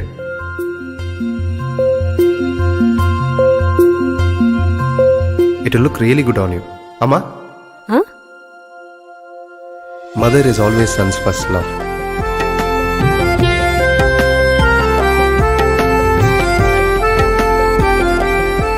ಪ್ರತಿ ಪೀಳಿಗೆಯ ಪ್ರೀತಿಯ ಮಳಿಗೆ GL ಆಚಾರ್ಯ ಜುವೆಲ್ಲರ್ಸ್. ಅತ್ತೆ, ಇದು ನನ್ನ ಬರ್ಡೇ ಗಿಫ್ಟ್. ಇದೆಲ್ಲ ಜೀವನದಲ್ಲಿ ನನಗೋಸ್ಕರ ತಗೊಂಡ್ಬಂದಿದ್ದಾರೆ. ನಿನ್ ಮೇಲೆ ತುಂಬಾ ಚೆನ್ನಾಗಿ ಕಾಣುತ್ತೆ. ಇದು ತುಂಬಾ ಚೆನ್ನಾಗಿದೆ ಅಲ್ವಾ? ತುಂಬಾ ಚೆನ್ನಾಗಿದೆ.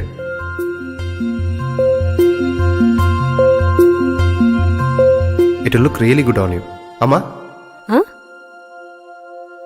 Mother is always son's first love.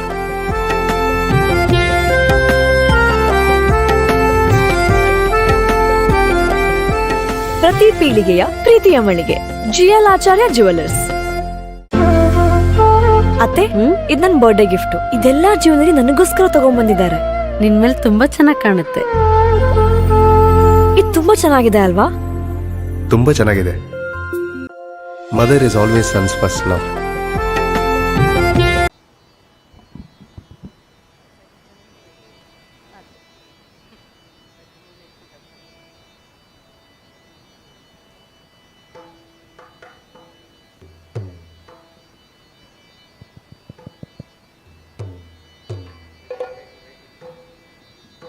Hello.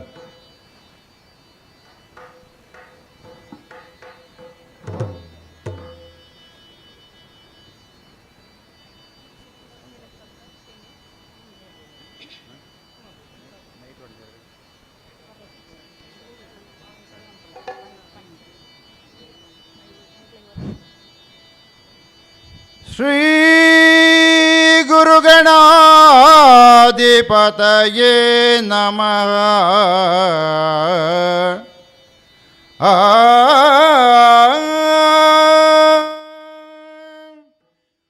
ಮುದದಿಂದ ನಿನ್ನ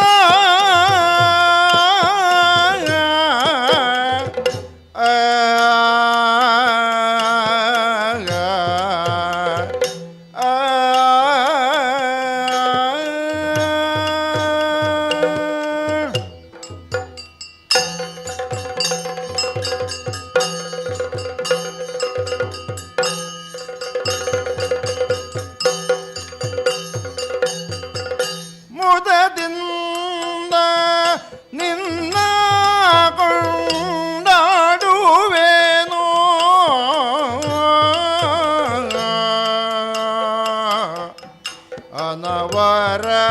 ಅನವರತಾಗ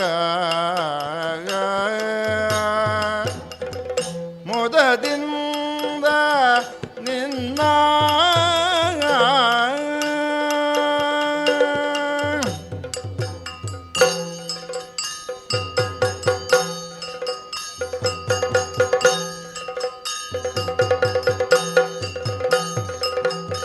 ಅರರ ನಿನ್ನಯ ಮಹಿಮೆಯನು ಬಗಳಲವಲ್ಲಾಗ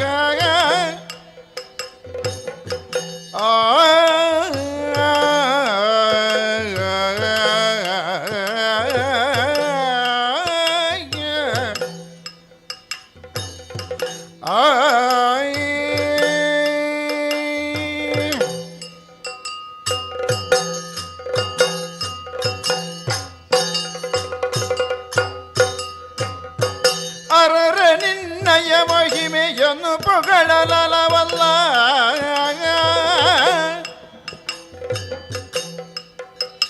ಧರಣಿಯನ್ನು ಪೊತ್ತಿರ್ದ ಮಖಶೇಷಗರಿದೋ ಹರನದು ಕುಮಾರದ ಕಲಾಗಮಗೆ ಸಾಕಾರ ಹರನದು ಕುಮಾರದ ಕಲಾಗಮಗೆ ಸಾಕಾರ ದರೆಯೊಳು ವಿಶೇಷ ಮದವೂರ ವಿಘ್ನೇಶ ಮುದದಿಂದ ನಿನ್ನ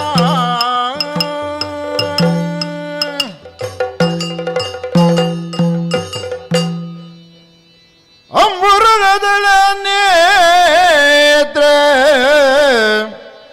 ಶ್ರೀ ದುರ್ಗಾಂಬಿಕೆಯ ಬಲಗೊಂಡು ಭಕ್ತಿಯೋಳು ಅಂಬಿಕಾಸುತ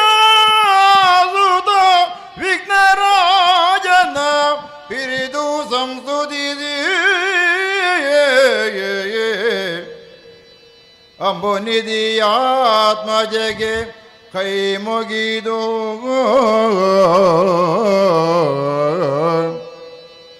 ಅಂಬುಜಾಸನ ವಾಣಿಯರ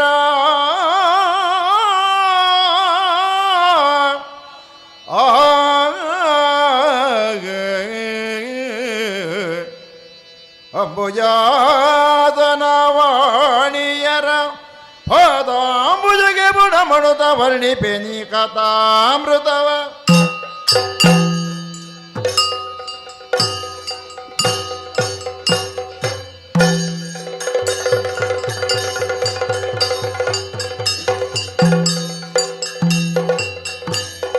ಜನಪಗುಲ್ಲ ಮಣಿ ರಾಮ ಚಂದಿರ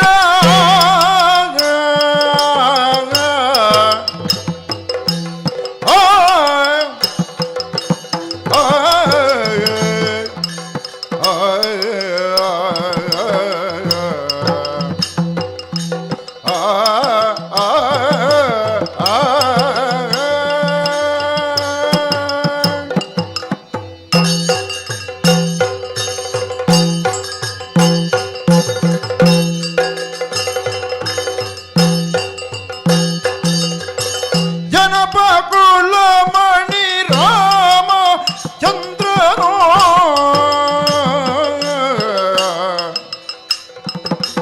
ದಿನಪ ಅಂದದೆ ಸಭೆಯೊಳಿರ್ತನೋ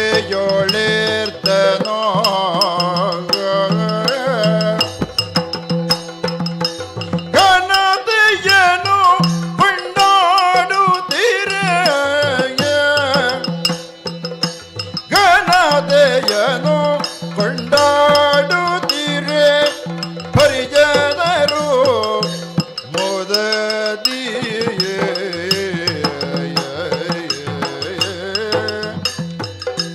ಜನಪಕುಲ ಮಣಿ ರಾಮ ಚಂದಿರನೋ ಆ ಆ ಆ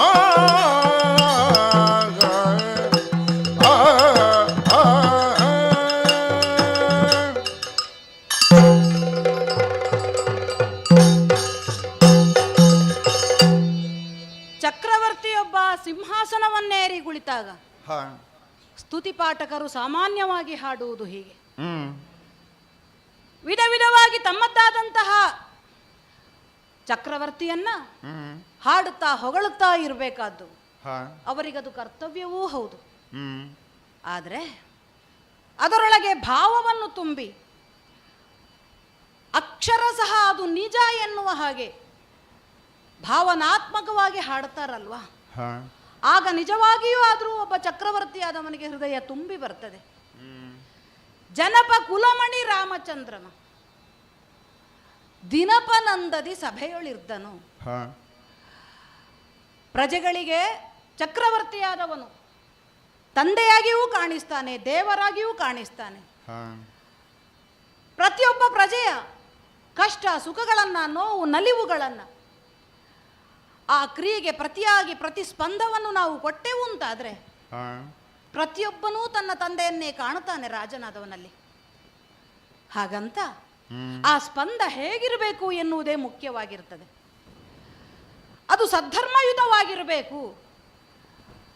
ಪ್ರಜೆಗಳ ಕಣ್ಣೀರನ್ನು ಒರೆಸಬೇಕು, ಪ್ರಜೆಗಳನ್ನು ಸದಾಕಾಲ ರಂಜಿಸಬೇಕು ಎನ್ನುವ ಹಾಗೆ ಆಲೋಚನೆ ಮಾಡುವಂತಹ ಪ್ರತಿಯೊಬ್ಬ ಚಕ್ರವರ್ತಿಯು, ರಾಜನು ಹಾಗೆ ನಾವು ನಿರ್ವಹಿಸುವಂತಹ ಕಾರ್ಯವೈಖರಿ ಅದು ಧರ್ಮ ನಿಷ್ಠೆಯಾಗಿದೆಯೋ, ಸತ್ಯ ಧರ್ಮದ ಮಾರ್ಗದಲ್ಲಿದೆಯೋ ಎನ್ನುವ ಹಾಗೆ ಒಂದೊಮ್ಮೆ ವಿವೇಕದಿಂದ ಆಲೋಚನೆ ಮಾಡಿ ಪ್ರವರ್ತಿಸಿದ ಅಂತಾದರೆ ಪ್ರಜೆಗಳ ಅಥವಾ ಸ್ತುತಿಪಾಠಕರ ಬಾಯಿಂದ ಬರುವಂತಹ ಸ್ತುತಿ ವಾಕ್ಯಗಳಾದರೂ ಅವನಿಗೆ ಗೌರವವನ್ನು ನಿಜಾರ್ಥದಲ್ಲಿ ತಂದುಕೊಡುತ್ತದೆ.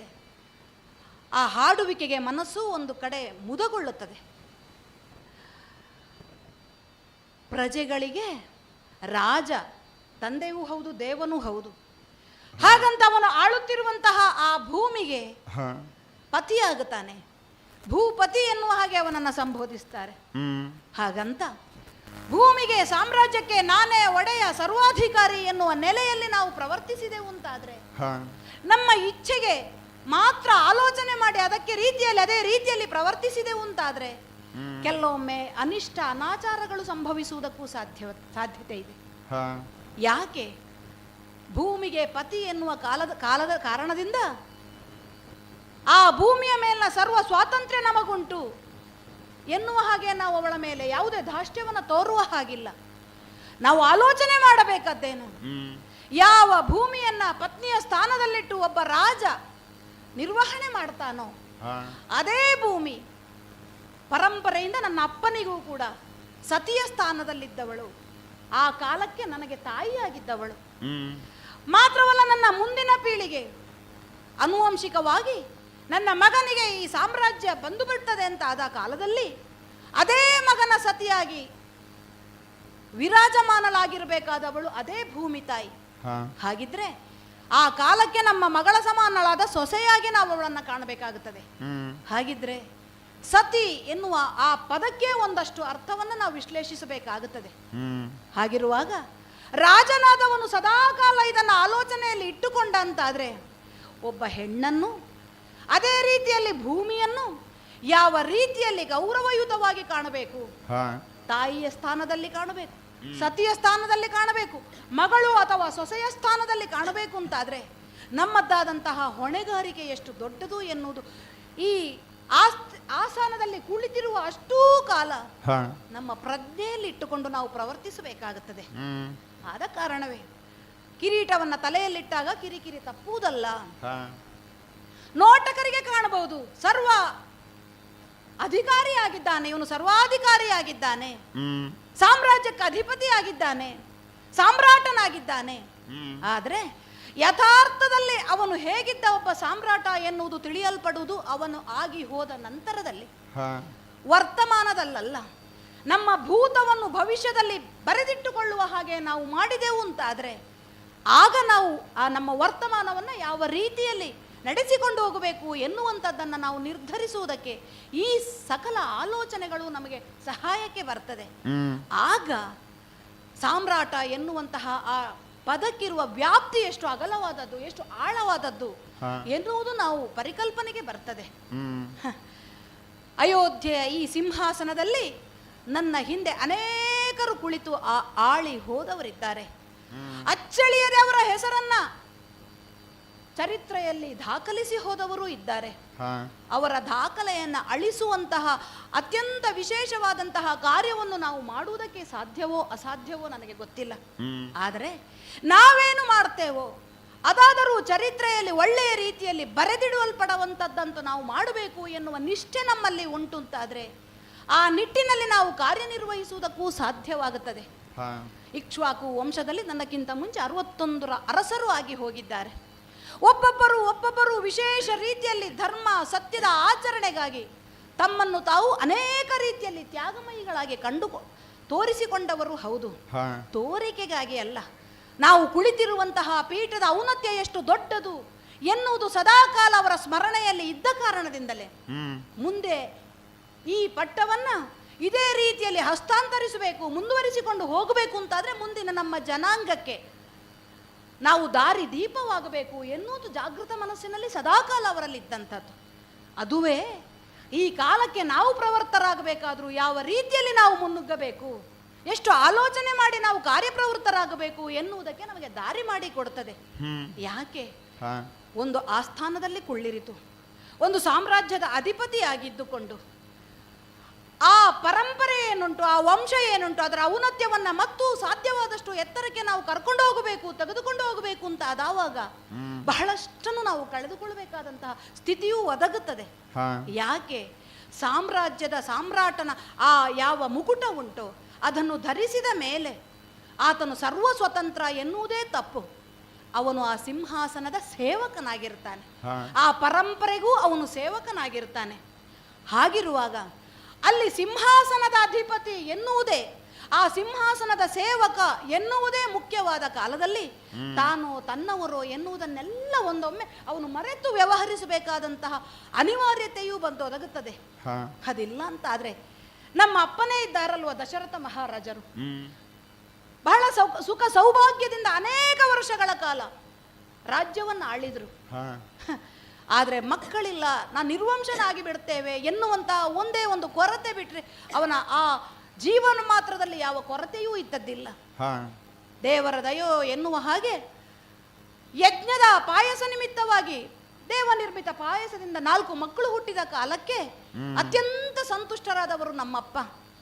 ಅದುವರೆಗೂ ಅವರು ಅನುಭವಿಸಿದಂತಹ ದುಃಖದ ಪರಂಪರೆ ಏನುಂಟೋ ತನ್ನ ತಾಯಂದಿರ ಜೊತೆಗೂಡಿ ಅದನ್ನೆಲ್ಲವನ್ನು ಮರೆತು ಸಂತೋಷದಿಂದ ಕಾಲ ಎಷ್ಟು ಬಹಳ ವೇಗವಾಗಿ ಹೋಯಿತು ಅಂತ ಹೇಳಿದರೆ ಅವರ ಆಲೋಚನೆ ಮಾಡುವ ಕಾಲಕ್ಕೆ ವನವಾಸಕ್ಕೆ ರಾಮ ಹೋಗಬೇಕಾಗಿಯೂ ಬಂತು. ಅದೊಂದು ವಿಪರ್ಯಾಸವೇ ಅಲ್ವೇ? ಹಿರಿದಾದಂತಹ ಮಗನಿಗೆ ರಾಮಚಂದ್ರನಿಗೆ ಪಟ್ಟಾಭಿಷೇಕ ಮಾಡ್ತೇನೆ, ಪಟ್ಟಾಭಿಷೇಕ ಮಾಡುವುದಕ್ಕೆ ಸರ್ವ ಸಿದ್ಧತೆಗಳಾದರೂ ಕೂಡ ಅಮ್ಮನಿಗೆ ಕೊಟ್ಟಂತಹ ಮಾತು ಅದೊಂದನ್ನು ನಡೆಸಿಕೊಡಬೇಕಾದಂತಹ ಅನಿವಾರ್ಯತೆ ಅಪ್ಪನಿಗೆ ಇದ್ದೇ ಇತ್ತು. ಆ ಸಂದರ್ಭ ಕಾಲಕ್ಕೆ ಒದಗಿ ಬಂದಾಗ ಅಷ್ಟು ಸಮಯ ಅನುಭವಿಸಿದಂತಹ ಸಂತೋಷವು ಒಮ್ಮಿಂದೊಮ್ಮೆಗೆ ದುಃಖದ ಮಡುವಾಗಿ ಅಪ್ಪ ವಿಲಪಿಸಿದ್ದು ಎಷ್ಟು.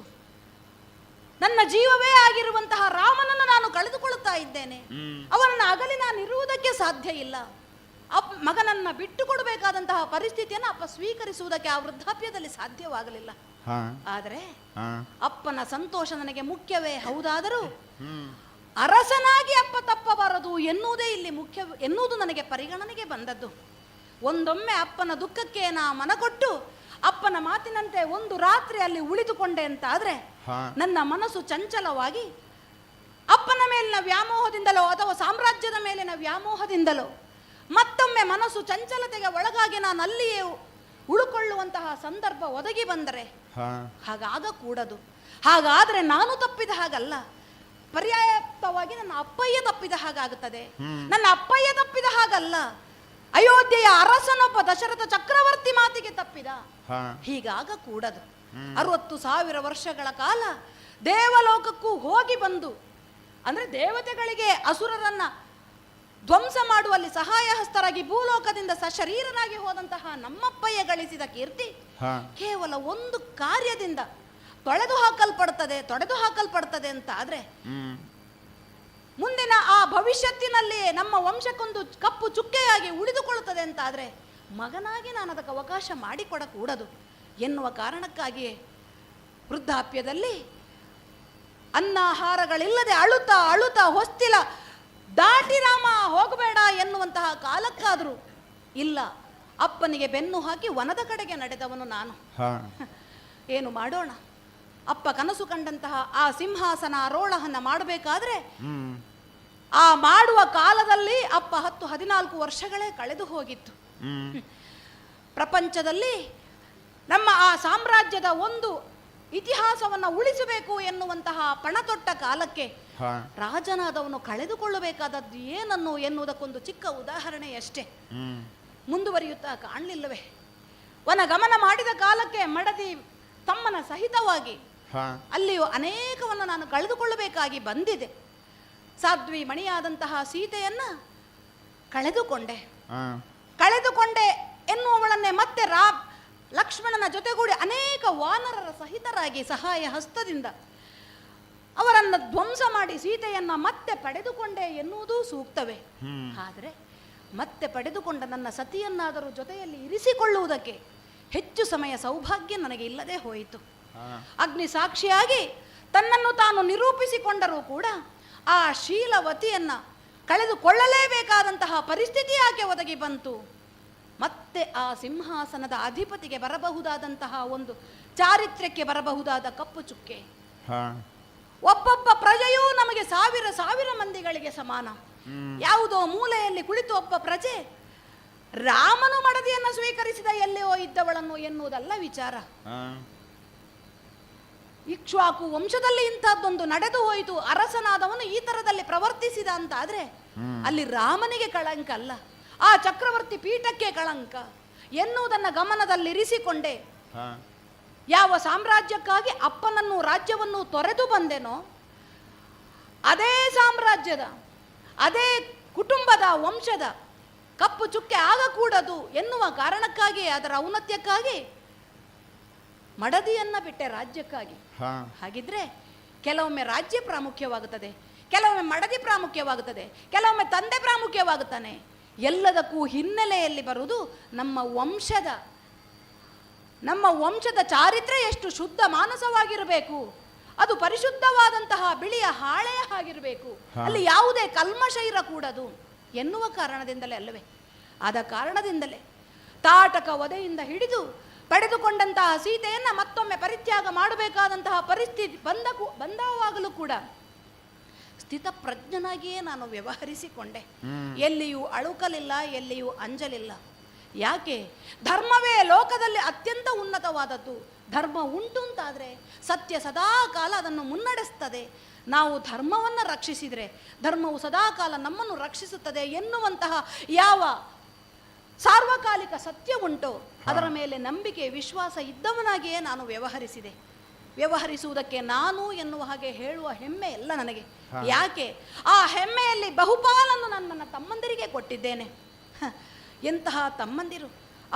ಅಪ್ಪ ಸದಾಕಾಲ ಹೇಳ್ತಾ ಇದ್ದದ್ದುಂಟು, ಧರ್ಮದ ಅರ್ಥ ಕಾಮ ಮೋಕ್ಷ ಎನ್ನುವ ಹಾಗೆ ಚತುರ್ಮುಖಗಳ ರೀತಿಯಲ್ಲಿ, ಚತುಷ್ಟಯಗಳ ರೀತಿಯಲ್ಲಿ ನನ್ನ 4 ಮಕ್ಕಳು ಎನ್ನುವ ಹಾಗೆ ಸದಾಕಾಲ ಈ ಧರ್ಮ ಪರಿಪಾಲನೆ ಮಾಡುವಲ್ಲಿಯೂ ಕೂಡ ಸದಾಕಾಲ ನೆರಳಾಗಿ ಬಂದಂತಹ ನನ್ನ ತಮ್ಮ ಲಕ್ಷ್ಮಣನು, ಅನಾಯಾಸವಾಗಿ ಬಂದಂತಹ ಸಾಮ್ರಾಜ್ಯವನ್ನಾದರೂ ಅಣ್ಣ ನಿನಗಲ್ಲದೆ ನನಗೆ ಬೇಡ ಎನ್ನುವ ಹಾಗೆ ನಾರು ಮಡಿಯನ್ನು ಉಟ್ಟು ತಲೆಯಲ್ಲಿ ಶಿಖೆಯನ್ನು ಧರಿಸಿ ಸರ್ವ ಸಾಮ್ರಾಜ್ಯವನ್ನು ನನ್ನ ಪಾದತಲಕ್ಕೆ ಇಟ್ಟು ಅನಿವಾರ್ಯವಾಗಿ ಬಂದಾಗ ನಾನು ಪದಸ್ಪರ್ಶ ಮಾಡಿದಂತಹ ಪಾದುಕೆಗಳನ್ನೇ ತಲೆಯಲ್ಲಿಟ್ಟು ಎಲ್ಲಿಯೋ ನಂದಿಗ್ರಾಮದಲ್ಲಿಟ್ಟು ಅಯೋಧ್ಯೆಯನ್ನು ಆಳಿದಂತಹ ನನ್ನ ತಮ್ಮ ಭರತ ಅಣ್ಣನ ಸೇವೆಯನ್ನು ಮಾಡುವುದಕ್ಕೆ ಒಂದೇ ಒಂದು ಅವಕಾಶಕ್ಕಾದರೂ ಕಾಯ್ತಾ ಇದ್ದಂತಹ ಶತ್ರುಘ್ನ ಅಶ್ವಮೇಧದಲ್ಲಿ ತಾನೇ ಎಲ್ಲವನ್ನು ನಿರ್ವಹಿಸಿಕೊಟ್ಟ.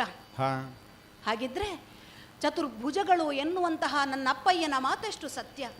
ಧರ್ಮವನ್ನು ರಕ್ಷಿಸುವಲ್ಲಿ, ಕುಲದ ಆ ಯಾವ ಔನ್ನತ್ಯ ಉಂಟೋ ಅದನ್ನು ಇನ್ನೂ ಎತ್ತರಕ್ಕೆ ಏರಿಸುವುದರಲ್ಲಿ ನನ್ನ ತಮ್ಮಂದಿರು ಸದಾ ನನ್ನ ಜೊತೆಗೆ ಕೈ ಜೋಡಿಸಿದ್ದಲ್ಲದೆ ಮಾತ್ರವಲ್ಲ, ಮಡದಿಯಾದಂತಹ ಸೀತೆ ಅವಳನ್ನು ತೊರೆಯಬೇಕಾದಂತಹ ಅನಿವಾರ್ಯ ಸ್ಥಿತಿ ಬಂದಾಗಲಾದರೂ ಅದನ್ನು ನಿರ್ವಹಣೆ ಮಾಡುವುದಕ್ಕೆ ನನಗೆ ಅತ್ಯಂತ ಸರಳವಾಗುವುದಕ್ಕಾದರೂ ಸಾಧ್ಯತೆ ಬಂದದ್ದು ಹೇಗೆ? ಆಕೆ ರಾಮನ ಮಡದಿಯಾಗಿ ವರ್ತಿಸಿದ್ದಲ್ಲ, ರಾಜಾರಾಮನ ಮಡದಿಯಾಗಿ ವರ್ತಿಸಿದ್ಲು. ಅಂದರೆ ಅಯೋಧ್ಯೆಯ ಸಿಂಹಾಸನದಲ್ಲಿ ಕುಳ್ಳಿರಬೇಕಾದಂಥ ಅರಸನ ಮಡದಿ ಅರಸಿಗೂ ಒಬ್ಬಾತ ಗಂಡನ ಹೆಂಡತಿಯಾಗಿ ವ್ಯವರ್ತಿಸುವುದಕ್ಕೂ ಬಹಳಷ್ಟು ವ್ಯತ್ಯಾಸ ಉಂಟು. ರಾಜಾರಾಮನಾಗಬೇಕು ನನ್ನ ಗಂಡ ಅಂದರೆ ಆ ರಾಜತ್ವಕ್ಕೆ ಯಾವುದೇ ಕಳಂಕ ಬರಬಾರದು.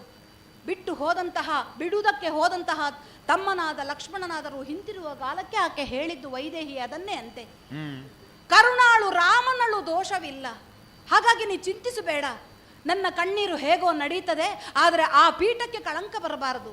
ಆ ಪೀಠಕ್ಕೆ ಕಳಂಕ ಬರದೇ ಇರಬೇಕು ಅಂತಾದರೆ ಅವನ ಮಡದಿಯಾಗಿ ಅಲ್ಲ, ರಾಜ್ಯದ ರಾಣಿಯಾಗಿ ನಾನು ಸಹವರ್ತಿತ್ವವನ್ನು ಮಾಡಬೇಕಾಗುತ್ತದೆ. ಅದಕ್ಕಾಗಿ ರಾಜ್ಯದಿಂದ ನನ್ನನ್ನು ಹೊರಗೆ ಹಾಕುವಾಗಲಾದರೂ ಸಹಧರ್ಮಿಣಿ ಹೇಗಿರ್ತಾಳೆ, ಪ್ರತಿಯೊಂದು ಕಾರ್ಯದಲ್ಲಿಯೂ ಸಹವರ್ತಿನಿಯಾಗಿರ್ತಾಳೆ. ಅದರಲ್ಲಿ ಸಹವರ್ತಿನಿಯಾಗಿ ನಡೀಬೇಕದ್ದು ನನಗೀಗಲೂ ಧರ್ಮ. ನನ್ನನ್ನು ಬಿಟ್ಟು ಅಗಲಿದರೂ ನಾವಿಬ್ಬರು ಸತಿಪತಿಗಳಾಗಿಯೇ ಉಳಿದಿದ್ದೇವೆ ಎನ್ನುವುದು ಅದರಿಂದ ಸಾಕ್ಷಿಯಾಗಿ ಬರ್ತದೆ. ಹಾಗಿದ್ರೆ ಈ ರಾಮನನ್ನು ರಾಮನನ್ನಾಗಿ ದಿನಪನ ಹಾಗೆ ಹೇಳ್ತಾರಲ್ವಾ, ಜನಪ ಕುಲಮಣಿ ರಾಮಚಂದ್ರಮನು ದಿನಪನ ಹಾಗೆ ಸಭೆಯೊಳಿರ್ದನು. ಈ ರೀತಿಯಲ್ಲಿ ನನ್ನನ್ನು ಹೊಗಳುತ್ತಾ ಹಾಡುತ್ತಾ ಇರಬೇಕಾದ್ರೆ ಸ್ತುತಿಪಾಠಕರ ಈ ಮಾತುಗಳಲ್ಲಿ, ಈ ಹಾಡಿನಲ್ಲಿ ಇದು ಕೇವಲ ರಾಮಚಂದ್ರಮನದ್ದಾದಂತಹ ತ್ಯಾಗ ಮಾತ್ರ ಅಲ್ಲ. ರಾಜ್ಯವನ್ನು, ಅಪ್ಪನನ್ನು, ಅಮ್ಮನನ್ನು, ಮಡದಿಯನ್ನು ಆದರೂ ಕಳೆದುಕೊಳ್ಳಬಹುದು. ಆದರೆ ಅಧಿಪತಿಯಾಗಿರಬೇಕಾದ್ರೆ ಸರ್ವರ ಸಹ ಮಿಲನ ಬೇಕಾಗುತ್ತದೆ.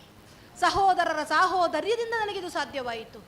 ಆದ್ದರಿಂದ ಅತ್ಯಂತ ಸಂತುಷ್ಟನಾಗಿದ್ದನ್ನು ನಾನು ಸ್ವೀಕರಿಸ್ತೇನೆ. ಯಾಕೆ? ಎಲ್ಲರ ಪಾಲು ಇದರಲ್ಲಿ ಉಂಟು ಎನ್ನುವುದು ನನಗೆ ಗೊತ್ತು. ಆದರೂ ಶತಮಾನಗಳ ಕಾಲ ಈ ಸಾಮ್ರಾಜ್ಯವನ್ನ ಆಳಿ ಇನ್ನೂ ನಾನು ಮುಂದುವರಿಯುತ್ತಾ ಇದ್ದೇನೆ.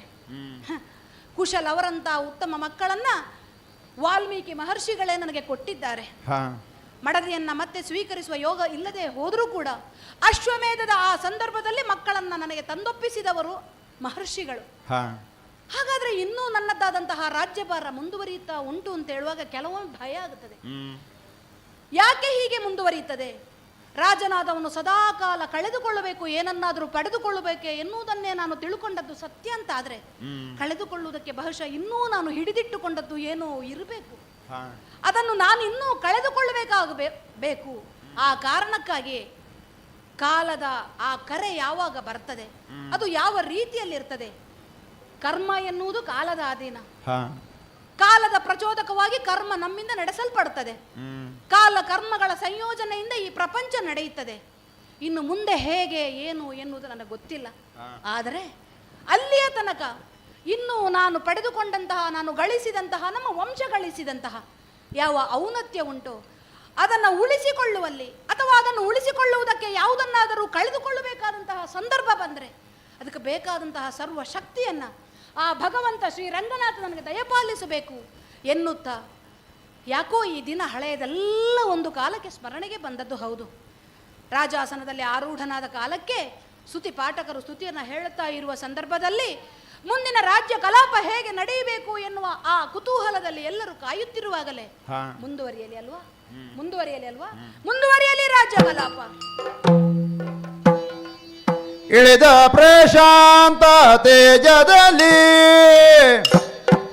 ಕಾಲ ನಿಳಿಗೆ ಪ್ರಚನ್ನ ವೇಷದಲ್ಲಿ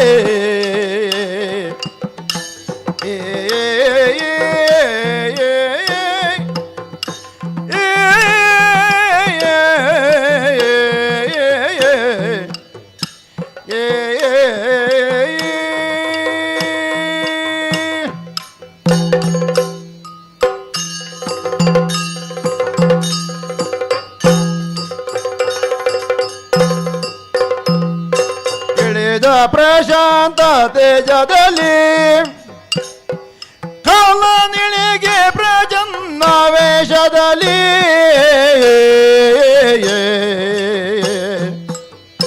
ಕಲಿಮಲ ಹರ ಕಾಮ ರೂಪ ಶ್ರೀರಾಮನ ಕಲಿಮಲ ಹರ ಕಾಮ ಶ್ರೀರಾಮನ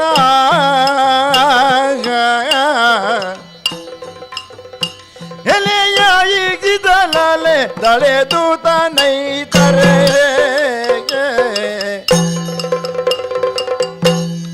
ಇಳಿದ ಪ್ರಶಾಂತ ತೇಜದಲ್ಲಿ ಕಾಲ ನಿಳಿಗೆ ಪ್ರಜನ್ನ ವೇಷದಲ್ಲಿ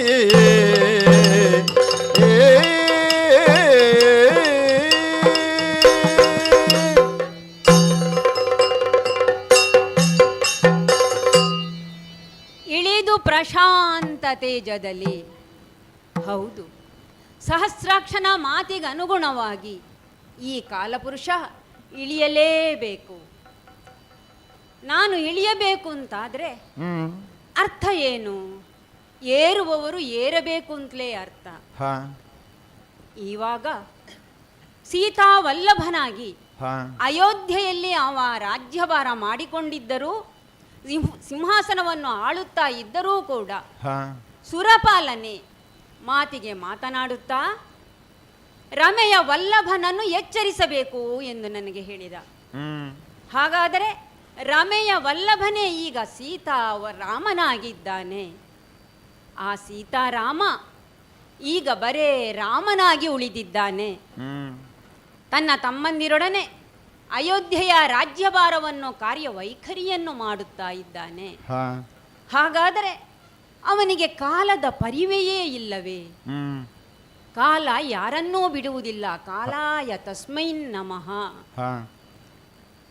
ಒಂದು ನಿರ್ದಿಷ್ಟವಾದ ಅವಧಿಯ ತನಕ ಒಬ್ಬ ಒಂದು ಸ್ಥಳದಲ್ಲಿ ಇರ್ತಾನೆ ಅಂತಾದರೆ ಉಳಿದ ಮತ್ತೆ ಪೂರ್ಣ ಅವಧಿಯನ್ನು ಅವನು ಎಲ್ಲಿ ಕಳೆಯಬೇಕೋ ಅಲ್ಲಿಯೇ ಕಳೆಯಬೇಕಾಗ್ತದೆ. ಇದರ ಹೊಣೆಗಾರಿಕೆ ಈ ಕಾಲಪುರುಷನದ್ದೇ.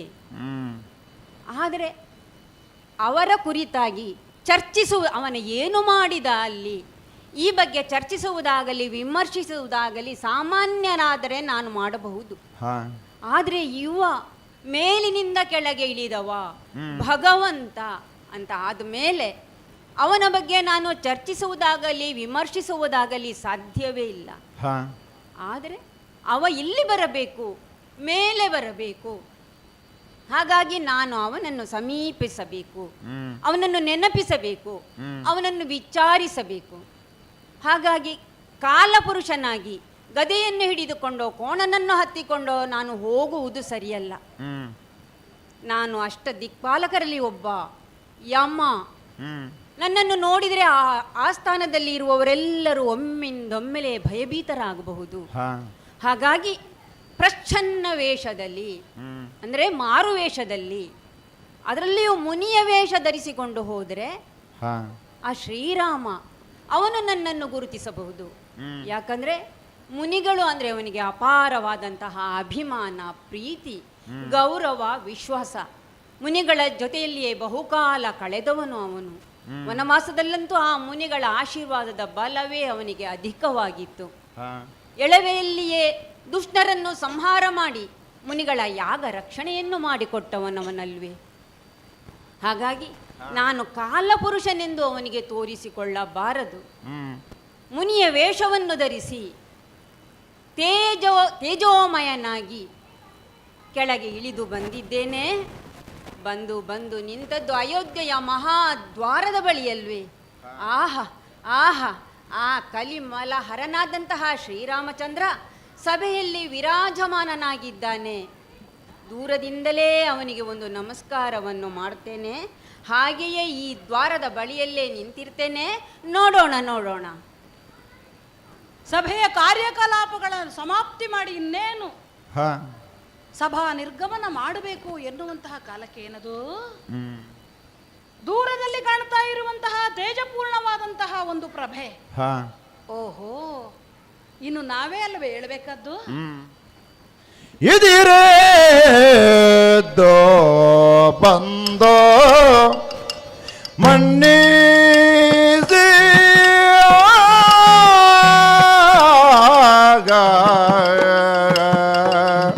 ಸ್ವಾಮಿ.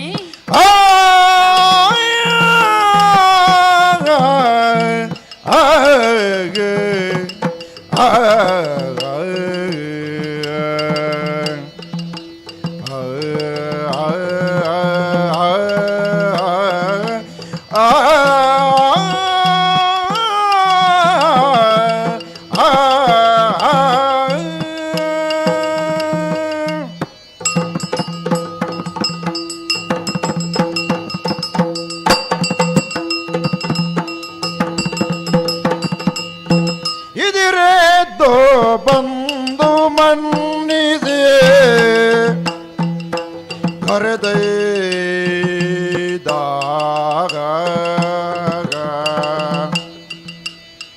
ಮುದದಿಂದ ಪೀಠ ಇತ್ತು, ಮುದದಿಂದ ಪೀಠ ಬಿತ್ತು.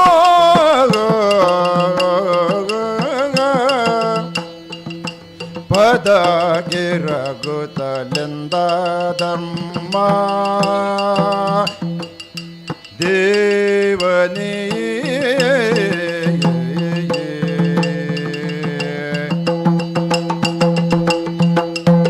ಪದಗೆ ರಘುತಲೆಂದ ಧರ್ಮ ದೇವನೇ ಬಂದು ನೀ ಸಂತೋಷದಿಂದ ಸಂತೋಷವಾಯ್ತು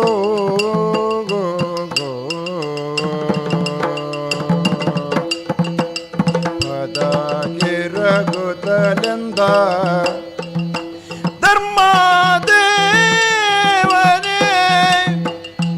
ನೀ ಬಂದುದಕ್ಕೆ ಸಂತೋಷವಾಯ್ತು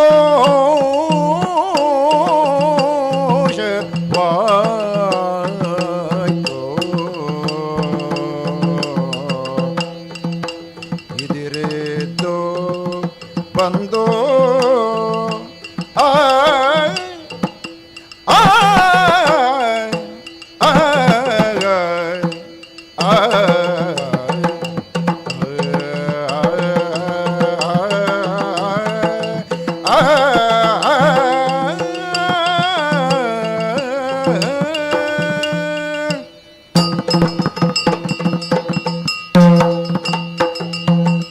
ಮುನಿಪೋತ್ತಮರೇ, ರಾಮಚಂದ್ರ, ಹೀಗೆ ಬರಬೇಕು ಸ್ವಾಮಿ, ಹೀಗೆ ಬರಬೇಕು. ಬಂದಿದ್ದೇನೆ. ವಿಶೇಷವಾದಂತಹ ಅತಿಥಿಗಳು ನೀವು. ಹೌದು. ಅತಿಥಿಗಳು ಅಂತ ಹೇಳಿದ್ರೆ ತಿಥಿ ವಾರ ಯಾವುದರ ಪರಿಕಲ್ಪನೆಯೂ ಇಲ್ಲದೆ ಬರುವವರು ಅಂತಲ್ವೇ?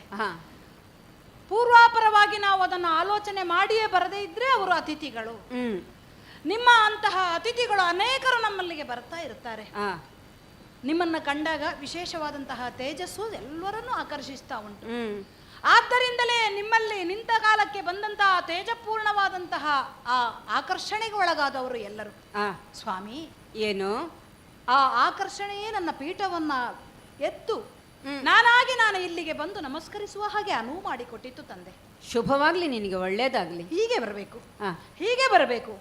ಇದು ಯಥಾಮತಿ ಯಥಾ ಸ್ಥಿತಿಯಲ್ಲಿ ಅತ್ಯಂತ ಉನ್ನತ ಎನ್ನುವಂತ ಆಸೀನವನ್ನೇ ನಿಮಗಾಗಿ ಇಟ್ಟಿದ್ದೇನೆ. ಕುಳ್ಳಿರ್ಬೇಕು ಸ್ವಾಮಿ, ಕುಳ್ಳಿರ್ಬೇಕು. ಆಗ್ಲಿ, ಸ್ವೀಕರಿಸಿದ್ದೇನೆ.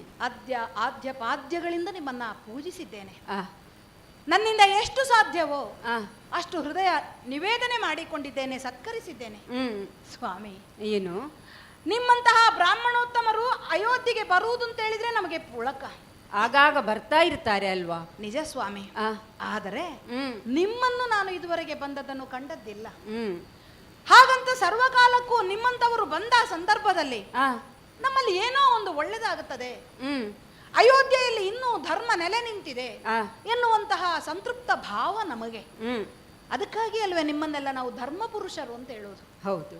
ಎಲ್ಲಿವರೆಗೆ ಬ್ರಾಹ್ಮಣರು ಬ್ರಾಹ್ಮಣ್ಯವನ್ನ ಉಳಿಸಿಕೊಂಡಿರ್ತಾರೋ, ಪ್ರಪಂಚಕ್ಕೋಸ್ಕರ ಸಮಾಜಕ್ಕೋಸ್ಕರ ತಮ್ಮದ್ದಾದಂತಹದ್ದನ್ನೆಲ್ಲ ತ್ಯಾಗ ಮಾಡಿ ತಪಸ್ಸಿಗೆ ನಿರತರಾಗಿರುತ್ತಾರೋ ಅಂತಹ ಮುನಿವರೇಣ್ಯರು, ಮನಿಷಿಗಳು, ತಾಪಸಿಗಳು ನಿಮ್ಮಂತವರು ಯಾಕೆ ಬರ್ತೀರಿ?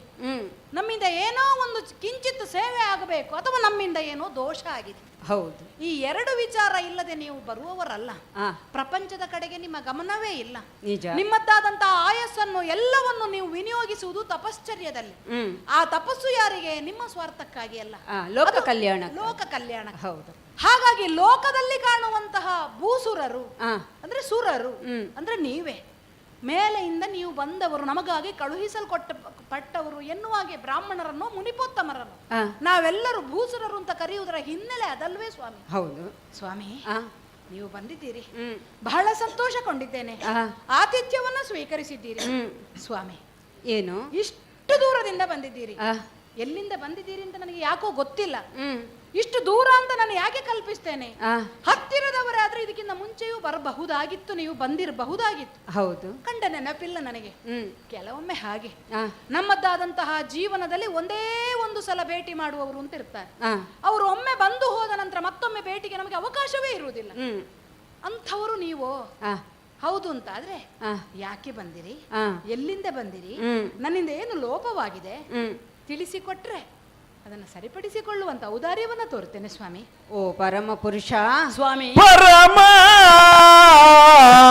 ಪುರುಷ ಕೇಳು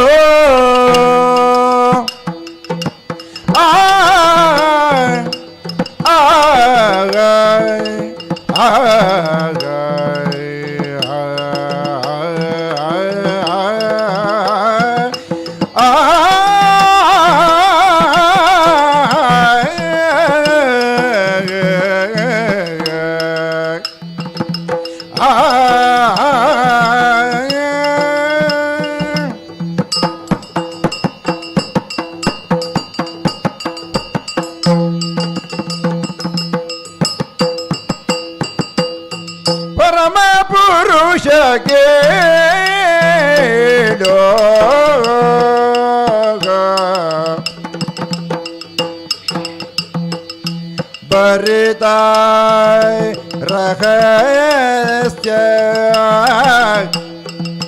ಮಾತಿರುವುದು ನಿನ್ನೋಳು ಇಂದು ಪರಮ ಪುರುಷ ಕೇಳೋ ಬರಿದ ರಹಸ್ಯ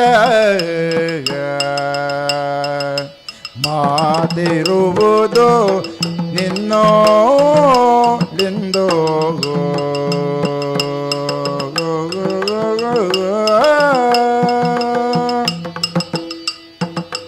ಅರಸ ಏಕಾಂತ ಸಮ್ಮಿಳಗೆ ಅರಸ ಏಕಾಂತ ಸಮ್ಮಿಲನಗೆ ಸಮಯವೂ ದುರ್ಬುದ್ಧಿ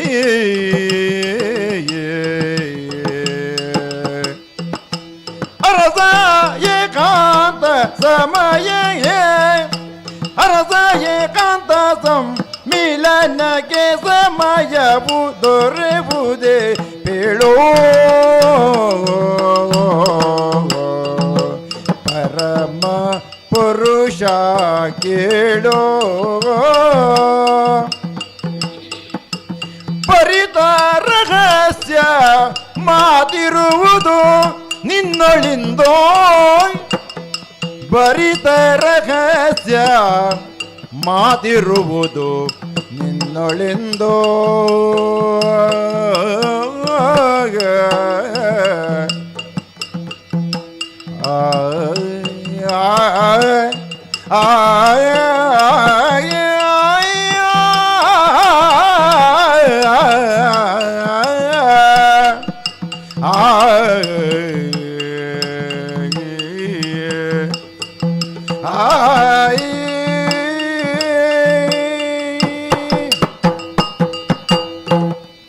ಅರಸ ರಾಮಚಂದ್ರ, ಬ್ರಾಹ್ಮಣೋತ್ತಮರೇ, ನಿನ್ನ ಅಂತರಂಗದಲ್ಲಿ ನೀನು ನನ್ನನ್ನು ಗುರುತಿಸಿರಬಹುದು, ಆದರೆ ಇಲ್ಲಿ ಪ್ರಜಾವರ್ಗಕ್ಕೆಲ್ಲ ಅದನ್ನು ನೀನು ತೋರ್ಪಡಿಸಿಕೊಳ್ಳಲಿಲ್ಲ. ಅಂತರಂಗವೇನು ಬಹಿರಂಗವೇನು? ಆದರೂ ನನಗೆ ನಿನ್ನಲ್ಲಿ ಬರಿತ ರಹಸ್ಯ ಮಾತುಗಳುಂಟು. ಓಹೋ, ಹೌದು. ನಿಮ್ಮ ಆಗಮನವಾದ ಕಾಲದಲ್ಲಿ ಯಾವುದೋ ರಹಸ್ಯದ ಮಾತು ಇರಬೇಕು ಅಂತ ಅನ್ನುಕೊಂಡೆ. ಅದನ್ನು ಇಲ್ಲಿ ಯಾವಾಗ ಯಾವುದು ರಹಸ್ಯವೋ ಅದು ಬಹಳ ಗಂಭೀರವೂ ಆಗಿರ್ತದೆ. ಯಾವಾಗ ಅಪೂರ್ವವಾಗಿ ಒಬ್ಬ ಅತಿಥಿ ಬರ್ತಾನೋ, ಅಂದ್ರೆ ಯಾವುದೋ ಕಾರ್ಯನಿಮಿತ್ತವಾಗಿ ಬರ್ತಾನೆ ಅಂತ ಆದ್ರೆ ಅದು ಗಂಭೀರವೂ ಆಗಿರ್ತದೆ. ಈಗ ನೀವು ಬಂದದ್ದು, ನಾನು ಬಂದದ್ದು ಭರಿತ ರಹಸ್ಯದ ಮಾತುಗಳನ್ನೇ ನಿನ್ನೊಡನೆ ಆಡುವುದಕ್ಕೆ. ಆಗಲಿ ಸ್ವಾಮಿ, ಹಾಗಾಗಿ ಇಲ್ಲಿ ಅದನ್ನು ಮಾತನಾಡುವ ಹಾಗಿಲ್ಲ. ಈ ಆಸ್ಥಾನದಲ್ಲಿ ನೀವು ನನ್ನಲ್ಲಿ ಮಾತನಾಡುವ ಹಾಗಿಲ್ಲ. ಅದನ್ನು ಯಾರು ಕೇಳಿಸುವ ಹಾಗೂ ಇಲ್ಲ. ಅದಕ್ಕಾಗಿ ನೀನು ಒಂದು ವ್ಯವಸ್ಥೆಯನ್ನು ಮಾಡಬೇಕು ಸ್ವಾಮಿ. ಅಯೋಧ್ಯ ಇಲ್ಲಿ ಯಾವುದೇ ರಹಸ್ಯವಾಗಿ ಉಳಿಯುತ್ತದೆ ಎನ್ನುವಂತಹ ಅಭಿಮಾನ ನಮಗೆ. ರಹಸ್ಯವಾದಂತಹ ವಿಚಾರವನ್ನು ನಾವು ಮಾತಾಡ್ತೇವೆ ಅಂತ ಆದ್ರೂ ಅದನ್ನು ಕೇಳಿಸಿಕೊಳ್ಳುವಂತ ಆಸಕ್ತಿಯನ್ನ ತನ್ನಿಂದ ತಾನೇ ತೋರಿಸಿಕೊಳ್ಳದವರು ಉಳಿದವರು. ಆದರೆ ಏನು ಇದು ತಿಳಿದು ರಹಸ್ಯವಾಗಿ ಏಕಾಂತದಲ್ಲಿ ಮಾತನಾಡಬೇಕು ಅಂತ ಆದ್ರೆ ಅದು ನಿಮ್ಮ ಆಶಯ. ಹೌದು. ಬಂದಂತಹ ಅತಿಥಿಗಳು ಯಾವ ಆಶೆಯನ್ನ ವ್ಯಕ್ತಪಡಿಸ್ತಾರೋ ಆ ಆಶೆಗೆ ಅಥವಾ ಅವರ ಅಭಿಮತವನ್ನ ನಡೆಸಿಕೊಡಬೇಕಾದ್ದು ಆತಿಥೇಯರಾಗಿ ನಮಗೆ ಕರ್ತವ್ಯವೂ ಹೌದು, ರಾಜಧರ್ಮವೂ ಹೌದು. ಈ ಸಂದರ್ಭದಲ್ಲಿ ಏಕಾಂತ ಭವನ ಅಂತ ಉಂಟು ಅಂತಾದ್ರೆ, ಸಾಮ್ರಾಜ್ಯ ಅಂತಾದ ಮೇಲೆ, ಅರಮನೆ ಅಂತಾದ ಮೇಲೆ ಬೇರೆ ಬೇರೆ ಭವನಗಳಿರ್ತದೆ. ನಮ್ಮಲ್ಲೂ ಏಕಾಂತ ಭವನಕ್ಕೆ ಕೊರತೆ ಉಂಟು ಅಂತಲ್ಲ, ಅದರ ಉಪಯೋಗ ಆಗುವುದು ಕಡಿಮೆ ಅಂತ ಮಾತ್ರ.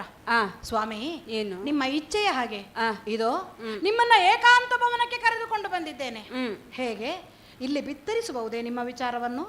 ನೋಡು, ಏನು ಏಕಾಂತ ಭವನಕ್ಕೇನೋ ಕರೆದುಕೊಂಡು ಬಂದಿದ್ದಿ, ಆದರೆ ನಿಮ್ಮ ಈ ಅಯೋಧ್ಯೆಯಲ್ಲಿ ಹಿಂದೆ ಏಕಾಂತ ಭವನದಲ್ಲಿ ಆಡಿದಂತಹ ರಹಸ್ಯವಾದಂತಹ ಮಾತುಗಳೇ ಬಹಿರಂಗವಾಗಿ ಬಿಟ್ಟಿದೆ ಅಂತೆ. ಅಂದ್ರೆ ಗೋಡೆಗಳಿಗೂ ಕಿವಿಗಳಿವೆ ಅಂತ ಒಂದು ಸಲ ಎಡವಿತು ಅಂತಾದ್ರೆ ಇಡೀ ನಮ್ಮ ಪರಂಪರೆಗೆ ಅದೊಂದು ಕಪ್ಪು ಚುಕ್ಕೆಯಾಗಿ ಪರಿಣಮಿಸ್ತದೆ. ಆದರೆ ಅದು ಯಾಕೆ ಹಾಗಾಯಿತು ಎನ್ನುವುದು ಗೊತ್ತಾಗುವುದು ಅದರ ಉತ್ತರಾರ್ಧದಲ್ಲಿ. ಬಿಡಿ ಸ್ವಾಮಿ, ಅಲ್ಲ ಗೆಳೆಯುವ ಹಾಗಿಲ್ಲ. ಅದಕ್ಕಾಗಿ ಏನನ್ನು ನೀವು ಅಪೇಕ್ಷಿಸ್ತೀರೋ ನನಗೆ ಅರ್ಥ ಆಗಲಿಲ್ಲ. ನಾನು ಅತ್ಯಂತ ಗೌಪ್ಯವಾದ ವಿಷಯವನ್ನು ಮಾತನಾಡುವ ಕಾರಣ ಅದನ್ನು ಹೊರವಲಯದಲ್ಲಿ ಯಾರು ಕೇಳಲೂಬಾರದು ಅಥವಾ ನೋಡಲೂಬಾರದು. ಸ್ವಾಮಿ, ಅಂತರಂಗ ಭವನ ಎನ್ನುವುದರ ಹೊರಭಾಗದಲ್ಲಿ ಆ ಆಂತರಂಗಿಕತೆ ಏನುಂಟು ಅದು ಬಹಿರಂಗವಾಗಬಾರದು ಎನ್ನುವ ಕಾರಣಕ್ಕಾಗಿ ವಿಶೇಷವಾದ ಕಾವಲುಗಾರರ ವ್ಯವಸ್ಥೆ ಉಂಟು. ವಿಶೇಷವಾದ ಕಾವಲುಗಾರರ ವ್ಯವಸ್ಥೆ ನೀನು ಮಾಡಿದರೆ ಸಾಕಾಗುವುದಿಲ್ಲ. ಅಂದ್ರೆ ನಿನಗೆ ಅತ್ಯಂತ ಪ್ರೀತಿಪಾತ್ರರು ಯಾರಿದ್ದಾರೋ, ನಿನಗೆ ಅತ್ಯಂತ ವಿಶ್ವಾಸವುಳ್ಳವರು ಯಾರಿದ್ದಾರೋ ಸ್ವಾಮಿ, ಅಂಥವರನ್ನು ನೀನು ಕಾವಲುಗಾರರನ್ನಾಗಿ ನೇಮಿಸಬೇಕು. ಸರ್ವ ಕಾಲಕ್ಕೂ ಇರುವಂತಹ ಯಾವ ಕಾವಲುಗಾರರು ಇರ್ತಾರೋ ತಮ್ಮದಾದ ವೃತ್ತಿ ಎನ್ನುವ ಹಾಗೆ ಅದನ್ನು ಕಡೆಗಣಿಸಲೂಬಹುದು ಎನ್ನುವ ಭಾವವೇ ನಿಮ್ಮಲ್ಲಿ ಇರುವ ಹಾಗೆ ಕಾಣುತ್ತಾ ಉಂಟು. ಹೌದು. ಹಾಗಿದ್ರೆ ವಿಶೇಷವಾದಂತಹ ಗೌಪ್ಯದ ವಿಚಾರವನ್ನ ಮಾತನಾಡುವುದಕ್ಕೆ ಗೌಪ್ಯತೆಯ ತೀಕ್ಷ್ಣತೆ ಎಷ್ಟುಂಟು ಎನ್ನುವುದನ್ನ ಈ ಮೂಲಕವಾಗಿ ನೀವು ತೋರಿಸಿಕೊಟ್ಟಿದ್ದೀರಿ. ರಾಮ ಮಾತನಾಡುವಂತಹ ಸಂದರ್ಭದಲ್ಲಿ ರಾಮನೇ ಹೊರಗೆ ನಿಂತು ಅದನ್ನ ಹೇಗೆ ಗೌಪ್ಯವಾಗಿರಿಸಬಹುದು ಎನ್ನುವಷ್ಟು ಅನಿವಾರ್ಯತೆಯನ್ನು ನೀವು ಕಲ್ಪಿಸಿಕೊಂಡಿದ್ದೀರಿ ಅಂತ ಆದ್ರೆ ಅದಕ್ಕೆ ಇನ್ನೊಬ್ಬ ರಾಮನೇ ಆಗಬೇಕಷ್ಟೇ. ಹಾಗೆ ಆಲೋಚನೆ ಮಾಡುವಾಗ ನಮ್ಮಲ್ಲಿ ಇರುವುದು ನನ್ನ ನೆರಳೊಬ್ಬ ಇದ್ದಾನೆ. ಇನ್ನು ಒಂದು ವಿಚಾರ ಉಂಟು ರಾಮಚಂದ್ರ. ಏನು ಸ್ವಾಮಿ? ನೀನು ಯಾರನ್ನು ನೇಮಿಸಿದ್ದೀಯೋ ಕಾವಲುಗಾರನಾಗಿ ಅವನು ಯಾರನ್ನೂ ಒಳಗೆ ಬಿಡಬಾರದು. ಎಂತಹ ಸಂದರ್ಭ ಬಂದರೂ ಒಳಗೆ ಯಾರನ್ನೂ ಬಿಡಬಾರದು. ಓಹೋ, ಒಂದು ವೇಳೆ ಅವನು ನಿನ್ನ ಮಾತನ್ನು ಉಲ್ಲಂಘಿಸಿ ಯಾರನ್ನಾದ್ರೂ ಒಳಗೆ ಬಿಟ್ಟ ಅಥವಾ ಅವನೇ ಒಳಗೆ ಬಂದ ಅಂತಾದ್ರೆ ನೀನು ಅವನಿಗೆ ಕಠಿಣವಾದ ಶಿಕ್ಷೆಯನ್ನು ವಿಧಿಸಬೇಕು. ಅರ್ಥವಾಗಿದೆ ಸ್ವಾಮಿ. ಹಾಗಿದ್ರೆ ನಾನು ಯಾವ ವ್ಯಕ್ತಿಯನ್ನ ಇಲ್ಲಿ ಕಾವಲುಗಾರನಾಗಿ ನಿಲ್ಲಿಸಬೇಕು ಅಂತ ಆಲೋಚನೆ ಮಾಡಿದನೋ ಅವನನ್ನೇ ಬರ ಹೇಳುತ್ತೇನೆ. ಆಗ ನಿಮಗೆ ಗೊತ್ತಾಗುತ್ತದೆ ಈ ಗೌಪ್ಯತೆ ಹೇಗೆ ಹೊರಗೆ ಹೋಗುವುದಕ್ಕೆ ಸಾಧ್ಯವಿಲ್ಲ, ಎಷ್ಟು ಗಂಭೀರವಾಗಿ ನಾನು ಪರಿಗಣಿಸಿದ್ದೇನೆ ಅಂತ. ಯಾರಲ್ಲಿ ಬರ್ಲಿ ಲಕ್ಷ್ಮಣ ಈ ಕಡೆಗೆ. ಅಣ್ಣ. ಸ್ವಾಮಿ ಬಂದ್ಯೋ? ಅಯ್ಯ ಅಣ್ಣ, ಒಂದು ಲಕ್ಷ್ಮಣ ನೀ ಬೇಗ ಗೌಪ್ಯದ ರಕ್ಷಣೆಗೇಳೀಗ.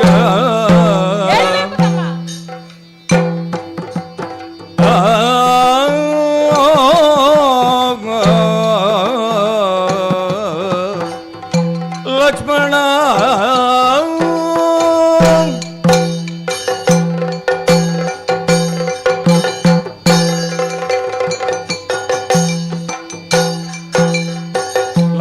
ನೀ ಬೇಗ ಗೌಪ್ಯದ ರಕ್ಷಣೆಗೊಳಗೀಗ.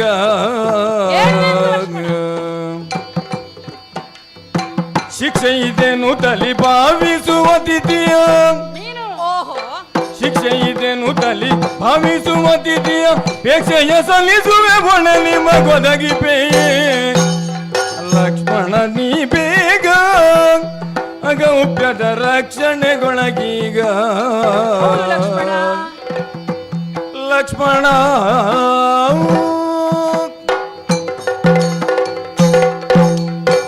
ಮಗು ಲಕ್ಷ್ಮಣ. ಪ್ರಭು ಶ್ರೀರಾಮಚಂದ್ರಮ್ಮ, ನೀನನ್ನು ಹೆಸರ ಕರೆದ್ರೆ ಸಾಕು, ನಾನು ಏಳು ಅಂತ ಹೇಳಬೇಕಾದ ಅನಿವಾರ್ಯತೆಯೇ ಇಲ್ಲ.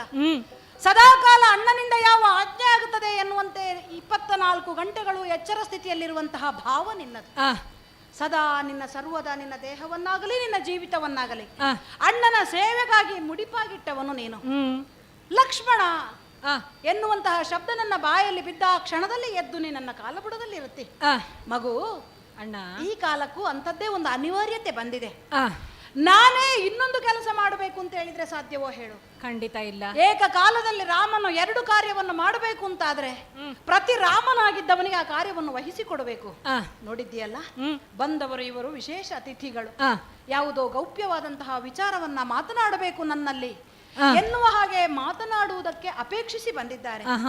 ಅವರ ಅಪೇಕ್ಷೆ ಏನು ಅಂತ ಹೇಳಿದ್ರೆ ಅಂತರಂಗಿಕವಾಗಿ ಈ ರಹಸ್ಯವನ್ನ ಬಹಳ ಕಟ್ಟುನಿಟ್ಟಾಗಿ ಪಾಲಿಸಬೇಕಾಗುತ್ತದೆ. ಆದ್ದರಿಂದಲೇ ಅವರನ್ನ ಅಂತರಂಗ ಭವನದವರೆಗೂ ಕರೆತಂದೆ.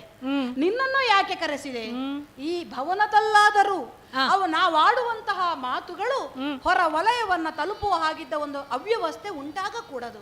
ಅಥವಾ ಯಾವುದೇ ಕಾರಣದಿಂದಲಾದರೂ ಹೊರಗಡೆ ಇದ್ದವರು ಒಳಭಾಗಕ್ಕೆ ಬರಬಾರದು. ಅಷ್ಟು ಗೌಪ್ಯವಾದಂತಹ ವಿಚಾರ, ಇದನ್ನು ರಕ್ಷಿಸಬೇಕಾದ ಹೊಣೆಗಾರಿಕೆಯನ್ನ ಅತಿಥಿಗಳಾದವರು ನಮ್ಮ ಮೇಲೆ ವಹಿಸಿಕೊಟ್ಟಿದ್ದಾರೆ. ಅದಕ್ಕಾಗಿ ಈ ಅಂತರಂಗದ ಭವನದ ಹೊರಭಾಗದಲ್ಲಿ ನೀನೇ ಕಾವಲಿದ್ದೆ ಅಂತ ಆದ್ರೆ ಅಲ್ಲಿ ರಾಮ ಅಂತಲೇ ನಿಂತ ಭಾವ ನನಗಾಗುತ್ತದೆ. ನಾನೇ ಅಲ್ಲಿದ್ದೇನೆ ಎನ್ನುವ ಭಾವ ಇದ್ದ ಮೇಲೆ ನನಗೆ ಬಹಳ ನಿರ್ಮುಕ್ತವಾಗಿ ಯಾವುದೇ ಮನಸ್ಸಿನಲ್ಲಿ ಯಾವ ಆತಂಕವೂ ಇಲ್ಲದೆ ಮುನಿವರೇಣ್ಯರಲ್ಲಿ ಮಾತನಾಡುವುದಕ್ಕೂ ಸಾಧ್ಯವಾಗುತ್ತದೆ. ಆದ್ದರಿಂದ ಗೌಪ್ಯದ ರಕ್ಷಣೆಗೆ ನಿನ್ನನ್ನ ಇರಿಸಿದ್ದೇನೆ. ಬಹಳ ಗಂಭೀರವಾಗಿ ನೀ ತಿಳ್ಕೊಳ್ಬೇಕು. ಯಾಕೆ ಇದು ಕೇವಲ ರಾಜಾಜ್ಞೆ ಮಾತ್ರ ಅಲ್ಲ, ಧರ್ಮ ಪುರುಷರು ಆಡಿದಂತಹ ಮಾತು. ಯಾಕೆ ಹೇಳ್ತೇನೆ, ಪ್ರಪಂಚದಲ್ಲಿ ಧರ್ಮವನ್ನ ಕಾಯ್ದಿರಿಸಿಕೊಳ್ಳುವಲ್ಲಿ ತಮ್ಮನ್ನು ತಾವು ಮುಡಿಪಾಗಿಟ್ಟವರು ಇವರನ್ನು ನಾವು ಧರ್ಮ ಪುರುಷರು ಹೇಳಿದ್ರೆ ತಪ್ಪಾಗ್ಲಿಕ್ಕಿಲ್ವಲ್ಲ. ಅಂತವರು ಯಾವುದೋ ಗೌಪ್ಯದ ವಿಚಾರವನ್ನ ದೇವ ಕಾರ್ಯವನ್ನ ಆಡುವುದಕ್ಕೆ ಬಂದಿದ್ದಾರೆ ಎನ್ನುವ ಕಾಲಕ್ಕೆ ಅದನ್ನ ಗೌಪ್ಯವಾಗಿರಿಸಬೇಕಾದ ಹೊಣೆಗಾರಿಕೆ ನಮಗೆ ಅತ್ಯಂತ ಪ್ರಾಮುಖ್ಯತೆ ಎನ್ನುವುದನ್ನು ನಾವು ಕಲ್ಪಿಸಿಕೊಂಡು ಈ ಗೌಪ್ಯತೆಯನ್ನ ಕಾಪಾಡಿಕೊಳ್ಳುವಲ್ಲಿ ನೀನು ಎಡವಿದೆ ಅಂತಾದ್ರೆ ಅವರೇ ಹೇಳಿದ್ದಾರೆ, ಎಡವಬಾರದು ಎನ್ನುವುದಕ್ಕೆ ಅಲ್ವೇ ಶಿಕ್ಷೆ. ಯಾವಾಗ ಶಿಕ್ಷೆ? ನಾವು ಆಡುವಂತಹ ಮಾತುಗಳನ್ನ ಬಹಳ ಗಂಭೀರತೆಯಿಂದ ಯಾರು ಸ್ವೀಕರಿಸ್ತಾರೋ ಆಗ ಅಲ್ಲಿ ಶಿಕ್ಷೆ ಎನ್ನುವ ಮಾತೇ ಬರೋದಿಲ್ಲ. ಖಂಡಿತ ಇಲ್ಲ. ಯಾವಾಗ ಅದನ್ನು ಲಘುವಾಗಿ ತೆಗೆದುಕೊಳ್ತಾರೋ ಅವರಿಗೆ ಶಿಕ್ಷೆ ಎನ್ನುವುದನ್ನ ನಾವು ಪೂರ್ವಭಾವಿಯಾಗಿ ಹೇಳಬೇಕಾಗುತ್ತದೆ. ಈ ಕಾಲಕ್ಕೆ ನಾ ಹೇಳುವುದಕ್ಕೆ ನಿನ್ಗೆ ಬೇಡ, ನಿನಗೆ ಶಿಕ್ಷೆ ಇದೆ ಅಂತ ಹೇಳಬೇಕಾದ ಅವಶ್ಯಕತೆಯೇ ಇಲ್ಲ, ಅರ್ಥೈಸಿಕೊಂಡವನಿದ್ದೆ. ಆದರೆ ಅವರಿಗಿರುವಂತಹ ಆತಂಕಕ್ಕೆ ಅವರಿಗೆ ವಿಶ್ವಾಸ ಕೊಡಬೇಕಾದ್ದು ನಮ್ಮ ಕರ್ತವ್ಯ. ನಾನು ಬೇರಲ್ಲ, ನೀನು ಬೇರಲ್ಲ. ಅವರ ವಿಶ್ವಾಸಕ್ಕಾಗಿ ಹೊರಗಿದ್ದುಕೊಂಡು ಶಿಕ್ಷೆ ಇದೆ ಎನ್ನುವ ಪರಿಭಾವದಿಂದ ಈ ಗೌಪ್ಯವನ್ನ ಕಾಯಬೇಕು. ಯಾರನ್ನು ಒಳಗೆ ಬರುವುದಕ್ಕೆ ನೀ ಬಿಡಕೂಡದು. ನಮ್ಮ ಮಾತುಕತೆ ಮುಗಿದು ನಾನಾಗಿ ಸೂಚಿಸುವವರೆಗೆ ನೀನಾದರೂ ಒಳಗೆ ಬರಕೂಡದು. ಆದಿತ್ಯ ಮಗನೇ. ಸ್ವಾಮಿ ತಮ್ಮ ಕರ್ದದ್ದು ನೀವು ನನ್ನನ್ನು ಲಕ್ಷ್ಮಣ ಅಂತ ನಿಜ. ಹಾಗಾಗಿ ನನ್ನ ಸಂಬೋಧನೆಯೂ ಹಾಗೆ ಉಂಟು. ಹೇಗೆ ಸ್ವಾಮಿ? ಸ್ವಾಮಿ ನಿನ್ನ ಮಾತ ನಡೆಸುವ ಪ್ರೇಮದಿ ವಿಖ್ಯಾತ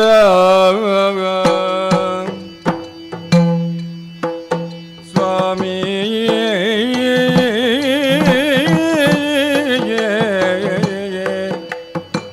ಸ್ವಾಮಿ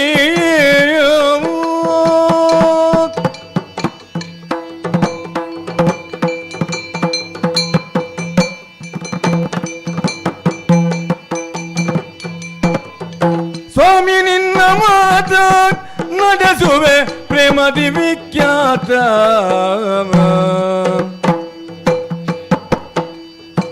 ನೇಮದ ಸೀಮೆಯ ಮೀರದೆ ಕಾವಲ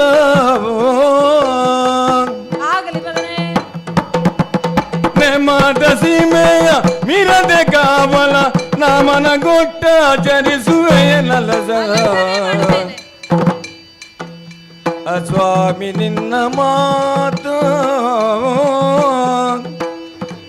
ನಡೆಸುವೆ ಪ್ರೇಮದಿ ವಿಖ್ಯಾತ ನಿನ್ನ ಮಾತ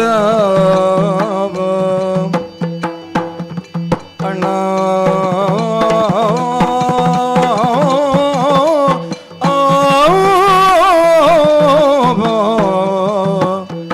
ಅಣ್ಣ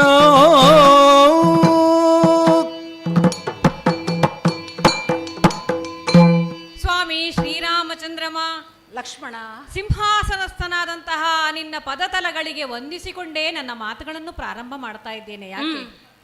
ರಘುಕುಲೋತ್ತಮರಲ್ಲಿ ರಾಘವನೆನಿಸಿ ವಿಖ್ಯಾತನಾದಂತಹ ನಿನ್ನ ನೆರಳಾಗಿ ನಾನು ಬಂದವನು ಸದಾ ಕಾಲ. ಹೌದು. ಆದ ಕಾರಣದಿಂದಲೇ ನಿನ್ನ ಕಣ್ಣ ನೋಟದಿಂದಲೇ ನಿನ್ನ ಮನದ ಭಾವವನ್ನು ಅರಿತು ನಿನ್ನೊಡನೆ ಇದುವರೆಗೂ ವ್ಯವಹರಿಸ್ತಾ ಇದ್ದವನು. ಎರಡು ದೇಹ ಒಂದು ಜೀವ ನಮ್ಮದು. ಹಾಗಾಗಿಯೇ ಅಲ್ವೇ ಲೋಕ ನನ್ನನ್ನು ಶ್ರೀರಾಮನ ಬಹಿಷ್ಕೃತ ಪ್ರಾಣ ಅಂತ ಕರೆಯುತ್ತಾ ಇದ್ದದ್ದು. ರಾಮಾನುಜ ಅಂತ ಕರೆಯುವುದು ನಿನ್ನನ್ನು ಮಾತ್ರವಲ್ವೇ ತಮ್ಮ. ಆದ್ರೆ ಈ ಕಾಲಕ್ಕೆ ನನ್ನನ್ನು ಕರೆದ ನಿನ್ನ ಭಾವವನ್ನು ನಾನು ಅರ್ಥೈಸಿಕೊಂಡಿದ್ದೆ. ಲಕ್ಷ್ಮಣ ನೀ ಬೇಗ ಹಾಗಿದ್ರೆ ತಮ್ಮ ಎಂಬ ಭಾವವಿಲ್ಲದೆ ಸಮಸ್ತ ಅಯೋಧ್ಯೆಯ ಸಮಸ್ತ ಪ್ರಜಾಕೋಟಿಗಳಲ್ಲಿ ಒಬ್ಬನಾಗಿ ಲಕ್ಷ್ಮಣ ನನ್ನ ಮುಂದೆ ಬರಬೇಕು. ಅಣ್ಣನಾಗಿ ತಮ್ಮನನ್ನು ಕರೆದದ್ದಲ್ಲ, ರಾಜನಾಗಿ ನಿನ್ನನ್ನು ಕರೆದ. ನಾ ಆದೇಶಿಸುವ ಯಾವ ಕಾಯಕ ಉಂಟೋ ಅದನ್ನು ನೀ ನಡೆಸಿಕೊಡಬೇಕು ಎಂಬ ಭಾವ. ಹೌದು. ಹಾಗೆ ನೋಡಿದ್ರೆ ಸ್ವಾಮಿ, ಅಯೋಧ್ಯೆಯ ಪ್ರಜಾವರ್ಗವೆಲ್ಲ ನಿನ್ನ ಕಾರ್ಯವನ್ನು ಮಾಡುವುದಕ್ಕೆ, ನೀ ಹೇಳಿದ ಆದೇಶವನ್ನು ಪರಿಪಾಲಿಸುವುದಕ್ಕೆ ತಾಮುಂದು ಎಂದು ತುದಿಗಾಲಲ್ಲಿ ನಿಂತವರಿದ್ದರು. ಇದಕ್ಕೆ ಲಕ್ಷ್ಮಣನೇ ಆಗಬೇಕು ಅಥವಾ ಲಕ್ಷ್ಮಣನೇ ಸೂಕ್ತ. ಅದು ಅಪೇಕ್ಷೆ ಪಟ್ಟದ್ದು ಲಕ್ಷ್ಮಣನಿಂದಲೇ ಆಗಬೇಕು ಎಂಬಂತಹ ಭಾವ ಏನುಂಟು ಬಂದ ಅತಿಗಟ್ಟಿಗಳ ಮೂಲಕ ನನಗೆ ತಲುಪಿದ ಕಾಲಕ್ಕೆ ಅದರ ಗಾಂಭೀರ್ಯತೆಯನ್ನು ನಾನು ಅರ್ಥೈಸಿಕೊಂಡವನಿದ್ದೇನೆ. ಆಡಿದ ಮಾತನ್ನ ಉಳಿಸಿಕೊಳ್ಳುವುದಕ್ಕೆ ತಲೆಯನ್ನಾದರೂ ಕೊಡಬಲ್ಲವ ನೀನು ಎನ್ನುವಂತಹ ಹಾಗಾಗಿ ಸ್ವಾಮಿ ನಿನ್ನ ಮಾತ ನೇಮದ ಸೀಮೆಯ ಮೀರದೆ, ಯಾವ ನಿಯಮ ಏನುಂಟು ಅದರ ಸೀಮೆಯನ್ನು ಮೀರದೆ ನಮಗೆ ಅದೇ ಸೀಮೆ ತಾನೆ, ಅಲಸದೆ ಯಾವುದೇ ಅಡ್ಡಿ ಆತಂಕಗಳಿಲ್ಲದೆ ಅದನ್ನು ನಡೆಸುವಂತಹ ವ್ಯವಸ್ಥೆಯನ್ನು ನಾನು ಮಾಡ್ತೇನೆ. ಆದ್ರೆ ಒಂದುಂಟು ಸ್ವಾಮಿ, ಏನು? ಈ ಕಾಲಕ್ಕೆ ನಿನ್ನ ತಮ್ಮನಾಗಿ ನೀ ನನ್ನ ಅಣ್ಣ ಎಂಬಂತಹ ಭಾವದಲ್ಲಿ ಒಂದು ಮಾತು ಕೇಳಿಕೊಳ್ತಾ ಇದ್ದೇನೆ. ಏನು? ಪ್ರಭುವಾಗಿ ಮಾಡಿದ ನೀ ಮಾಡಿದ ಆಜ್ಞೆಯನ್ನು ನಡೆಸುವಂದೇ ನನ್ನ ಇದೊಂದು ತಲೆ ಸಾಕಾಗುವುದಿಲ್ಲ. ಹಾಗಾಗಿ ಈ ಕಾಲಕ್ಕೆ ಲಕ್ಷ್ಮಣನ ತಲೆ ಸಾವಿರವಾಗಿ ಬಾಗಿಲು ಕಾಯುವಂತೆ ನೀನು ಆಶೀರ್ವದಿಸಬೇಕು ಸ್ವಾಮಿ. ಆಗಲಿ ತಮ್ಮ, ಹೊರಗಿರು.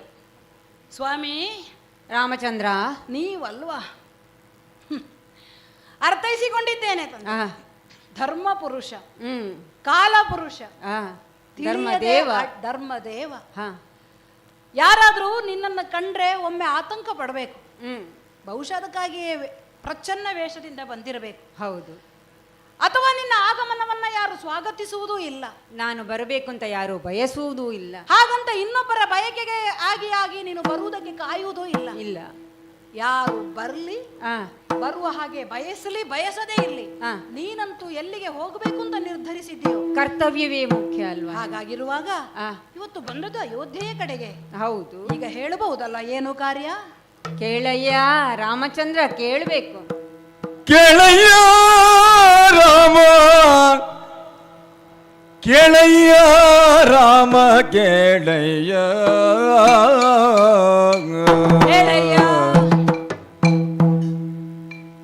ಕೇಳಯ್ಯ ರಾಮ, ರಾಮ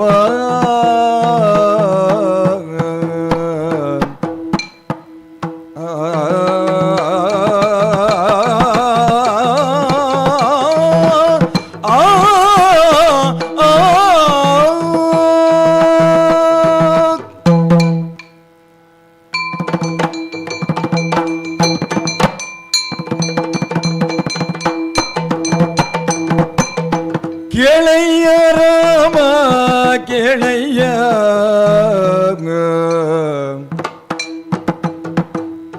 ಲೀಲಾ ಮಾನುಷನಾಗಿ ಅವತಾರಗೈದೆ ನೀನು.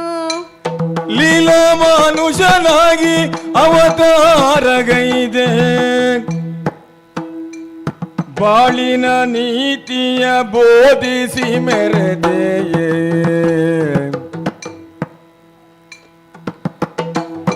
ನಾಗವಾಸಿಗಳ ಹುಯಿಲ ಕೇಳಿ ಬಂದೆ, ಇಲ್ಲಿಗೆ ಅವತರಿಸಿದೆ. ನಾಗವಾಸಿಗಳ ಹುಯಿಲ ಕೇಳಿ ಬಂದೆ, ಲೋಕ ಕಂಟಕ ರಾವಣಾತ್ಯರ ಹೊಂದೆ,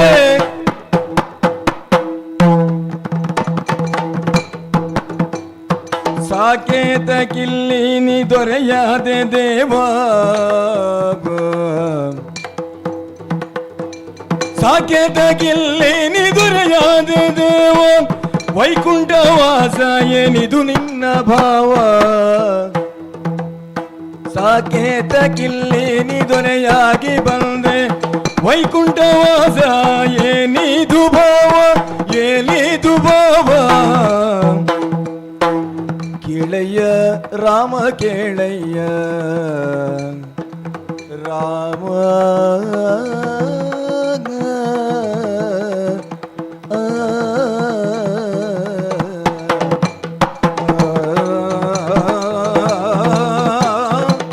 ರಾಮ.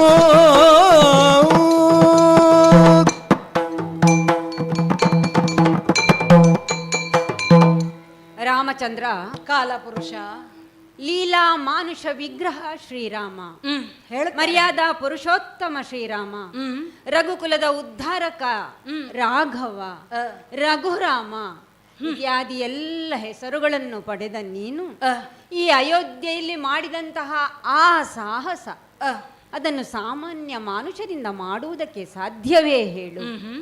ಅತಿಮಾನುಷನಾದಂತಹ ನೀನು ಮೇಲಿನಿಂದ ಕೆಳಗೆ ಇಳಿದು ಬಂದದ್ದು ಸುರಪಾಲಾದಿಗಳ ಹುಯಿಲನ್ನು ಕೇಳಿ.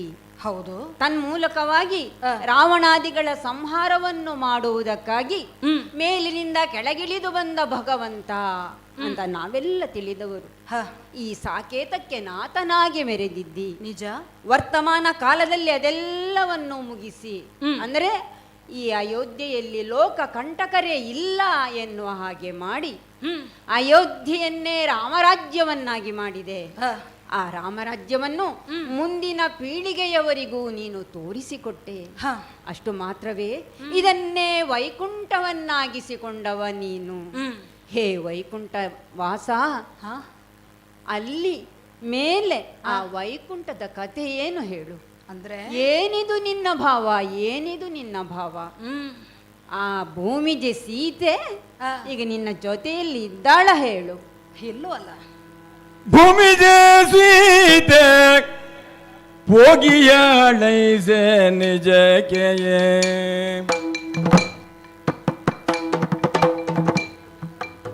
ಕಾಮಿಸದವಳ ನೀತಿಯ ತೋರ್ತೆ ಜಗಕ್ಕೆ,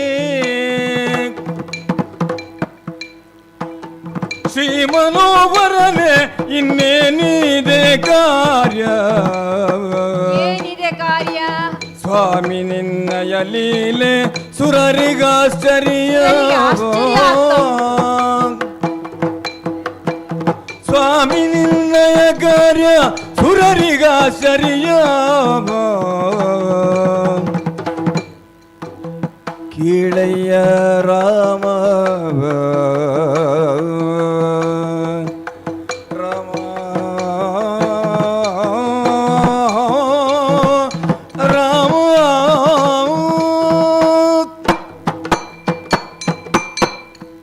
ರಾಮಚಂದ್ರ, ಕಾಲಪುರುಷ ಅಲ್ಲಿ ಲಕ್ಷ್ಮಿಯೊಂದಿಗೆ ಹೇಗೆ ಲಕ್ಷ್ಮೀನಾರಾಯಣನಾಗಿ ಇರುತ್ತಿದ್ದೀಯೋ ಹಾಗೆಯೇ ಈ ಸಾಕೇತದಲ್ಲಿ ಈ ಅಯೋಧ್ಯೆಯಲ್ಲಿ ಸೀತಾ ವಲ್ಲಭನಾಗಿ ಮೆರೆದವನು ನೀನು. ನಿಜ.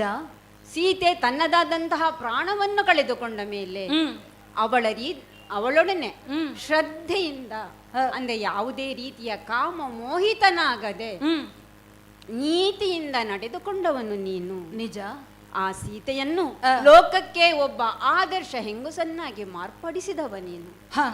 ಹಾಗೆಯೇ ಸೀತೆ ತನಗೆ ಬಂದಂತಹ ಕೆಟ್ಟ ಭಾವನೆಗಳನ್ನು ಅದನ್ನು ನೀನು ತಿಳಿದಾಗ ಏನು ಮಾಡಿದೆ? ಅವಳನ್ನು ನೀನು ಸ್ವೀಕರಿಸಲಿಲ್ಲ. ಅಗ್ನಿ ಪ್ರವೇಶವನ್ನು ಮಾಡಿ ಶುಚಿರ್ಭೂತಳಾಗಿ ಬಂದು ನಿನ್ನ ಕೈ ಹಿಡಿದವಳು ಆ ಸೀತೆ. ಹೌದು. ಆಮೇಲೆ ರಾಮ ಪಟ್ಟಾಭಿಷೇಕವಾದದ್ದು ನಮಗೆಲ್ಲರಿಗೂ ಗೊತ್ತು. ನಿಜ. ಅನಂತರದ ಬೆಳವಣಿಗೆಯಲ್ಲಿ ರಾಮಚಂದ್ರ, ನೀನು ಮಾಡಿದಂತಹ ಕೆಲಸ ಆ ಸೀತೆಗೆ ಯಾವ ಕಳಂಕವನ್ನೂ ತರಲಿಲ್ಲ. ಅಯ್ಯ ಮಹಾನುಭಾವ, 11,000 ವರ್ಷಗಳ ಕಾಲ ಭೂಮಿಯಲ್ಲಿ ವಾಸವಿರುತ್ತೇನೆ ಎಂದು ಈ ಭೂಮಿಗೆ ಬಂದವನು ನೀನು, ಅವತಾರ ತಾಳಿ ಬಂದವನು ನೀನು. ಮನುಷ್ಯ ಲೋಕದಲ್ಲಿ ಆ ದಶರಥ ಚಕ್ರವರ್ತಿಗೆ ಮಗನಾಗಿ ಹುಟ್ಟುತ್ತೇನೆ, ಇದು ನಿನ್ನ ಸಂಕಲ್ಪ. ನೀನು ಅಂದುಕೊಂಡಂತಹ ಆ ಪೂರ್ಣಾಯುಷ್ಯವು ಈಗ ಮುಗಿದಿದೆ. ಸೀತೆಯು ಲಕ್ಷ್ಮಿಯಾಗಿ ಸ್ವರ್ಗವನ್ನು ನಿನ್ನ ವೈಕುಂಠವನ್ನು ಸೇರಿಕೊಂಡಿದ್ದಾಳೆ. ಹೌದು. ದೇವತೆಗಳೆಲ್ಲ ಅಲ್ಲಿ ನಿನಗೆ ಕಾಯ್ತಾ ಇದ್ದಾರೆ. ವೈಕುಂಠವು ಬರಿದಾಗಿದೆ, ಕಳಾಹೀನವಾಗಿದೆ. ಇದು ನಿನಗೆ ಆ ವೈಕುಂಠಕ್ಕೆ ಬರುವುದಕ್ಕೆ ಇದು ಸಕಾಲವಾಗಿದೆ. ಅದಕ್ಕಾಗಿ ನಿನ್ನನ್ನು ಕರೆಸಿದವರು ಆ ದೇವೇಂದ್ರನೇ ನನ್ನನ್ನು ನಿನ್ನ ಬಳಿ ಕಳುಹಿಸಿದ್ದಾನೆ, ಕಾಲಪುರುಷನನ್ನು ನಿನ್ನ ಬಳಿ ಕಳಿಸಿದ್ದಾನೆ. ಕಾಲಪುರುಷ ರಾಮಚಂದ್ರ, ಸುರರ ಹೊಯ್ಯಲನ್ನ ಕೇಳಿ ನಾನು ಆ ಕಾಲಕ್ಕೆ ಬಂದೆ. ಅದೇ ಸುರರ ಹೊಯ್ಯಲನ್ನ ಕೇಳಿ ಈ ಕಾಲಕ್ಕೆ ನೀನಿಲ್ಲಿಗೆ ಬಂದೆ. ಹೌದು. ಕಾಲದ ಮಿತಿಯನ್ನ ಕಾಲಪುರುಷ ಹಾಕತ್ತಿ ಅಲ್ವಾ? ಎಲೆ ಕಾಲಪುರುಷ, ಎಲೆ ಕಾಲ ಪುರುಷ ಕೇಳಿ ಈ ವಸುಂಧರೆಯು ನರನಿಲಯ ನರನಿಲವಿದನಾಶ್ರಯಿಸಿ ದುರುಳರನು ಸದೆ ಬಡಿದೆ. ಹೌದಯ್ಯ, ನೆಲೆಗೊಂಡ ಪರಿಸರದ ಸಂಸ್ಕಾರ ಬದ್ನೆನೆ. ನೆಲೆಗೊಂಡ ಪರಿಸರದ ಸಂಸ್ಕಾರ ಎನ್ನನೇ ಸೆರೆ ಹಿಡಿದಿದೆ. ಸೆರೆ ಬಿಡಿದುದೇನೆಂಬೆನು ಏನು ವಿಚಿತ್ರವಿದು. ತಳುವದೈ ತಂದು ನೀ ಸೂಚಿಸಿದೆ. ನೀ ಬಂದು ಸೂಚಿಸಿದೆ. ತಳುವದೈ ತಂದು ನೀ ಸೂಚಿಸಿದೆ ಮೂಲವನು. ಆ ಮೂಲವನು ಕಳವಳವು ಬೇಡುವುದು. ಆ ನಿರ್ಜರಾಧಿಪಗೆ ನುಡಿ. ಕಳವಳವು ಬೇಡೆಂದು ನಿರ್ಜರಾಧಿಪಗೆ ನುಡಿ. ಹೌದಯ್ಯ. ತಿಳಿದು ಲೋಕಾಂತರವಗೈವೆನಿ ವಿಷಯಕ್ಕನುಮಾನ ಬೇಡೆಂದನು.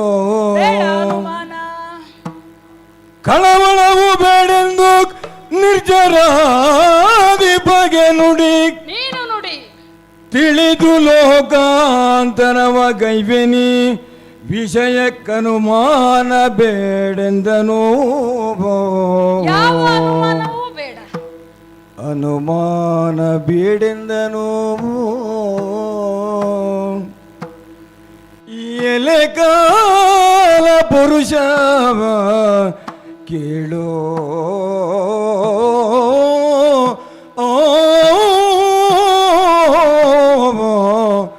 ಕಾಲ ಪುರುಷನೇ.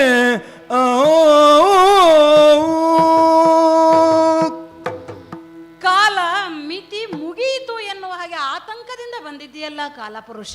ಹಾ, ಇಲ್ಲ, ಕಾಲದ ಮಿತಿಯಲ್ಲೇ ಇನ್ನೂ ನಾನು ಇದ್ದೇನೆ. 11,000 ವರ್ಷಗಳ ಕಾಲ ಆ ಧರಣಿಯನ್ನ ಆಳುತ್ತೇನೆ. ಅಯೋಧ್ಯೆ ಎನ್ನುವಂತಹ ಅದೊಂದು ಪ್ರಪಂಚಕ್ಕೆ ಮುಕುಟಪ್ರಾಯವಾಗಿರುವ ರಾಜ್ಯವನ್ನಾಗಿ ಮಾಡುತ್ತೇನೆ.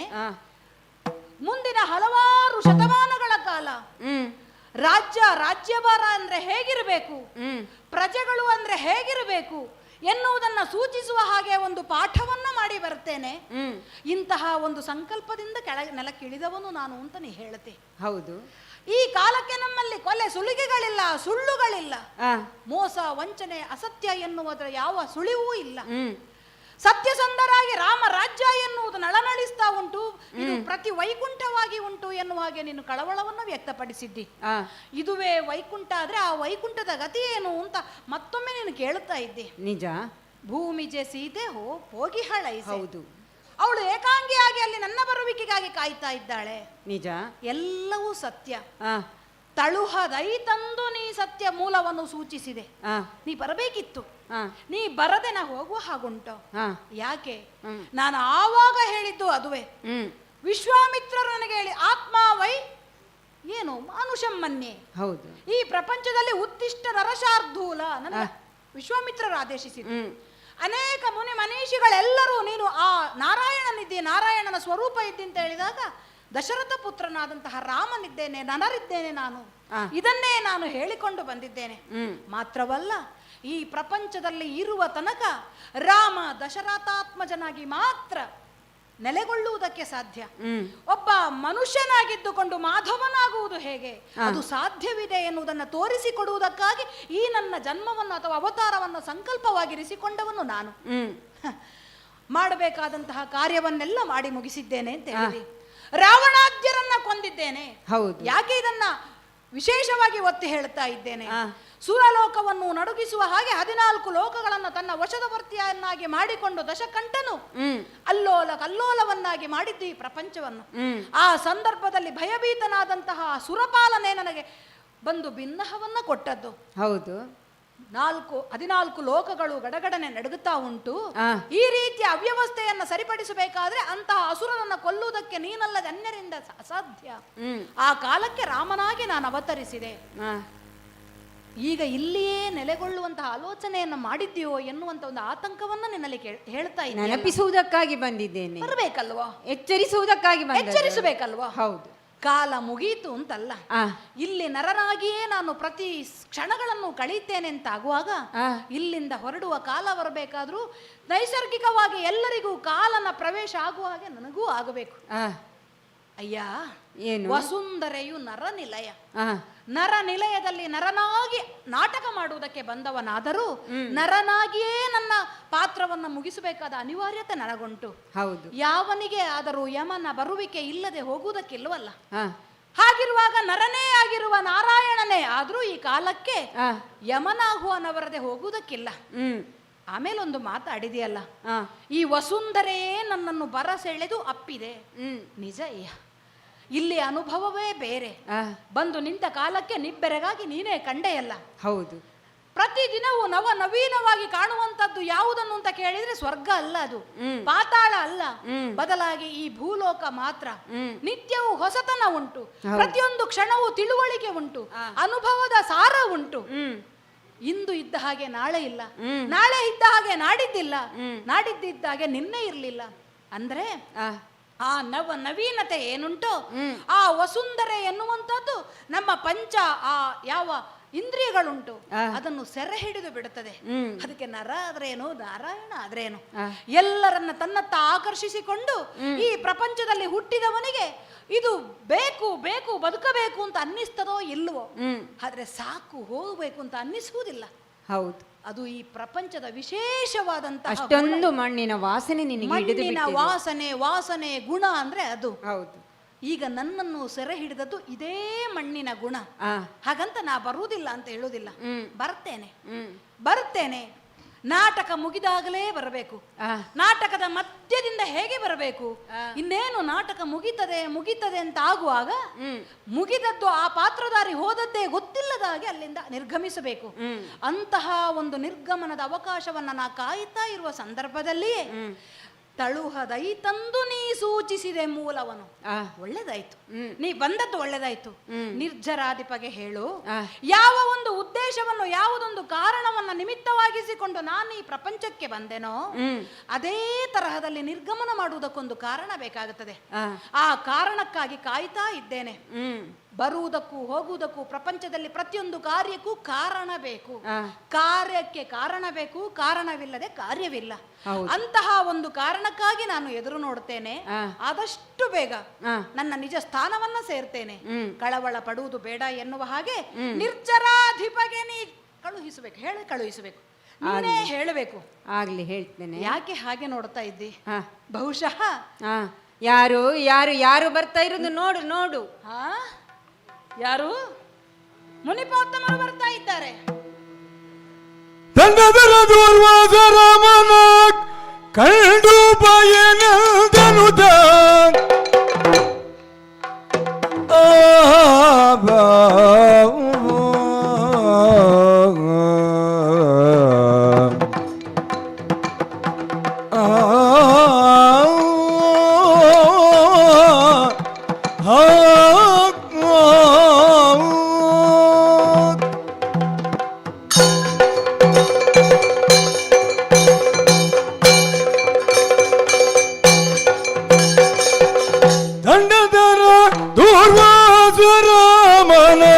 ಕಂಡು ಬಯನೆಂದೆನುತ ಬರಲೋ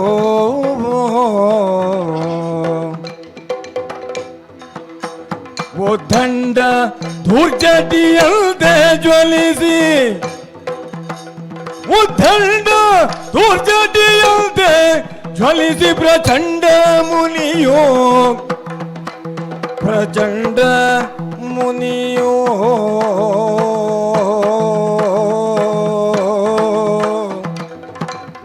ದುರ್ವಾಸ ಮುನಿಯೋ.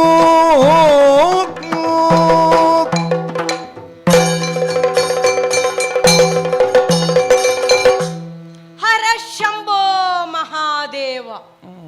ಮುನಿ ಶ್ರೇಷ್ಠರಲ್ಲೇ ಓರ್ವನೆನಿಸಿಕೊಂಡಿರುವಂತಹ ನಾನು ಸಾಕ್ಷಾತ್ ಶಂಕರನಂತೆ ಜ್ವಲಿಸುವವನು ಎಂಬ ನೆಗಳ್ತಿಗೆ ಪಾತ್ರನಾಗಿರುವಂತಹ ನನ್ನ ಬಗ್ಗೆ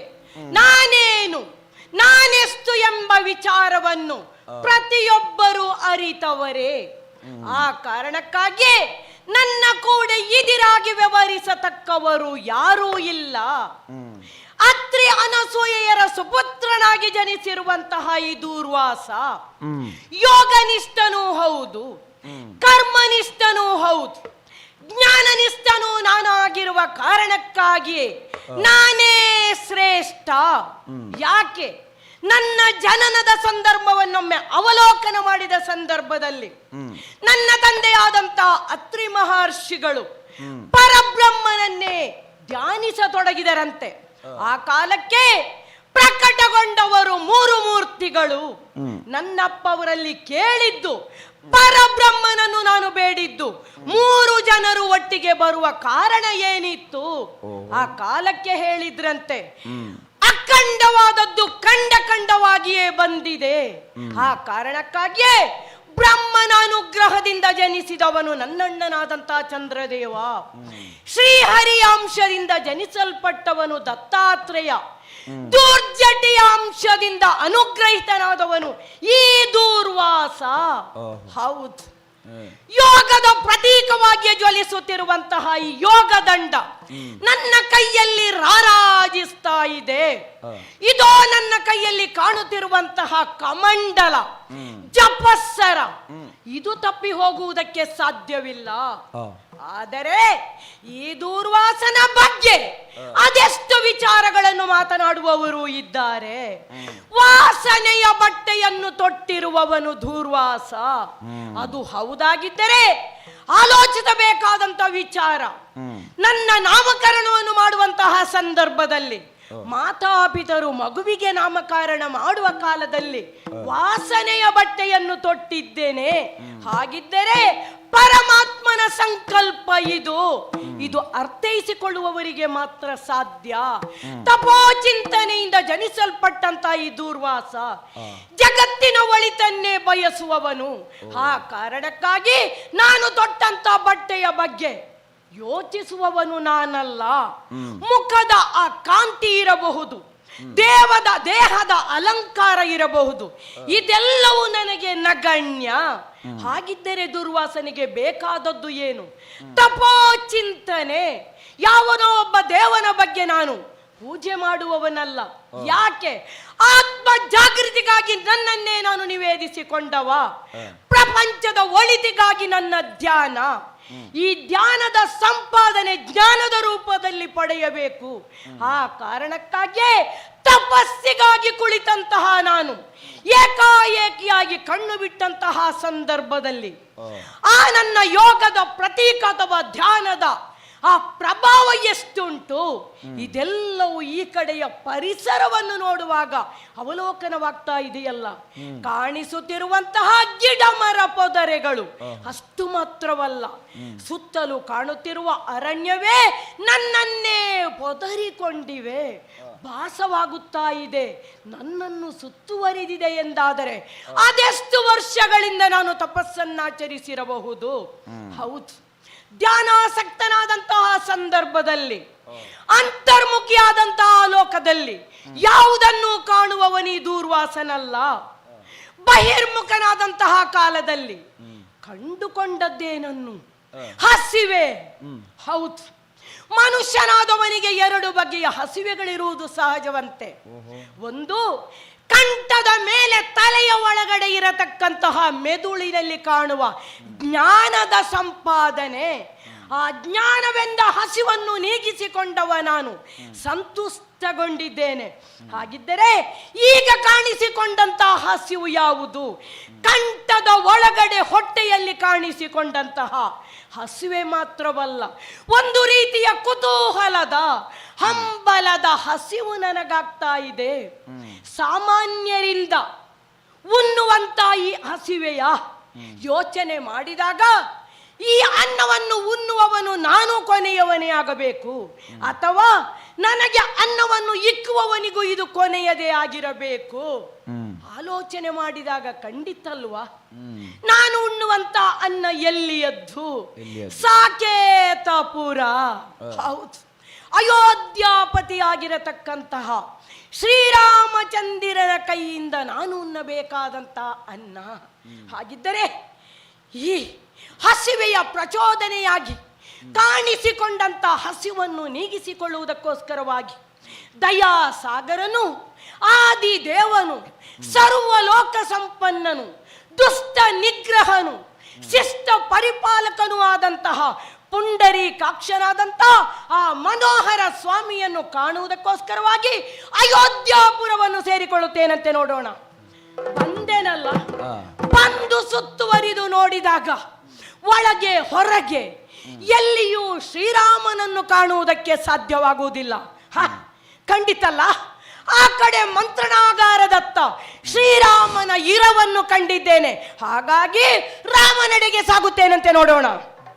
ಸ್ವಾಮಿ, ಬರಬೇಕು ಬರಬೇಕು ಬರಬೇಕು. ವಿನಯದಿ ಲಕ್ಷ್ಮಣ ನಮಿಸಿ ಕೈ ಮುಗಿದು ಪಾದಾರವಿಂದಗಳಿಗೆ ನಮೋ ನಮಃ. ವಿನಯದಿ ಲಕ್ಷ್ಮಣ ನಮಿಸಿ ಕೈ ಮುಗಿದು ಘನತ ಬೋಧನೆ ವಿಶ್ರಮಿಸದ ಒಲಿದು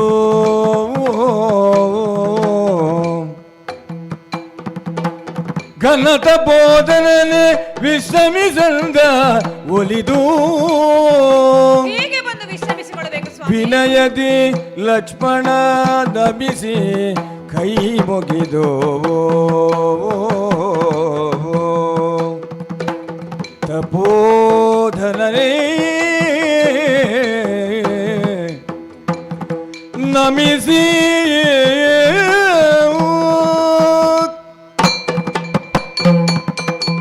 ಮುನಿಪೋತ್ತಮರ ಪಾದಾರವಿಂದಗಳಿಗೆ ರಾಮಾನುಜನಾದ ಲಕ್ಷ್ಮಣ ಮತ್ತೊಮ್ಮೆ ಮಗದೊಮ್ಮೆ ನಮಸ್ಕರಿಸಿಕೊಳ್ತಾ ಶಂಭೋ ಇದ್ದಾನೆ. ಮಹಾದೇವ. ಸ್ವಾಮಿ, ಘನ ತಪೋಧನರು ನೀವು.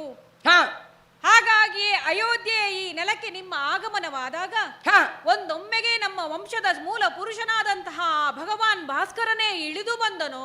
ಓಹೋ, ಅದಲ್ಲ, ಆವಾಹನೀಯ ಗಾರ್ಗಪತ್ಯ ದಕ್ಷಿಣಾಗ್ನಿ ಎಂಬಂತಹ ತ್ರೇತಾಗ್ನಿಗಳೇ ಮೈದೆಳೆದು ಬಂದವೋ ಎಂಬಂತಹ ಭಾವ ತೋರಿದರೆ ಹಾಗಲ್ಲ ಸ್ವಾಮಿ. ಜ್ಞಾನದ ಬೆಳಕೆ ಮೂಡಿ ಅದು ತಾನಾಗಿ ಬೆಳೆದು ಬಂದು ಅಯೋಧ್ಯೆಯ ಅರಮನೆಯ ಬಾಗಿಲಲ್ಲಿ ನಿಂತಿದೆ ಎಂಬ ಭಾವದಿಂದಲೇ ಧನ್ಯನಾದವನು ನಾನು. ಸ್ವಾಮಿ, ಕ್ಷಮೆ, ದಮೆ, ಆತ್ಮನಿಗ್ರಹ, ಜ್ಞಾನವೇ ಮೊದಲಾದಂತಹ ಭಾವಗಳನ್ನು ಹೊಂದಿರುವವ ಯಾರಿದ್ದಾನೋ ಆತನನ್ನು ಬ್ರಾಹ್ಮಣೋತ್ತಮ ಅಂತ ಕರೆಯುತ್ತಾರೆ. ಆದ್ರೆ ಹೇಳಿ ಕೇಳಿ ಘನ ತಪೋಧನರು ನೀವು, ತಾಪಸೋತ್ತಮರು.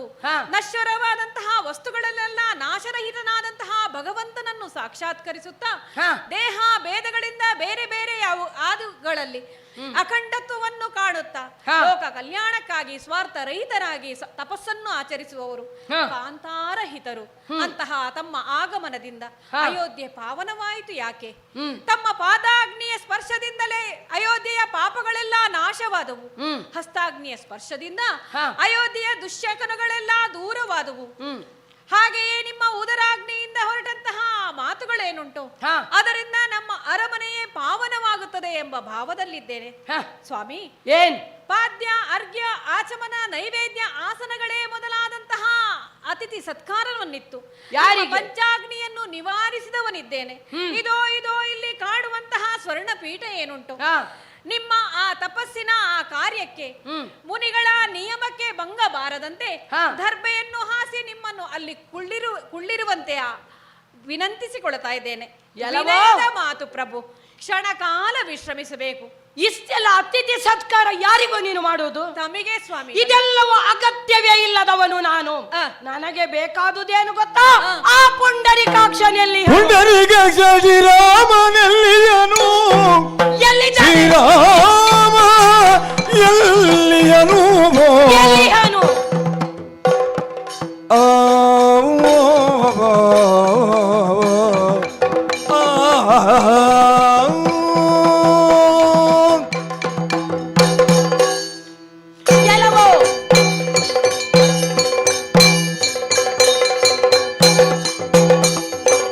ಪುಂಡರೀಕಾಕ್ಷ ಶ್ರೀರಾಮ ಎಲ್ಲಿಯನು ಖಂಡಿಗಲವನನ್ನು ನುಡಿಸಬೇಕಿನ್ನೂ ನುಡಿಸಬೇಕು ನಾನು ಆತನನ್ನು. ಖಂಡಿಗಲವನನ್ನು ನುಡಿಸಬೇಕಿನ್ನೂ ಪುಂಡರೀಕಾಕ್ಷ ಶ್ರೀರಾಮ ಎಲ್ಲಿಯನು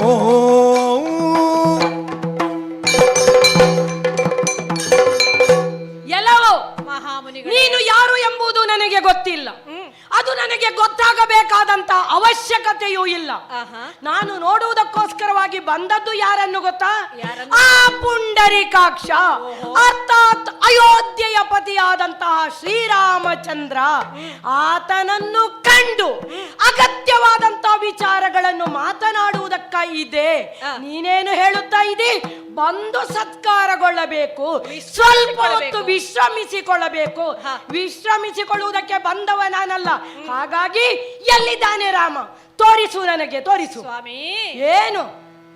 ಘನರಹಸ್ಯದ ಕಾರ್ಯಭಾರದಲ್ಲಿಯನು ಸ್ವಾಮಿ ಕ್ಷಣ ತಡೆದರೆ ತಾನೆ ಬರುವನಗ್ರಜನು. ಕ್ಷಣಕಾಲ ತಡಿಬೇಕು. ಘನರಹಸ್ಯದ ಕಾರ್ಯಭಾರದಲ್ಲಿಯನು ಕ್ಷಣ ತಡೆದರೆ ತಾನೆ ಬರುವನಗ್ರಜನು. ಘನತಪೋಧನನೇ ನಮಿಸಿ ಬೇಳುವೆನು.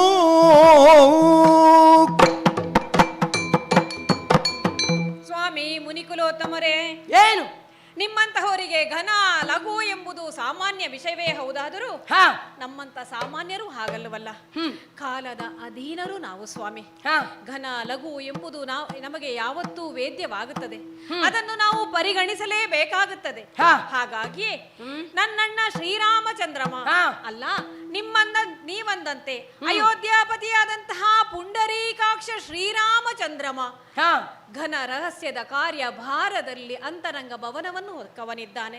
ಇದು ನನ್ನ ಹಿಂದೆ ಇರುವಂತಹ ಅಂತರಂಗ ಭವನದ ದ್ವಾರದ ಕಾವಲನ್ನು ನನಗಿತ್ತವನಿದ್ದಾನೆ. ಆದ ಕಾರಣ ಕ್ಷಣಕಾಲ ತಾವು ತಡೆದರೆ ನನ್ನಣ್ಣ ಶ್ರೀರಾಮ ತಾನೇ ಬಂದು ನಿಮ್ಮನ್ನು ಸತ್ಕರಿಸುತ್ತಾನೆ. ಅಲ್ಲಿಯವರೆಗೆ ತಾವು ತಾಳ್ಮೆಯಿಂದ ಮಾತನಾಡುವವನು ಲಕ್ಷ್ಮಣ. ಏನನಾಡಿದೆ ಲಕ್ಷ್ಮಣ?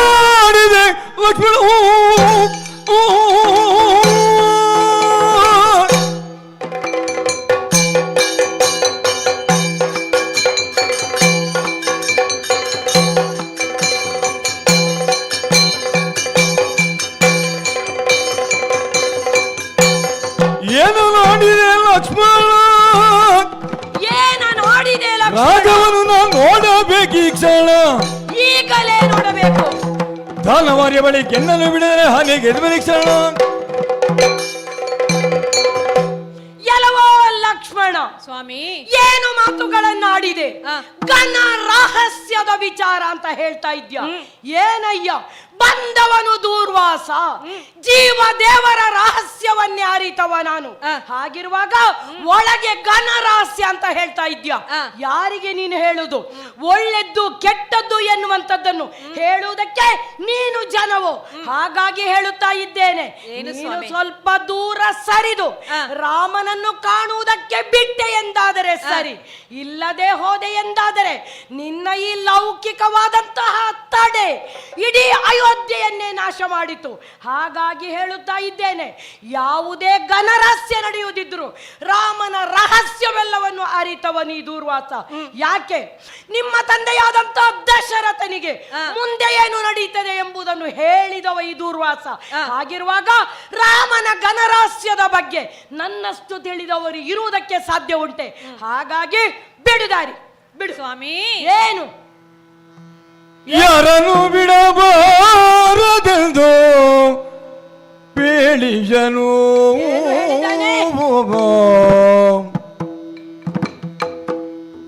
ಯಾರನ್ನು ಬಿಡಬಾರದೆಂದು ಪೇಳಿಯನು. ಸ್ವಾರಿಗೈದಿಯೇ ನೀನು ಕ್ಷಮಿಸಬೇಕಿನ್ನು. ಕ್ಷಮಿಸಬೇಕು ಸ್ವಾಮಿ, ಕ್ಷಮಿಸಬೇಕು. ಸ್ವಾರಿಗೈದಿಯೇ ನೀನು ಕ್ಷಮಿಸಬೇಕಿನ್ನು.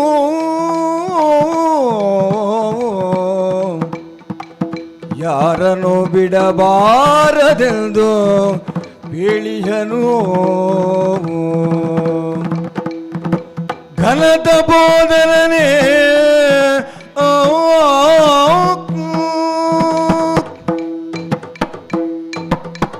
ಸ್ವಾಮಿ, ಮಹಿಮಾನ್ವಿತ ಎಲ್ಲವೋ ಲಕ್ಷ್ಮಣ. ಯಾರು ಯಾರನಲ್ಲ ತಾವು ಎಂಬುದನ್ನು ಸ್ಪಷ್ಟವಾಗಿ ಅರಿತವನು. ಮಾತ್ರವಲ್ಲ, ನಿಮ್ಮಂತಹ ಘನತಪೋಧನರಲ್ಲಿ ವ್ಯವಹರಿಸುವುದಕ್ಕೆ ಶ್ರೀರಾಮನೇ ಯೋಗ್ಯ ವ್ಯಕ್ತಿ ಎಂಬುದನ್ನು ತಿಳಿದವನೇ ನಾನಾಗಿದ್ದೆ. ಆದ್ರೆ ಏನು ಮಾಡೋಣ ಹೇಳು ಸ್ವಾಮಿ. ಕರ್ತವ್ಯದ ಹೊರೆಯನ್ನು ತಲೆಯಲ್ಲಿ ಹೊತ್ತು ಹೊಣೆಗಾರಿಕೆಯ ನಿಲುವಲ್ಲಿ ಈ ದ್ವಾರದ ಬಾಗಿಲಲ್ಲಿ ನಿಂತವನು ನಾನು. ಒಳ ಹೊಕ್ಕುವಂತಹ ಸಂದರ್ಭ, ಅಪೂರ್ವ ಅತಿಥಿಯ ಜೊತೆಗಿನ ಸಂಭಾಷಣೆಯ ಆ ಕಾಲಕ್ಕೆ ಯಾರನ್ನೂ ಒಳ ಬಿಡಬಾರದು ಎಂಬ ಒಂದು ಮಾತುಗಳನ್ನು ಸ್ಪಷ್ಟವಾಗಿ ನನ್ನನ್ನು ಒತ್ತಿ ಒತ್ತಿ ಹೇಳಿದ್ದಾನೆ. ಯಾರು? ರಾಮನೋ? ಹಾಗಾಗಿ ಒಂದು ವೇಳೆ ದಿವೌಕಸರು ಇಳಿದು ಬಂದರೆ, ಅದಲ್ಲ ತಮ್ಮಂತಹ ಮುನಿಕುಲೋತ್ತಮರು ಬಂದರೆ, ಅವರನ್ನು ಹೊರತಾಗಿ ಯಾರನ್ನು ಬಿಡಬಾರದು ಎಂಬಂತಹ ಮಾತುಗಳನ್ನಾಡಿದ್ದಿದ್ರೆ ಕ್ಷಣ ಕಾಲವೂ ನಿಮ್ಮನ್ನು ತಡೆಯುತ್ತಿರಲಿಲ್ಲ. ಆದ್ರೆ ರಾಮ ಆಜ್ಞೆಯಾಗಿದೆ ಸ್ವಾಮಿ. ಒಂದು ಕಾಲಕ್ಕೆ ಸುಗ್ರೀವನನ್ನು ಕರೆತ ಲಕ್ಷ್ಮಣ ಎಂಬಂತಹ ಕಾಲದಲ್ಲಿ ಅಣ್ಣನಾಗಿ ಆಜ್ಞೆಯನ್ನಿತ್ತವನು. ಆ ಕಾಲಕ್ಕಾದರೂ ಅವನ ಆಜ್ಞೆಯನ್ನು ಶಿರಸ ವಹಿಸಿ ಪಾಲಿಸಿದವನು ನಾನು ಸ್ವಾಮಿ. ಆದರೆ ಈಗ ಹಾಗಲ್ಲ. ಅಯೋಧ್ಯೆಯ ಸಾರ್ವಭೌಮನಾಗಿ, ಅಯೋಧ್ಯೆಯ ರಾಜನಾಗಿ ನನಗೆ ಆಜ್ಞೆಯನ್ನಿತ್ತಂತಹ ಅಣ್ಣನ ಆಜ್ಞೆಯನ್ನು ಮೀರುವುದಕ್ಕಿಲ್ಲ ಸ್ವಾಮಿ. ತಿಳಿದು ತಿಳಿದು ತಪ್ಪನ್ನೆಸಗಿದರೆ ಅದು ಅಪರಾಧ ಆಗುತ್ತದಲ್ಲ. ಹಾಗಾಗಿ ಕಾಲಜ್ಞರು ಜ್ಞಾನಿಗಳಾದಂತಹ ತಾವು ಇದನ್ನರಿತು ಕ್ಷಣಕಾಲ ತಡೆಯಬೇಕು, ನನ್ನನ್ನು ಕ್ಷಮಿಸಬೇಕು. ಏನು ಹೇಳಿದೆ? ಯಾರನ್ನು ಬಿಡಬಾರದೆಂದು ಆ ಸುರನರ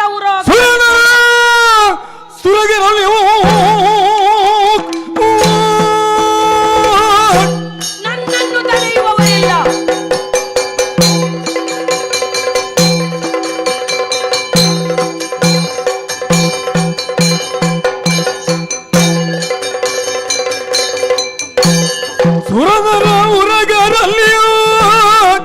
ಅವರು ಕೂಡ ನನ್ನನ್ನು ತಡೆಯುವುದು ತಡವರ ಕಾಣೆ ಗರ್ವದಲ್ಲಿ ಧರಣಿ ಕುಲಜನಾಗಿ ಮುನಿಗ ಬಹುಮಾನ ವಿರಿದರು ಗರ್ವಾದಿ. ಎಲ್ಲವೋ ಲಕ್ಷ್ಮಣ ಸ್ವಾಮಿ, ಸಾಮಾನ್ಯರು ಬಿಡು, ಅಸಾಮಾನ್ಯರೆನಿಸಿಕೊಂಡಂತಹ ಸುರನರ ಉರಗರು ಕೂಡ ಈ ದೂರ್ವಾಸನನ್ನು ತಡೆಯುವುದಕ್ಕೆ ಸಾಧ್ಯವಿಲ್ಲ. ಹಾಗಿರುವಾಗ ಹೇಳಿದ್ದು ನೀನು, ಒಳಗೆ ಘನರಹಸ್ಯದ ವಿಚಾರ ನಡೀತಾ ಇದೆ. ಅಣ್ಣನೇ ಹೇಳಿದ್ದಾನೆ ಯಾರನ್ನೂ ಬಿಡಬಾರದೆಂದು. ಹಾಗಿದ್ದರೆ ಒಳಗೇನು ನಡೀತಾ ಇದೆ? ರಾಜಕೀಯ ತಂತ್ರ ಸಮಾಲೋಚನೆಯೋ ಅಥವಾ ಯುದ್ಧದ ನಿರೂಪಣೆಯೋ ಏನೇ ಆಗಿದ್ದರು ಒಳಗಿರುವವರು ವೈದ್ಯರೇ ಆಗಲಿ ಮಂತ್ರಿಗಳೇ ಆಗಲಿ ನನಗೆ ನಗಣ್ಯ. ಶ್ರೀರಾಮನನ್ನು ಕಾಣುವುದಕ್ಕೆ ಕ್ಷಣ ಮಾತ್ರದಲ್ಲಿ ಮನಸ್ಸು ಮಾಡಿದ್ದೇನೆಂದಾದರೆ ದ್ವಾರದ ಬಳಿಯಲ್ಲಿ ಕುಳಿತಿರತಕ್ಕಂತ ನಿನ್ನನ್ನು ಹೆಸಟ್ಟಿ ಹೋಗುವುದಕ್ಕೆ ಸಾಧ್ಯ. ಆದರೂ ನಿನ್ನಲ್ಲಿ ಹೇಳುತ್ತಾ ಇದ್ದೇನೆ, ಯಾಕೆ? ತರಣಿ ವಂಶದನಾದಂತಹ ನೀನು ಶ್ರೀರಾಮಚಂದ್ರನ ತಮ್ಮ ಲಕ್ಷ್ಮಣ ಎಂಬ ಕಾರಣಕ್ಕಾಗಿ ಹೇಳುತ್ತಾ ಇದ್ದೇನೆ. ಇಡೀ ಅಯೋಧ್ಯೆಗೆ ಕಂಟಕಪ್ರಾಯನಾಗುವುದಕ್ಕಿಂತ ಮುಂಚಿತವಾಗಿ ಬಿಡು ಒಳಗಡೆ ಬಿಡು. ತ್ರಿಕಾಲಜ್ಞರಾದಂತಹ ತಾವು ಅರಿಯದ ವಿಷಯಗಳೇನೆ ಏನೂ ಇಲ್ಲ. ಗೌಪ್ಯ ವಿಷಯಗಳೆಲ್ಲ ಏಕಾಂತ ಸ್ಥಳಗಳಲ್ಲಿ, ವನಾಂತರಗಳಲ್ಲಿ ಅಥವಾ ಗೌಪ್ಯ ಮಂದಿರದಲ್ಲಿ ಆಗಬೇಕು. ಅಲ್ಲಿ ಯಾರ ಪ್ರವೇಶವೂ ಇಲ್ಲ ಎಂಬುದನ್ನು ಅರಿತವರೇ ಇದ್ದೀರಿ. ಒಂದು ವೇಳೆ ನನ್ನನ್ನು ಮೀರಿ ಇಲ್ಲ ನಿಮ್ಮ ಪದತಲದಲ್ಲಿ ಹುಡಿಯಾಗಿ ಪುಡಿಯಾಗಿ ಅಡಿಯಾಗಿ ಬಿದ್ದಂತಹ ನನ್ನನ್ನು ಮುಂದುವರಿಸಿ ಹೋದರಿಂದಾದ್ರೆ ಶ್ರೀರಾಮನನ್ನು ಕಾಣಲೇಬೇಕು. ಶ್ರೀರಾಮ ನಿಮಗೆ ಕಾಣಿಸನು ತಂದೆ. ಅಪೂರ್ವ ಅತಿಥಿಯವರ ಜೊತೆಯಲ್ಲಿ ಅವನು ತನ್ನನ್ನು ತಾನು ಒಗ್ಗಿಸಿಕೊಂಡಿದ್ದಾನೆ. ಆ ಘನ ರಹಸ್ಯದ ಕಾರ್ಯಭಾರ ಏನುಂಟು ಅದನ್ನು ಹೊತ್ತವನಿದ್ದಾನೆ.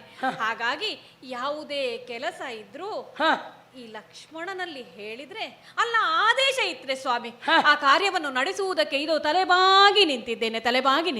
ಎಲ್ಲವೋ ಅಹಂಕಾರಿ, ಏನು ಮಾತುಗಳನ್ನು ಆಡುತ್ತಾ ಇದ್ಯಾ? ರಾಮನನ್ನು ಕಾಣಲೇಬೇಕು ಎನ್ನುವಂತಹ ಕಾಲದಲ್ಲಿ ತಡೆದು ನಿಲ್ಲಿಸಿ ನೀನಾಡಿದ ಮಾತುಗಳೇನು? ಏನು ರಾಮನಲ್ಲಿ ಹೇಳುವ ವಿಚಾರವನ್ನು ನಿನ್ನಲ್ಲಿ ಹೇಳಬೇಕೆ? ಬಾಯಿ ಮುಚ್ಚಯ್ಯ. ಭೂಪನೆಡೆಗೆ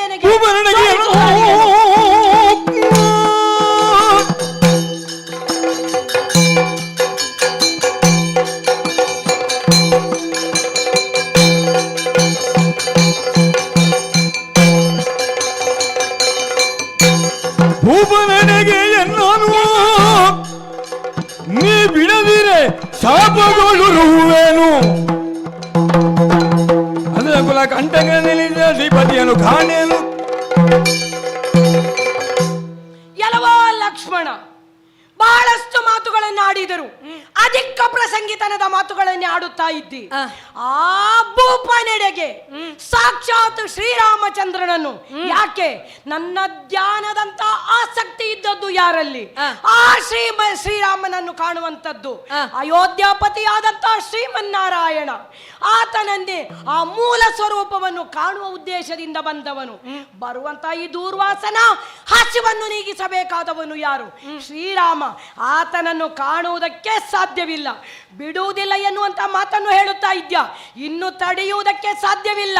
ಅಯೋಧ್ಯೆಗೆ ಕಂಟಕ ಪ್ರಾಯನಾಗಬೇಕು ಅಂತಿದ್ರೆ ಇಡೋ ನಿಮ್ಮ ಈ ನವಂಶಕ್ಕೆ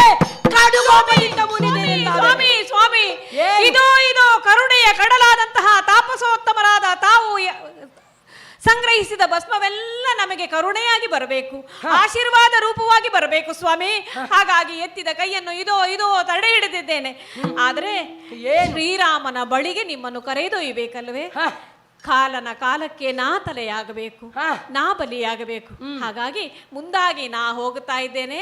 ನನ್ನನ್ನು ಹಿಂಬಾಲಿಸಿ ಬರಬೇಕು ಸ್ವಾಮಿ, ಹಿಂಬಾಲಿಸಿ ಬರಬೇಕು. ಹೀಗೆ ಬನ್ನಿ, ಹೀಗೆ ಬನ್ನಿ. ಆಯ್ತು, ಹೋಗೋಣ. ಹೀಗೆ ಬರಬೇಕು ಸ್ವಾಮಿ. ಯಾರು ಬಂದವನು? ಶ್ರೀರಾಮಚಂದ್ರನಲ್ವೇ ಸ್ವಾಮಿ? ಧನ್ಯೋಸ್ಮಿ ತಂದೆ. ಅಪೂರ್ವವಾಗಿ ಅಯೋಧ್ಯೆ ಕಡೆಗೆ ಬಂದಿದ್ದೀರಿ. ಬನ್ನಿ, ಹೀಗೆ ಕೂತ್ಕೊಳ್ಳಿ. ಏನು ಸ್ವಾಮಿ, ಈ ಶ್ರೀರಾಮನನ್ನ ಕಾಣುವುದಕ್ಕಾಗಿ ಬಂದಿರೆ? ಹೌದು. ದೂರ್ವಾಸ ಮುನಿಗಳಾದಂತಹ ನೀವು ಈ ಅಯೋಧ್ಯೆಗೆ ಬರುವುದು ಅಂತ ಹೇಳಿದ್ರೆ ಬಹು ಅಪೂರ್ವ, ಬಹಳ ವಿಶೇಷವಾದಂತಹ ಕಾರ್ಯವೇ ಇರಬೇಕು. ಅದನ್ನೆಲ್ಲ ಅರಿಯುವುದಕ್ಕೆ ನಿನ್ನಿಂದ ಮಾತ್ರ ಸಾಧ್ಯ ರಾಮ. ಏನಾಗಬೇಕು ಅಂತ ಹೇಳಿದ್ರೆ ಸಾಕು ಸ್ವಾಮಿ. ರಾಮ, ಏನು? ದೂರ್ವಾಸ ಬರುವಂತಹ ಕಾರಣ ಏನು ಅಂತ ಕೇಳ್ತಾ ಇದ್ದೀಯಾ? ಹೌದು. ಓ ರಘುರಾಮ, ರಘುರಾಮ ಕೇಳು ಹೇಳ್ಬೇಕಯ್ಯ. ಹೇಳಿ. ಸಾವಿರ ವರ್ಷ ತಪದಲ್ಲಿ ನಾನು ಮಗುಚುತ ಸೊರಗಿ ತಿಂದ್ರಿಯವು ಸ್ವರಗಿ ಹೋಗಿದೆ ರಾಮ. ರಘುರಾಮ ಕೇಳು ಸಾವಿರ ವರ್ಷ ತಪದಲ್ಲಿ ಮಗುಚುತ ಸೊರಗಿ ತಿಂದ್ರಿಯವು ಸ್ವರಗಿ ತಿಂದ್ರಿಯವು ಸ್ವರಗಿತು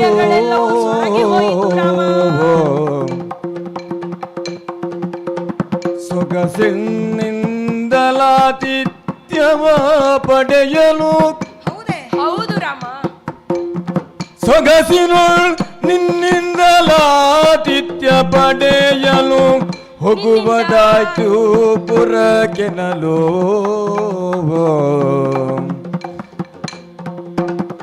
ರಘುರಾಮ ಕೇಳು ರಾಮ.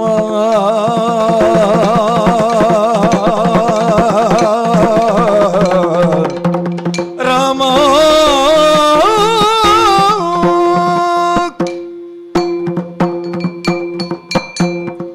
ಓ ರಘುರಾಮ, ಅತ್ರಿಸುತ್ತಾರೆ. ಕಾಣಿಸಿಕೊಂಡೆಯಲ್ಲ. ನಿನ್ನನ್ನೇ ಕಾಣುವಂತಹ ತವಕದಿಂದ ಬಂದವ ನಾನು. ನನ್ನನ್ನು ಕಾಣಬೇಕು ಅಂತ ಅಪೇಕ್ಷಿಸಿದ್ರೆ? ಹೌದು, ಅದು ನನ್ನ ಸೌಭಾಗ್ಯ. ಅದೆಷ್ಟು ವರುಷಗಳ ಕಾಲ ತಪಸ್ಸನ್ನಾಚರಿಸಿ ಒಮ್ಮಿಂದೊಮ್ಮೆಲೆ ಕಣ್ಣನ್ನು ತೆರೆದುಕೊಂಡ ಸಂದರ್ಭದಲ್ಲಿ ನನ್ನ ಮನಸ್ಸಿನಲ್ಲಿ ಕಂಡುಕೊಂಡ ವಿಚಾರ ಶ್ರೀರಾಮನನ್ನು ಕಾಣಬೇಕು. ನನ್ನ ಸೌಭಾಗ್ಯವದು.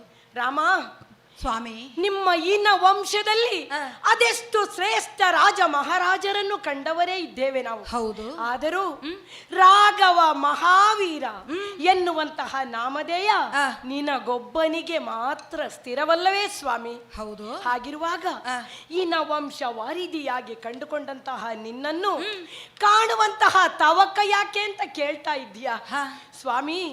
ಅದೆಷ್ಟು ವರುಷಗಳ ಕಾಲ ತಪಸ್ಸನ್ನಾಚರಿಸಿದಂತ ಈ ದೂರ್ವಾಸನ ಪಂಚೇಂದ್ರಿಯಗಳೆಲ್ಲವೂ ಸ್ವರಗಿ ಹೋಗಿದೆ ರಾಮ. ಸೊರಗಿ ಹೋಗಿರುವಂತ ಈ ಪಂಚೇಂದ್ರಿಯಗಳಿಗೆ ಶಕ್ತಿಯನ್ನು ತುಂಬಿಸಬೇಕಾದವನು, ತುಂಬಿಸಬಲ್ಲ ಶಕ್ತಿಯುಳ್ಳವನು ನೀನಲ್ಲದೆ ಅನ್ಯರು ಯಾರಿದ್ದಾರೆ ರಾಮ? ಹಾಗಾಗಿ ಈ ನನ್ನ ಹಸಿವೆ ಎನ್ನುವಂತಹ ವ್ರತವನ್ನು ಕಾಣುವುದಕ್ಕೋಸ್ಕರವಾಗಿ ನಿನ್ನ ಕೈಯ ಅನ್ನವನ್ನು ಉಣ್ಣಬೇಕು, ಅಯೋಧ್ಯೆಯ ಭೋಜನವನ್ನು ಮಾಡಬೇಕು. ಆ ಭೋಜನವನ್ನು ಮಾಡಿದ ಮೇಲೆ ನನ್ನ ಪುರವನ್ನು ನಾನು ಸೇರಿಕೊಳ್ಳಬೇಕು. ಆ ಉದ್ದೇಶವನ್ನು ಇಟ್ಟುಕೊಂಡು ನಿನ್ನ ಬಳಿಗೆ ಬಂದಿದ್ದೇನೆ. ಆತಿಥ್ಯವನ್ನು ನೀಡುವಿಯಾ ರಾಮ? ಏನು ಅಂತ ಕೇಳ್ತಾ ಇದ್ದೀರಿ? ಕೇಳುವಂತಹ ಅಥವಾ ನೀಡುವಂತಹ ಸೌಭಾಗ್ಯವನ್ನ ಕರುಣಿಸಿದವರಲ್ವೇ ನೀವು? ಮುನಿಪೋತ್ತಮರಾದಂತಹ ನಿಮಗೂ ಜಠರಾಗ್ನಿ, 1000 ವರ್ಷಗಳಂತಹ ತಪಸ್ಸನ್ನು ಮಾಡುವ ಕಾಲಕ್ಕೆ ನೈಸರ್ಗಿಕವಾದಂತಹ ಯಾವ ಪ್ರಚೋದನೆಯೂ ನಿಮ್ಮಲ್ಲಿಲ್ಲ. ಹೌದು, ಅನ್ನ ಬೇಕು, ಆಹಾರ ಬೇಕು ಎನ್ನುವ ಯಾವ ನಿರ್ದೇಶವೂ ನಿಮಗಿಲ್ಲ. ಕೇವಲ ತಪಸ್ಸನ್ನು ಆಚರಿಸ್ತೀರಿ. ಯಾಕೆ ಕೇಳಿದ್ರೆ ಲೋಕ ಕಲ್ಯಾಣ. ಈವರೆಗೆ ಯಾವುದೇ ರೀತಿಯ ಅನ್ನವನ್ನು ನಮಗಾಗಿ ಉಂಡವರಲ್ಲ. ಹಾಗಿದ್ರೆ ಈ ಸಂದರ್ಭದಲ್ಲಿ ಶ್ರೀರಾಮನ ಅನ್ನವನ್ನು ಉಣ್ಣಬೇಕು ಎನ್ನುವಂತ ಹಸಿವೆ. ಸ್ವಾಮಿ, ಪರಮ ಭಾಗ್ಯ ಇದು. ಅಯೋಧ್ಯೆಯ ಅನ್ನ ಅನೇಕ ಜನರಿಗೆ ಸಿಕ್ಕಿದ್ದುಂಟು. ಹೌದು, ಅದು ನಮ್ಮ ಸೌಭಾಗ್ಯ ಅಂತ ನಾವು ಅವರಿಗೆ ಬಡಿಸಿ ತೃಪ್ತರಾದವರು ಹೌದು. ಆದ್ರೆ ಈ ಕಾಲಕ್ಕೆ ಅತ್ರಿನಂದನರಾದಂತಹ ಸಾಕ್ಷಾತ್ ಪರಮೇಶ್ವರನ ಅಪರಾವತಾರವಾದಂತಹ ಮಹರ್ಷಿ ದೂರ್ವಾಸರು ಬಂದು ನನ್ನ ಹಸಿವೆಯನ್ನು ನೀಗಿಸು ರಾಮ, ಅಯೋಧ್ಯೆಯ ಅನ್ನವನ್ನ ನಿಮಗೆ ಕೊಡುವುದಕ್ಕೆ ಒಂದು ಅವಕಾಶವನ್ನ ನನಗೆ ಕಲ್ಪಿಸಿ ಕೊಟ್ರಲ್ಲ, ಧನ್ಯನಾದೆ ತಂದೆ. ಆದ್ರೆ ಏನು ಹೇಳೋಣ ರಾಮ, ಸಪತ್ನೀಕರಾಗಿ ನಿಮಗೆ ನಿಮ್ಮ ಜಠರಾಗ್ನಿಯನ್ನ ತಣಿಸಬೇಕಾದಂತಹ ಅನಿವಾರ್ಯತೆ ನನಗಿತ್ತು, ಮಾಡಬೇಕಾಗಿತ್ತು. ಆದ್ರೆ ಸೌಭಾಗ್ಯವನ್ನ ಈ ಕಾಲಕ್ಕೆ ನಾ ಕಳೆದುಕೊಂಡಿದ್ದೇನೆ. ನಿಮಗೆ ಗೊತ್ತಿದೆ, ಜೊತೆಯಲ್ಲಿ ನನ್ನ ವಾಮ ಭಾಗದಲ್ಲಿ ಕುಳ್ಳಿರಬೇಕಾದಂತ ನನ್ನ ಮಡದಿ ನನ್ನ ಜೊತೆಗಿಲ್ಲ. ಆದರೆ ನನ್ನದೇ ಜೀವವಾಗಿರುವಂತಹ ಲಕ್ಷ್ಮಣನಿದ್ದಾನೆ. ಅವನು ಸಪತ್ನೀಕನಾಗಿ, ಅಂದ್ರೆ ಊರ್ಮಿಳೆ ಇನ್ನೂ ಅವನ ಜೊತೆ ಇದ್ದಾಳೆ, ಸಪತ್ನೀಕನಾಗಿ ಅವನು ನಿಮಗೆ ಬೇಕಾದ ರೀತಿಯಲ್ಲಿ ಬಡಿಸಿ ನಿಮ್ಮ ಉದರವನ್ನು ನಿಮ್ಮ ಮನಸ್ಸನ್ನು ತೃಪ್ತಿಪಡಿಸ್ತಾನೆ. ಅದಕ್ಕೊಂದು ಅವಕಾಶ ಮಾಡಿಕೊಡು ರಾಮ. ನಿನ್ನ ಚಿತ್ತ ಹಾಗಿದೆ ಎಂದಾದರೆ ಸಂತೋಷವಾಗಿ ಉಣ್ಣುವುದಕ್ಕೆ ಸಿದ್ಧನಾಗಿದ್ದಾನೆ ಈ ದೂರ್ವಾಸ. ಕೇಳಿದೆಯಲ್ಲ ಅಣ್ಣ, ಎಲ್ಲವನ್ನು ಕೇಳಿದೆಯಲ್ಲ? ಖಂಡಿತವಾಗಿ. ವಿಗಡರಿ ಮುನಿಗಳು ಇವರ ಹಸಿವೆಯನ್ನ ಅತ್ಯಂತ ಅರಿತುಕೊಂಡು ನೀನು ನಿರ್ವಹಿಸಬೇಕು. ಮಹರ್ಷಿ ದೂರ್ವಾಸರಿಗೆ 1000 ಹಸಿವಣ್ಣ, ಅದು 1000 ಹಸಿ. ಆ 1000 ಹಸಿವೆಗೆ ನೀ ಅನ್ನವಾಗಬೇಕು. ಮಾತ್ರವಲ್ಲ, ಉಂಡು ಹರಸುವ ಅವರ ಆ ಹಾರೈಕೆ ನಮ್ಮ ವಂಶವನ್ನ ಕಾಯಬೇಕು. ಅವರು ಉಂಡು ತೇಗಿ ಹೊರ ಹೋದ ಮೇಲೆ ಬಂದು ಸಭೆಯನ್ನು ಸೇರಬೇಕು. ಅಣ್ಣ, ರಾಮ, ಸಂತೋಷವಾಯಿತು, ಸಂತೋಷವಾಯಿತು. ಹೋಗುತ್ತೇನೆ, ನನ್ನ ಪುರವನ್ನು ಸೇರಿಕೊಳ್ಳುತ್ತೇನೆ. ರಾಮಚಂದ್ರ ಸಭೆಯ ಸೇರುತ್ತ ವಿಷ್ಠರವನೇರಿ ಭೂಮಿಪಾಲರನುವ ಗ್ರಹಿಸುತ್ತ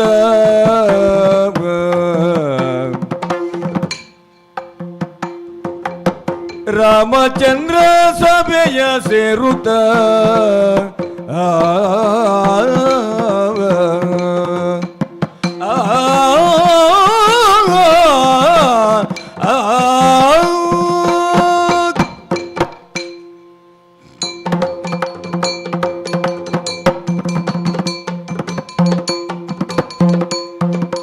ರಾಮಚಂದ್ರ ಸಭೆಯ ಸೇರುತ್ತ ವಿಷ್ಠರವನೇರಿ ಭೂಮಿಪಾಲರನುವ ಗ್ರಹಿಸುತ್ತ ಆ ಮುನೀಶನನ್ನು ಪೊಗಿಸಿ ನೇಮವನ್ನು ಮುರಿದೆನೆಂದು, ಆ ಮುನೀಶನನ್ನು ಪೊಗಿಸಿ ನೇಮವನ್ನು ಮುರಿದೆನೆಂದು ಊರ್ಮಿಳ ಮನೋಬ್ಧಿ ಶಚಿಯ ಪ್ರೇಮದಿಂದ ಕರೆದು ಬೇಡ್ದ, ಊರ್ಮಿಳ ಮನೋಬ್ಧಿ ಶಚಿಯ ಪ್ರೇಮದಿಂದ ಕರೆದು ಬೇಡ್ದ, ಪ್ರೇಮದಿಂದ ಕರೆದು ಬೇಡ್ದ. ರಾಮಚಂದ್ರ ಸಭೆಯ ಸೇರುತ್ತ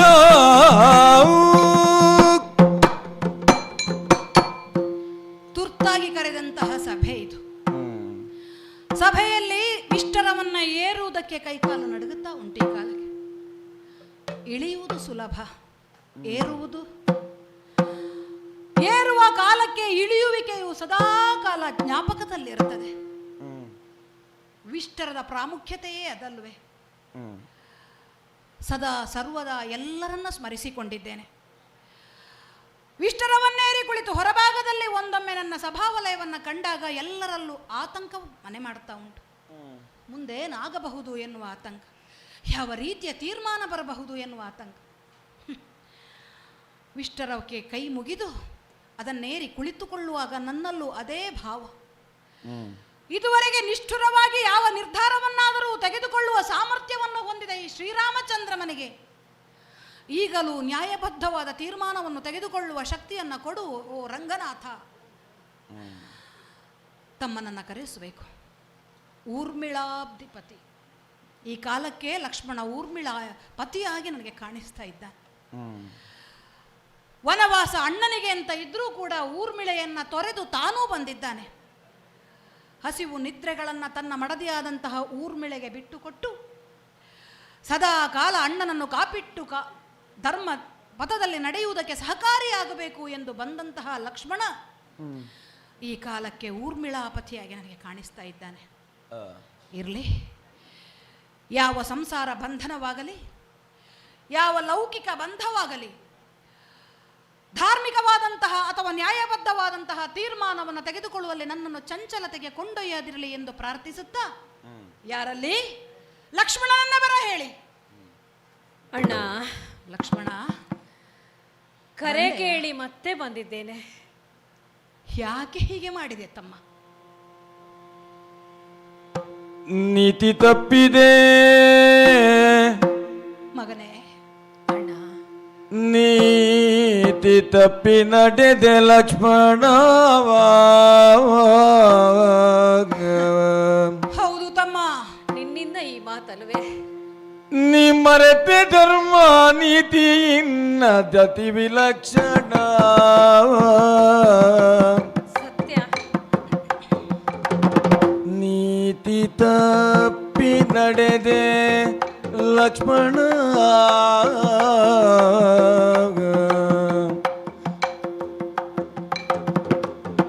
ನೀ ಮರೆತೆ ಧರ್ಮ ನೀತಿ ಇನ್ನದತಿ ವಿಲಕ್ಷಣ.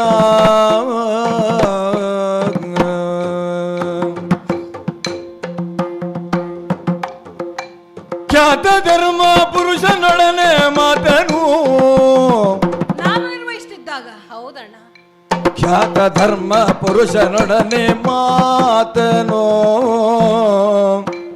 ಯಾಕೆ ತಮ್ಮ? ನೃಪನೀತಿಯಲ್ಲಿ ಗಣ್ಯ ನೀನು ಪಾಮುನೀಯ.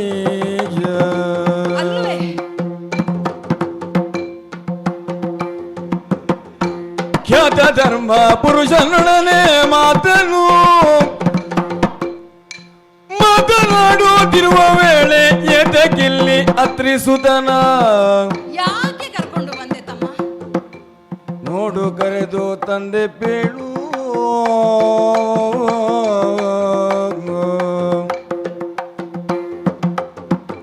ಮಾತನಾಡುತ್ತಿರುವ ವೇಳೆ ಯಾತಕಲ್ಲಿ ಅತ್ರಿಸುದನ. ನೋಡು ಕರೆದು ತಂದೆ ಬೇಳು.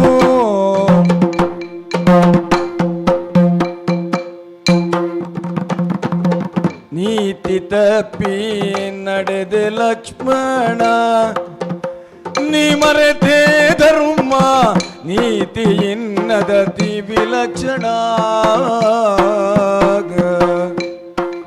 ತಮ್ಮ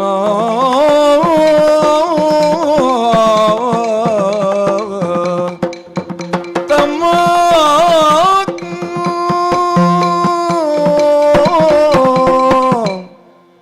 ತಮ್ಮ. ಅಣ್ಣ, ನೀತಿ ಮಾರ್ಗದಲ್ಲಿ ನಡೆಯುವುದು ಅಂತ ಹೇಳಿದರೆ ಕತ್ತಿಯ ಮೇಲಿನ ಅಲಗಿನಲ್ಲಿ ನಡೆದ ಹಾಗೆ. ಸತ್ಯ. ಯಾವ ಕ್ಷಣದಲ್ಲಿ ನಾವು ಸಾವರಿಸಿಕೊಂಡರೂ ಅದು ಭಯಂಕರವಾದ ಆಘಾತವನ್ನೇ ಉಂಟು ಮಾಡಬಲ್ಲದು. ಸಾವೇ ಆವರಿಸಿಕೊಂಡು ಬರುವಂತಹ ಕೆಲಸ ಅದಣ್ಣ. ಆ ಕಾರಣದಿಂದಲೇ ನ್ಯಾಯ ಎನ್ನುವುದು ಅತ್ಯಂತ ವಿಲಕ್ಷಣವಾದದ್ದು. ಯಾವ ಕಾಲಕ್ಕೂ ನಮ್ಮಲ್ಲಿರುವಂತಹ ಸಂವೇದನೆಗೆ ನಾವು ಒಳಪಟ್ಟೆವು ಅಂತಾದ್ರೆ, ಇಂದ್ರಿಯಗಳ ಆಕರ್ಷಣೆಗೆ ಒಳಪಟ್ಟೆವು ಅಂತಾದ್ರೆ ಆ ನ್ಯಾಯವನ್ನು ನಾವು ಅಷ್ಟು ಪ್ರಮಾಣದಲ್ಲಿ ಬಿಟ್ಟು ಕೊಡಬೇಕಾಗುತ್ತದೆ. ಹೌದು ಲಕ್ಷ್ಮಣ. ಅಣ್ಣ, ಈ ರಾಜ್ಯಸಭೆ ನಿನಗೆ ಹೊಸತೇನಲ್ಲ. ಖಂಡಿತ ಅಲ್ಲ. ಇದುವರೆಗೆ ರಾಮರಾಜ್ಯದ ಈ ಸಭೆಯಲ್ಲಿ ಯಾವ ಒಬ್ಬ ಸಾಮಾನ್ಯ ಪ್ರಜೆಯನ್ನಾದರೂ ಕರೆದು ಯಾಕೆ ನೀನು ಹೀಗೆ ನೀತಿ ತಪ್ಪಿದೆ ಕೇಳುವಂತ ಸಂದರ್ಭ ಈ ರಾಮನಿಗೆ ಬಂದದ್ದೇ ಇಲ್ಲ. ಅದಕ್ಕಾಗಿ ಅತ್ಯಂತ ಹೆಮ್ಮೆ ಪಟ್ಟವರು ನಾವು. ದಶರಥನ ಪುತ್ರರಾಗಿ ನ್ಯಾಯವನ್ನ ಕಾಪಿಡುವಲ್ಲಿ ನಾವಷ್ಟು ಜಯಶೀಲರಾಗಿದ್ದೇವೆ ಎನ್ನುವ ಹೆಮ್ಮೆ ನನ್ನಲ್ಲಿತ್ತು. ಅನ್ಯಾಯ, ಅನಾಚಾರ, ಅನ್ಯಾಯ ಎನ್ನುವುದು ನಮ್ಮ ಸಭೆಯಲ್ಲಿ ಬಿಡಿ, ನಮ್ಮ ರಾಜ್ಯದಲ್ಲಿ ಸೋಂಕಿಯೇ ಇರಲಿಲ್ಲ. ರಾಮ ರಾಜ್ಯದ ಕನಸು ಕಂಡವರು ಅನೇಕರಿರಬಹುದು. ಆ ಕನಸನ್ನು ನನಸಾಗಿಸಿಕೊಂಡು ಅದರ ಭಾವವನ್ನು ಅನುಭವಿಸಿದವರು ನಮ್ಮವರಣ್ಣ. ಆದ್ದರಿಂದಲೇ ಅವರಲ್ಲಿ ನ್ಯಾಯ ನೀತಿಗೆ ತಪ್ಪಿ ನಡೆದವರು ಒಬ್ಬರೂ ಸಿಕ್ಕಿರಲಿಲ್ಲ. ಆದ್ರೆ ತಮ್ಮ ಸಾಮಾನ್ಯರಿಗಾದರೂ ನ್ಯಾಯವನ್ನು ನೀತಿಯನ್ನು ತಪ್ಪುವುದಕ್ಕೊಂದು ಅವಕಾಶ ಉಂಟು, ಅದು ಸಹಜ. ಆದರೆ ನಾವು ಅರಸು ಪುತ್ರರು, ರಾಜಕುವರರು, ಧರ್ಮದ ಈ ಪೀಠದ ಸೇವಕರು, ನಾವೇ ನೀತಿ ತಪ್ಪಿ ನಡೆದೆವು ಅಂತಾದ್ರೆ ತಮ್ಮ ಅಂತಹ ಒಂದು ಪ್ರಶ್ನೆಯನ್ನ ಕೇಳಬೇಕಾಗಿ ಬಂದದ್ದು ನನ್ನತಹ ಸಹಜನಾದಂತಹ ಲಕ್ಷ್ಮಣನಲ್ಲಿ. ಯಾಕೆ ತಮ್ಮ, ಯಾಕೆ ನೀತಿ ತಪ್ಪಿ ನಡೆದೆ? ಅತ್ರಿ ಸುತರು ಬರುವಂತಹ ಸಂದರ್ಭದಲ್ಲಿ ಅವರನ್ನ ಇಲ್ಲಿಗೆ ಕರೆದುಕೊಂಡು ಬಂದೆಯಲ್ಲ, ಧರ್ಮನಂದನನೊಡನೆ ಮಾತನಾಡುವುದಕ್ಕುಂಟು. ದೈವ ಪುರುಷರಲ್ಲಿ ನಾನು ಮಾತನಾಡುವುದು ವಿಶೇಷವಾದಂತಹ ದೈವ ಸಂಕಲ್ಪದ ಚರ್ಚೆ, ಗೌಪ್ಯ ರಹಸ್ಯ ಅದು. ಅಂತ ದೇವ ರಹಸ್ಯವನ್ನ ಆಡುವಂತಹ ಕಾಲಕ್ಕೆ ಯಾರನ್ನೂ ಒಳಬಿಡಕೂಡದು ಎನ್ನುವ ಪರಮಾಜ್ಞೆಯನ್ನು ನಿನ್ನ ಮೇಲೆ ಇಟ್ಟದ್ದು ಯಾಕೆ? ಅದು ಅವರ ಆಶಯವಾದ ಕಾರಣ. ನನ್ನದೇ ಜೀವವಾಗಿರುವ ಹೊರಗೆ ನಡೆದಾಡುವ ಜೀವವಾದ ನಿನ್ನನ್ನೇ ನಿಲ್ಲಿಸಿದೆ ಯಾಕೆ? ನೀನು ಯಾವುದೇ ರಾಮನ ಆಜ್ಞೆಯನ್ನು ತಲೆಯ ಮೇಲೆ ಹೊತ್ತು ಮಾಡುತ್ತೆ ಎನ್ನುವ ವಿಶ್ವಾಸ ತಮ್ಮ ನನಗೆ. ಆದರೆ ನಿನ್ನ ತಲೆಯ ಮೇಲಿಟ್ಟ ಆ ಹೊರೆಯನ್ನ ನೀನು ಕಾಲಿಗಿಟ್ಟು ಬಿಟ್ಟೆಯಲ್ಲ, ಇಳಿಸಿ ಬಿಟ್ಟೆಯಲ್ಲ. ಯಾವ ಅನಿವಾರ್ಯತೆ ಬಂತು ನಿನಗೆ? ಯಾವ ಸಂದರ್ಭ ನಿನ್ನನ್ನು ಹೀಗೆ ಮಾಡಿಸಿತು? ಯಾಕೆ ದಾರಿ ತಪ್ಪಿದೆ? ಯಾಕೆ ನೀತಿ ತಪ್ಪಿದೆ? ಹೇಳು ಲಕ್ಷ್ಮಣ, ನನಗನ್ನಿಸ್ತದೆ ಯಾವುದೋ ಒಂದು ವಿಲಕ್ಷಣ ಸಂದರ್ಭದಲ್ಲಿ ಹೀಗೆ ಮಾಡಬೇಕಾದಂತಹ ಅನಿವಾರ್ಯತೆ ನಿನಗೆ ಒದಗಿ ಬಂದಿರಬೇಕು. ಏನು ತಮ್ಮ ಅದು? ಅಣ್ಣ, ರಾಮನ ಆಜ್ಞೆಯನ್ನ ಮೀರುವಂತ ಅನಿವಾರ್ಯತೆ ಯಾಕೆ ತಮ್ಮ ನಿನಗೆ ಹೇಗೆ ಬಂತದು? ನಿನ್ನ ಒಂದೊಂದು ಮಾತುಗಳು ಹೊನ್ನ ಶೂಲದಿಂದ ಎದೆಗೆ ಇರಿದ ಅನುಭವ ಆಗುತ್ತಾ ಉಂಟಣ್ಣ. ಕಾರಣ ನಿನ್ನ ಈ ವಿಚಾರಣೆ ಅಲ್ಲ, ನೀತಿ ಮಾರ್ಗದಲ್ಲಿ ನಡೆದರೆ ಆಡುವ ಮಾತಿಗೆ ಬಲ ಬಂದೀತು ಎಂಬಂತಹ ನಿಮ್ಮ ಯಾವ ಮಾತುಂಟೋ ಆ ಮಾತುಗಳಿಗೆ ಅಡಿಯಾಳಾಗಿ ಬದುಕಿ ಬಂದವರು ರಾಮಾನುಜರು ನಾವೆಲ್ಲ. ಹೌದು.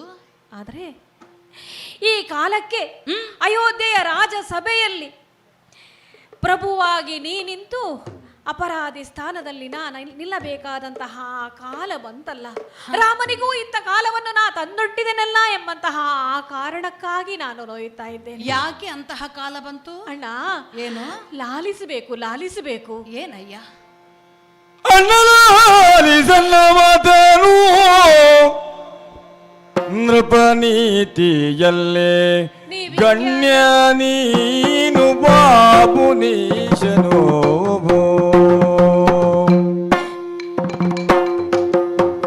ಅಣ್ಣ ಲಾಲಿಸೋ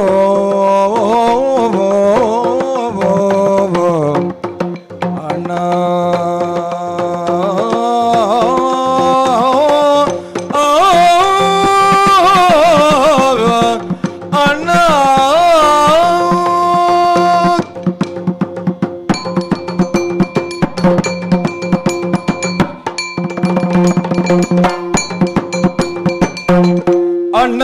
ಅಣ್ಣಲಾಲಿಸನ್ನ ಮಾತನು ನೃಪನೀತಿಯಲ್ಲೇ ಗಣ್ಯ ನೀನು ಆ ಮುನೀಶನು. ನೃಪನೀತಿಯಲ್ಲಿ ಗಣ್ಯ ನೀನು ಆ ಮುನೀಶನು.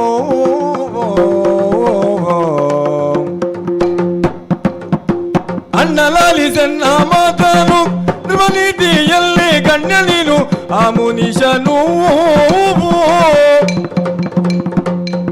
ನಿನ್ನ ಕಾಣಲೆಂದು ಬರಲು ಮುನ್ನ ಬೇಡ ಪರಿಯನೆಲ್ಲ ಎಲ್ಲವನ್ನು ಹೇಳಿದ್ದೇನಣ್ಣ ನಾನು. ನಿನ್ನ ಕಾಣಲೆಂದು ಬರಲು ಮುನ್ನ ಪೇಳ್ದ ಪರಿಯನೆಲ್ಲ ಮನ್ನಣೆಯನ್ನು ಕೊಡದೆ ಶಾಪವನ್ನು ಪಡೆವೀರೆಂದು ಸಿಡಿದ. ಮನ್ನಣೆಯನ್ನು ಕೊಡದೆ ಶಾಪವನ್ನು ಪಡೆವೀರೆಂದು ಸಿಡಿದ. ಅಣ್ಣಲಾಲಿಸೆನ್ನ ಮಾತನು ನೃಪನೀತಿಯಲ್ಲಿ ಗಣ್ಯ ನೀನು ಆ ಮುನೀಶನು.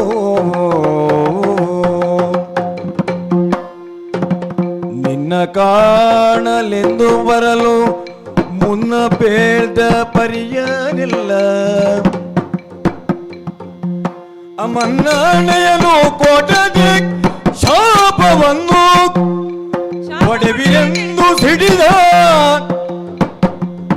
ಶಾಪವನ್ನು ಪಡೆವಿರೆಂದು ಸಿಡಿದ ಅಣ್ಣ. ಅಣ್ಣಲಾಲಿಸಿನ ಮಾತನು ಅಣ್ಣ.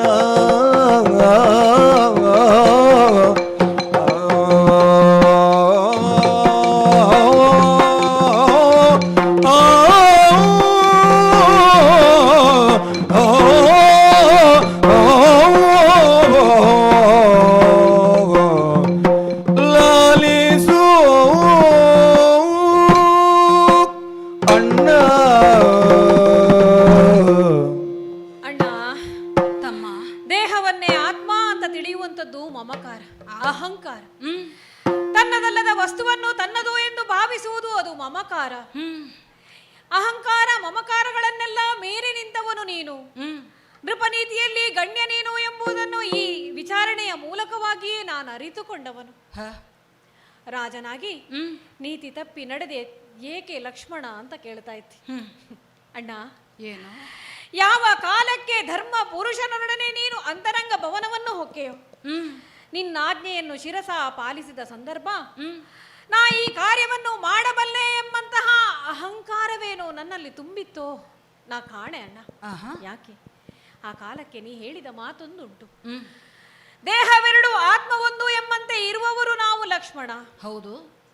ಹಾಗಾಗಿ ನೀ ನನ್ನ ಆತ್ಮವಾಗಿ ನನ್ನನ್ನು ಕಾಯುತ್ತಿ, ನಾ ಆ ಕೆಲಸವನ್ನು ಮಾಡಬಲ್ಲೆ ಎಂಬಂತಹ ಆತ್ಮವಿಶ್ವಾಸ ನನ್ನಲ್ಲಿ. ಆದರೆ ಯಾವ ಕಾಲಕ್ಕೆ ಆ ಮಹನೀಯರೊಡನೆ ನೀನು ಅಂತರಂಗ ಭವನವನ್ನು ಹೊಕ್ಕೆಯೋ ಏನಾಯಿತು? ಆ ಸಂದರ್ಭಕ್ಕೆ ಅರಿವಾಯ್ತಣ್ಣ. ನನ್ನ ಪ್ರಾಣ ನೀನಾಗಿದ್ದಿ, ನನ್ನ ಕಣ್ಣುಗಳು ನೀನಾಗಿದ್ದಿ, ದೃಷ್ಟಿ ನೀನಾಗಿದ್ದಿ, ಕಿವಿ ನನ್ನದಾದ್ರೆ ಸ್ವರ ನಿನ್ನದಾಗಿತ್ತಣ್ಣ, ಶಬ್ದಗಳೆಲ್ಲ ನಿನ್ನಲ್ಲಿತ್ತು. ಒಳಗೆ ಹೋದಂತಹ ಸಂದರ್ಭದಲ್ಲಿ ನನ್ನ ಶಕ್ತಿಗಳೆಲ್ಲ ಸೋರಿ ಹೋದಂತಾಯಿತು. ರಾಮನೆಂಬ ಕೊಳದಲ್ಲಿ ಈಜಾಡುವ ಮೀನು ಲಕ್ಷ್ಮಣ ಅಂತ ಆಗ ಅರಿವಾದದ್ದು ನನಗೆ. ಕೊಳವನ್ನು ಬಿಟ್ಟು ಮೀನು ಹೊರಗೆ ಬಂದ್ರೆ ವಿಲ ವಿಲನೆ ಒದ್ದಾಡುತ್ತದೆ. ಅರಿವಾದದ್ದು ಯಾವಾಗ? ಮಹರ್ಷಿಗಳಾದಂತಹ ದೂರ್ವಾಸರ ಆಗಮನವಾದಾಗ. ಆದರೂ ವನವಾಸದ ಸಂದರ್ಭದಲ್ಲಿ ನಿನ್ನೊಡನಿದ್ದು ಮುನಿಗಳನ್ನೆಲ್ಲ ಸತ್ಕರಿಸಿದ ಅನುಭವ ಏನುಂಟೋ ಆ ಅನುಭವವನ್ನು ಸೇರಿಸಿಕೊಂಡು ಅವರನ್ನು ಸಂತೈಸಬಲ್ಲೆ, ಸತ್ಕಾರ ಮಾಡಬಲ್ಲೆ ಎಂಬ ಧೈರ್ಯದಲ್ಲೇ ಅವರನ್ನು ಸ್ವಾಗತಿಸಿದೆ. ಸ್ವಲ್ಪ ಹೊತ್ತು ತಡೆ ಹಿಡಿಯಬಹುದು. ಸಕಲವನ್ನೂ ಅವರಿಗೆ ನೀಡಿದೆ, ಅವರನ್ನು ತಡೆದೆ. ಸ್ವಾಮಿ, ಘನ ರಹಸ್ಯದ ಕಾರ್ಯಭಾರವನ್ನು ಹೊತ್ತು ನನ್ನನ್ನು ದ್ವಾರದಲ್ಲಿ ನಿಲ್ಲಿಸಿದ್ದಾನೆ ಎಂಬ ಮಾತುಗಳನ್ನು ಆಡಿದೆ ಅಣ್ಣ. ಆದರೆ ನನ್ನೊಂದು ಮಾತುಗಳನ್ನು ಕೇಳುವಂತಹ ವ್ಯವಧಾನ ಅವರಿಗೆ ಇರಲಿಲ್ಲ. ಯಾವ ಕಾಲನ ಪ್ರಭಾವವೋ ನಾನರಿಯೇ ಅಣ್ಣ, ನಾನರಿಯೇ. ನನ್ನನ್ನು ನೀನು ಈ ಕ್ಷಣಕಾಲ ತಡೆ ಹಿಡಿದೆ ಎಂದಾದ್ರೆ ಇದೋ ನಿನ್ನ ಅಲ್ಲ, ರಾಮನಿಗೆ ಅದಲ್ಲ ಸಮಸ್ತ ಅಯೋಧ್ಯೆಗೆ ಶಾಪವನ್ನು ಇರ್ತೇನೆ ಅಂತ ಕಮಂಡಲದಲ್ಲಿ ನೀರನ್ನು ಎತ್ತಿ ಇನ್ನೇನು ಶಾಪವನ್ನು ಕೊಡುತ್ತಾರೆ ಅಂತ ಆದ ಕಾಲಕ್ಕೆ ನಡುಗಿ ಹೋದೆ ಅಣ್ಣ, ನಡುಗಿ ಹೋದೆ. ನನ್ನ ಕೈಕಾಲುಗಳೆಲ್ಲ ಇರುವಂತಹ ಶಕ್ತಿಗಳೆಲ್ಲ ಕಳೆದು ಹೋದವು.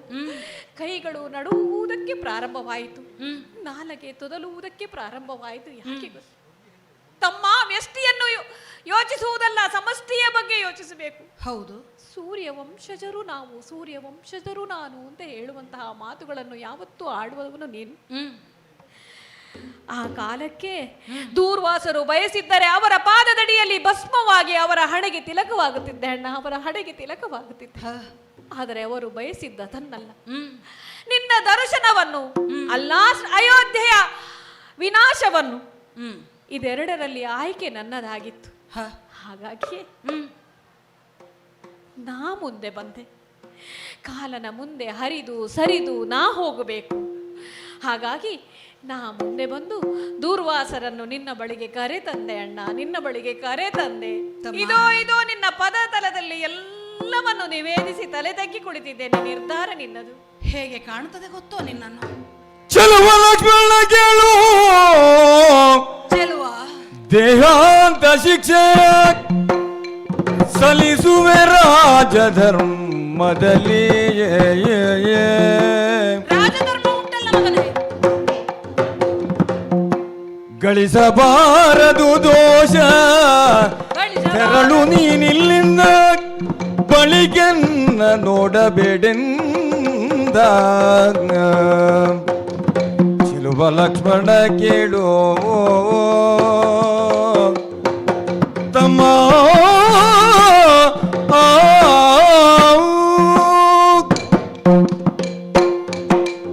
ಲಕ್ಷ್ಮಣ ಅಣ್ಣ, 30 ಲಕ್ಷಣಗಳಿಂದ ಕೂಡಿದ ಕಂಡವರ ಕಣ್ಣಲ್ಲಿ ಭಯವನ್ನು ಹುಟ್ಟಿಸಬಲ್ಲಂತಹ ಗಾಂಭೀರ್ಯ ಯಾರಿಗೆ ಕೇಳಿದ್ರು? ನನ್ನ ತಮ್ಮನಾದಂತಹ ಲಕ್ಷ್ಮಣನಿಗೆ. ಬಿರುಸು ಗಾಂಭೀರ್ಯ ಅಣ್ಣನಿಗೆ ಯಾವುದೇ ತಡೆಯಾಗುತ್ತದೆ ಅಂತಾದರೂ ಅದನ್ನು ನಿರ್ನಾಮ ಮಾಡಬಲ್ಲೆ ಎನ್ನುವಂತಹ ನಿನ್ನದ್ದಾದಂತಹ ಧೀರತೆಯನ್ನು, ವೀರತೆಯನ್ನು, ಕೋಪವನ್ನು, ಆವೇಶವನ್ನು ಪಾದುಕೆಯನ್ನು ತೆಗೆದುಕೊಂಡು ಹೋಗುವಂತಹ ಸಂದರ್ಭದಲ್ಲಿ ಬಂದಂತಹ ಭರತನೆಡೆಗೆ ನೀ ತೋರಿಸಿದ್ದನ್ನು ನಾ ಕಂಡಿದ್ದೇನೆ. ತಮ್ಮನನ್ನಾದರೂ ಕಳೆದು ಕಳೆಯುತ್ತೇನೆ ಅಥವಾ ತಾಯಿಯನ್ನಾದರೂ ಕಳೆದು ಕಳೆಯುತ್ತೇನೆ ಅಂತ ಕೈಕಾ ಮಾತೆಯನ್ನು ಕೊಲ್ಲುವುದಕ್ಕೆ ಹೊರಟ ನಿನ್ನನ್ನು ಕಂಡಿದ್ದೇನೆ. ರಾಮನಿಗೆ ತಡೆಯಾಗಬಾರದು ಎನ್ನುವ ಒಂದೇ ಒಂದು ಭಾವದಿಂದ ಉಳಿದೆಲ್ಲ ಸಂಬಂಧಗಳನ್ನ ಕಿತ್ತೊಗೆಯುವುದಕ್ಕೆ ಮನಸ್ಸು ಮಾಡಿದವ ನೀನು. ಆದರೆ ಈ ಕಾಲಕ್ಕೆ ವಿಶೇಷವಾದ ನಿನ್ನ ಸ್ವರೂಪವನ್ನು ನಾನು ಕಾಣುತ್ತಾ ಇದ್ದೇನೆ. ಚೆಲುವ ಮುಗ್ಧ ಮಗುವಾಗಿ ತಲೆಯನ್ನು ತಗ್ಗಿಸಿ ಹೀಗೆ ಮಾಡಬೇಕಾಗಿ ಬಂತು ಅಣ್ಣ. ನಾ ಮಾಡಿದ್ದೇನೆ. ಒಂದೊಮ್ಮೆ ನಾ ಹೀಗೆ ಮಾಡದೇ ಇರುತ್ತಿದ್ರೆ ನಮ್ಮ ಈನ ವಂಶವೇ ಸರ್ವನಾಶವಾಗುತ್ತಿತ್ತು.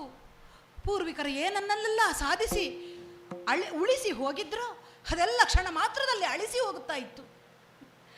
ಕುಲದ ಗೌರವವನ್ನು, ಕುಲದ ಔನ್ನತ್ಯವನ್ನು ಕಾಯುವುದಕ್ಕಾಗಿ ನನ್ನೊಬ್ಬನ ತಲೆ ಹೋದ್ರೆ ಚಿಂತಿಲ್ಲ ಎನ್ನುವ ಹಾಗೆ ತೀರ್ಮಾನಿಸಿ ಬಿಟ್ಟೆ ಎಲ್ಲ ತಮ್ಮ. ನಿನ್ನಲ್ಲೂ ಈ ಮಟ್ಟಿನ ಪ್ರೌಢತೆ ಬಂದಿದೆ ಅಂತ ಹೇಳುವಾಗ ನೀನು ನನಗೆ ಲಕ್ಷ್ಮಣನಾಗಿ ಕಾಣುತ್ತಾ ಇಲ್ಲ, ನೀ ರಾಮನಾಗಿ ಕಾಣುತ್ತಾ ಇದ್ದೀಯ. ಸದಾ ಕಾಲ ತಡಿ ಲಕ್ಷ್ಮಣ, ಈ ಆವೇಶ ಸಲ್ಲದು ಅಂತ ನಿನ್ನನ್ನು ತಡೀತಾ ಇದ್ದವನು ನಾನು. ಆದರೆ ಈ ಕಾಲಕ್ಕೆ ರಾಮನಿಗೇ ನೀನು ಆದೇಶ ಮಾಡ್ತಾ ಇದ್ದೀಯ ಅಥವಾ ವಿಷಯವನ್ನು ಹೇಳ್ತಾ ಇದ್ದೀಯ. ನಿನ್ನ ಮುಖಭಾವದಲ್ಲಿ ನಾ ಸ್ಪಷ್ಟವಾಗಿ ಗುರುತಿಸಬಲ್ಲೆ. ರಾಜಾಜ್ಞೆ ಇದು ಅಣ್ಣ. ಸಹೋದರ ಅಥವಾ ಲಕ್ಷ್ಮಣ ರಾಮಾನುಜನಿದ್ದಾನೆ ಎನ್ನುವಂತಹ ಯಾವ ನಿನ್ನ ಚಿತ್ತ ಕೈಂಕರ್ಯಕ್ಕೆ ಅಥವಾ ಚಿತ್ತ ವೈಕಾರ್ಯಕ್ಕೆ ಸಿಲುಕಿಕೊಂಡು ರಾಜಾಜ್ಞೆಯನ್ನು ಉಲ್ಲಂಘಿಸಬೇಡ, ಕೊಡು ಶಿಕ್ಷೆಯನ್ನು ಎನ್ನುವ ಹಾಗೆ ನೀ ತಲೆ ತಗ್ಗಿಸಿ ನಿಂತಿದ್ದೀಯ. ಎಂಥ ಧರ್ಮ ಸಂಕಟಕ್ಕೆ ತಂದು ಬಿಟ್ಟೆ ನನ್ನನ್ನು. ಸೀತೆಯನ್ನು ಬಿಡುವ ಕಾಲಕ್ಕೆ ಇಂತಹ ಧರ್ಮ ಸಂಕಟ ನನ್ನನ್ನು ಕಾಡಿದ್ದಿರಲಿಲ್ಲ. ಅಪ್ಪಯ್ಯ ಅಳುತ್ತಾ ಅಳುತ್ತಾ ಹೋಗಬೇಡ ಮಗನೇ ಎನ್ನುವ ಕಾಲಕ್ಕೂ ಈ ಧರ್ಮ ಸಂಕಟ ನನಗೆ ಕಾಡಿದ್ದಿರಲಿಲ್ಲ. ಆದರೆ ಜೀವಕ್ಕೆ ಜೀವನಾದಂತಹ ನೀನು ಈ ಕಾಲಕ್ಕೆ ಮಾಡಿದ್ದೇನು ಅಂತ ಕೇಳಿದರೆ ಸಮಸ್ತ ಸಾಮ್ರಾಜ್ಯದ ಪ್ರಜೆಗಳಿಗೋಸ್ಕರ ನಿನ್ನನ್ನು ನೀನು ತ್ಯಾಗ ಮಾಡಿಕೊಂಡಿದ್ದೀಯ. ನಿನ್ನದ್ದಾದಂತಹ ತಲೆಯನ್ನಾದರೂ ನೀಗುವುದಕ್ಕೆ ನೀ ಕಾರಣವಾದದ್ದು ಯಾವುದು ಹೇಳುತ್ತಿ ಅಂತ ಹೇಳಿದೆ? ಸಾಮ್ರಾಜ್ಯ. ಇದನ್ನು ತಪ್ಪು ಅಂತ ನಾ ಹೇಗೆ ಹೇಳಲಿ ತಮ್ಮ? ಇದನ್ನು ತಪ್ಪು ಅಂತ ಹೇಳಿದರೆ ಹಾಗಿದ್ರೆ ಸಾಮ್ರಾಜ್ಯವೋ ಸಾಮ್ರಾಜ್ಯದ ಅಲ್ಲಿರುವಂತಹ ಪ್ರಜಾ ಜನತೆಯೋ ನಮಗೆ ಮುಖ್ಯರಲ್ಲ ಅಂತ ಹೇಳಿದಾಗ ಆಗುತ್ತದೆ. ಅದಲ್ಲ, ಇದು ಸರಿ ಅಂತ ಹೇಳಿ ನಾನು ಬಿಟ್ಟೆನೋ? ರಾಜಾಜ್ಞೆಯನ್ನು ಉಲ್ಲಂಘಿಸಿದಂತಹ ತಪ್ಪು ಅದನ್ನು ನಾ ಕ್ಷಮಿಸಿದ ಹಾಗಾಗುತ್ತದೆ. ಇದು ನನ್ನ ಧರ್ಮ ಸಂಕಟ. ಆದರೆ ನಿನ್ನ ಮುಖಭಾವದಲ್ಲಿ ನಾ ಸ್ಪಷ್ಟವಾಗಿ ಕಾಣ್ತಾ ಇದ್ದೇನೆ, ನನ್ನಣ್ಣ ರಾಜಾಜ್ಞೆಯನ್ನು ಉಲ್ಲಂಘಿಸಕೂಡದು. ಸದಾ ಸರ್ವದ ನನ್ನಣ್ಣ ರಾಜನಾಗಿ ವರ್ತಿಸಬೇಕು ಎನ್ನುವ ಹಾಗೆ ರಾಜದಂಡವನ್ನು ಹಿಡಿದ, ಧರ್ಮದಂಡವನ್ನು ಹಿಡಿದ ನನ್ನ ಮುದ್ದೆ ತಲೆ ತಗ್ಗಿಸಿ ನಿಂತಿದ್ದಿ. ನಿಜ ತಮ್ಮ, ನಿಜ. ನೀ ಉದ್ದೇಶಿಸಿದ್ದೇನು? ನೀನು ಮಾತ್ರ ಅಲ್ಲ, ಲಕ್ಷ್ಮಣ, ಭರತ, ಶತ್ರುಘ್ನ ಮೂವರು ತಮ್ಮಂದಿರು ನನ್ನ ಅಣ್ಣ ರಾಮಚಂದ್ರನ ರಾಜನಾಗಿ ಬದುಕಬೇಕು, ರಾಜಾರಾಮನಾಗಬೇಕು. ಯಾವುದೇ ನ್ಯಾಯವನ್ನು ಅಥವಾ ಧರ್ಮವನ್ನು ಉಲ್ಲಂಘಿಸುವಂತಹ ಕಾರ್ಯವನ್ನು ಮಾಡಕೂಡದು. ಪ್ರಪಂಚದ ಸಕಲ ಸಾಮ್ರಾಜ್ಯ ಅಧಿಪತಿಗಳಿಗಿಂತಲೂ ನಮ್ಮಣ್ಣ ಪ್ರಾಮುಖ್ಯ ನೆನೆಸಬೇಕು. ಇದು ನಿಮ್ಮ ಆಶಯವಾಗಿತ್ತು. ಮಡದಿಯಾದಂತಹ ಸೀತೆಯಾದರೂ ಪತಿ ಎನ್ನುವುದಕ್ಕಿಂತಲೂ ಹೆಚ್ಚಾಗಿ ನನ್ನ ಪತಿ ರಾಜಾರಾಮನಾಗಬೇಕು ಅಂತ ಬಯಸಿದ್ಲು. ನಿಮ್ಮೆಲ್ಲರ ಬಯಕೆಯಿಂದ ಈ ಕಾಲದಲ್ಲಿ ಅರ್ಚಕಸ್ಯ ಪ್ರಭಾವೇಣ ಶಿಲಾ ಭವತಿ ಶಂಕರ ಎನ್ನುವ ಹಾಗೆ ರಾಮನು ರಾಜಾರಾಮನಾಗಿದ್ದಾನೆ. ರಾಮ ರಾಜ್ಯವಾಗಿದೆ ಎನ್ನುವುದಕ್ಕೆ ನಿಮ್ಮೆಲ್ಲರ ಸಹಕಾರ ಮುಖ್ಯ, ನಿಮ್ಮೆಲ್ಲರ ತ್ಯಾಗ ಮುಖ್ಯ. ಅಂತಹ ನೀವು ನನ್ನಲ್ಲಿ ಈಗ ರಾಜಾರಾಮನಾಗಿ ರಾಜದಂಡವನ್ನು ಹಿಡಿದು ಯಾವ ಶಿಕ್ಷೆ ಅಂತ ನೀನು ನಿರೂಪಿಸಿದ್ದೀಯೋ ಅದನ್ನೇ ಕೊಡುತ್ತೇನೆ ತಮ್ಮನೇ, ಕೊಡುತ್ತೇನೆ. ರಾಜನಾಗಿಯೇ ವರ್ತಿಸ್ತೇನೆ. ರಾಜದಂಡವನ್ನು ಹಿಡಿದಿದ್ದೇನೆ. ರಾಜನ ದಂಡವನ್ನು ಹಿಡಿದು ನ್ಯಾಯಯುತವಾದ ತೀರ್ಮಾನವನ್ನು ಹೇಳುತ್ತೇನೆ, ಕೇಳು. ರಾಜನ ಆಜ್ಞೆಯನ್ನು ಉಲ್ಲಂಘಿಸಿದಂತಹ ಲಕ್ಷ್ಮಣ, ಈ ಸಿಂಹಾಸನಕ್ಕೆ ನಾಳೆಯ ಮುಖದಲ್ಲಿ ನೀನು ಮುಖ ತೋರಿಸಬಾರದು. ನಡೆ ನಡೆ. ಶ್ರೀರಾಮಚಂದ್ರಮ, ರಾಮೋ ವಿಗ್ರಹ ಧರ್ಮ ಎನ್ನುವಂತಹ ನುಡಿಗೆ, ಆ ನಡೆಗೆ, ರಾಮನ ಬಾಣಕ್ಕೆ, ರಾಮನ ಮಾತಿಗೆ ಎದುರಿಲ್ಲ ಎಂಬಂತಹ ಮಾತಿಗೆ ಪೂರಕವಾಗಿ ನಡೆದುಕೊಂಡಿದ್ದಿ ಸ್ವಾಮಿ. ಲಕ್ಷ್ಮಣ, ಮಹದಾಜ್ಞೆ ಪ್ರಭು, ಮಹದಾಜ್ಞೆ. ಲಕ್ಷ್ಮಣ, ಅಣ್ಣ, ತಮ್ಮ, ಅಣ್ಣ, ಇಳಿದು ಬಂದಿದ್ದೇನೆ ಮಗ, ಇಳಿದು ಬಂದಿದ್ದೇನೆ ತಮ್ಮ. ಇದೋ ನಿಮ್ಮ ಈ ಆಲಿಂಗನ ಏನುಂಟು ಅದನ್ನು ನನ್ನ ಬದುಕಿನ ಸೆಲೆ ಎಂಬಂತೆ ಭಾವಿಸಿದ್ದೇನೆ. ಬದುಕಿನ ಉದ್ದಕ್ಕೂ ನಿಮ್ಮನ್ನೇ ಉಸಿರಾಗಿ ಬಾಳುತ್ತೇನೆ.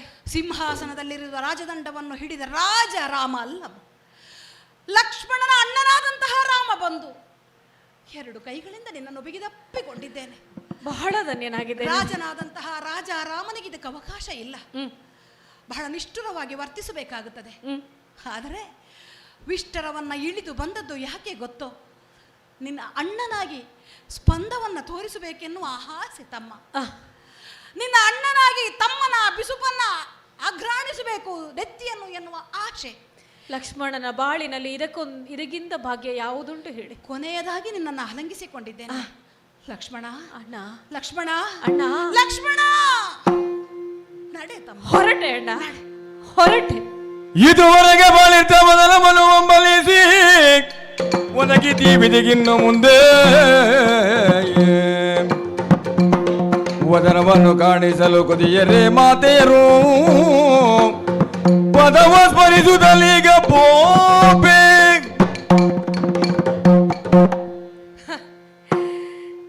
ದೇಹಾಂತ ಶಿಕ್ಷೆ ಅಂದ್ರೆ ಭೂಮಿಯಲ್ಲದ ಭೂಮಿಯೆಡೆಗೆ ಹೋಗು ಲಕ್ಷ್ಮಣ ಎಂಬಂತಹ ಮಾತುಗಳನ್ನು ನನ್ನ ಅಣ್ಣನ ಬಾಯಿಯಿಂದ ಕೇಳಿದನಲ್ಲ. ಭೂಮಿಯಲ್ಲದ ಭೂಮಿ ಅಂದ್ರೆ ಹೋಗುವುದೆಲ್ಲಿಗೆ? ಇಕ್ಷ್ವಾಕೂನಾಂ ಇದಂ ಪೃಥ್ವಿ. ಪ್ರಪಂಚ ಆಡಿಕೊಳ್ಳುವುದಿದಲ್ವೇ? ರಾಮನ ಅಧಿಕಾರವಿಲ್ಲದಂತಹ ಭೂಮಿ ಎಲ್ಲೂ ಉಂಟಂತ ಕೇಳಿದ್ರೆ ಅರ್ಥವಾಗುತ್ತದೆ. ಒಂದು ರೀತಿಯ ಸನ್ಯಾಸ ನನಗೆ. ಸನ್ಯಾಸತ್ವವನ್ನು ವಹಿಸಿಕೊಂಡವನು ಯಾರಿಗೂ ಕಾಣಿಸದೆ, ಯಾರಲ್ಲೂ ಹೇಳದೆ ಹೋಗಬೇಕು. ಆದರೆ ಇದುವರೆಗೆ ಬಾಳಿದಂತಹ ಈ ಅಯೋಧ್ಯ ನಗರದ ಪ್ರಜೆಗಳೆಲ್ಲ ಈ ಆಸ್ಥಾನದಲ್ಲಿ ಸೇರಿದ್ದಾರೆ. ಅವರಿಗೊಮ್ಮೆ ತಲೆಬಾಗಿ ವಂದಿಸಿಕೊಂಡಿದ್ದೇನೆ. ನನ್ನವರು ಏರಿ ಆಳಿದಂತಹ ಸಿಂಹಾಸನ ಏನುಂಟೋ ಅದರ ಮುಂದೆ ಮತ್ತೊಮ್ಮೆ ತಲೆಬಾಗಿದ್ದೇನೆ.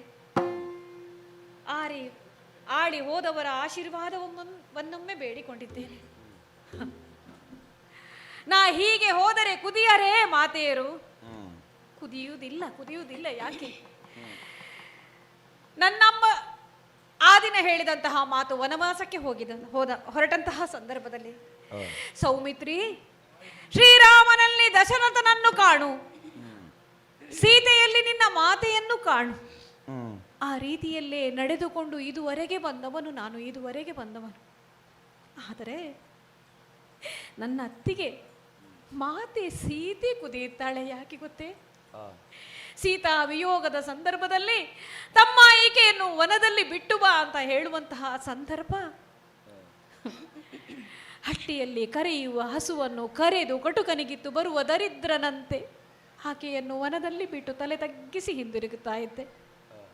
ಆ ಕ್ಷಣಕ್ಕೆ ನನ್ನ ಅತ್ತಿಗೆ ಹೇಳಿದ ಮಾತೊಂದುಂಟು, ಮಗನೇ ಲಕ್ಷ್ಮಣ, ಶ್ರೀರಾಮಚಂದ್ರ ಮನದಲ್ಲಿ ಎಳ್ಳಿನಿತೂ ತಪ್ಪಿಲ್ಲ. ರಾಜ ರಾಮನಾಗಿ ಅವರು ವರ್ತಿಸಿದ್ದಾರೆ ಕಂದ.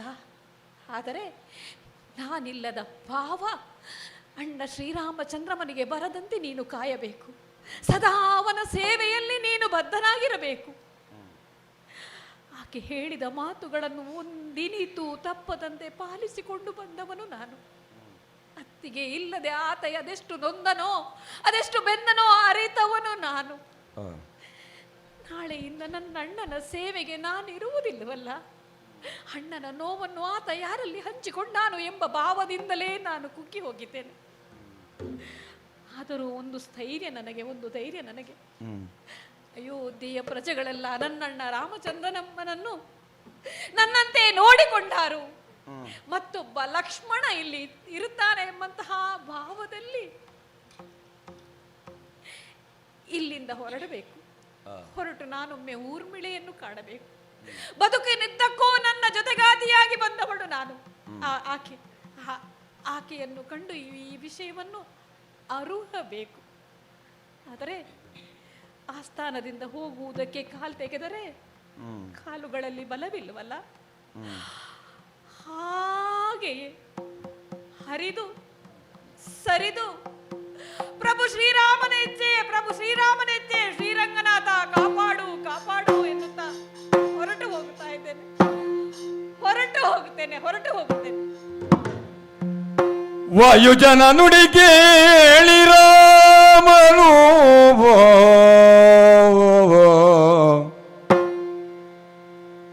ಛಾಯೆಗಾಣಿಸಿ ಲಕ್ಷ್ಮಣನು ನಿಜ ಜಾಯಸವ ಸರಿದ ಲೋಕದ ಮಾಯೆಯನು ದಾಟಿ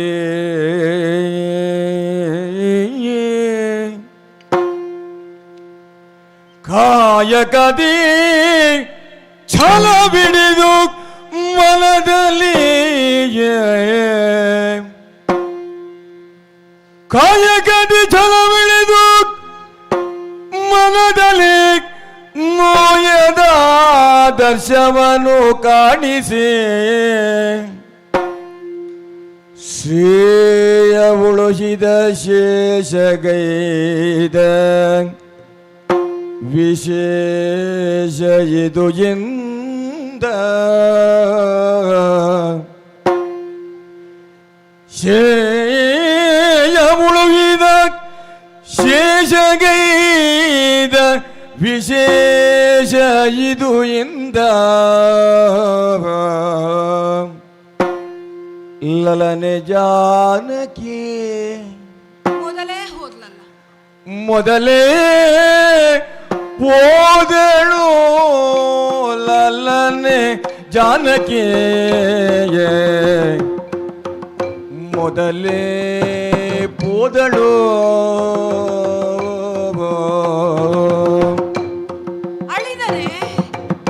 ಇಳಿದನೆ ಲಕ್ಷ್ಮಣನು ನದಿಯೋಳು ಇಳಿದನೆ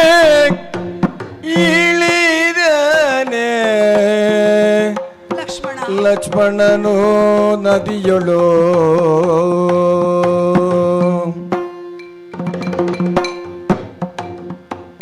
ಉಳಿದು ತಾನಿನ್ನೇನ ಮಾಡ್ಬೋದು ಉಳಿದು ತಾನಿನ್ನೇನ ಮಾಡ್ಬೋದು ಗಳಿಲ ನೈದುವೆ ಎನ್ನುತ್ತಲೇ ಯೋಚಿಸಿದನೋ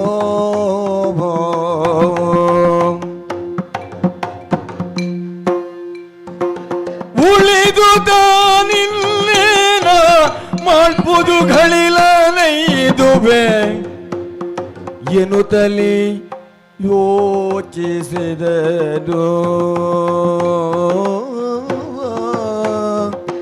ಯೋಚಿಸಿದನು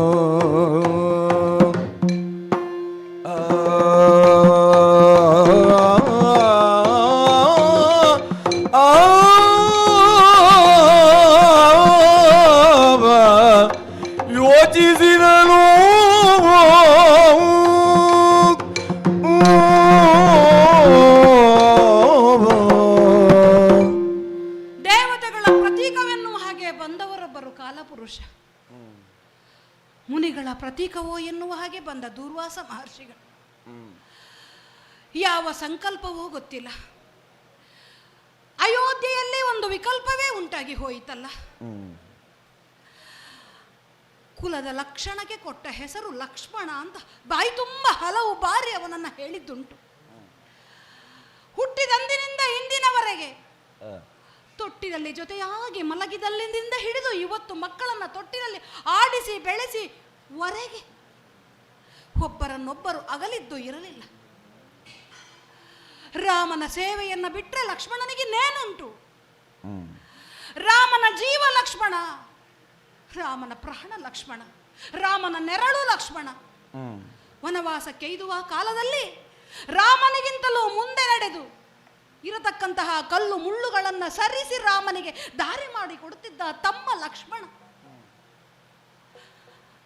ಈ ಕಾಲಕ್ಕೆ ಏನಾಗಿ ಹೋದನೋ ಎನ್ನುವ ಹಾಗೆ ಹನುಮಂತನನ್ನ ಕಳುಹಿಸಿ ವಿಚಾರವನ್ನು ತಿಡಿಕೊಳ್ಳೋಣ ಅಂತ ಆಲೋಚನೆ ಮಾಡಿದ್ರೆ ವಾಯುಜ ಬಂದು ಹೇಳಿದ ಮಾತುಗಳನ್ನು ಕೇಳಿ ಅಧೀರನಾಗಿ ಹೋದೆನಲ್ಲ.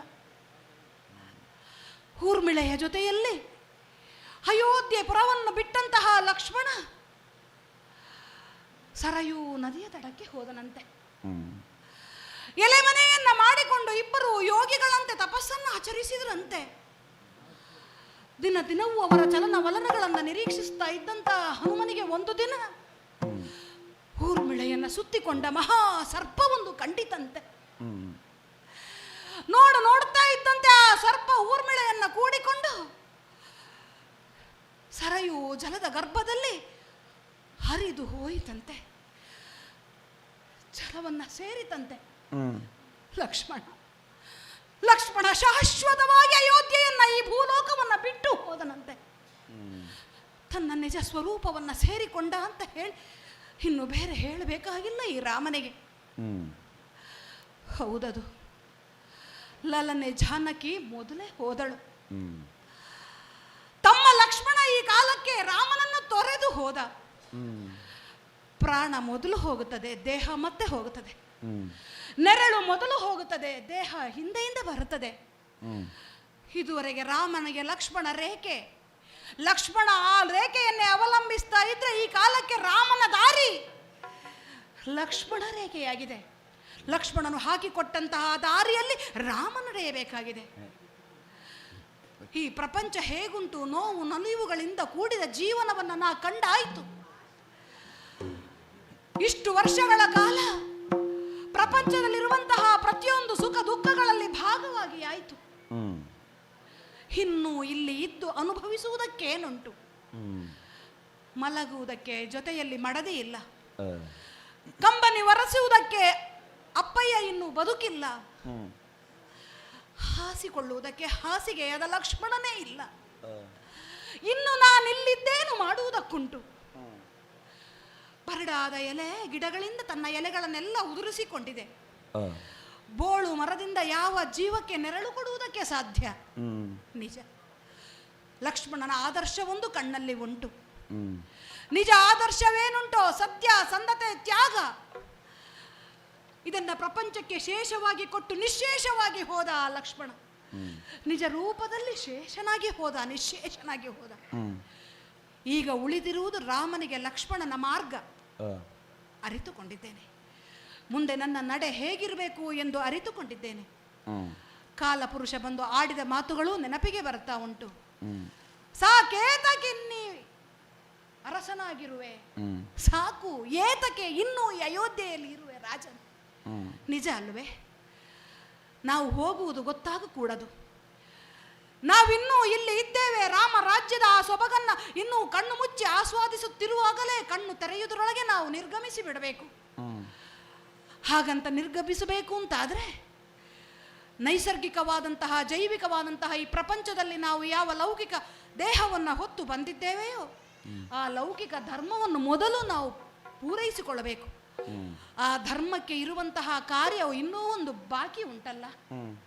ಹೌದು, ಸಾಮ್ರಾಜ್ಯವೆಲ್ಲ ರಾಮರಾಜ್ಯದ ಸೊಬಗನ್ನು ಕಂಡಿದೆ, ಸಂತೋಷವನ್ನ ಪಟ್ಟಿದೆ. ಆದರೆ ರಾಮನಿಲ್ಲದ ರಾಜ್ಯವನ್ನು ಕಲ್ಪಿಸಿಕೊಳ್ಳುವುದಕ್ಕೂ ಈ ಜನತೆಗೆ ಸಾಧ್ಯವಿಲ್ಲ. ಈ ಜನತೆಯಲ್ಲಿ ಅರಾಜಕತೆ ಎನ್ನುವುದು ಕಾಡಕೂಡದು. ಹಾಗಾಗಬಾರದು ಎನ್ನುವ ಕಾರಣದಿಂದಲೇ ದೈವ ಸಂಕಲ್ಪ ಎನ್ನುವ ಹಾಗೆ 8 ಜನ ಪುತ್ರ ರತ್ನರು ನಮ್ಮ 4 ಮಂದಿಗಳಿಗೆ ಹುಟ್ಟಿದ್ದಾರೆ. ಅದರಲ್ಲೂ ನನ್ನ ಮಕ್ಕಳಾದಂತಹ ಕುಶಲವರು ಮುಂದಿನ ಸಾಮ್ರಾಜ್ಯವನ್ನು ಆಳುವುದಕ್ಕೆ ಅತ್ಯಂತ ಸುಸಂಸ್ಕೃತರಾಗಿ ಬೆಳೆಸುವಲ್ಲಿ ಮಹರ್ಷಿ ವಾಲ್ಮೀಕಿಗಳೇ ಸಿದ್ಧತೆ ಮಾಡಿಕೊಟ್ಟಿರುವಾಗ ನನಗಿನ್ನೇತರ ಸಂಶಯ? ಹೌದು. ಹಾಗಾಗಿ ಒಂದಂತೂ ಸತ್ಯ, ಹಿರಿಯ ಮಗನೇ ರಾಜ್ಯಕ್ಕೆ ಜ್ಯೇಷ್ಠನು ಅಂತ ಹೇಳುವುದಕ್ಕಿಲ್ಲ. ಇದುವರೆಗೆ ಅದು ನಡೆದದ್ದು ಸತ್ಯ. ಆದರೆ ಮುಂದಕ್ಕೂ ಇದೇ ಧರ್ಮ ಅಂತಲ್ಲ. ಧರ್ಮಗಳಲ್ಲಿಯೂ ಸಮಾಜಕ್ಕೆ ಬೇಕಾದ ಹಾಗೆ ಒಂದಷ್ಟು ತಿದ್ದುಪಡಿಗಳನ್ನು ಮಾಡಿಕೊಳ್ಳಬೇಕಾಗುತ್ತದೆ. ರಾಮ ಹಿರಿಯ ಮಡದಿಯ ಪ್ರಥಮ ಪುತ್ರ ಎನ್ನುವ ಕಾರಣಕ್ಕಾಗಿ ಯಾವ ಪಟ್ಟಾಭಿಷೇಕ ಸಮಾರಂಭ ಸಂಕಲ್ಪಿಸಿಕೊಂಡಿತೋ, ಯಾವುದೋ ಒಂದು ಮಾಯೆ ಎನ್ನುವಂತಹ ಆ ಮಬ್ಬಿನಿಂದಾಗಿ ಕೈಕ ಮಾತೆ ಒಂದು ರೀತಿಯಲ್ಲಿ ನಡೆದದ್ದು ಪ್ರಪಂಚಕ್ಕೆ ವೇದ್ಯವಾದದ್ದು ಹೌದಲ್ಲ.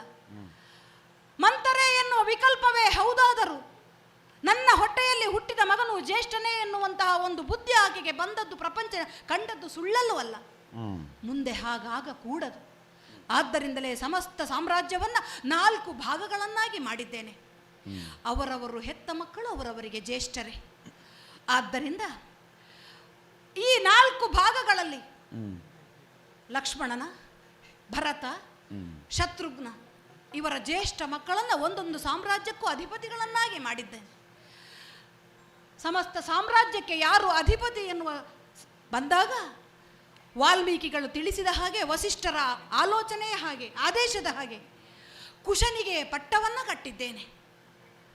ಇನ್ನು ನನ್ನ ಮುಂದಿನ ನಡೆ ನಿರ್ಗಮನ. ತಮ್ಮಂದಿರಾದಂತಹ ಶತ್ರುಘ್ನ, ಭರತರು ನನ್ನ ಜೊತೆ ಸೇರಿದ್ದಾರೆ. ಅಡ್ಡ, ನೀನಿಲ್ಲದ ಪ್ರಪಂಚದಲ್ಲಿ ನಾವಿರುವುದಿಲ್ಲ ಅಂತ ಅವರು ಹೇಳಿದ್ದಾರೆ. ನಿಜ, ಅವರನ್ನ ಜೊತೆಯಾಗಿ ನಾ ಮೂಲಕ್ಕೆ ಕರೆದುಕೊಂಡು ಹೋಗಬೇಕಾಗುತ್ತದೆ. ಆದ್ದರಿಂದಲೇ ವಸಿಷ್ಠರ ಆದೇಶದ ಹಾಗೆ ನಿನ್ನೆಯ ರಾತ್ರಿ ಎಲ್ಲವೂ ಪ್ರಾಯೋಪವೇಶಕ್ಕೆ ಬೇಕಾಗಿ ದರ್ಭಾಸನದಲ್ಲಿ ಯೋಗಾರೂಢನಾಗಿ ಕಳೆದೆ. ಇಂದಿನ ದಿನ ಬೆಳಿಗ್ಗೆ ಬಿಸಜ ಸಗನುದಯದುಳು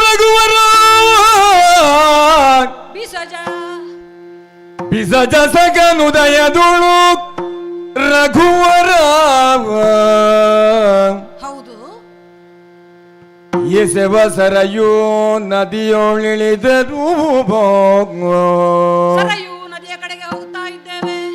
ಎಸೆವ ಸರಯೂ ನದಿಯೊಳಿಳಿದರು. ಯಶದ ಕಾಂತಿಯು ಬೆಳಗ್ಗೆ, ಯಶದ ಕಾಂತಿಯು ಬೆಳಗ್ಗೆ ತನುವನು ಮುಳುಗೆ ನೀರೊಳಗೆ, ತನುವುದು ಮುಳುಗೆ ನೀರೊಳಗೆಯ. ಬಿಸಜ ಸಕನುದಯದೊಳು ರಘುವರವ.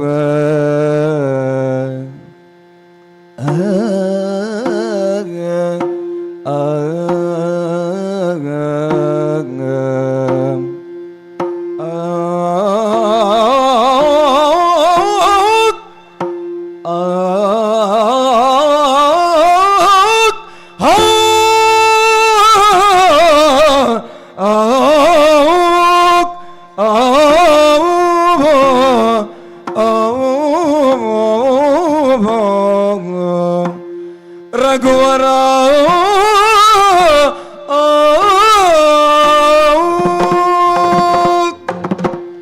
ಪ್ರಾಣ ದೇಹವನ್ನು ಬಿಡುವುದಕ್ಕೆ ಮುಂಚೆ ನಾವೇ ಪ್ರಾಣವನ್ನು ಬಿಡಬೇಕು. ಇದುವಲ್ಲವೇ ನಿಜವಾದ ಪರಂಧಾಮ. ಗುರು ವಸಿಷ್ಠರು ಹೇಳಿದ್ದು ಅದನ್ನೇ. ಶುದ್ಧ ಚರಿತನಾದಂತಹ ಶ್ರೀರಾಮಚಂದ್ರಮನ ಆ ಪರಂಧಾಮವು ಶುದ್ಧವಾಗಿ ಪಾರದರ್ಶಕವಾಗಿರಬೇಕು. ಅದೇ ಸಂಕಲ್ಪದಿಂದ ರಾತ್ರಿ ಇಡೀ ಪ್ರಾಯೋಪವೇಶಕ್ಕೆ ಬೇಕಾದಂತಹ ವೈದಿಕ ವಿಧಿವಿಧಾನಗಳನ್ನು ಮಾಡಿ ಕಳೆದಿದ್ದೇವೆ. ಬೆಳಗಿನ ಹೊತ್ತು ಬಿಸಜಸಕ ಉದಯಿಸುವ ಕಾಲಕ್ಕೆ ಪ್ರಾಯೋಪವೇಶವನ್ನು ಮಾಡುವುದಕ್ಕಾಗಿ ಸರಯೂ ನದಿಯ ಕಡೆಗೆ ವಾದ್ಯ ಘೋಷಗಳೊಂದಿಗೆ, ಮಂತ್ರ ಘೋಷಗಳೊಂದಿಗೆ ತಮ್ಮಂದಿರಾದಂತಹ ಭರತ ಶತ್ರುಘ್ನರನ್ನ ಎಡಬಲದಲ್ಲಿ ಆಂತುಕೊಂಡು ಕೂಡಿಕೊಂಡಂತಹ ಜನ ಸಮುದಾಯದ ಜೊತೆಯಲ್ಲಿ ನಿಧಾನವಾಗಿ ಹೆಜ್ಜೆಯನ್ನಿಕ್ಕುತ್ತಾ ನದಿ ತೀರಕ್ಕೆ ಬಂದಿದ್ದೇನೆ. ನನ್ನ ಜೊತೆಯಲ್ಲಿ ಪರಂಧಾಮಗೈಯುವ ಮನಸ್ಸುಳ್ಳವರು ಯಾರಿದ್ದಾರೋ ಅವರಿಗೆಲ್ಲರಿಗೂ ಸ್ವಾಗತವನ್ನು ಬಯಸಿದ್ದೇನೆ.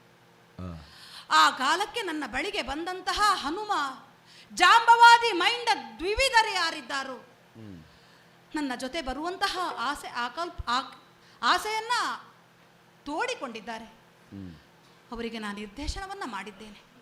ರಾಮ ರಾಜ್ಯ ಏನುಂಟೋ, ರಾಮ ರಾಜ್ಯದ ಆ ಪರಿಕಲ್ಪನೆ ಏನುಂಟೋ, ಇದನ್ನು ಯುಗಾಂತರದಲ್ಲಿ ಹಸ್ತಾಂತರಿಸುವುದಕ್ಕೆ ನಿಜವಾದ ಸಾಕ್ಷೀಭೂತರಾಗಿ ನೀವು ಉಳಿದಿರಬೇಕು. ಆದ್ದರಿಂದಲೇ ನೀವು ಚಿರಂಜೀವಿಗಳಾಗಿರಬೇಕು. ನೀವಿರುವ ತನಕವೂ ರಾಮನ ಆದರ್ಶಗಳು ಪ್ರಪಂಚದಲ್ಲಿ ಜೀವಂತವಾಗಿರುತ್ತದೆ. ಅದಕ್ಕೆ ಪ್ರತಿಯಾಗಿ ಯುಗ ಯುಗಾಂತರದಲ್ಲೂ ರಾಮನಾಗಿ ನಿಮಗೆ ಗೋಚರಿಸ್ತೇನೆ ಎನ್ನುವ ಅಭಯವನ್ನೂ ಕೊಟ್ಟ ಕಾಲಕ್ಕೆ ಅವರು ಸಂತೋಷಭರಿತರಾಗಿದ್ದಾರೆ. ಇನ್ನೇನುಂಟು, ಮೂಲಕ್ಕೆ ಸೇರಬೇಕು. ಅದಕ್ಕಾಗಿ ಭರತ ಶತ್ರುಘ್ನರನ್ನ ಆಂತುಕೊಂಡು, ಶ್ರೀರಂಗನಾಥನನ್ನ ಸ್ಮರಿಸಿಕೊಂಡು, ಹಿರಿಯರೆಲ್ಲರನ್ನು ಮನಸಾ ಧ್ಯಾನಿಸಿಕೊಂಡು, ಗುರು ವಸಿಷ್ಠರ ಆದೇಶವನ್ನು ಪಡೆದುಕೊಂಡು, ಆಶೀರ್ವಾದವನ್ನು ಪಡೆದುಕೊಂಡು ಜಲಗರ್ಭವನ್ನು ಸೇರಬೇಕು. ಇಳೀತೇನೆ, ನಡೀತೇನೆ, ಸೇರ್ತೇನೆ.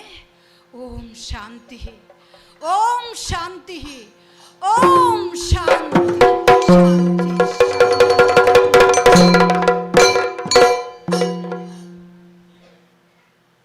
ಈವರೆಗೆ ಆಂಜನೇಯ ಮಹಿಳಾ ಯಕ್ಷಗಾನ ಕಲಾಸಂಘ ಬುಳುವಾರಿಯವರಿಂದ ಭಾಸ್ಕರ ಬಾರಿಯವರ ನಿರ್ದೇಶನದಲ್ಲಿ ಶ್ರೀರಾಮ ನಿರ್ಯಾಣ ಎಂಬ ತಾಳಮದ್ದಳೆ ಪ್ರಸಂಗ ನಡೆದಿದೆ. ಇಲ್ಲಿ ಭಾಗವಹಿಸಿದ ಎಲ್ಲ ಕಲಾವಿದರನ್ನ ಗೌರವಿಸಬೇಕು ಅಂತ ನೀನಾಸಂ ಹೆಗ್ಗೋಡಿಗರ ನಿವೃತ್ತ ಪ್ರಾಧ್ಯಾಪಕರು, ಯಕ್ಷಗಾನ ನಿರ್ದೇಶಕರಾದಂತಹ ವೆಂಕಟರಮಣಯ್ಯನವರು ಬರಬೇಕು. ಹಾಗೆ ಖ್ಯಾತ ಜನಪದ ಕಲಾವಿದರಾದಂತಹ ಜೋಗಬೆಟ್ಟಂಬಡೆಯವರ ಮಗ, ಮಂಗಳೂರಿನಲ್ಲಿ ಸರ್ಕಾರಿ ಸಹಾಯಕ ಅಭಿಯೋಜಕ ಜನಾರ್ದನ್ ಅವರು ಬರಬೇಕು. ತಾರನಾಥ ಸ್ವಾಮಿ ಮೈಸೂರಲ್ಲಿದ್ದಾರೆ, ಈಗ ದಯವಿಟ್ಟು ಜನಾರ್ದನ್ ಬನ್ನಿ. ಗಂಡನ ಹತ್ರ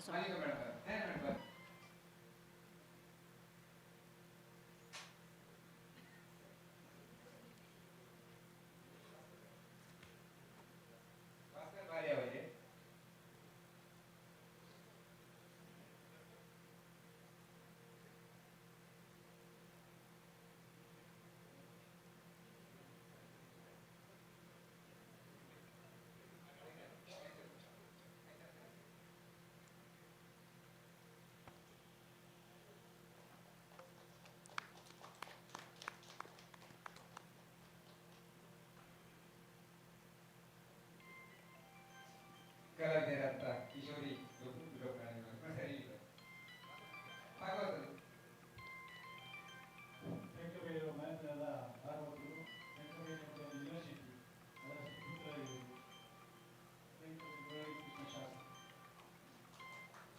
ಹಾಗೆ ನಮ್ಮ ಪತ್ಯಾಣ ಧ್ಯಾನ ಭಟ್ರು, ಪತ್ಯಾಣ ಯಕ್ಷಗಾನ ಯೂನಿವರ್ಸಿಟಿ ಅಂತ ಹೊಂದಿಯವರು ಪತ್ಯಾಣ ಧ್ಯಾನ ಭಟ್ರು,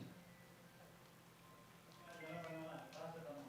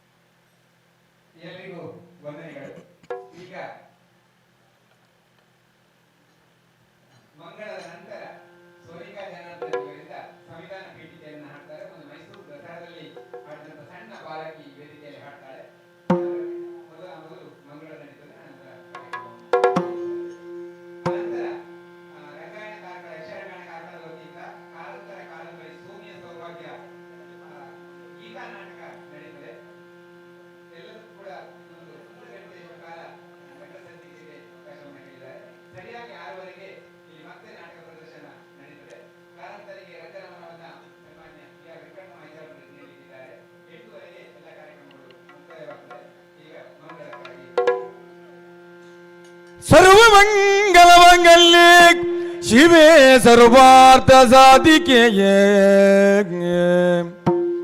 ಶರಣ್ಯೇ ತ್ರಯಂಬಕೆ ಗೌರಿ ನಾರಾಯಣಿ ನಮೋಸ್ತುತೆ.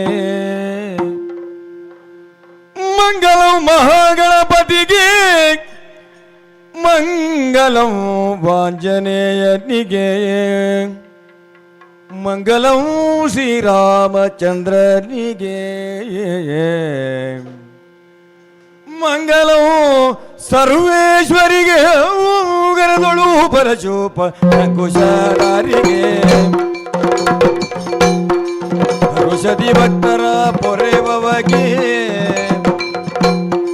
ಉರಗಭೂಷಣನ ಸುಕುಮಾರ ಗಜ ವದನನ ಚರಣ ಕಮಲಗೆ ಆರತಿ ಎತ್ತಿರೆ ಆರತಿ ಬೆಳಗಿರೆ ಗಜಮುಖದವಗೆ ಗಣಪಗೆ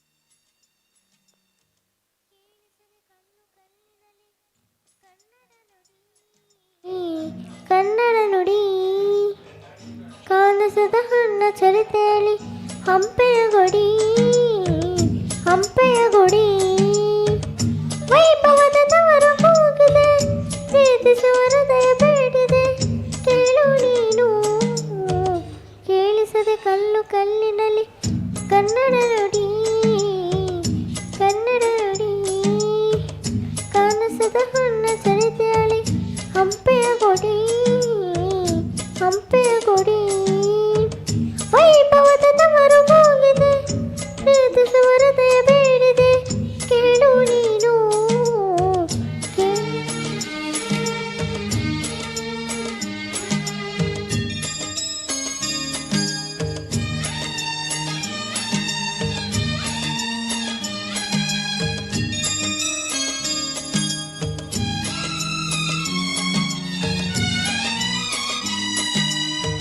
ಬೂರನೆಯ ಆಧಾರ ಈ ಕಳೆಯ ಸಿಂಗಾರ ಬಂಗಾರ ತೇದಳೆ ಮೋದರಣ ಸಂದೋಷ ಇದದಿನ ತನಕೊಸ ಕಾಣಿದೆ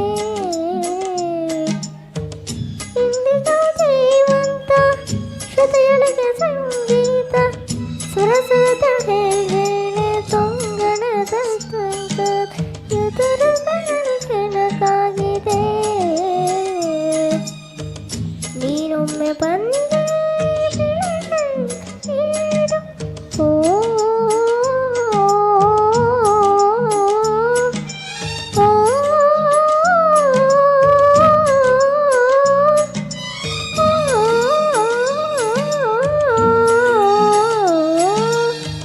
ಕೇಳಿಸದೆ ಕಲ್ಲು ಕಲ್ಲಿನಲ್ಲಿ ಕನ್ನಡ ನುಡಿ ಕನ್ನಡ ನುಡಿ ಕಾಣಿಸದ ಹುಣ್ಣ ಚರಿತೆಯಲ್ಲಿ ಹಂಪೆಯ ಗುಡಿ ಹಂಪೆಯ ಗುಡಿ ವೈಭವದ ತವರು ಹೋಗಿದೆ ಪ್ರೀತಿಸುವ ಹೃದಯ ಬೇಡಿದೆ ಕೇಳು ನೀನು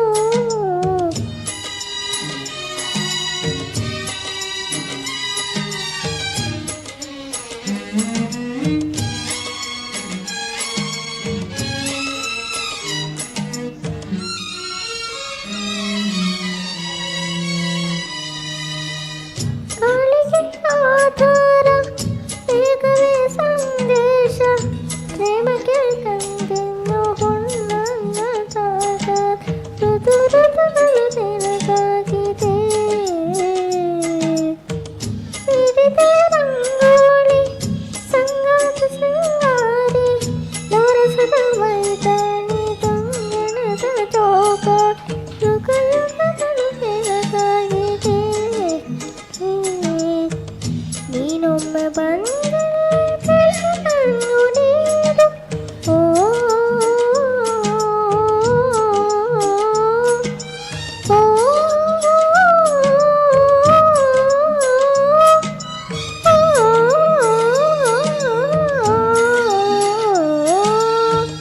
ಕೇಳಿಸದೆ ಕಲ್ಲು ಕಲ್ಲಿನಲ್ಲಿ ಕನ್ನಡ ನುಡಿ ಕನ್ನಡ ನುಡಿ ಕಾಣಿಸದ ಹಣ್ಣ ಚರಿತೆಯಲ್ಲಿ ಹಂಪೆಯ ಗುಡಿ ಹಂಪೆಯ ಗುಡಿ ವೈಭವದ ತವರು ಹೋಗಿದೆ ಪ್ರೀತಿಸುವ ಹೃದಯ ಬೇಡಿದೆ ಕೇಳು ನೀನು ಕೇಳಿಸದ ಕಲ್ಲು ಕಲ್ಲಿನಲ್ಲಿ ಕನ್ನಡ ನುಡಿ ಕನ್ನಡ ನುಡಿ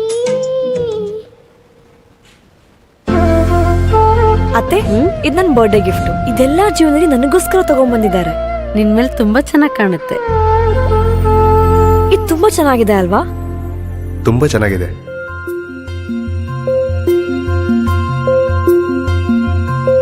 It will look really good on you. Amma? Huh? Mother is always son's first love.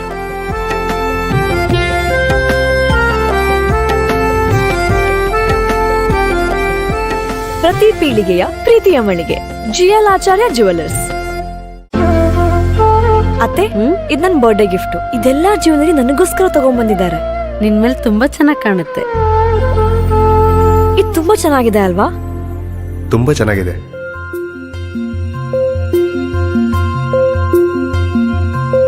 It will look really good on you. Amma? Huh? Mother is always son's first love.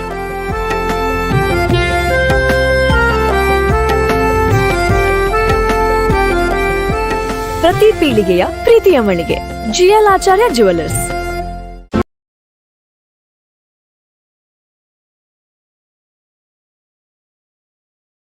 ಕಾರಂತರ ಸೋಮಿಯ ಸೌಭಾಗ್ಯ ನಾಟಕ ಪ್ರಸ್ತುತಗೊಳ್ಳುತ್ತದೆ. ಇದೇ ವೇದಿಕೆಯಲ್ಲಿ ಮತ್ತೆ 13ನೇ ತಾರೀಕು ಸೋಮವಾರ ಸಂಜೆ 6:30ಕ್ಕೆ ಮತ್ತೊಂದು ಕಾರಂತರ ಕಾದಂಬರಿ ಮೈಮನಗಳ ಸುಳಿಯಲ್ಲಿ ನಿರ್ದಿಗಂತ ಬೆಂಗಳೂರು ಪ್ರಕಾಶ್ ರೈಯವರ ತಂಡದಿಂದ ಇಲ್ಲಿ ನಾಟಕ ಪ್ರಸ್ತುತಗೊಳ್ಳುತ್ತದೆ. ಎಲ್ಲ ಕಾರ್ಯಕ್ರಮಗಳ ತಾವು ಉಪಸ್ಥಿತಿದ್ದು ಕಾರ್ಯಕ್ರಮವನ್ನು ಚೆಂದಗಾಣಿಸಿಕೊಡ್ಬೇಕು ಅಂತ ಕೇಳಿಕೊಳ್ತಾ ಇದ್ದೇನೆ.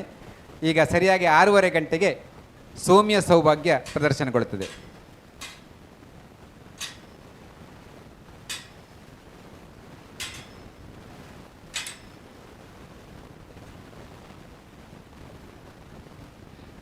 ನಮ್ಮ ಜೊತೆ ಸರ್ಕಾರಿ ನೌಕರರ ಸಂಘದ ಅಶ್ರಫ್ ಸರ್ ಇದ್ದಾರೆ, ಸರ್ ಪ್ರೀತಿಯ ಸ್ವಾಗತ. ವಿನೋದ್ ಸರ್ ಇದ್ದಾರೆ, ತಮಗೂ ಕೂಡ ಸ್ವಾಗತ. ಕೆಯೂರು ಮುಖ್ಯ ಗುರುಗಳು ಬಾಬಣ್ಣ ಇದ್ದಾರೆ, ಎಲ್ರಿಗೂ ಸ್ವಾಗತ. ಎಲ್ಲರೂ ಕೂಡ ನಾಟಕವನ್ನು ನೋಡಿ ಹೋಗಬೇಕು ಅಂತ ಕೇಳಿಕೊಳ್ತಾ ಇದ್ದಾರೆ.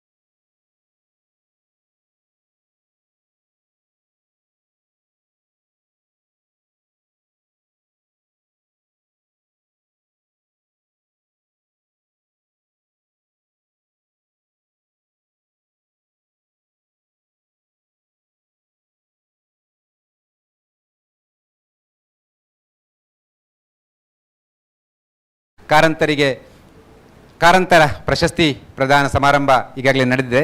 ತದನಂತರ ಕಾರಂತರಿಗೆ ಯಕ್ಷನಮನ ಕಾರ್ಯಕ್ರಮ ನಡೆದು ಇದೀಗ ಕಾರಂತರಿಗೆ ರಂಗನಮನವನ್ನು ನಡೆಸೋದಕ್ಕೆ ನಾವೆಲ್ಲ ಸೇರಿದ್ದೇವೆ.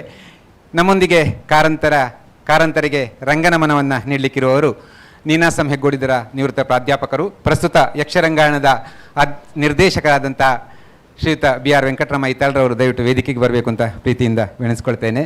ಕಾರ್ಯಕ್ರಮವನ್ನು ಒಟ್ಟು ಸಂಯೋಜನೆ ಮಾಡಿದ ನಮ್ಮ ಪುತ್ತೂರು ಉಪವಿಭಾಗದ ಸಹಾಯಕ ಆಯುಕ್ತರತ್ತ ಸ್ಟೆಲ್ಲಾ ಮೇಡಮ್ ಅವರು ವೇದಿಕೆಗೆ ಬರಬೇಕು ಅಂತ ಕೇಳಿಕೊಳ್ತೇವೆ. ಬನ್ನಿ ಮೇಡಮ್ ಪ್ಲೀಸ್. ಕಾರಂತರ ಸುಪುತ್ರಿ ಕ್ಷಮಾ ಮೇಡಮ್ ದಯವಿಟ್ಟು ವೇದಿಕೆಗೆ ಬರಬೇಕು ಅಂತ ವಿನಂತಿಸ್ಕೊಳ್ತೇನೆ ಮೇಡಮ್.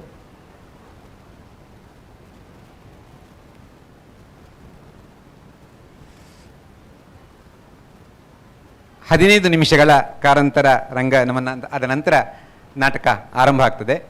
ಇದೇ 13ನೇ ತಾರೀಕಿಗೆ ಸಂಜೆ 6:30 ಗಂಟೆಗೆ ಕಾರಂತರ ಇನ್ನೊಂದು ಕಾದಂಬರಿ ಮೈಮನಗಳ ಸುಳಿಯಲ್ಲಿ ಇದರ ನಾಟಕ ರೂಪಾಂತರವನ್ನು ನಿರ್ದಿಗಂತ ಬೆಂಗಳೂರು ನಡೆಸಿಕೊಡ್ತಾರೆ. ಆ ಎಲ್ಲ ಕಾರ್ಯಕ್ರಮಕ್ಕೆ ತಾವು ಬರಬೇಕು ಅಂತ ಕೇಳಿಕೊಳ್ಳುತ್ತಾ BR ವೆಂಕಟರಾಮ ಐತಾಳ್ರನ್ನು ಮಾನ್ಯ AC ಅವರು ಶಾಲು ನೀಡಿ ಸ್ವಾಗತಿಸಬೇಕು ಅಂತ ಕೇಳಿಕೊಳ್ತಾ ಇದ್ದೇನೆ.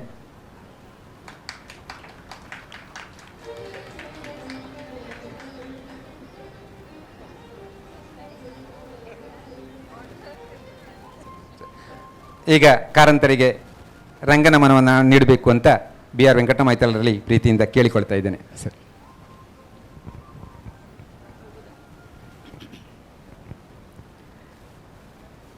ಎಲ್ಲರಿಗೂ ನಮಸ್ಕಾರ. ಇದೊಂದು ನನಗೆ ನಮ್ಮ ತಂಡಕ್ಕೆ ಇದೊಂದು ದೊಡ್ಡ ಭಾಗ್ಯ ಒದಗಿ ಬಂದದ್ದು. ನಂತರ ಇವತ್ತು ನನ್ನ ಗುರುಗಳ ಸುಪುತ್ರಿಯಾದಂಥ ಶ್ರೀಮತಿ ಕ್ಷಮಾರಾವ್ ಅವರು ಇಲ್ಲಿ ಬಂದು ನಮ್ಮನ್ನು ಹರಿಸಿದ್ದು ಇದೆಲ್ಲ ನಮಗೆ ತುಂಬ ಸಂತೋಷದ ಸಂಗತಿ. ನಂತರ ನೀವೆಲ್ಲ ತುಂಬ ಹಿರಿಯರಿದ್ದೀರಿ. ಈ ಕಾರಂತರು ನಡೆದಾಡಿದ ಈ ಕ್ಷೇತ್ರದಲ್ಲಿ ಪುಣ್ಯಕ್ಷೇತ್ರ ಇದು. ಇಲ್ಲಿ ನೀವೆಲ್ಲ ನಡೆದಾಡಿ ಓಡಾಡಿ ಅನುಭವ ಪಟ್ಟವರು, ಅವರನ್ನು ನೋಡಿ ಅವರ ಜೊತೆಗೆ ಕೆಲಸ ಮಾಡಿ ಅವರಿಂದ ಏನು ಶಿಕ್ಷಣವನ್ನು ಪಡೆದು ನಾಟಕಗಳನ್ನು ಕಲಿತು ಹೀಗೆಲ್ಲ ಇದ್ದವರು ನೀವೆಲ್ಲ ಇದ್ದೀರಿ ಇಲ್ಲಿ.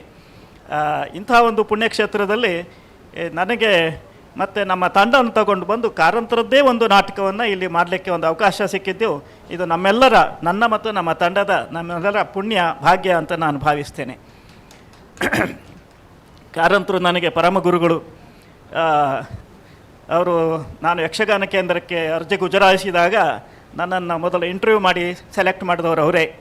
ಹಾಗೆ ಯಕ್ಷಗಾನ ನಮಗಾಗ ಯಕ್ಷಗಾನ ಇಂಟರ್ವ್ಯೂ ನೋಡಲಿಕ್ಕೆ ನಾವು ಯಾವಾಗಲೂ ಹೋಗ್ತಾ ಇತ್ತು. ಅದೊಂದು ಭಾರಿ ವಿಶೇಷ ಇಂಟರ್ವ್ಯೂ ಮಾಡುವ ವಿಧಾನ ಅವರೇ ಸ್ವತಃ ಮಾಡ್ತಾಯಿದ್ದರು. ಹಾಗೆ ನನ್ನನ್ನು ಅವರು ಆಯ್ಕೆ ಮಾಡಿ ಅವರ ಕೇಂದ್ರದಲ್ಲಿ ನಾನು 1 ವರ್ಷ ಯಕ್ಷಗಾನ ಕಲಿತೆ. ಆ ನಂತರ ಕೂಡ ಅವರು ಬೇರೆ ಬೇರೆ ಯಕ್ಷರಂಗದ ಮತ್ತು ಯಕ್ಷಗಾನದ ಪ್ರಯೋಗಗಳನ್ನು ಮಾಡ್ತಾ ಇದ್ದಾಗ ಬಂದು ಅವರ ತಾಲೀಮನ್ನು ನೋಡ್ತಾ ಇದ್ದೆ. ಅವ್ರು ಹೇಗೆ ಮಾಡ್ತಾರೆ ಅನ್ನೋದನ್ನು ನೋಡ್ತಾ ಇದ್ದೆ. ಅದಾದ ನಂತರ ನಾನು ನೀನಾಸಮಿಗೆ ಹೋದೆ. ಅದಾದ ನಂತರ ತ್ರಿಶೂರ್ ಸ್ಕೂಲ್ ಆಫ್ ಡ್ರಾಮಕ್ಕೆ ಹೋದೆ. ತ್ರಿಶೂರ್ ಸ್ಕೂಲ್ ಆಫ್ ಡ್ರಾಮಕ್ಕೆ ಹೋದಾಗ ನನಗೆ ಅಲ್ಲಿ ಹಣಕಾಸಿನ ಸಮಸ್ಯೆ ಇತ್ತು, ಸ್ಕಾಲರ್ಶಿಪ್ ಇರಲಿಲ್ಲ. ಬಂದು ಇವ್ರ ಹತ್ರ ಕೇಳಿದೆ. ಗುರುಗಳು ನನಗೆ ಕಂಬಾರರಿಗೆ ಒಂದು ಲೆಟ್ರ್ ಬರೆದು ಕೊಟ್ಬಿಟ್ರು, ಇವನಿಗೆ ನೀವು ಸ್ಕಾಲರ್ಶಿಪ್ ಕೊಡತಕ್ಕದ್ದು ಅಂತ. ಹಾಗಾಗಿ ನನಗೆ ಸ್ಕೂಲ್ ಆಫ್ ಡ್ರಾಮಾ ತ್ರಿಶೂರಿನಲ್ಲಿ 4 ವರ್ಷ ಅಲ್ಲಿ ಅಧ್ಯಯನ ನಡೆಸಲಿಕ್ಕೆ ಸಾಧ್ಯ ಆಯಿತು. ಆ ಕಾಲದಲ್ಲಿ ಕೂಡ ಅವರು ಅಲ್ಲಿಗೆ ಬಂದಿದ್ದರು. ಇಲ್ಲಿ ಅವರ ತಾಲೀಮನ್ನು ನಾನು ನೋಡಿದ್ದಲ್ಲದೆ ನಾನು ತ್ರಿಶೂರಿನಲ್ಲಿ ಬಂದು ಒಂದು ವಾರದ ವರ್ಕ್ಶಾಪ್ ಇತ್ತು. 2 ದಿವಸ ಅಲ್ಲಿ ನಮ್ಮ ಜೊತೆಗಿದ್ದರು.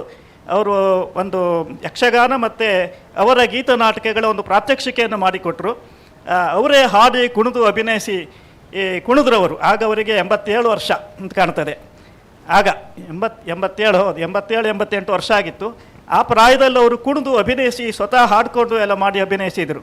ಅದನ್ನು ನೋಡಲಿಕ್ಕೆ ಸಾಧ್ಯ ಆದದ್ದು, ಅವರ ಯಕ್ಷಗಾನದ ತಾಲೀಮುಗಳನ್ನು ನೋಡಲಿಕ್ಕೆ ಸಾಧ್ಯ ಆದದ್ದು ಅದೆಲ್ಲ ನನ್ನ ಭಾಗ್ಯ. ಅದಾದ ನಂತರ ನಾನು ಹೆಗ್ಗೋಡ್ನಲ್ಲಿದ್ದಾಗ ಕೂಡ ನಮಗೆ ಅವರನ್ನು ಕ್ಲಾಸ್ ಮಾಡಿದ್ದರು, ನಾಟಕದ ಕ್ಲಾಸ್. ಹ್ಯಾಮ್ಲೆಟ್ಟಿನ ಹೇಮಂತ ಅವರೇ ರೂಪಾಂತರಿಸಿದ ನಾಟಕ ಹೇಮಂತ, ಅದರ ಒಂದು ಭಾಗ ಇಟ್ಟುಕೊಂಡು ನಮಗೆ ಕ್ಲಾಸ್ ಮಾಡಿದರು. ಆನಂತರ ಯಕ್ಷಗಾನಕ್ಕೆ ಸಂಬಂಧಿಸಿದ ಹಾಗೆ, ನಾಟಕಕ್ಕೆ ಸಂಬಂಧಿಸಿದ ಹಾಗೆ ನಾವು ಹಲವು ಬಾರಿ ನಾನು ಅವ್ರ ಜೊತೆಗೆ ಹೋಗಿದ್ದೆ, ಅವ್ರನ್ನ ಭೇಟಿಯಾಗಿದ್ದೆ, ಮಾತಾಡಿದ್ದೆ. ಅವ್ರ ವಿಶೇಷ ಏನಂದರೆ, ಒಂದು ನೆನಪಾಗ್ತದೆ ಈಗ ತಕ್ಷಣ ನನಗೆ ನೆನಪಾದದ್ದು ಏನಂದರೆ, ಒಂದು ವರ್ಷ ಬ್ರೆಕ್ಟನ್ ಬಗ್ಗೆ ಏನೋ ಉದಯವಾಣಿ ಪೇಪರ್ನಲ್ಲಿ ಆಗಿಂದೆಲ್ಲ ಚರ್ಚೆ ನಡೀತಾ ಇರ್ತದೆ.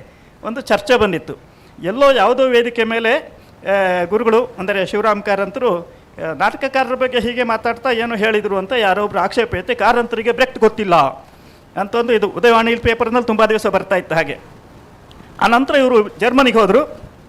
ಜರ್ಮನ್ನಲ್ಲಿ ಬರ್ಲಿನರ್ ಎನ್ಸೆಂಬಲ್ ಅಂತಿದೆ. ಅಲ್ಲಿ ಬ್ರೆಕ್ಟ್ ನಾಟಕಗಳ ಎಲ್ಲ ದಾಖಲೆ ಸ್ವತಃ ಬ್ರೆಕ್ಟ್ ಮಾಡಿಸಿಟ್ಟಿದ್ದಾನೆ, ಬ್ರೆಕ್ಟ್ ಮಾಡೆಲ್ಸ್ ಅಂತ ಕರೀತಾರೆ. ನಂತರ ಬ್ರೆಕ್ಟ್ ನಾಟಕಗಳನ್ನು ಈಗಲೂ ಅದೇ ಮಾಡೆಲ್ನಲ್ಲಿ ಮಾಡುವ ತಂಡ ಇದೆ ಅಲ್ಲಿ. ಅದನ್ನು ನೋಡಿ, ಆ ನಾಟಕವನ್ನು ನೋಡಿ ಅಲ್ಲಿ ಅವರು mother courage and our children ಆ ನಾಟಕ ನೋಡಿದರು. ಇನ್ನೊಂದು ಯಾವುದೋ ನಾಟಕ ನೋಡಿದರು, ಪುಂಟಿಲ ಇರಬೇಕು, ಆ ನಾಟಕ ನೋಡಿದರು. ನಂತರ ಬ್ರೆಕ್ಟ್ ನಾಟಕದ ಹಾಡುಗಳನ್ನು ಅವರು ದಾಖಲಿಸಿಕೊಂಡು ಇಲ್ಲಿ ತಗೊಂಬಂದರು. ನಾನು ತ್ರಿಶೂರಿನಲ್ಲಿರುವಾಗ ಒಂದು ದಿವಸ ಊರಿಗೆ ಬಂದಾಗೆಲ್ಲ ಅವ್ರ ಮನೆಗೆ ಹೋಗ್ತಿದ್ದೆ, ಹೋಗಿ ಒಂದು ನಮಸ್ಕಾರ ಮಾಡಿ ಬರ್ತಿದ್ದೆ. ಅವತ್ತು ನನಗೆ 2 ವಿಶೇಷ. ಅವತ್ತು ಒಂದು ದಿವಸ ಹೋದಾಗ ಅವರು ನನ್ನನ್ನು ಕರೆದು ಕಿಟಕಿ ಹತ್ತಿರ ಹೂವಲ್ಲಿ ಆಚೆ ನೋಡು ಅಂದರು. ಅಲ್ಲೊಂದು ಹೊರಗೆ ಒಂದು ಗಿಡ ಇದೆ, ಆ ಗಿಡದ ವೈಜ್ಞಾನಿಕ ಹೆಸರು, ಬಟಾನಿಕಲ್ ನೇಮ್ ಎಲ್ಲ ಹೇಳಿ, ಇಂಥದ್ದೇ ಇದೇ ಜಾತಿ ಇನ್ನೊಂದು ಸ್ಪೀಸಿ ನಿಮ್ಮ ಕ್ಯಾಂಪಸ್ನಲ್ಲಿದೆ, ಇನ್ನು ಮಳೆಗಾಲದಲ್ಲಿ ಬರೋ ತಗೊಂಬಾ ಅಂತ ಒಂದು ಅಂದರೆ ಅವರಿಗೆ ಅಷ್ಟು ನೆನಪಿದೆ. ಇನ್ನೊಂದು ಇಲ್ಲಿ ಬಾ ಅಂಥೇಳಿ ಹೇಳಿದರು. ಬ್ರೆಕ್ಟನ ಹಾಡುಗಳನ್ನು ಕೇಳಿಸಿ ನೋಡು, ಬ್ರೆಕ್ಟ್ ಹೇಗೆ ಹಾಡ್ತಾನೆ, ಎಷ್ಟು ಮೆಲೋಡಿ ಇದೆ, ಇಲ್ಲೆಲ್ಲ ಏನೇನೋ ಓದ್ಕೊಂಡು ಮಾತಾಡ್ತಾರೆ ಅಂಥೇಳಿ ನನಗೆ ಸ್ವತಃ ಹೇಳಿದರು. ಬ್ರೆಕ್ಟ್ ಬಗ್ಗೆ ಒಂದು ಹೇಳಿ ಕೇಳಿಸಿ ಎಲ್ಲ ಮಾಡಿದರು. ಅದು ಅವರ ತಾಕತ್ತು. ಅಂದರೆ ಏನಂತ ಕೂಲಂಕಷವಾಗಿ ಅಧ್ಯಯನ ಮಾಡಿ ನಂತರ ಮಾತಾಡೋದು. ಇದು ಅಂದರೆ ರಂಗದ ಅವರ ಕೆಲಸ ಆ ರೀತಿಯದ್ದು. ಇನ್ನು ನಾಟಕಕ್ಕೆ ಸಂಬಂಧಿಸಿದ ಹಾಗೆ ಇವತ್ತು ಅವರು ರಂಗನಾಥ ಭಟ್ರ ತಂಡದ ಮೂಲಕ ಅಂದರೆ 24ನೇ ಇಸ್ವಿಯಲ್ಲಿ ಅವರು ನಾಟಕ ನಿಶಾ ಮಹಿಮೆ ಇದೆಲ್ಲ ನಾಟಕ ಮಾಡಲಿಕ್ಕೆ ಕೇಳ್ಕೊಂಡದ್ದು. ನಂತರ ಆ ಕಾಲದ ಹಲವು ಕಂಪ್ನಿ ನಾಟಕಗಳಿಗೆ ಅವರು ನಾಟಕಗಳನ್ನು ಬರೆದು ಕೊಟ್ಟಿದ್ದರು, ನಾಟಕ ತಾಲೀಮು ನಡೆಸಿದ್ದರು. ಅದು ಒಂದು ರೀತಿ. ಅವರು ಇಲ್ಲಿ ಪುತ್ತೂರಿನಲ್ಲಿ ಬಂದು ನಿಂತ ನಂತರ ಅವರು ಹಲವು ಬಗೆಯ ಪ್ರಯೋಗಗಳನ್ನು ನಾಟಕದಲ್ಲಿ ಮಾಡಿದರು. ಕನ್ನಡದಲ್ಲಿ ಮೊದಲ ಬಾರಿಗೆ ಛಾಯಾ ನಾಟಕಗಳನ್ನು ಮಾಡಿದವರು ಗುರುಗಳು. ಆನಂತರ ಗೀತ ನಾಟಕಗಳನ್ನು ಪೂತಿನ ಅವರು ಮತ್ತು ಕಾರಂತರು 2 ವಿಭಿನ್ನ ರೀತಿಯ ಗೀತ ನಾಟಕಗಳು. ಈಗ ಕೂಡ ಇಂಡಿಯಾದ ಲೆವೆಲ್ನಲ್ಲಿ ಗೀತ ನಾಟಕಗಳ ಶೈಲಿ ಇವರಿಬ್ಬರ ಹೆಸರು ಬರ್ತದೆ, ಟ್ಯಾಗೋರರ ಜೊತೆಗೆ ಇವರ ಹೆಸರು ಬರ್ತದೆ. ಒಂದು ಪೂತಿನ ಅವರು, ಇನ್ನೊಂದು ಶಿವರಾಮ್ ಕಾರಂತರು. ಶಿವರಾಮ್ ಕಾರಂತರ ಗೀತ ನಾಟಕಗಳ ದಾಟಿ ಶೈಲಿ ಎಲ್ಲ ಬೇರೆ ರೀತಿಯದು, ಪೂತಿನವರದ್ದು ಶೈಲಿ ಬೇರೆ. ಆದರೆ ಇದು 2 ಹೊಸ ರೀತಿಯ ಪ್ರಯೋಗಗಳು. ಗೀತ ನಾಟಕಗಳನ್ನು, ಹಲವಾರು ಗೀತ ನಾಟಕಗಳನ್ನು ಕನ್ನಡಕ್ಕೆ ಕೊಟ್ಟರು. ಆನಂತರ ಚಿಕ್ಕ ನಾಟಕಗಳನ್ನು ತುಂಬ ಬರೆದಿದ್ದರು. ದೊಡ್ಡ ನಾಟಕಗಳನ್ನು ಅವರು 45 ಕಾದಂಬರಿ ಬರೆದ ಹಾಗೆ 45 ನಾಟಕಗಳನ್ನು ಬರೆದಿದ್ದಾರೆ. ನಂತರ ಅವರ ಹಲವು ನಾಟಕಗಳು ತುಂಬ ಪ್ರಸಿದ್ಧ ನಾಟಕಗಳು. ಅದರಲ್ಲಿ ಆ ಕಾಲದಲ್ಲಿ ನಂತರ ಒಂದು ವೈಚಾರಿಕವಾದ ನೆಲೆಯಲ್ಲಿ ಹೆಸರು ಸಾಧಿಸಿದಂಥ, ಹೆಸರು ಪಡೆದಂಥ ನಾಟಕಗಳು ಕನ್ನಡದಲ್ಲಿ ಶ್ರೀರಂಗರ ಹರಿಜನ್ವಾರ, ಕೈಲಾಸಂ ಅವರ ಹೋಮ್ ರೂಲು, ಕಾರಂತರ ಗರ್ಭಗುಡಿ. ಈ ನಾಟಕಗಳೆಲ್ಲ ಇವಾಗ ಕೂಡ ನಾನು ಮೊನ್ನೆ ಗರ್ಭಗುಡಿ ನಾಟಕನ ಮತ್ತೆ ಓದ್ತಾ ಇದ್ದೇನೆ. ಅದು ಯಾವತ್ ಕಾಲಕ್ಕೂ ರೆಲೆವೆಂಟ್ ಅದು. ಆ ಬಗೆಯ ನಾಟಕಗಳನ್ನು, ಹಲವು ನಾಟಕಗಳನ್ನು, ನಂತರ ನಾಟಕಗಳ ಅವ್ರ ಕಾದಂಬರಿಗಳಲ್ಲಿ ಎಷ್ಟು ವೆರೈಟಿ ಇದೆಯೋ, ಎಷ್ಟು ವೈವಿಧ್ಯ ಇದೆಯೋ, ನಾಟಕಗಳಲ್ಲೂ ಹಾಗೆ, ಗೀತ ನಾಟಕಗಳಲ್ಲೂ ಹಾಗೆ, ಅವರು ಬೇರೆ ಇತರ ನಾಟಕಗಳಲ್ಲೂ ಹಾಗೆ ತುಂಬ ವೆರೈಟಿ ಇದೆ, ತುಂಬ ವೈವಿಧ್ಯ ಇದೆ. ನಂತರ ಆ ನಾಟಕಗಳ ವಸ್ತುಗೆ ಅನುಗುಣವಾಗಿ ಅದರ ಶೈಲಿ ನಿರೂಪಿತವಾಗ್ತದೆ. ಅದು ಅವರ ಕ್ರಮ. ಇದು ನಾಟಕಗಳಲ್ಲಿ ಅವರು ಕನ್ನಡಕ್ಕೆ ಕೊಟ್ಟಂಥ ದೊಡ್ಡ. ಆದರೆ ನಮ್ಮ ರಂಗಭೂಮಿಯ ವಿಮರ್ಶಕರು ಅದನ್ನು ಇನ್ನೂ ಆ ಪ್ರಮಾಣದಲ್ಲಿ ಗಮನಿಸಿಲ್ಲ ಅನ್ನುವ ಬೇಜಾರು ನನಗೆ ಕೂಡ ಇದೆ. ಇದು ನಾಟಕದ ನೆಲೆಯಲ್ಲಿ ಅವರ ಕೊಡುಗೆ. ಆದರೆ ನಂತರ ಅವರು ಎಲ್ಲ ನಾಟಕಗಳನ್ನು ಸ್ವತಃ ಪ್ರಯೋಗಿಸಿದವರು. ಬರೀ ಬರೆದದ್ದು ಮಾತ್ರ ಅಲ್ಲ, ಸ್ವತಃ ಪ್ರಯೋಗಿಸಿದವರು. ಹಿಂದೆ ಅವರು ಸ್ವತಃ ಅಭಿನಯಿಸ್ತಾ ಇದ್ದರು. ಈಗ ಮುಕ್ತದ್ವಾರ ಅದರೆಲ್ಲ ಅವರು ಅಭಿನಯಿಸಿದ್ದು. ಯಾರೋ ಒಂದವರು ಸೌಮ್ಯ ಸೌಭಾಗ್ಯ, ಈ ನಾಟಕಗಳೆಲ್ಲ ಅವರು ಸ್ವತಃ ಅಭಿನಯಿಸಿದ್ದು ಮತ್ತು ನಿರ್ದೇಶಿಸಿದ್ದು, ಹಾಗೆಲ್ಲ ಮಾಡಿದರು. ನಂತರ ಅದರ ಕೆಲವು ಪ್ರಯೋಗಗಳನ್ನು ಹೆಗ್ಗೋಡರು ಕೂಡ ಮಾಡಿದರು ಅವರು. ಈ ರೀತಿಯ ನಾಟಕಗಳು ಅಂದರೆ ಛಾಯಾ ನಾಟಕಗಳು, ಗೀತ ನಾಟಕಗಳು, ಏಕಾಂಕಗಳು, ಹಾಗೆ ಫುಲ್ ಲೆಂತ್ ಪ್ಲೇಸ್, ಪೂರ್ಣ ಪ್ರಮಾಣದ ಸೀರಿಯಸ್ ಆದಂತಹ ನಾಟಕಗಳು. ಅದರಲ್ಲಿ ಪೌರಾಣಿಕ ವಸ್ತುವಿನ್ಯಾಸದ್ದಿದೆ, ಚಾರಿತ್ರಿಕ ವಸ್ತುವಿನ್ಯಾಸದ್ದಿದೆ. ಈಗ ಕರ್ಣಾರ್ಜುನದಂಥವು, ಸುಭದ್ರಾಕ್ಕೆ ಸಂಬಂಧಿಸಿದ್ದು, ಆ ರೀತಿದೆಲ್ಲ ಇದೆ. ಚಾರಿತ್ರಿಕ ವಸ್ತು ಕಟಾರಿ ಭೈರವದಂಥ ನಾಟಕಗಳೆಲ್ಲ ಇದ್ದಾವೆ. ನಂತರ ಸಾಮಾಜಿಕ ಸಮಸ್ಯೆಗಳನ್ನು ಎತ್ಕೊಂಡು, ಈಗ ಪ್ರಾಬ್ಲಮ್ ಪ್ಲೇಸ್ ಅಂತ ಕರೀತಾರಲ್ಲ, ಆ ಬಗೆಯ ನಾಟಕಗಳನ್ನು ತುಂಬ ಬರೆದಿದ್ದಾರೆ. ನಂತರ ಇಬ್ಸನ್ ಅಂತ ನಾಟಕಕಾರರ ನಾಟಕಗಳನ್ನು ಇವರು ಕನ್ನಡಕ್ಕೆ ರೂಪಾಂತರಿಸಿ ಕೊಟ್ಟಿದ್ದಾರೆ. ಅವರ ರೂಪಾಂತರಗಳಲ್ಲಿ ಇಬ್ಸನ್ ಇದೆ, ಚೆಖಾವ್ ಇದೆ, ಇಂಥವ್ರದ್ದೆಲ್ಲ ಇದೆ.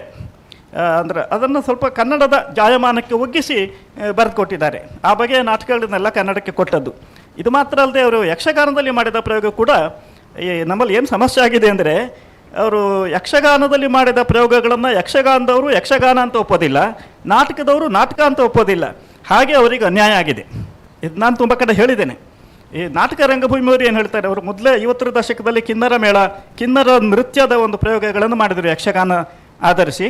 ಅದಾದ ನಂತರ 75ರ ಸುಮಾರಿಗೆ 70 ಮತ್ತು 80ರ ದಶಕದಲ್ಲಿ ಯಕ್ಷರಂಗ ಅಂತ ಅವರ ತಂಡವನ್ನು ಮಾಡಿ ಅವರು ಯಕ್ಷಗಾನದಲ್ಲಿ ವಿಶೇಷ ಪ್ರಯೋಗಗಳನ್ನು ಮಾಡಿದರು.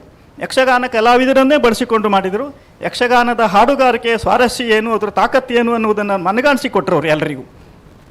ಆ ಯಕ್ಷರಂಗದ ಪ್ರಯೋಗಗಳಿದ್ದಾವಲ್ಲ, ಅವುಗಳನ್ನು ಯಕ್ಷಗಾನದವರು ಇವರು ಯಕ್ಷಗಾನ ಹಾಳು ಮಾಡಿದರು ಅಂತ ಕೆಲವರು ಹೇಳಿದರೆ, ಕೆಲವರು ಅದನ್ನು ಒಪ್ಪಿಕೊಂಡ್ರೆ ಅದನ್ನು ಯಕ್ಷಗಾನದ ಒಂದು ವಿಧಾನ, ಒಂದು ಪ್ರಯೋಗ ಅನ್ನುವ ನೆಲೆಯಲ್ಲಿ ನೋಡಿದರು. ಬೇರೆಯವರು ಕೂಡ ಹಾಗೆ ನೋಡಿದರು. ರಂಗಭೂಮಿಯವರು ಇದು ಯಕ್ಷಗಾನ ನಾಟಕ ಅಲ್ಲ, ಅಂದರೆ ನಾಟಕಕ್ಕೆ ನಮಗೆ ಸಂಬಂಧ ಇಲ್ಲ ಅನ್ನುವ ಲೆವೆಲ್ನಲ್ಲಿ ನೋಡಿದರು. ಕೆಲವರು ಹೇಳ್ತಾ ಇದ್ರು, ಅವರು ಯಕ್ಷಗಾನದಲ್ಲಿ ಮುಖಾಭಿನಯ ಬೇರೆ ರೀತಿಯದ್ದು, ಆದರೆ ಮುಖಾಭಿನಯ ತುಂಬ ಬಯಸ್ತಾರೆ ಇವರು ಅಂತೆಲ್ಲ ಮಾತಾಡೋದನ್ನೆಲ್ಲ ಕೇಳಿದ್ದೇನೆ ನಾನು, ದೊಡ್ಡ ದೊಡ್ಡ ರಂಗ ವಿಮರ್ಶಕರು. ಆದರೆ ಅದು ಹಾಗಲ್ಲ. ನಿಜವಾಗಿ ಕಾರಂತರ ಯಕ್ಷರಂಗದ ಪ್ರಯೋಗಗಳು ಒಂದು ಅರ್ಥದಲ್ಲಿ ಅವರು ಆಧುನಿಕ ರಂಗಭೂಮಿಯ ಪ್ರಯೋಗಗಳೇ ಇವು. ಯಕ್ಷಗಾನದಿಂದ ಪ್ರೇರಣೆ ಪಡೆದು ಯಕ್ಷಗಾನದ ಸತ್ವವನ್ನು, ಸಾರವನ್ನು ಬಳಸಿಕೊಂಡು ಒಂದು ಆಧುನಿಕ ನೆಲೆಯ ಒಂದು ಪ್ರಯೋಗವನ್ನು ಅವರು ಮಾಡಿದ್ದಾರೆ ಅಲ್ಲಿ. ಅದನ್ನು ನಾವು ಆ ನೆಲೆಯಲ್ಲಿ ಆಧುನಿಕ ರಂಗಭೂಮಿಯ ಹೊಸ ಪ್ರಯೋಗಗಳಂತಲೇ ಅದನ್ನು ಗಮನಿಸಬೇಕು, ಹಾಗೆ ನೋಡಬೇಕು. ಅಂದರೆ ಆ ಕಾಲದಲ್ಲಿ ಇವರು ಯಕ್ಷರಂಗದ ಪ್ರಯೋಗಗಳನ್ನು ಮಾಡ್ತಾ ಇದ್ದಾಗ ನಮ್ಮ ದೇಶದಲ್ಲಿ ಬೇರೆ ಕಡೆಯಲ್ಲಿ ಇದೇ ಜಾತಿಯ ಆಧುನಿಕ ರಂಗಭೂಮಿಯ ನಿರ್ದೇಶಕರು ಇಂಥ ಪ್ರಯೋಗಗಳನ್ನು ಮಾಡ್ತಾಯಿದ್ರು. ಈಗ ಜಾತ್ರಾ ಫಾರ್ಮನ್ನು ಇಟ್ಕೊಂಡು ಅಲ್ಲಿ ನಂತರ ಹಬೀಬ್ ತನ್ನೂರು ಛತ್ತೀಸ್ಗಢಿ ಫೋಕ್ಗಳನ್ನೆಲ್ಲ ಇಟ್ಕೊಂಡು ಮಾಡ್ತಾಯಿದ್ರು. ಉತ್ಪಲ್ ದತ್ ಜಾತ್ರಾ ಫಾರ್ಮನ್ನು ಇಟ್ಕೊಂಡು ಮಾಡ್ತಾಯಿದ್ರು. ಆನಂತರ ಕೇರಳದಲ್ಲಿ ಕಾವಲಂ ನಾರಾಯಣ ಪಣಿಕ್ಕರು ಕೇರಳದ ಜಾನಪದ, ಕೇರಳದ ಕ್ಲಾಸಿಕಲ್ ಫಾರ್ಮ್ಗಳನ್ನು, ಅಂದರೆ ಅಲ್ಲಿನ ಕಥಕಳಿ, ಕುಡಿಯಾಟ್ಟಂ ಅಂಥ ಫಾರ್ಮ್ಗಳನ್ನು ಇಟ್ಕೊಂಡು ಬೇರೆ ಬಗೆಯ ನಾಟಕಗಳನ್ನು ಕಟ್ತಾಯಿದ್ರು. ಆ ನೆಲೆಯಲ್ಲಿ ಇದನ್ನು ಕನ್ನಡ ರಂಗಭೂಮಿಯಲ್ಲಿ ಯಕ್ಷಗಾನದಿಂದ ಇನ್ಸ್ಪೈರ್ ಆಗಿ ಕಟ್ಟಿದಂಥ ಒಂದು ಹೊಸ ಪ್ರಯೋಗ ಅಂತ ನಾವು ಪರಿಗಣಿಸಬೇಕಿತ್ತು. ಅದನ್ನು ನಮ್ಮ ರಂಗ ವಿಮರ್ಶೆ ಮಾಡಿಲ್ಲ. ಅದನ್ನು ಈಗಲಾದ್ರೂ ನಾವು ಮಾಡಬೇಕು ಅದನ್ನು. ಹೀಗೆ ರಂಗಭೂಮಿಗೆ, ಕನ್ನಡ ರಂಗಭೂಮಿಗೆ ನಂತರ ಯಕ್ಷಗಾನಕ್ಕೆ ಇವರು ಜಗತ್ತಿನಾದ್ಯಂತ ಹೆಸರು ತಂದುಕೊಟ್ಟದ್ದು ಗುರುಗಳ ಪ್ರಯೋಗಗಳಿಂದ, ಗುರುಗಳ ಸಾಧನೆಯಿಂದ. ಹಾಗೆ ಮಾಡಿದ್ರಿಂದಾಗಿ ಬೇರೆ ಕಡೆ ಎಲ್ಲ ಅವರ ತಂಡವನ್ನು ತಗೊಂಡು ಹೋಗಿ ಪ್ರದರ್ಶನ ನೀಡಿ ನೋಡ್ಲಿಕ್ಕೆ ಸಾಧ್ಯ ಆಯಿತು ಎಲ್ಲ. ನಂತರ ಯಕ್ಷಗಾನದಲ್ಲಿ ಒಂದು ಶಿಸ್ತು, ಇವರ ಪ್ರಯೋಗದ ದೆಸೆಯಿಂದಾಗಿ ಯಕ್ಷಗಾನಕ್ಕೆ ಒಂದು ಹೊಸ ಬಗೆಯ ಶಿಸ್ತು ಬಂತು. ಆ ನಂತರದ ಅವರಿಂದ ಪ್ರೇರೇಪಿತರಾದಂಥ ಕಲಾವಿದರು ಅದನ್ನೆಲ್ಲ ರೂಢಿಸ್ಕೊಂಡ್ರು ಕೆಲವರು. ಈಗ ಬಿಡಿ, ಈಗಿನ ಕತೆ ಬೇರೆ, ಈಗ ಅದು ಬೇರೆ ರೀತಿಯಲ್ಲಾಗಿದೆ. ಆದರೆ ಅದರಿಂದ ಯಕ್ಷಗಾನಕ್ಕೆ, ಅಂದರೆ ಯಕ್ಷಗಾನದ ಸಾಂಪ್ರದಾಯಿಕ ಕಲಾ ಪ್ರಕಾರಕ್ಕೂ ದೊಡ್ಡ ಕೊಡುಗೆ ಅವರಿಂದ ಆಗಿದೆ. ಅವರು ಅದ್ರ ಬಗ್ಗೆ ಬರೆದದ್ದು ಮಾತ್ರ ಅಲ್ಲದೆ ಅದರ ಮೇಲೆ ಕೆಲಸ ಮಾಡಿದ್ದಾರೆ. ನಂತರ ಈ ಪ್ರಯೋಗಗಳನ್ನು ನಾವು ಸಪರೇಟಾಗಿ ಗಮನಿಸಲೇಬೇಕು. ಅದನ್ನು ಮಾಡಲಿಲ್ಲ ನಾವು ಇಲ್ಲಿ ತನಕ, ಅದನ್ನು ಮಾಡಬೇಕು. ಹೀಗೆ ಅಂದರೆ ರಂಗಭೂಮಿಗೆ ಸಂಬಂಧಿಸಿದಾಗೆ ನಾವು ಕಾರಂಬರಿ ಮತ್ತು ಬೇರೆ ಪ್ರಕಾರಗಳಲ್ಲಿ ಪರಿಸರಕ್ಕೆ ಸಂಬಂಧಿಸಿದ ಹಾಗೆ, ವೈಚಾರಿಕತೆಗೆ ಸಂಬಂಧಿಸಿದ ಹಾಗೆ, ಅದು ಅವರದ್ದು ಆತ್ಮಕಥೆಯ ಹೆಸರೇ ಹಾಗೆ ಇದೆಯಲ್ಲ, 10 ಮುಖಗಳದು, ಹುಚ್ಚು ಮನಸ್ಸಿನ 10 ಮುಖಗಳು ಅಂತ. 10 ಮುಖ ಅಲ್ಲ, 1000 ಮುಖಗಳು. ಹಾಗೆ ಹೇಳಿಕೊಂಡ್ರೆ ಆ 1000 ಮುಖಗಳಲ್ಲಿ ಅತ್ಯಂತ ಪ್ರಧಾನವಾದ ಮುಖ ರಂಗಭೂಮಿ ಕೂಡ ಒಂದು. ಮತ್ತು ರಂಗಭೂಮಿಗೆ ಸಂಬಂಧಿಸಿದ ಹಾಗೆ ನನಗೆ ಆಶ್ಚರ್ಯ ಆಗ್ತದೆ, ಕೆಲವೊಮ್ಮೆ ಓದ್ತಾ ಹೋದಾಗ ಅವರು ಸ್ಟಾನ್ಸ್ಲಾವಸ್ಕಿ ಬಗ್ಗೆ ಬರೆದಿದ್ದಾರೆ. ಆ ಕಾಲದ ದೊಡ್ಡ ದೊಡ್ಡ, ಅಂದರೆ 20ನೇ ಶತಮಾನದ ಪ್ರಾರಂಭದಲ್ಲಿ ಬಂದ ಜಗತ್ತಿನ ರಂಗಚಿಂತಕರಲ್ಲಿ ಏನು ಹೇಳಿದ್ದಾರೆ ಅದನ್ನೆಲ್ಲ ಹೇಳಿದ್ದಾರೆ ಅವರು. ಪಿರಾಂಡಲೋ ಬಗ್ಗೆ ಬರೆದಿದ್ದಾರೆ, ಹೇಳಿದ್ದಾರೆ. ಸ್ಟಾನ್ಸ್ಲಾವ್ಸ್ಕಿ ಬಗ್ಗೆ ಹೇಳಿದ್ದಾರೆ, ಬ್ರೆಕ್ಟ್ ಬಗ್ಗೆ ಹೇಳಿದ್ದಾರೆ. ಆ ಕಾಲದಲ್ಲಿ ಬಂದು ಜಾಗತಿಕ ನೆಲೆಯಲ್ಲಿ ಬಂದ ದೊಡ್ಡ ದೊಡ್ಡ ರಂಗ ವಿದ್ವಾಂಸರು, ರಂಗ ಮೀಮಾಂಸಕರ ಬಗ್ಗೆ ಅವರು ಮಾತಾಡಿದ್ದಾರೆ, ಅಂದರೆ ಓದ್ಕೊಂಡಿದ್ದಾರೆ ಅದನ್ನು. ಅಂದರೆ ನಾವು ಅದನ್ನು ಗಮನಿಸಿಲ್ಲ. ಅಂದರೆ ಆ ನಂತರದ ಆಧುನಿಕ ರಂಗಭೂಮಿಯ ಪ್ರವರ್ತಕರು ಯಾರೆಲ್ಲ ಇದ್ದಾರೆ ಅವರು ಅದನ್ನು ಗಮನಿಸಿಲ್ಲ. ನಾವೀಗ ಓದಿದಾಗ ಗೊತ್ತಾಗ್ತದೆ, ಆ ಕಾಲದಲ್ಲಿ ಇವರು ಇಷ್ಟೆಲ್ಲ ನೋಡಿದಾರಲ್ಲ ಅಂತ. ಹಾಗೆ ಆ ನೆಲೆಯಲ್ಲಿ ಆ ಕಾಲದಿಂದ, ಅಂದರೆ 20ನೇ ಶತಮಾನದ 30ರ ದಶಕದಿಂದ ಇವರ 20ರ ಶತಮಾನದ 90ರ ದಶಕದವರೆಗೂ ಅವರು ಬೇರೆ ಬೇರೆ ನೆಲೆಯಲ್ಲಿ ರಂಗಭೂಮಿಯಲ್ಲಿ ಕೆಲಸ ಮಾಡ್ಕೊಂಡು ಬಂದಿದ್ದಾರೆ. ರಂಗಭೂಮಿಗೆ ಒಂದು ಹೊಸ ಶಕ್ತಿಯನ್ನು ನೀಡಿದ್ದಾರೆ. ಇದನ್ನು ನಾವು ಗಮನಿಸಬೇಕು. ಆ ನೆಲೆಯಲ್ಲಿ ನಾವು ಈಗ ಅವರ ಒಂದು ಗೀತೆ ನಾಟಕವನ್ನು ನಾವು ಹೆಗ್ಗೋಡಿನಲ್ಲಿ ಬೇರೆ ಕೆಲವೆಲ್ಲ ಮಾಡಿದ್ದೇನೆ. ಒಂದು ವರ್ಷ ನಾನು ಋತುಯಾತ್ರೆಯನ್ನು ಮಾಡಿಸಿದೆ ಹೆಗ್ಗೋಡಿನಲ್ಲಿ ನಮ್ಮ ವಿದ್ಯಾರ್ಥಿಗಳಿಗೆ. ಆಗ ನನಗೆ ಪರ್ಮಿಷನ್ ಸಿಕ್ತು. ಅದಾದ ನಂತರ ನನಗೆ ಅಕಸ್ಮಾತ್ ವಿ ವಿ ಕಾರಂತರು ಬಂದಿದ್ದರು. ವಿ ವಿ ಕಾರಂತರು ಇಡೀ ಒಂದು ದಿವಸ ಕೂತು ನನಗೆ ಅದಕ್ಕೆ ಸಂಗೀತ ಮಾಡಿ ಸಂಯೋಜಿಸಿಕೊಟ್ಟರು. ನಾನು ನಮ್ಮ ವಿದ್ಯಾರ್ಥಿಗಳಿಗೆ ಆ ನಾಟಕವನ್ನು ಪ್ರಯೋಗ ಮಾಡಿದೆ. ಅದು ಪುಣ್ಯ. ಅವರ ನಾಟಕವನ್ನು ನಾನು ಮೊದಲು ಮಾಡಿದ್ದ ಹಾಗೆ, ಋತುಯಾತ್ರೆಯನ್ನು. ಅದಕ್ಕೂ ಆ ಕಾರಂತರ, ದೊಡ್ಡ ಕಾರಂತರ ಕೃತಿಗೆ ಸಣ್ಣ ಕಾರಂತರು ಸಂಗೀತ ಮಾಡಿಕೊಟ್ರು. ಅದು ನನಗೆ, ನನ್ನಷ್ಟು ಸಣ್ಣವನಿಗೆ ಅದು ಒಂದು ನನ್ನ ಭಾಗ್ಯ. ನಂತರ ಈಗ ನಾವು ಈ ವರ್ಷ ನಮ್ಮ ತಂಡಕ್ಕೆ ಒಂದು ಗೀತ ನಾಟಕ ಮಾಡಬೇಕು ಅಂತ ಆಲೋಚನೆ ಮಾಡ್ತು. ನಾನು 2-3 ನಾಟಕ ಆಲೋಚನೆ ಮಾಡ್ಕೊಂಡಿದ್ದೆ. ಒಂದು ಹೇಮಂತ ಮಾಡಬೇಕು ಅಂತ. ಹೇಮಂತ ಅಂದರೆ ಅವರು ಹ್ಯಾಮ್ಲೆಟ್ಟಿನ ರೂಪಾಂತರ ಇದೆಯಲ್ಲ, ತುಂಬ ಜನ ಬರಹಗಾರರು ಮತ್ತು ವಿಮರ್ಶಕರು ಅದು ಸ್ವಲ್ಪ ಅಷ್ಟು ಗಟ್ಟಿ ಇಲ್ಲ ಅಂಥೇಳಿ ಕೇಳಿದ್ದೇನೆ. ನಾನು ಮತ್ತೆ ಓದಿ ನೋಡಿದೆ, ಅದು ಮಾಡ್ಬೋದಲ್ಲ ಅಂತ ಅನ್ನಿಸ್ತು. ಅದು ಮಾಡಬೇಕು ಅಂತ ನನಗಿದೆ. ಮುಂದಿನ ವರ್ಷ ಆದರೂ ನಾನು ಅದನ್ನು ಮಾಡುವ ಆಲೋಚನೆ ಮಾಡ್ತೇನೆ. 1-2 ನಾಟಕಗಳನ್ನು ಮಾಡಬೇಕು ಅಂತಿದ್ದೆ. ಇನ್ನೊಂದು ಗರ್ಭಗುಡಿ, ನಂತರ ಒಂದು ಗೀತ ನಾಟಕ ಮೊದಲು ಮಾಡೋಣ ಅಂತ ಆಲೋಚನೆ ಬಂತು. ಯಾರೋ ಒಂದು ನಾಟಕವನ್ನು ಈಗಾಗಲೇ ತುಂಬ ಮಾಡಿ ಆಗಿದೆ. ಸೌಮ್ಯ ಸೌಭಾಗ್ಯ ಇತ್ತೀಚೆಗೆ ಯಾರು ಮಾಡಿಲ್ಲ. ಹಾಗಾಗಿ ಸೌಮ್ಯ ಸೌಭಾಗ್ಯ ಮಾಡೋಣ ಅಂತ ಆಲೋಚನೆ ಮಾಡಿ ಅದನ್ನು ನಾವು 2-3 ಜನ ನಿರ್ದೇಶಕರನ್ನು ಕೇಳಿಕೊಂಡೆ. ಕಡೆಗೆ ಒಬ್ಬರು ಒಪ್ಪಿದ್ರು, ಸಿಕ್ಕಿದ್ರು. ನಮ್ಮಲ್ಲಿ ನೀನಾಸಂನಲ್ಲಿ ನಮ್ಮ ವಿದ್ಯಾರ್ಥಿಯಾಗಿ ಕಲಿತು ಈಗ ನಮ್ಮ ನಾಡಿನಲ್ಲಿ ತುಂಬ ಕಡೆ ಕೆಲಸ ಮಾಡ್ತಾ ಇರುವಂಥ ಒಬ್ಬ ಪ್ರಸಿದ್ಧ ಯುವ ನಿರ್ದೇಶಕ ಗಣೇಶ್ ಮಂದರ್ತಿ ಅವರು ಆ ನಾಟಕನ ಮಾಡಿಕೊಟ್ಟಿದ್ದಾರೆ ನಮ್ಮ ತಂಡಕ್ಕೆ. ನಂತರ ಅದಕ್ಕೆ ಸಂಗೀತವನ್ನು ಕೂಡ ಕಾರಂತರು ಮತ್ತು ಬಿ ವಿ ಕಾರಂತರಿಂದ ಪ್ರಭಾವಿತರಾದಂಥ 2 ಯುವ ಸಂಗೀತಗಾರರು ಅದಕ್ಕೆ ಸಂಗೀತ ನಿರ್ದೇಶನ ಮಾಡಿದ್ದಾರೆ. ಅಂದರೆ ಅವರು ಭಿನ್ನ ಷಡ್ಜ ಅಂತ ಹೆಸರಿದೆ. ಅದರಲ್ಲಿ ಶ್ರೀಧರ ಹೆಗ್ಗೋಡು ಮತ್ತು ದಿಗ್ವಿಜಯ ಹೆಗ್ಗೋಡು ಅವರು ಗುರುರಾಜ್ ಮಾರ್ಪಳ್ಳಿ ಅವರ ಅಳಿಯಂದಿರು. ಅವರಿಬ್ಬರು ಸೇರಿ ಸಂಗೀತ ಮಾಡಿಕೊಟ್ಟಿದ್ದಾರೆ. ಅಂಥ ಒಂದು ನಾಟಕವನ್ನು ಈ ಕಾರಂತರ ಈ ಕ್ಷೇತ್ರದಲ್ಲಿ ಅವರ ಕೆಲಸ ಮಾಡಿದಂಥ ಕರ್ಮಭೂಮಿಯಾದಂಥ ಈ ಪುಣ್ಯಕ್ಷೇತ್ರದಲ್ಲಿ ಆಡಲಿಕ್ಕೆ ನಮಗೆ ಅವಕಾಶ ಸಿಕ್ಕಿದ್ದು ನಮ್ಮ ಪುಣ್ಯ. ಪುನಃ ಅದನ್ನು ಹೇಳ್ತಿದ್ದೇನೆ. ಇದನ್ನು ಆಗು ಮಾಡಿಕೊಟ್ಟೆ ನಿಮಗೆಲ್ಲರಿಗೂ ನಾನು ನಮ್ಮ ತಂಡದ ಪರವಾಗಿ ಧನ್ಯವಾದಗಳನ್ನು ಹೇಳ್ತೇನೆ. ನೀವೆಲ್ಲ ನೋಡಿ ಆಸ್ವಾದಿಸಿ ನಮಗೆ ಹರಸಬೇಕು ಅಂತ ಕೇಳ್ಕೊಳ್ತೇನೆ. ನಮಸ್ಕಾರ. ವಂದನೆಗಳು ಸರ್. ಈಗ ನಾಟಕ ಆರಂಭ ಆಗ್ತದೆ. ಅಲ್ಲಿ ನೀವು ಗೆರಟೆ ಕಲಾಕೃತಿಗಳನ್ನು ನೋಡಿದರೆ ಅದು ಮಾಡಿದವರು ಸಚ್ಚಿದಾನಂದ ಪ್ರಭು ಹಾಜೇರು, ನಯನಕುಮಾರ್ ರವರ ಪ್ರಸಿದ್ಧ ಯಕ್ಷಗಾನ ಹಾಸ್ಯಗಾರ ನಯನಕುಮಾರ್ ರವರ ಶಿಷ್ಯ. ದಯವಿಟ್ಟು ಸರ್ ವೇದಿಕೆಗೆ ಬರಬೇಕು. ಮೇಡಮ್ ಅವರಿಗೊಂದು ಕಿರು ಕಾಣಿಕೆಯನ್ನು ನೀಡಬೇಕು ಅಂತ ಬನ್ನಿ ಮೇಡಮ್.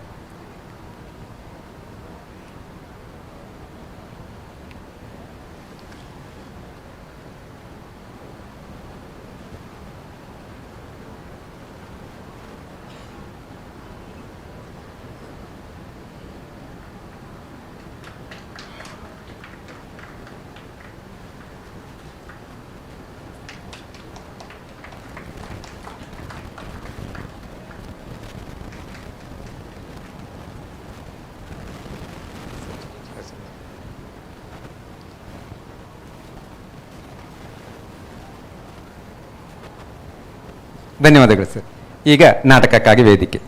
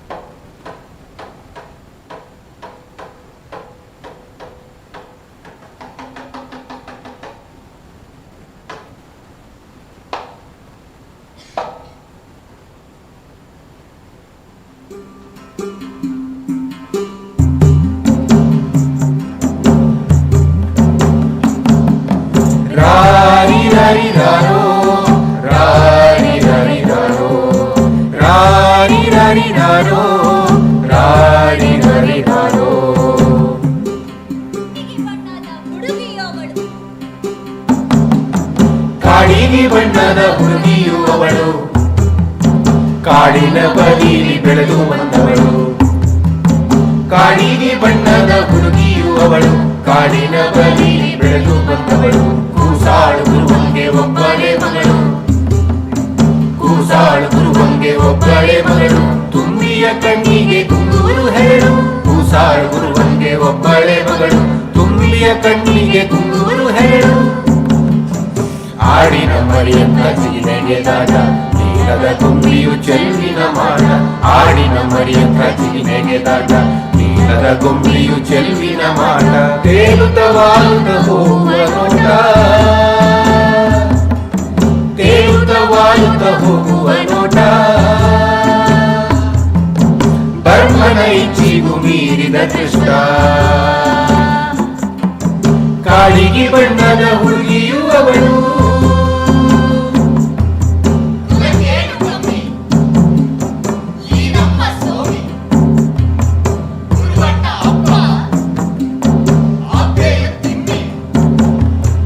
ರಾರಿ ರಾರಿ ರಾರೋ, ರಾರಿ ರಾರಿ ರಾರೋ, ರಾರಿ ರಾರಿ ರಾರೋ, ರಾರಿ ರಾರಿ ರಾರೋ.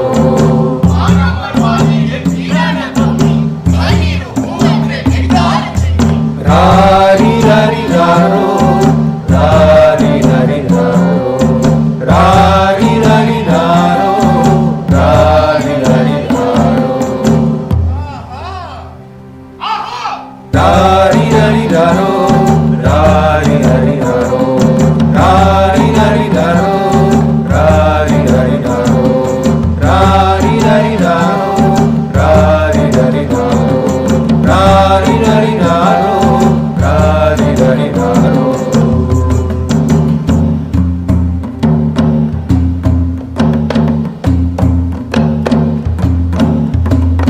ಬನ್ನೇರು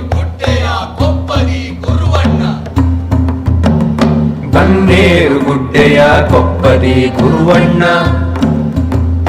ಬನ್ನೇರು ಗುಡ್ಡೆಯ ಕೊಪ್ಪದಿ ಗುರುವಣ್ಣ. ತನ್ನಪ್ಪ ಮುತ್ತಜ್ಜ ಹುಟ್ಟಿದ ಗುಡಿಲೇ, ತನ್ನಪ್ಪ ಮುತ್ತಜ್ಜ ಹುಟ್ಟಿದ ಗುಡಿಲೇ. ಚೆನ್ನಿ ತಿಮ್ಮಕ್ಕನ ಕೂಡಿ ಬಾಳ್ವೆಯ ಮಾಡಿ, ಚೆನ್ನಿ ತಿಮ್ಮಕ್ಕನ ಕೂಡಿ ಬಾಳ್ವೆಯ ಮಾಡಿ. ಕೂಡೇಲ ದೇವರಿಗೊಪ್ಪುವಂತಿದ್ದ, ಕೂಡೇಲ ದೇವರಿಗೊಪ್ಪುವಂತಿದ್ದ.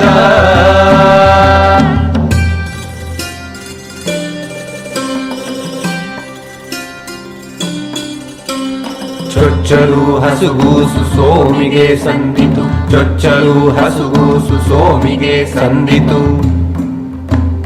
5 ಕೆಡ್ಡಾಸವು ಕಣ್ಮುಚ್ಚಿ ತೆರೆವಾಗ, 5 ಕೆಡ್ಡಾಸವು ಕಣ್ಮುಚ್ಚಿ ತೆರೆವಾಗ.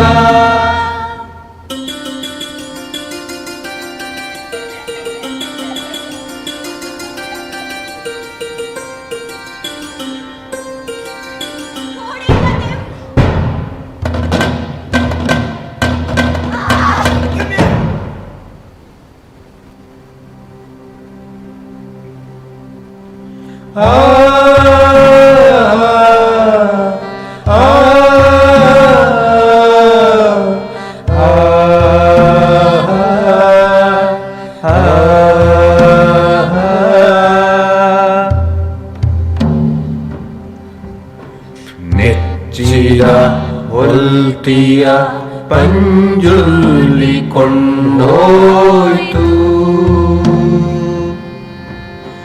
ನೆಚ್ಚಿದ ಹೊಲ್ತಿಯ ಪಂಜುಲ್ಲಿ ಕೊಂಡೋಯ್ತು. ಮುಗಿತಂದು ಸೋಮಿಗೆ ಹೆತ್ತ ಬೆರುಳವು, ಮುಗಿತಂದು ಸೋಮಿಗೆ ಹೆತ್ತ ಬೆರುಣವು.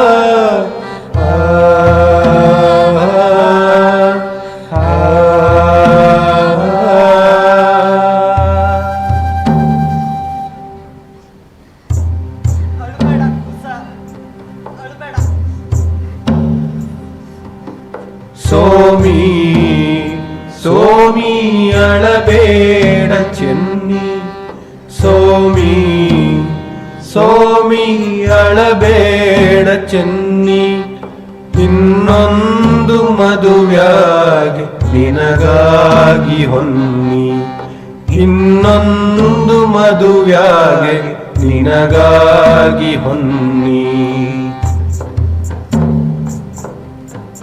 ಹೊಲ್ತಿಯು ಹೋಗಿಂದು 10 ಅಮಾಸಿ ಅವನೆದೆ ಕಡಿಯುವುದು ದುಃಖ ತಮಾಸಿ ಆದರೂ ನುಂಗುತೆ ಸಂಕದ ಸಂತೆಯ ಆದರೂ ನುಂಗುತೆ ಸಂಕದ ಸಂತೆಯ ಸೋಮಿಯ ಮುಂದಕ್ಕೆ ನತ್ತಾಲೆ ಇರುವ ಸೋಮಿಯ ಮುಂದಕ್ಕೆ ನತ್ತಾಲೆ ಇರುವ ಕಾಗಿಯ ಬಣ್ಣದ ಮುಗಿಲದು ಬಸಿರಾಗಿ ಮಿಂಚಿನ ಬಳ್ಳಿಯ ಹೇಳಾರದೇನು ಆಟಕ್ಕೋ ನೋಟಕ್ಕೋ ತಿಂಡಿಗೋ ತೀನಿಗೋ ಆಟಕ್ಕೋ ನೋಟಕ್ಕೋ ತಿಂಡಿಗೋ ತೀನಿಗೋ ಸೋಮಿಯ ಕೆನ್ನೆಯು ಚಂಡಿಯಾಗಿಲ್ಲ ಸೋಮಿಯ ಕೆನ್ನೆಯು ಚಂಡಿಯಾಗಿಲ್ಲ ಸೋಮಿ ಸೋಮಿ ಅಳಬೇಡ ಚೆನ್ನಿ ಇನ್ನೊಂದು ಮದುವೆಯಾಗಿ ನಿನಗಾಗಿ ಹೊನ್ನಿ ಆರಾಗಿ 7 8 ಮತ್ತೆರಡು ಹಳ್ಳದ ನೀರಂತೆ ಹರಿಯಿತು ವರ್ಷ ಕೂಸಿಂಗೆ ಬೇಸರ ಬರಬಾರದೆಂದು ಕೂಸಿಗೆ ಬೇಸರ ಬರಬಾರದೆಂದು ಎಲ್ಲೋದ್ರು ಅಲ್ಲವಳ ಕೊಂಡೊಯ್ಯುತ್ತಿದ್ದ ಎಲ್ಲೋದ್ರು ಅಲ್ಲವಳ ಕೊಂಡೊಯ್ಯುತ್ತಿದ್ದ ನಟ್ಟಿಗೆ ಹೋಗಲಿ ಕೊಯ್ಲೇ ಇರಲಿ ನೆಂಟರ ಮನೆಯೊಳಗೆ ಹಬ್ಬಾನೇ ಇರಲಿ ಬಿಟ್ಟಿಗೆ ಎಂದೆಂದು ಹೋದವೇ ಅಲ್ಲ ಬಿಟ್ಟಿಗೆ ಎಂದೆಂದು ಹೋದವೇ ಅಲ್ಲ ಇಬ್ರ ಹೊಟ್ಟೆಗೂ ಬೆನ್ನಿಗೂ ಒಂದೇ ಚರ್ಮ ಇಬ್ರ ಹೊಟ್ಟೆಗೂ ಬೆನ್ನಿಗೂ ಒಂದೇ ಚರ್ಮ ಸೋಮಿ ಸೋಮಿ ಅಳಬೇಡ ಚೆನ್ನಿ ಇನ್ನೊಂದು ಮದುವೆಯಾಗಿ ನಿನಗಾಗಿ ಹೊನ್ನಿ ಅನ್ನದ ಅಗಕಾಂಡೆ ಮುಸ್ಸಂಜೆಯಾದರು ಸೋಮಿಯ ಮುಂದಕ್ಕೆ ನಗದವನಲ್ಲ ತನ್ನ ಹೊಟ್ಟೆ ತಂಪಾದೆ ವಾರ ಒಂದಾದರು ಬಾಲೆಯ ಹೊಟ್ಟೆಯ ಬಳಲಿಸಲಿಲ್ಲ ಬಾಲೆಯ ಹೊಟ್ಟೆಯ ಬಳಲಿಸಲಿಲ್ಲ ಯಾರೆಲ್ಲ ಅಂದಿಲ್ಲ ಗುರುವನ ಕರೆದು ಇನ್ನೊಂದು ಮದುವೆಯಾಗು ಬೆಳೆಲಿಲ್ಲ ಮಗಳು ಹಗಲೆಲ್ಲ ಹೊರ್ತಿಯ ಕುದುರೆ ನೀನು ಮಲತಾಯಿ ಎಂಬುದು ರಕ್ಕಸಿಯೇನು ಮಲತಾಯಿ ಎಂಬುದು ರಕ್ಕಸಿಯೇನು ಸೋಮಿ ಸೋಮಿ ಅಳಬೇಡ ಚೆನ್ನಿ ಇನ್ನೊಂದು ಮದುವೆಯಾಗಿ ನಿನಗಾಗಿ ಹೊನ್ನಿ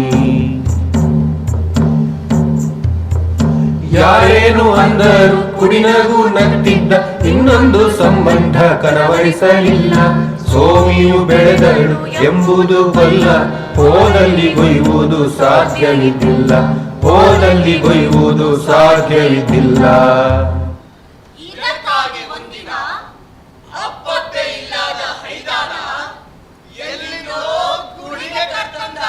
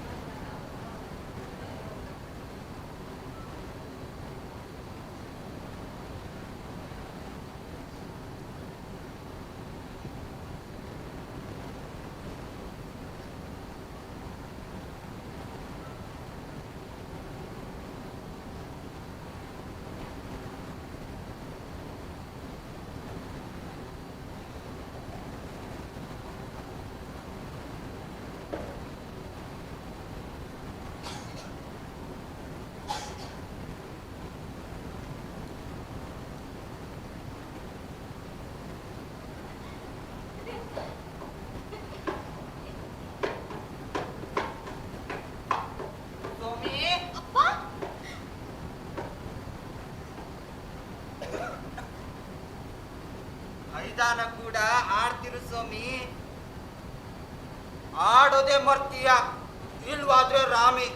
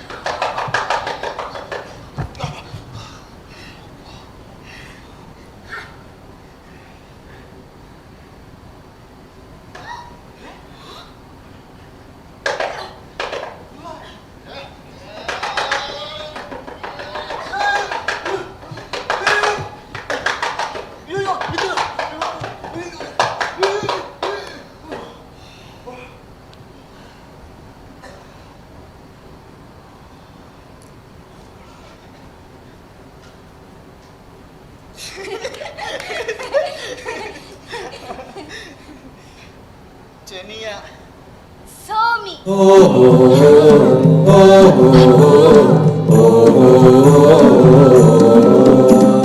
ಜಯನಿಗೆ ವರ್ಷ 12 ಸೋಮಿಗೆ ಹತ್ರ ಮೇಲೆರಡು ಗೆಳೆಯರು ನಮ್ಮೆರಡು ಚಿಗುರಿ ಒಕ್ಕಾಲ ಮೇಲ್ ತುಡಿವ ಪುಗುರಿ ಓ ಓ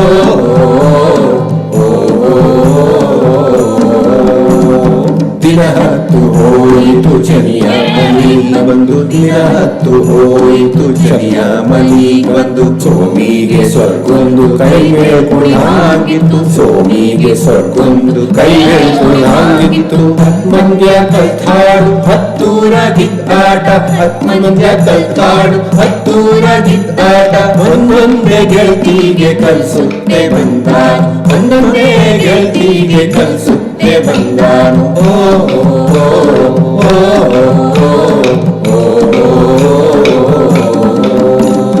ಕಿಡಿಯಾಟ ಚೆಂಡಾಟ ತಿಪ್ಲಿ ಗಜ್ಜುಗದಾಟ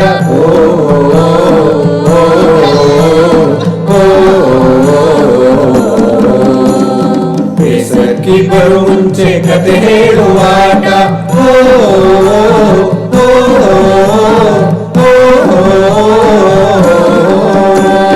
ಅದು ಮುಗಿಯುವುದರೊಳಗೆ ಕತೆ ಎದುರು ಕಥೆಯೊಡ್ಡಿ ಬಂಡಿಗೆ ಬಾಲ್ ಕೂಡ್ಸಿ ಹಿಂಗೆಲ್ಲ ಹೋಗಿತ್ತು ಗೆಳೆಯರ ಗಳಿಗೆ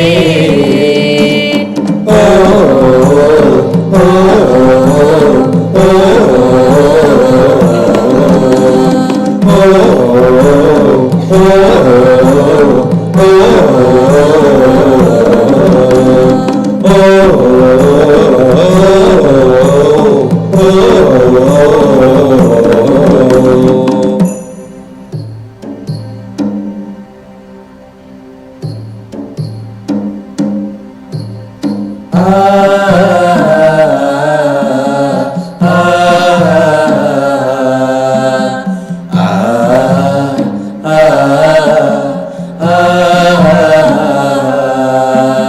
ಸೋಮಿಯ ಮದುವೆಯ ನೆನಪೊಂದು ಆದರೆ ಸೋಮಿಯ ಮದುವೆಯ ನೆನಪೊಂದು ಆದರೆ ತಂಜೀವ ಭಗೀತೆ ಕೂಸನ್ನು ಬಿಟ್ಟು ತಂಜೀವ ಭಗೀತೆ ಕೂಸನ್ನು ಬಿಟ್ಟು ಆ ಯೋಚನೆ ಹತ್ತಂದ್ರೆ ಮೈಡಿ ಉರಿತಿತ್ತು ಆ ಯೋಚನೆ ಹತ್ತಂದ್ರೆ ಮೈಡಿ ಉರಿತಿತ್ತು ನಡು ಹಗಿನೊಳಗೂ ಕತ್ತಲೆ ಕವಿತಿತ್ತು ನಡು ಹಗಿನೊಳಗೂ ಕತ್ತಲೆ ಕವಿತಿತ್ತು ಇನ್ನೊಂದು ಗಳಿಗೆಗೆ ಬೇರೊಂದೇ ಬುದ್ಧಿಯು ಇನ್ನೊಂದು ಗಳಿಗೆಗೆ ಬೇರೊಂದೇ ಬುದ್ಧಿಯು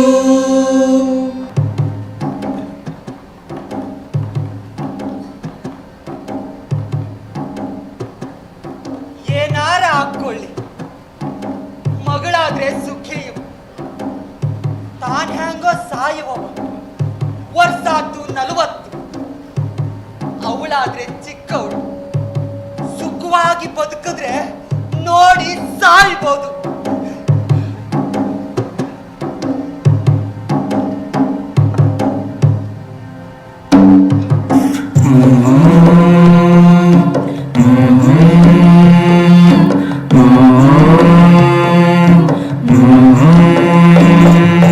ತಿಂಗಾರು ಕಳಿತೀಗ ಶನಿಯ ಮನಿ ಬಂದು ತಿಂಗಾರು ಕಳಿತೀಗ ಶನಿಯ ಮನಿ ಬಂದು ಬಳಿಯೊಳಗೆ ಬೆಳೆದಂತೆ ಚಿಂತೆಂಬುದಿಲ್ಲ ಬಳಿಯೊಳಗೆ ಬೆಳೆದಂತೆ ಚಿಂತೆಂಬುದಿಲ್ಲ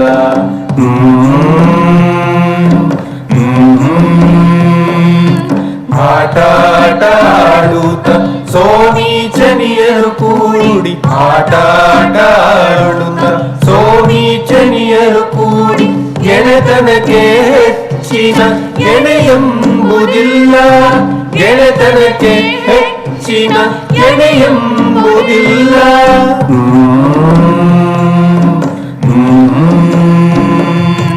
ಹೊಸ್ಸಾಯ್ತು ಈಗೊಂಡು ಮಂಕೇನೋ ಮರುಳೇನೋ, ಹೊಸ್ಸಾಯ್ತು ಈಗೊಂಡು ಮಂಕೇನೋ ಮರುಳೇನೋ, ಸ್ವಾಮಿ ಜನಿಯರ ಜೀವ ಕಂಚಿನ ಎರಕ, ಸ್ವಾಮಿ ಜನಿಯರ ಜೀವ ಕಂಚಿನ ಎರಕ.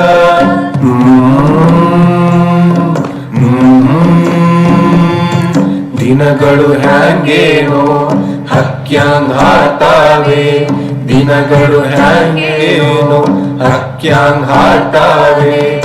ಇಬ್ಬರು ಕಾಂಬೂಗೆ ಗೂಡ್ಕಟ್ಟು ಬಂದಿದ್ದ ಗುಬ್ಬಚ್ಚಿ ಹಾಂಗೆ.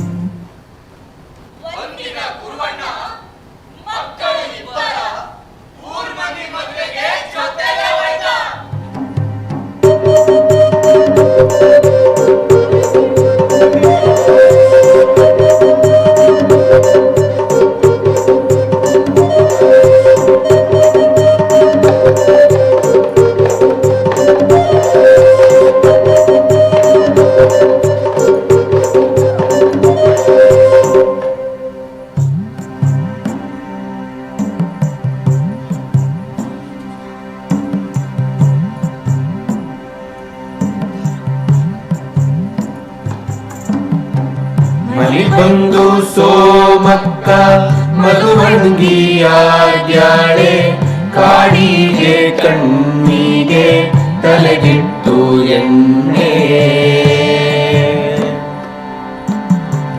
ಮಲಿಗೊಂದು ಸೋಮಕ್ಕ ಮಧುವಡ್ಗಿಯಾಗ್ಯಾಳೆ, ಕಾಡಿಗೆ ಕಣ್ಣಿಗೆ ತಲೆಗಿಟ್ಟು ಎಣ್ಣೆ.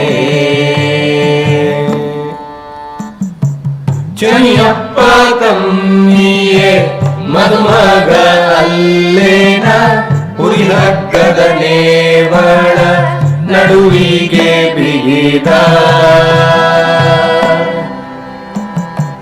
ಚನಿಯಪ್ಪ ಕಮ್ಮಿಯೇ ಮದುಮಗ ಅಲ್ಲೇನ, ಹುರಿಹಗ್ಗದ ನೇವಳ ನಡುವಿಗೆ ಬಿಗಿದ.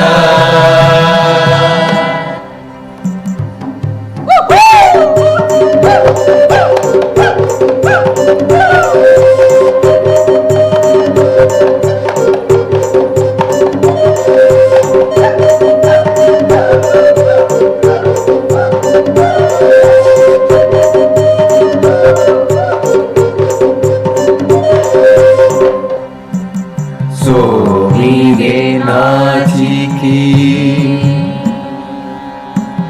ಶನಿಯಂಗೆ ಮಾತಿಲ್ಲ,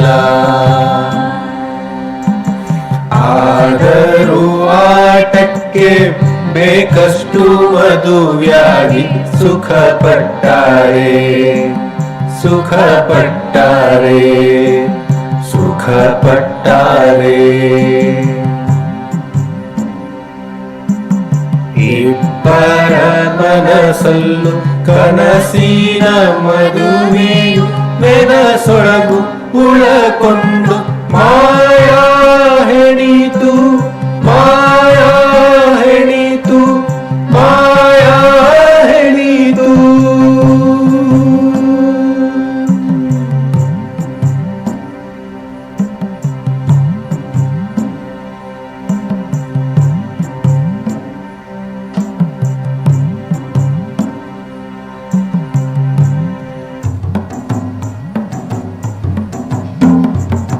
ಸೋಮಿಗೆ ಮನೆ ವಾರ್ತೆ ನೆಚ್ಚಿಗೆ ಕೆಲಸವು, ಸೋಮಿಗೆ ಮನೆ ವಾರ್ತೆ ನೆಚ್ಚಿಗೆ ಕೆಲಸವು. ಶನಿಯಗೆ ಹೊರಗಿನ ಕಜ್ಜಾ ಬದುಕುಗಳು, ಶನಿಯಗೆ ಹೊರಗಿನ ಕಜ್ಜಾ ಬದುಕುಗಳು. ಆಟದ ಗಂಡಂಗೆ ಒಂದಿನ ಜ್ವರ ಬಂದ್ರೆ ಆಟದ ಗಂಡಂಗೆ ಒಂದಿನ ಜ್ವರ ಬಂದ್ರೆ ಸ್ವಾಮಿಯ ಕಣ್ಣಲ್ಲಿ ಹೊಳೆ ಹೊಳೆ ನೀರು, ಸ್ವಾಮಿಯ ಕಣ್ಣಲ್ಲಿ ಹೊಳೆ ಹೊಳೆ ನೀರು.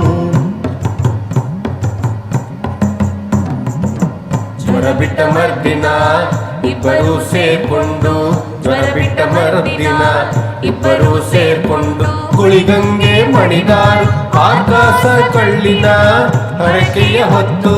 ಗುಳಿಗಂಗೆ ಮಣಿದಾರು ಆಕಾಶ ಕಳ್ಳಿನ ಹರಕೆಯ ಹೊತ್ತು.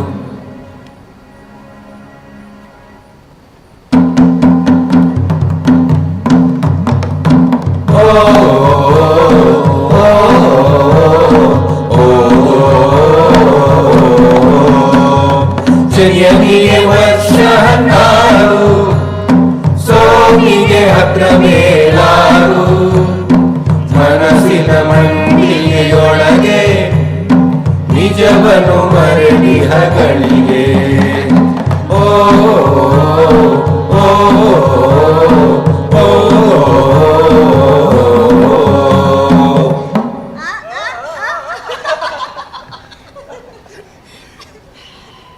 ಸೋಮಿ ಈಗ ಎಂಥವಳು?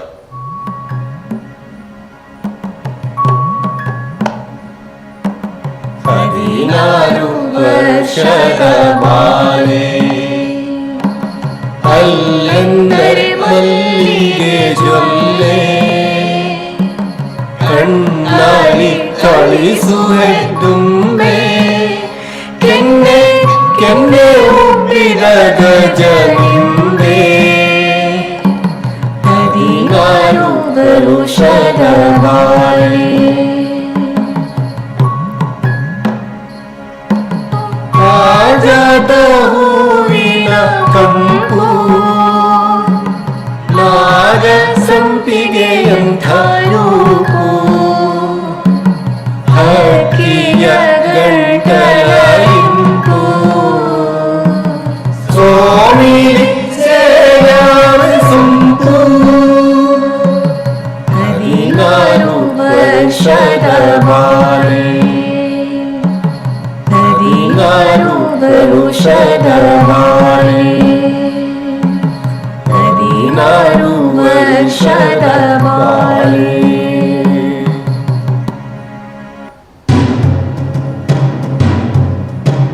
ಗುರುವಾನ ಗುಡಿಗೆ ನೆಂಟ್ರು ಬಂದಾರು, ಗುರುವಾನ ಗುಡಿಗೆ ನೆಂಟ್ರು ಬಂದಾರು.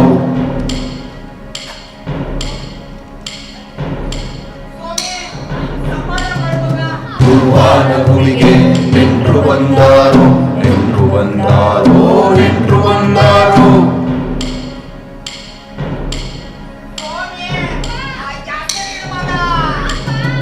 ಗುರುವಾನ ಗುಡಿಗೆ ನೆಂಟ್ರು ಬಂದಾರು, ನೆಂಟ್ರು ಬಂದಾರು, ನೆಂಟ್ರು ಬಂದಾರು. ಇಷ್ಟು ದಿನ ಯಾರಿಲ್ಲ, ಈಗ್ಯಾಕಪ್ಪ? ಗುರುವಾನ ಗುಡಿಗೆ ನೆಂಟ್ರು ಬಂದಾರು, ನೆಂಟ್ರು ಬಂದಾರು, ನೆಂಟ್ರು ಬಂದಾರು. ಎಲ್ಲಿಂದ ಬಂದ್ರಪ್ಪ? ಯಾಕೆ ಬರ್ತಾರೋ?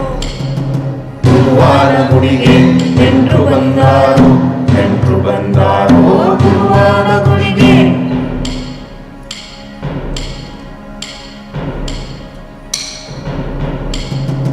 ಎಲ್ಲಿಲ್ಲದವರು ಯಾಕೆ ಬರ್ತಾರೋ?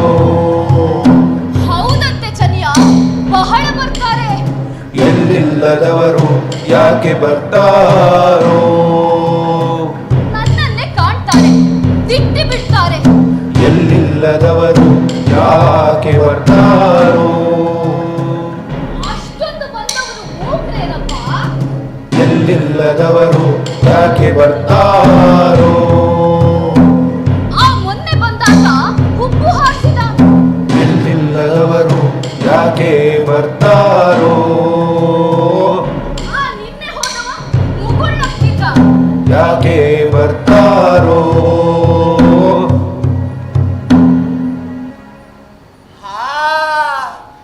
ನಂಗೆ ತಿಳಿಯಿತು, ನಿನ್ನ ಕಾಂಬೋಕೆ ನಿಮ್ ಮದುವೆ ನಡೆದಿದ್ದಿ, ನಿನ್ ಕಾಣ್ಲಿಕ್ಕೆ ಬಂದಾರೆ. ಬೇಡಪ್ಪ, ನನ್ನ ತಳ್ಬೇಡ.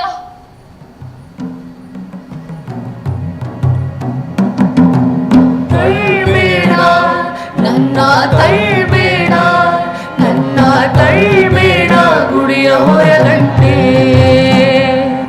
ಆ ಮದ್ವಿಗೆ ಬ್ಯಾಡಪ್ಪ ಮನೆಯ ಬಿಡಲಾರೆ, ಆ ಮದ್ವಿಗೆ ಬ್ಯಾಡಪ್ಪ ಮನೆಯ ಬಿಡಲಾರೆ. ಆಂಗನ್ ಬೇಡ ನನ್ನ ಹೆಂಗರು, ಆಂಗನ್ ಬೇಡ ನನ್ನ ಹೆಂಗರು. ನೀ ಹೆಣ್ಣು ಆದ್ಮೇಲೆ ಮದ್ವೆ ಬ್ಯಾಡೇನೆ, ನೀ ಹೆಣ್ಣು ಆದ್ಮೇಲೆ ಮದುವೆ ಬ್ಯಾಡೇನೆ. ಆಂಗನ್ ಬೇಡ ನನ್ನ ಹೆಂಗರು. ಬ್ಯಾಡಪ್ಪ ಮದ್ವೆ ಬ್ಯಾಡಪ್ಪ, ಬ್ಯಾಡಪ್ಪ ಮದ್ವಿ ಬ್ಯಾಡಪ್ಪ, ಮದ್ವಿ ಬ್ಯಾಡಪ್ಪ ಗುಡಿಯ ಬಿಡ್ಲಾರೆ. ನಾನಿನ್ನನು ಬಿಟ್ಟರೆ ಪ್ರಾಣ ಹಾರಿತು, ನಾನಿನ್ನನು ಬಿಟ್ಟರೆ ಪ್ರಾಣ ಹಾರಿತು. ಆಂಗನ್ ಬೇಡ ಗುಂಗುರು ಕೂದಲವಳೆ, ಆಂಗನ್ ಬೇಡ ಗುಂಗುರು ಕೂದಲವಳೆ. ನನ್ನ ಕೂದಲು ನೆರೆಲಿಲ್ವಾ ಈ ಜೀವ ಶಾಶ್ವತವಾ, ನನ್ನ ಕೂದಲು ನೆರಲಿಲ್ವಾ ಈ ಜೀವ ಶಾಶ್ವತವಾ. ಆಂಗನ್ ಬೇಡ ಗುಂಗುರು ಕೂದಲವಳೆ, ಆಂಗನ್ ಬೇಡ ಗುಂಗುರು ಕೂದಲವಳೆ.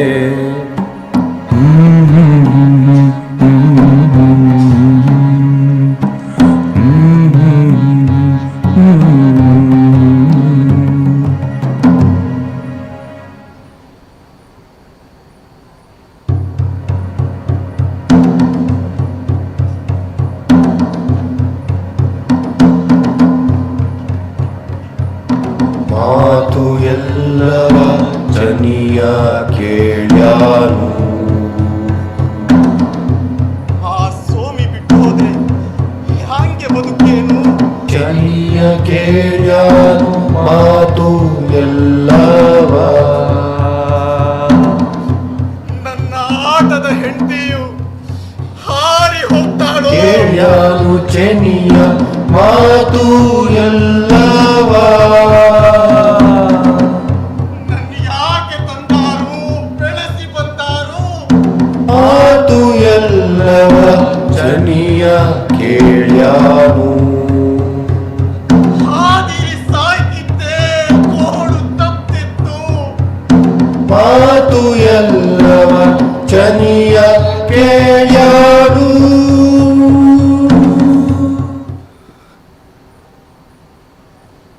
ಆ ಸೋಮಿ ಹೋದ್ಮೇಲೆ ಬದುಕು ಉಳಿದೀತಾ.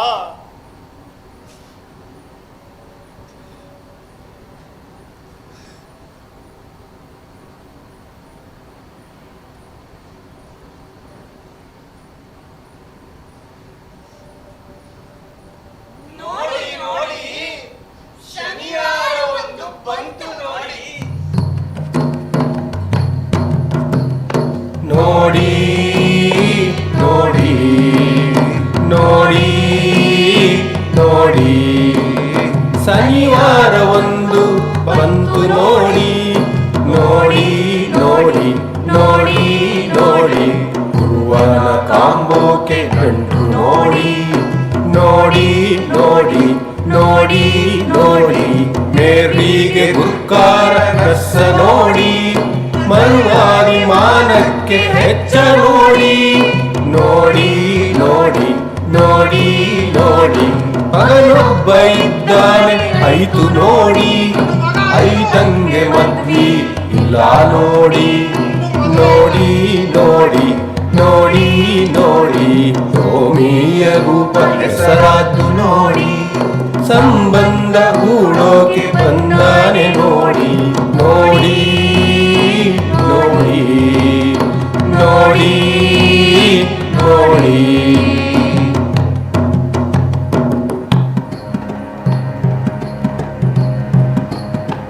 ಮದ್ಮೇರು ಬಳಿಯುವ ನೀನು ಹೇಳಿ ಹೇಳಿ ಹೇಳಿ ಹೇಳಿ ಬೆರ್ಮೆದೆ ಬಳಿ ನಂದು ನಿಜಕ್ಕೂ ಹೇಳಿ ಹೇಳಿ ಹೇಳಿ ಬೆರ್ಮೆರೆ ನಾಗಂಗೆ ಮನ್ಸಾದ್ರೆ ಹೇಳಿ ಹೇಳಿ ಹೇಳಿ ಹೇಳಿ ನನ್ನ ಐತುಗೆ ಸೋಮೀನ ತರಬೇಕು ಹೇಳಿ ನನ್ನ ಐತುಗೆ ಸೋಮೀನ ತರ್ಬೇಕು ಹೇಳಿ ತರ್ಬೇಕು ಹೇಳಿ ತರ್ಬೇಕು ಹೇಳಿ ತರ್ಬೇಕು ಹೇಳಿ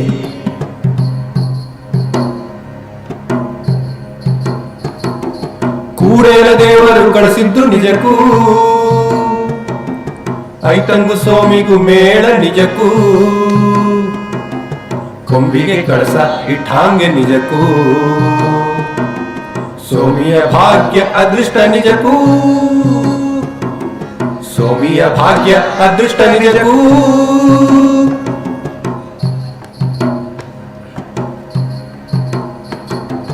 ಮುಂದಿನ ಶನಿಯಾರ ಬರ್ಲೇನ್ ಗುರುವ ಎಲೆ ಅಡಕಿ ಮರವಾದಿ ಆಗ್ಬೇಕು ಗುರುವ ಹಾಗಿದ್ರೆ ಮನಗೀಗ ಹೋಗ್ತೇನ್ ಗುರುವ ನರಿ ಮುಖ ಕಂಡಿದ್ದೆ ಬರುವಾಗ ಗುರುವ ನರಿ ಮುಖ ಕಂಡಿದ್ದೆ ಬರುವಾಗ ಗುರುವ ನರಿ ಮುಖ ಕಂಡಿದ್ದೆ ಬರುವಾಗ ಗುರುವ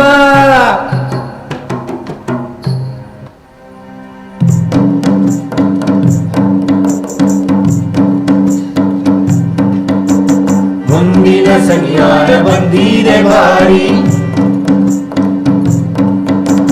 ನಿಶ್ಚಯ ಆಗಿದೆ ಮದುವೆ ಬಾರಿ ಬಳಿ ಕಂಚು ಪಗಲಿನ ತರಬೇಕು ಬಾರಿ ಮಾಮನ ಬರ್ಕಾರ ಒಪ್ಪ್ಯಾರ ಬಾರಿ ಮಾಮನ ಬರ್ಕಾರ ಒಪ್ಪ್ಯಾರ ಬಾರಿ ಮುಂದಿನ ಸನ್ಯಾರ ಮದುವೆ ಬಾರಿ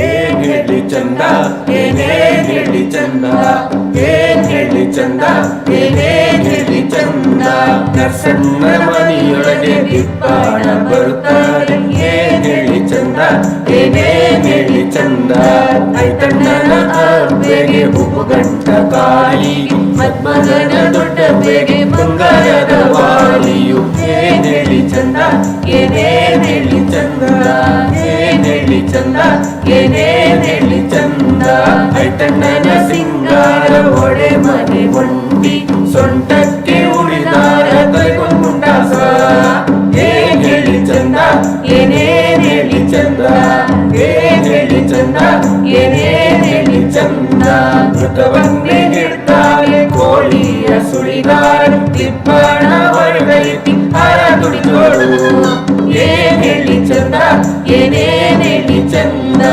ಏನ್ ಹೇಳಿ ಚಂದ ಏನೇನ್ ಹೇಳಿ ಚಂದ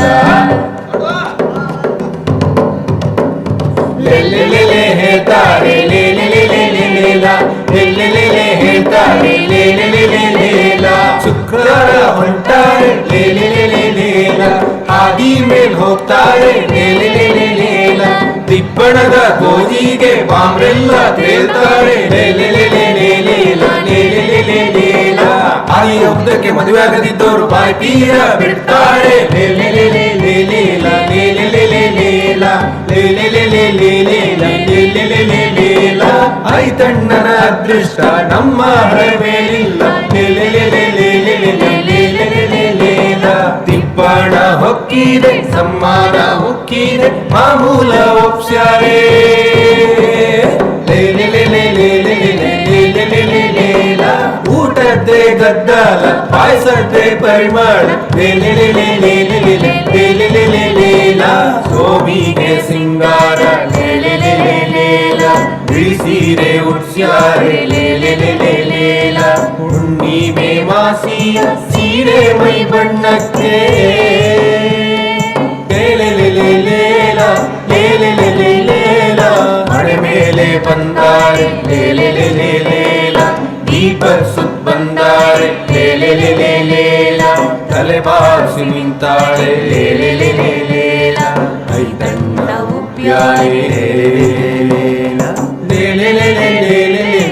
ಲೇಲೆಲೆಲೆಲೆಲೆಲ ಜಾಸಿಯ ಹಾಕ್ಯಾರೆ ಕಣ್ಣೀರ ಕರ್ದಾರೆ ಗುರುವಣ್ಣ ಅಂದಾನೆ.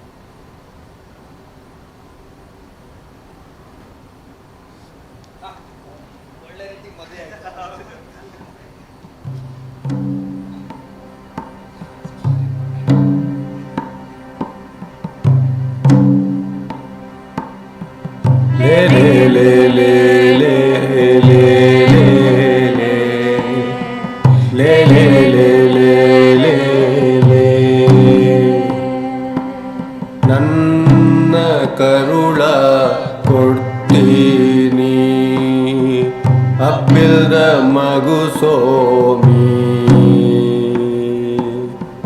ವರ್ಷ ಹನ್ನಾರಾಯ್ತು ಸಾಕೂತ ಬಂದಿದ್ದೆ, ವರ್ಷಾಯ್ತು ನನಗಿನ್ನೂ. ನಿಂದಿದು ಕಾಪಾಡು ಜೋಪಾಸ್ನ ಕಾಣಪ್ಪ ಅಬ್ಬಿಲ್ದ ಮಗು ಸೋಮಿ. ಜೋಪಾಸ್ನ ಕಾಣಪ್ಪ ಜೋಪಾಸ್ನ ಕಾಣಪ್ಪ. ಲೇ ಲೇ ಲೇ ಲೇ ಲೇ ಲೇ ಲೇ ಲೇ ಲೇ ಲೇ ಲೇ ಲೇ ಲೇ ಲೇ ಲೇ ಲಾ.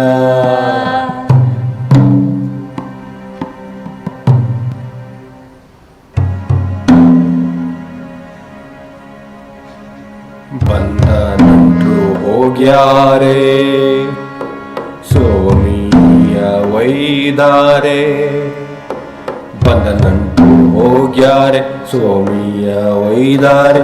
ಗುರುವಣ್ಣ ತಲೆ ತಗ್ಸಿ ಗುಳಿ ಮುಂದೆ ಕುಂತಾನೆ.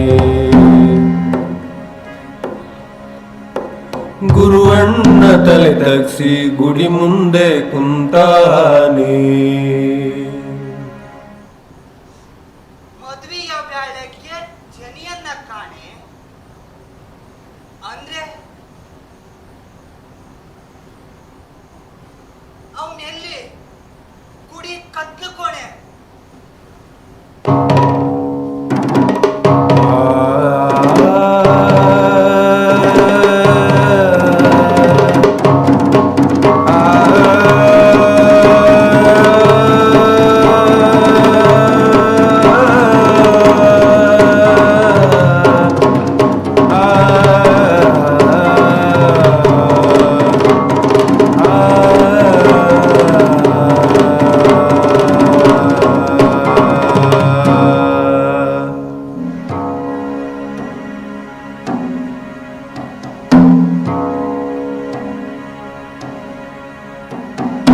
ಸೂರ್ಯಂಗೆ ಗಿರಾಣ ಹಿಡ್ದಾಗುಂಟು, ಚಂದ್ರಂಗೆ ಅಮಾಸೆ ಬಂದಾಂಗುಂಟು. ಜೀವನ್ನೆ ಹೆಬ್ಬಾವು ನುಂಗಾಂಗುಂಟು. ಸೋಮಿ ಬಿಠೋದಿ ಸೋಮಿ ಬಿಠೋದಿ. ಈ ಸಂದು ವರ್ಷ ಕೂಡ್ಯಾಡಿದಿ, ಕೈ ಮೇಲೆ ಜೀವ ಕುಣಿಸ್ಯಾಡಿದಿ. ಆಟಕ್ಕೆ ಮದುವೆಯಾಗಿ ಜೀವ ಕದ್ದಿ. ಸೋಮಿ ಬಿಠೋದಿ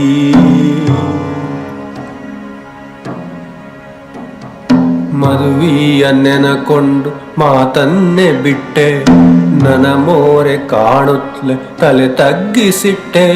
ಸಿಟ್ಟಾದ್ಯ ಎಂದಾರು ಹೇಳಿಲ್ಲ ಕೆಟ್ಟೆ, ಸೋಮಿ ಬಿಟ್ಟೋದಿ.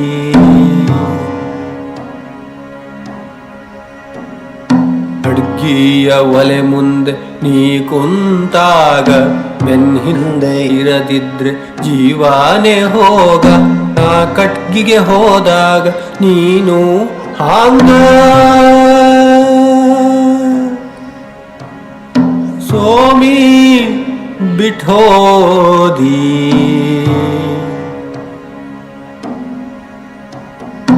ಓ ಚೆನ್ನಿ ನಿನ್ ಮನಸ್ಸು ಹ್ಯಾಂಗೆ ಬಂತು, ಇನ್ನೊಬ್ನ ಕೈ ಹಿಡಿದೆ ನನ್ನ ಬಿಟ್ಟೆಂತು. ಬಾಳುವೆ ಬಣ್ಣ ಕೆಟ್ರೆ ಬಾಳುವುದೆಂತು, ಸೋಮಿ ಬಿಟ್ಟೋದಿ.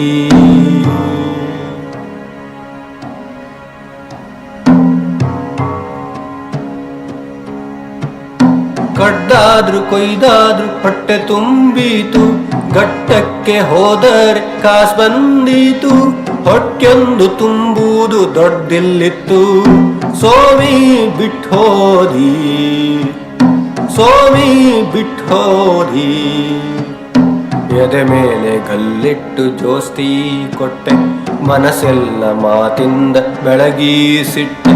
ಕಣ್ಣಿಗೆ ಕಣ್ಕೊಟ್ಟು ದಿಟ್ಟಿ ನೆಟ್ಟೆ, ಸೋಮಿ ಬಿಟ್ಟೋದಿ. ಸೋಮಿ ಬಿಟ್ಟೋದಿ. ಅಂಥವಳೆ ಕೈಯನ್ನ ಬಿಟ್ಟೋದ್ಮ್ಯಾಲೆ ಬದುಕಿದ್ರು ಸತ್ತೋದ್ರು ಎತ್ವಾಸಿಲ್ಲೆ.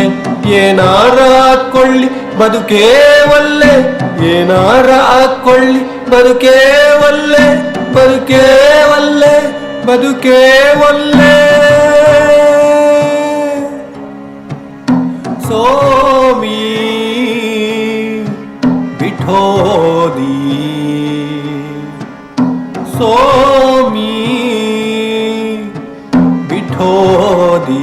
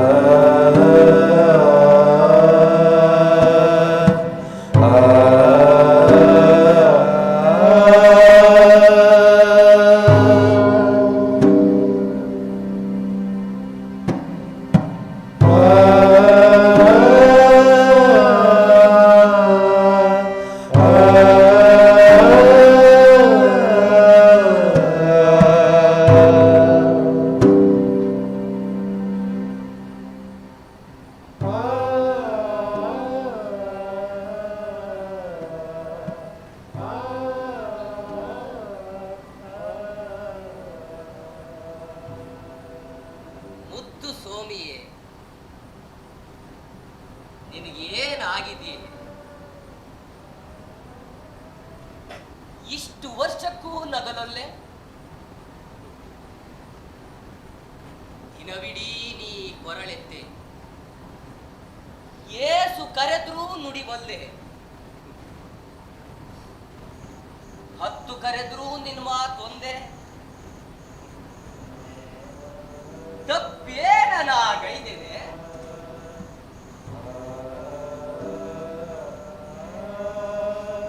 ಬಳೆ ಮಾಡ್ಸಿರೆ ಗಳಿಗೆ ಒಂದೂ ತೊಡಲಿಲ್ಲ.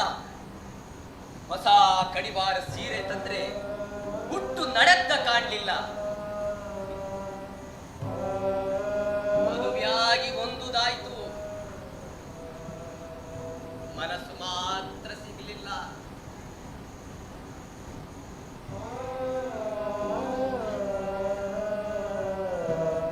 ನಿನ್ನ ಎದೆ ಏನು ಹೊರೆಯುತ್ತೆ? ಹೇಳ್ಬಾರ್ದೆ ನನ್ನ ಮುಂದೆ?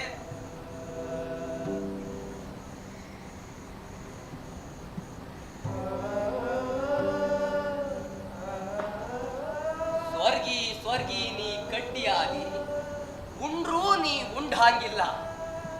ಒಂದೇ ಚಾಪೆಯ ಬಿಡಿಸಿ ಬಿದ್ರು ಮೂಗಿಗೆ ನಿನ್ನ ತುರುಬೇ ತಾಕ್ತಿತ್ತು. ಕರೆದು ಒಪ್ಪಿದ್ರೆ ಇರ್ತಿದ್ದೆ, ಸಂತದ ಕೂಸ ಹಿಡ್ದಂಗಾಗ್ತಿತ್ತು. ನಿನ್ನ ಕಂಡು ಮಂಕಾಗಿದ್ದೆ, ಮಂಕೆ ನಿಂತು ಚಿಂತಿ ಬಂತು. ಹಿಂಗೆ ಆದ್ರೆ ಮುಂದೆ ಹೇಗೆ ಪ್ರಾಣದ ಹಕ್ಕಿ ಕೂಡಳಿಪುದು? ನನಗಾಗಿ ನೀ ನಗಬೇಡೆ, ಚೊಚ್ಚಲು ಬಸ್ರಿ ನೀ ನೆನ್ಕೊಳ್ಳೆ. ಚಿಂತೆಯೊಳಗೆ ಹೊಟ್ಟೆ ಕೂಸು ಕರಗಿ ಸಾಯದೇ ಇರ್ಲಿ. ನಾನೇ ಪಾಪಿ ಅಂದ್ಕೊಂಡಿದ್ದೆ, ಆ ಮಗುವಿಂದೇನು ಪಾಪ?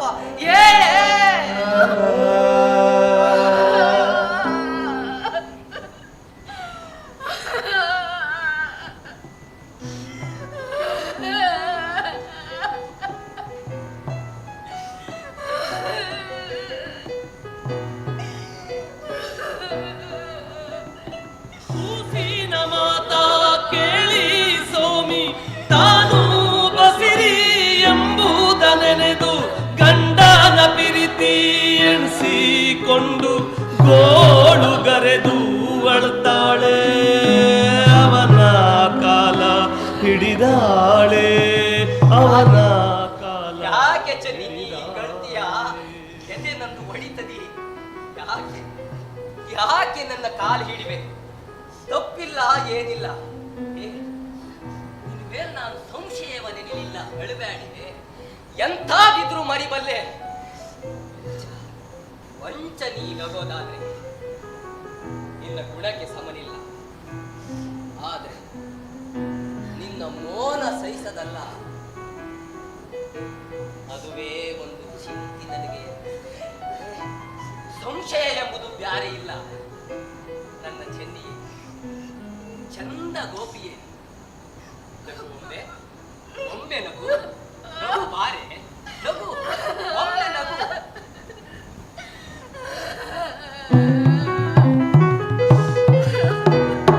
ಮೌನದ ಕಟ್ಟೆ ಕಡೆಯಿತೀಗ, ಸಂಶಯದ ಮಾತು ಬಂದಾಗಳಿಗೆ ಬಚ್ಚಿಡೋದೆಲ್ಲ ತಪ್ಪು ಎಂದು ಹೊಳೆ ಹೊಳೆ ದುಃಖ ಹರಿಸ್ಯಾಳೆ.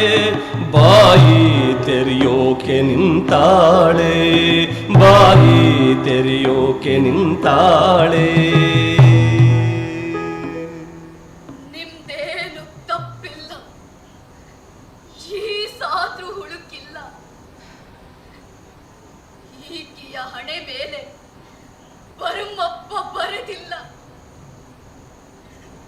ದೈವಕ್ಕೆ ನಾನು ಬೇಡಾದವಳು.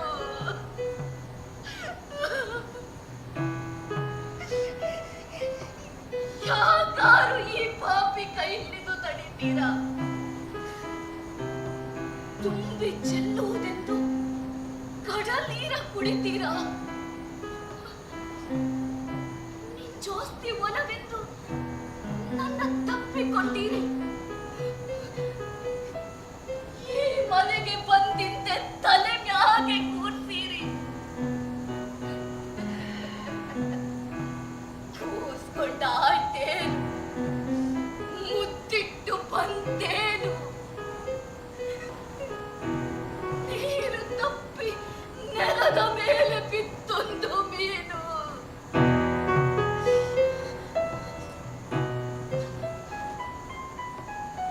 ನಾನಾರು ಸಾಕಷ್ಟು ಬಡಿದಾಟ ಮಾಡಿದೆ. ಋಣ ಪ್ರೀತಿ ತೀರ್ಸೋಕೆ ಎದೆಯನ್ನೇ ಕಡೆದೆ. ನಿಮ್ಮ ರಕ್ತ ನಾ ಪಡೆದು ತಾಯಾಪಗಳಿಗೆ ಋಣ ಸಾಲ ಹರಿಲಿಲ್ಲ, ಬಡ್ಡಿಯೂ ತೀರ್ಲಿಲ್ಲ. ಈ ಜನ್ಮ ಕಳೆಯುತ್ತೆ ಉಯಿಕೊಂಡು ಹೀಗೋಳು. ಮುಂದೊಮ್ಮೆ ಹುಟ್ಟುವೆ ತಗ್ಗಿಸೆ ನಿಂಗೋಳು.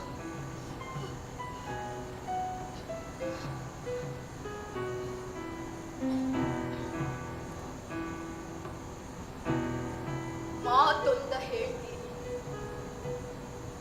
ನಿಮ್ಮೆದೆಯ ಒಡೆಯೋಕೆ ಭಗವಂತ ಮೆಚ್ಚೋಕೆ ಈ ಹೊರೆಯ ತಗ್ಸೋಕೆ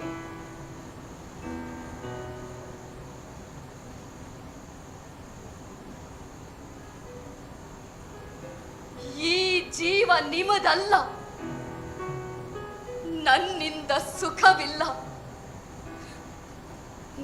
ನನ್ನ ಮನಸ್ಸೇ ನನ್ನದಲ್ಲ. ನನಗೆ 10 ವರ್ಷಿತ್ತು. ಶನಿಯಪ್ಪ ಮನೆಗೆ ಬಂದ. ನನ್ನಪ್ಪ ಬರ್ಸ್ಕೊಂಡ, ನನ್ನ ಆಟ ಕಾಯ್ತೆಂದ. ಶನಿಯಂಗೂ ಸೋಮಿಗೂ ಮೈ ರೂಪ ಬೇರಿತ್ತು. ಆ ಮದುವೆ ದಿನದವರೆಗೂ ಜೀವ ಮಾತ್ರ ಬೆರೆತಿತ್ತು.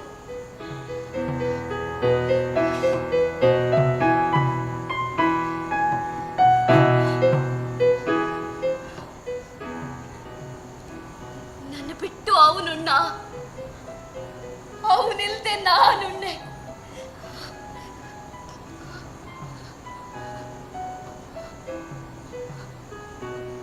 ಆಟಕ್ಕೆ ಮದುವೆ ಆಯ್ತು. ಉಂಟು ಬಾಳೆಹಣ್ಣು.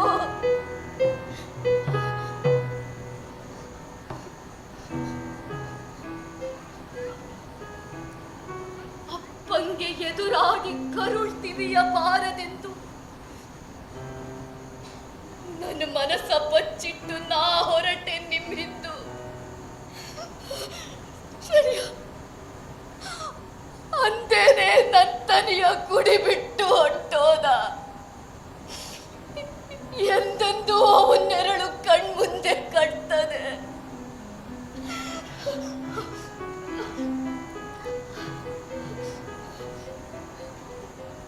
ನೀವು ನಿಂತು ಮುಟ್ಟಿದ್ರೆ, ಏನಾರ ಆಡಿದ್ರೆ ಅವನು ಪಾಠ ಬಂದು ತಡೀತದೆ. ದೇವ್ರೇ,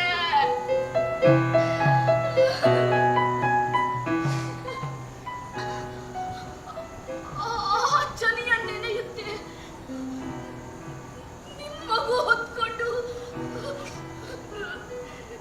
ಈ ಜೀವ ನಡುಗುತ್ತೆ, ನರ್ಕೊಂದು ಕುಣಿಯುತ್ತೆ.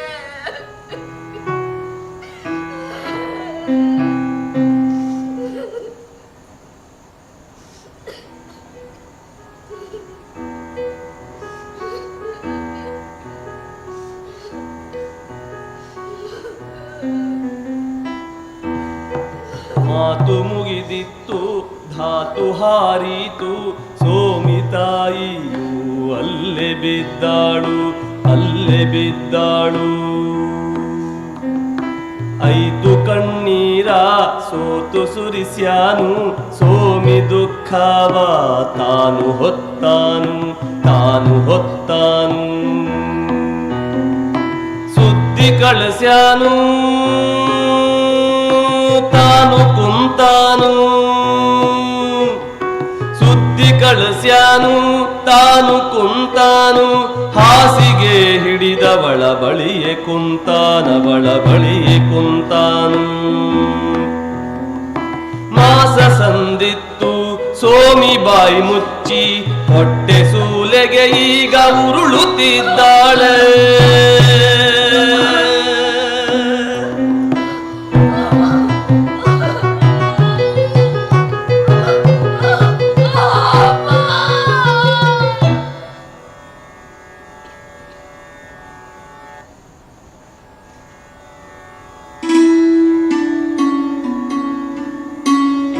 ಸೋಮಿ ಕುಸ ಹಡೆದಾಳು, ಸೋಮಿ ತಾಯಿಯಾದಳು, ತಾಯಿಯಾದಳು ಕುಸ ಹಡೆದಾಳು. ಅತ್ತೆ ಬಂದಾಳು ಕೂಸ ಕಂಡಾಳು, ಅತ್ತೆ ಬಂದಾಳು ಕೂಸ ಕಂಡಾಳು. ಚೋಟು ಕೂಸೊಂದು ಮಲಗಿಕೊಂಡಿಹುದು ತಾಯಿಗಳಿಗೆ ಕಾಯುತ್ತಿದ್ದಾಳೆ.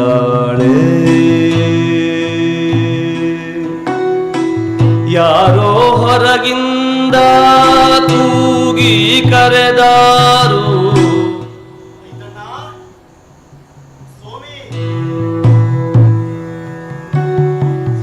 ಐದು ಎಲ್ಲವರ ದೂರ ಕಳಿಸ್ಯಾನು, ಹೊರ್ಗೆ ಹೋಗುತ್ತೆ ಕರ್ದು ತಂದಾನು.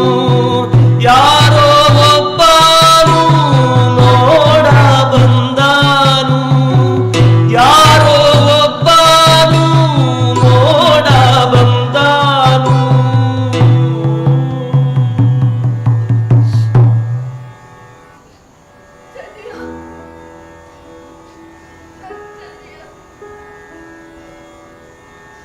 ಒಂದು ಕ್ಷಣಕ್ಕೆ ಕಣ್ಣ ತೆರೆದಾಳು, ಸೋಮಿನ ಕಾಳು, ಸೋಮಿನ ಕಾಳು. ಚನಿಯ ಬಂದಾನೆ ನಂತನಿಯ ಬಂದಾನೆ, ಚನಿಯ ಬಂದಾನೆ ನಂತನಿಯ ಬಂದಾನೆ. ದಿಯ ಒಡೆದಾಳು, ನಂತಪ್ಪು ಎಂದಾಳು, ನಂತಪ್ಪು ಎಂದಾಳು.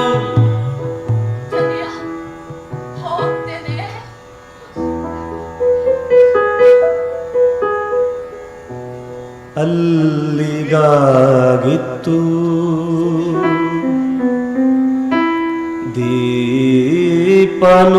ದೀಪನೊಂದಿತ್ತು, ಎಲ್ಲ ಮುಗೀತು, ಗೋಳು ಉಳಿತು.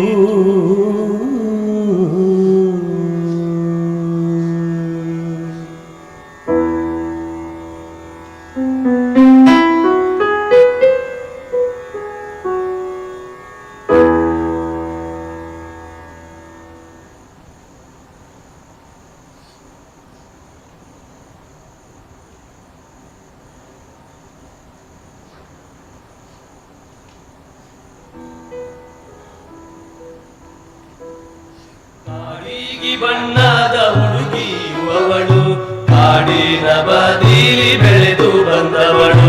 ಕಾಡಿಗಿ ಬಣ್ಣದ ಹುಡುಗಿಯು ಅವಳು, ಕಾಡಿನ ಬದಿಲಿ ಬೆಳೆದು ಬಂದವಳು. ಕೂಸಾಳು ಗುರುವಾಗೆ ಒಬ್ಬಾಳೆ ಮಗಳು, ತುಂಬಿಯ ಕಣ್ಣಿಗೆ ಗುಂಗೂರು ಹೆರಳು. ಕೂಸಾಳು ಗುರುವಾಗೆ ಒಬ್ಬಾಳೆ ಮಗಳು, ತುಂಬಿಯ ಕಣ್ಣಿಗೆ ಗುಂಗೂರು ಹೆರಳು.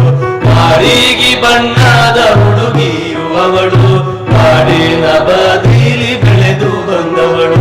ಕಾಡಿನ ಬದಿಲಿ ಬೆಳೆದು ಬಂದವಳು, ಕಾಡಿನ ಬದಿಲಿ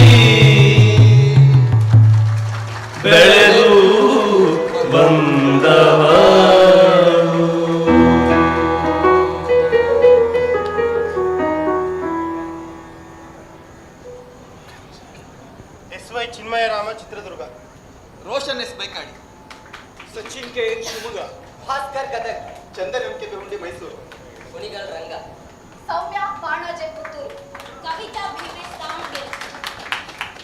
ಸೌಮ್ಯ ಸೌಭಾಗ್ಯ ನಾಟಕದ ರಚನೆ ಡಾಕ್ಟರ್ ಕೆ ಶಿವರಾಮ್ ಕಾರಂತರು ಹಾಗೂ ಈ ನಾಟಕದ ಕಲೆ, ರಂಗವಿನ್ಯಾಸ ಮತ್ತು ಸಂಗೀತ ನಿರ್ವಹಣೆ ಚಂದ್ರನಾಥ್ ಗೊಜಗೋಳಿ ಹಾಗೂ ಈ ನಾಟಕದ ಬೆಳಕಿನ ನಿರ್ವಹಣೆ ಮಹಾಬಲೇಶ್ವರ್ ಬಿಕೆ ಹಾಗೂ ಈ ನಾಟಕದ ವಿನ್ಯಾಸ ಮತ್ತು ನಿರ್ದೇಶನ ಗಣೇಶ್ ಮಂದಾರ್ತಿ ಹಾಗೂ ಈ ನಾಟಕದ ಸಂಪೂರ್ಣ ನಿರ್ವಹಣೆಯನ್ನು ವಹಿಸಿರುವಂತಹವರು BR ವೆಂಕಟರಮಣ ಐತಾಳ್, ನಿರ್ದೇಶಕರು ಹಾಗೂ ಸಂಗೀತ ಭಿನ್ನ ಷಡ್ಜ ಹಾಗೂ 124ನೇ ಜನ್ಮದಿನದ ಸವಿನೆನಪಿನಲ್ಲಿ ಈ ವೇದಿಕೆಯಲ್ಲಿ ನಮ್ಮ ನಾಟಕವನ್ನು ಪ್ರಸ್ತುತಪಡಿಸಲಿಕ್ಕೆ ಅವಕಾಶ ನೀಡಿದಂತಹ ಕರ್ನಾಟಕ ಸರ್ಕಾರ, ಕನ್ನಡ ಮತ್ತು ಸಂಸ್ಕೃತಿ ಇಲಾಖೆ ಬೆಂಗಳೂರು ಹಾಗೂ ಡಾಕ್ಟರ್ ಶಿವರಾಮ್ ಕಾರಂತ ಬಾಲವನ ಪರ್ಲಡ್ಕ ಪುತ್ತೂರು ಹಾಗೂ ಸಹಾಯಕ ಆಯುಕ್ತರ ಕಾರ್ಯಾಲಯ ಪುತ್ತೂರು, ದಕ್ಷಿಣ ಕನ್ನಡ ಜಿಲ್ಲೆ, ಇವರೆಲ್ಲರಿಗೂ ಸಹ ಕಾರ್ಕಳ ಯಕ್ಷರಂಗಾಯಣದ ಪರವಾಗಿ ಅನಂತ ಧನ್ಯವಾದಗಳು. ನಮಸ್ಕಾರ. ಕಾರಂತರ ರಂಗಶಕ್ತಿಯನ್ನು ಪರಿಚಯಿಸಿದ ಯಕ್ಷರಂಗಾಯಣ ಕಾರ್ಕಳಕ್ಕೆ ಸಹಾಯಕ ಆಯುಕ್ತರ ಕಚೇರಿ, ಕನ್ನಡ ಮತ್ತು ಸಂಸ್ಕೃತಿ ಇಲಾಖೆ ಮತ್ತು ಬಾಲವನ ಸಮಿತಿ ಪರವಾಗಿ ಪ್ರೀತಿಯ ಧನ್ಯವಾದಗಳು. ಮಾನ್ಯ ಮೇಡಮ್ ಬರಬೇಕು, ಅವರಿಗೆ ಕ್ಷಮಾರಾವ್ ಮೇಡಮ್ ದಯವಿಟ್ಟು ವೇದಿಕೆಗೆ ಬನ್ನಿ ಮೇಡಮ್.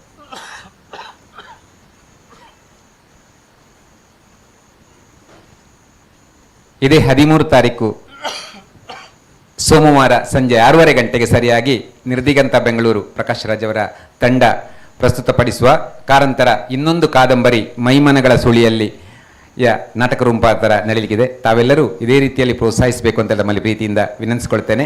ಅವತ್ತು ಯಾವುದೇ ಮಾತುಕತೆ ಇರುವುದಿಲ್ಲ, ನೇರವಾಗಿ ನಾಟಕ 6:30ಗೆ ಆರಂಭ ಆಗ್ತದೆ.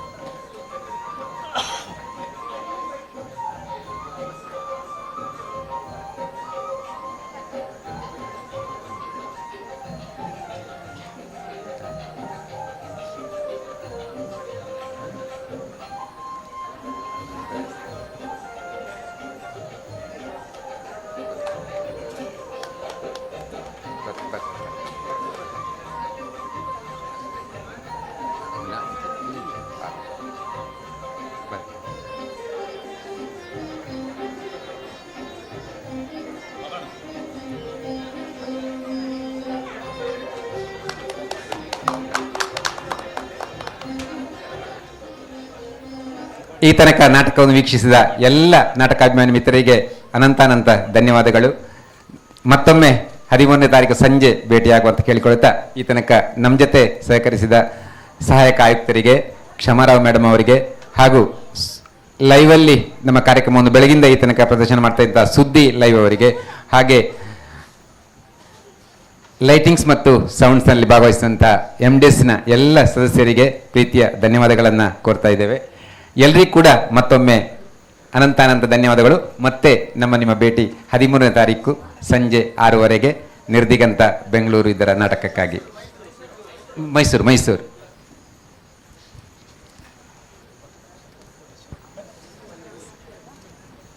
ಶಿವಣ್ಣ, ಕಾರ್ತಿಕಣ್ಣ, ಶಿವಣ್ಣ,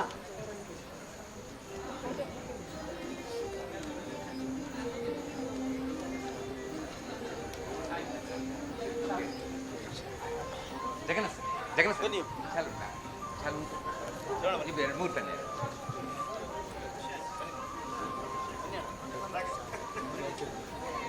ರಾಘು ಸರ್ ಬನ್ನಿ. ರಾಘು ಸರ್ ಬನ್ನಿ ಬನ್ನಿ.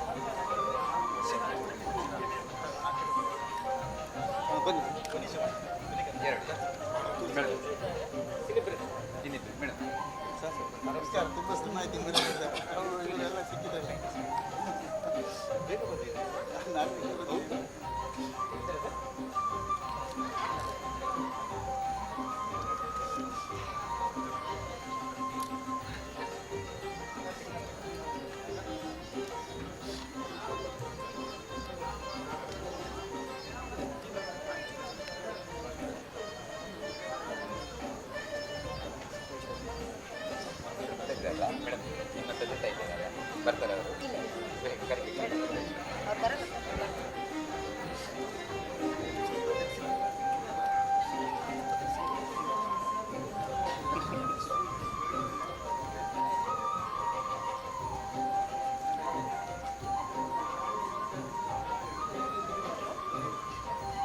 ಬಾರಪ್ಪ.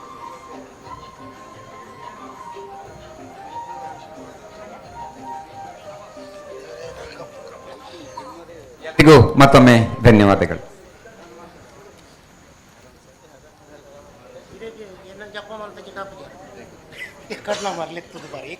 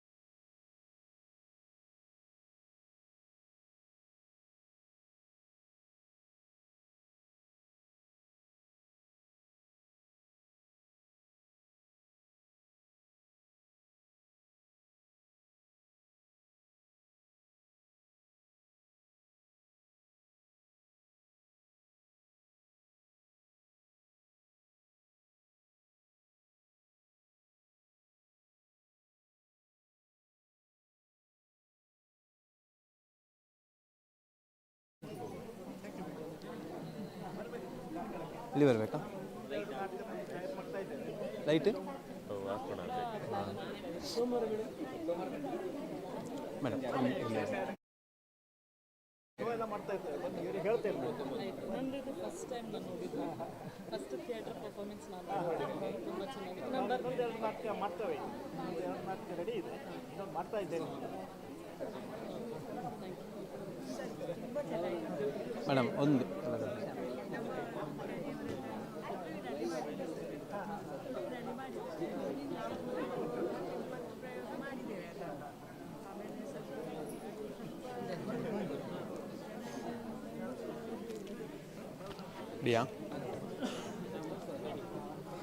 ಕಾರಂತರ ತಪೋಭೂಮಿ ಪುತ್ತೂರಿನಲ್ಲಿ ನಡೆದಿರುವಂತಹ ಕಾರಂತರ 124ನೇ ಜನ್ಮದಿನೋತ್ಸವ ಇವತ್ತು ಬೆಳಗ್ಗೆಯಿಂದ ಬೇರೆ ಬೇರೆ ಕಾರ್ಯಕ್ರಮಗಳ ಜೊತೆಗೆ ಕಾರಂತರ ಬಾಲವನ ಪ್ರಶಸ್ತಿ ಪ್ರದಾನ ಜೊತೆಗೂಡಿ ಅನೇಕ ಸಾಂಸ್ಕೃತಿಕ ಕಾರ್ಯಕ್ರಮಗಳ ಜೊತೆಗೂಡಿ ಇವತ್ತು ಇಡೀ ಕಾರಂತರು ನಡೆದಾಡಿದಂತಹ ಈ ಪುತ್ತೂರಿನ ಬಾಲವನದಲ್ಲಿ ಮತ್ತೊಮ್ಮೆ ಕಾರಂತರು ನಡೆದಾಡಿದಂತಹ ಒಂದು ಸನ್ನಿವೇಶ ನಿರ್ಮಾಣಗೊಳ್ಳಲಿಕ್ಕೆ ಇವತ್ತು ಬಹಳ ಪ್ರಮುಖವಾಗಿ ಕಾರಣಕರ್ತರು ಪುತ್ತೂರಿನ ಸಹಾಯಕ ಆಯುಕ್ತರಾಗಿರುವಂತಹ ಸ್ಟೆಲ್ಲಾ ಮೇಡಮ್ರವರು. ಮೇಡಮ್ ನಮಸ್ತೆ. ಒಟ್ಟು ಕಾರ್ಯಕ್ರಮಗಳು ಒಂದು ದಿವಸದ ಇಡೀ ಕಾರ್ಯಕ್ರಮಗಳನ್ನ ಆಯೋಜಿಸಿದ್ರಿ, ಇಷ್ಟೊಂದು ದೊಡ್ಡ ಅರೇಂಜ್ಮೆಂಟ್, ಈ ಪುತ್ತೂರಿನ ಜನರಿಗೆ ಮತ್ತೊಮ್ಮೆ ಕಾರಂತರನ್ನು ನೆನಪಿಸುವಂಥ ಕಾರ್ಯವನ್ನು ಕನ್ನಡ ಮತ್ತು ಸಂಸ್ಕೃತಿ ಇಲಾಖೆ ಅಂಡರ್ನಲ್ಲಿ ತಾವುಗಳು ಪುತ್ತೂರಿನಲ್ಲಿ ಮುತುವರ್ಜಿ ವಹಿಸಿ ನಡೆಸಿದ್ದೀರಿ. ಹೇಗಾಯಿತು ಒಟ್ಟು ಕಾರ್ಯಕ್ರಮಗಳು? ಎಲ್ರಿಗೂ ನಮಸ್ಕಾರ. ಭಾಳ ಚೆನ್ನಾಗಿ ಆಗಿದೆ. ನಾವು ಅಂದ್ಕೊಂಡ್ಕಿಂತ ಭಾಳ ಚೆನ್ನಾಗಿ ಬಂದ ಅತಿಥಿಗಳೆಲ್ಲ ತುಂಬ ಅಪ್ರಿಷಿಯೇಟ್ ಮಾಡಿದರು. ಮತ್ತು ಇವತ್ತಿನ ಕಾರ್ಯಕ್ರಮ ಇಡೀ ಪುತ್ತೂರಿಗೆ ಒಂದು ಒಳ್ಳೆ ಹಳೆ ನೆನಪನ್ನು ತಂದಿದೆ. ಇದೇ ಥರ ನಾವು ಭಾಳಷ್ಟು ಪ್ರೋಗ್ರಾಮ್ಸ್ ಮಾಡಬೇಕಂತಿದ್ದೀವಿ.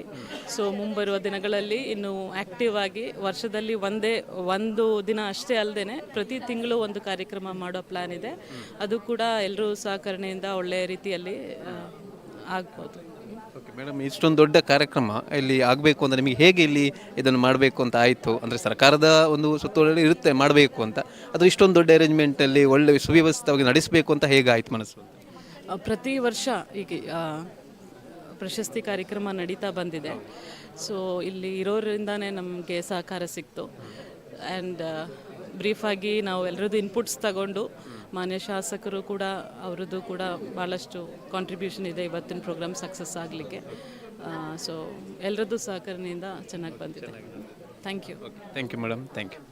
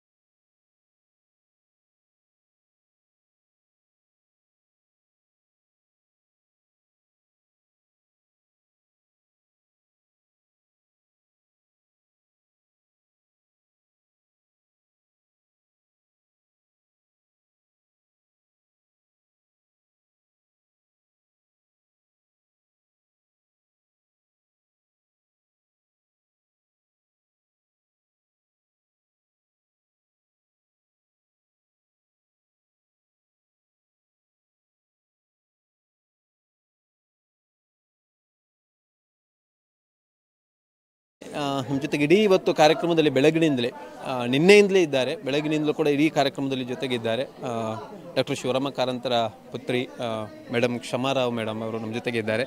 ಮೇಡಮ್ ನಮಸ್ತೆ. ನಮಸ್ತೆ. ಹೇಗಾಯಿತು ಒಟ್ಟು ಕಾರ್ಯಕ್ರಮಗಳು? ನಿನ್ನೆಯಿಂದ ನಾನು ಬಹುಶಃ ಇಲ್ಲೆಲ್ಲ ಕಾರ್ಯಕ್ರಮದ ಅರೇಂಜ್ಮೆಂಟಲ್ಲಿ ಇದ್ದೀರಿ, ಬೆಳಗಿನಿಂದ ಕಾರ್ಯಕ್ರಮಗಳು ನೋಡ್ತಾ ಇದ್ದೀರಿ. ಹೇಗಾಯಿತು ಮತ್ತು ತಂದೆಯ ನೆನಪು ಮತ್ತೊಮ್ಮೆ ಹೇಗಾಯಿತು ನಮಗೆ? ಬಾಲವನಕ್ಕೂ ನನಗೂ ಭಾಳ ಹಿಂದಿನ ಇದು, ನಾನು ಇಲ್ಲೇ ಹುಟ್ಟಿ ಬೆಳೆದವಳು. ಯಾವತ್ತೂ ಬಾಲವನಕ್ಕೆ ಬರೋದಂದರೆ ಅಷ್ಟು ಸಂತೋಷ. ತಂದೆ ತಾಯಿಯ ನೆನಪುಗಳು ಇಲ್ಲಿ ಉಳಿದುಕೊಂಡಿದೆ. ಇಲ್ಲಿಯ ಗಿಡ ಮರಗಳು ಎಲ್ಲವನ್ನು ನೋಡಿ ಅಷ್ಟೊಂದು ಮನಸ್ಸಿಗೆ ಭಾಳ ಸಂತೋಷ ಆಗ್ತದೆ.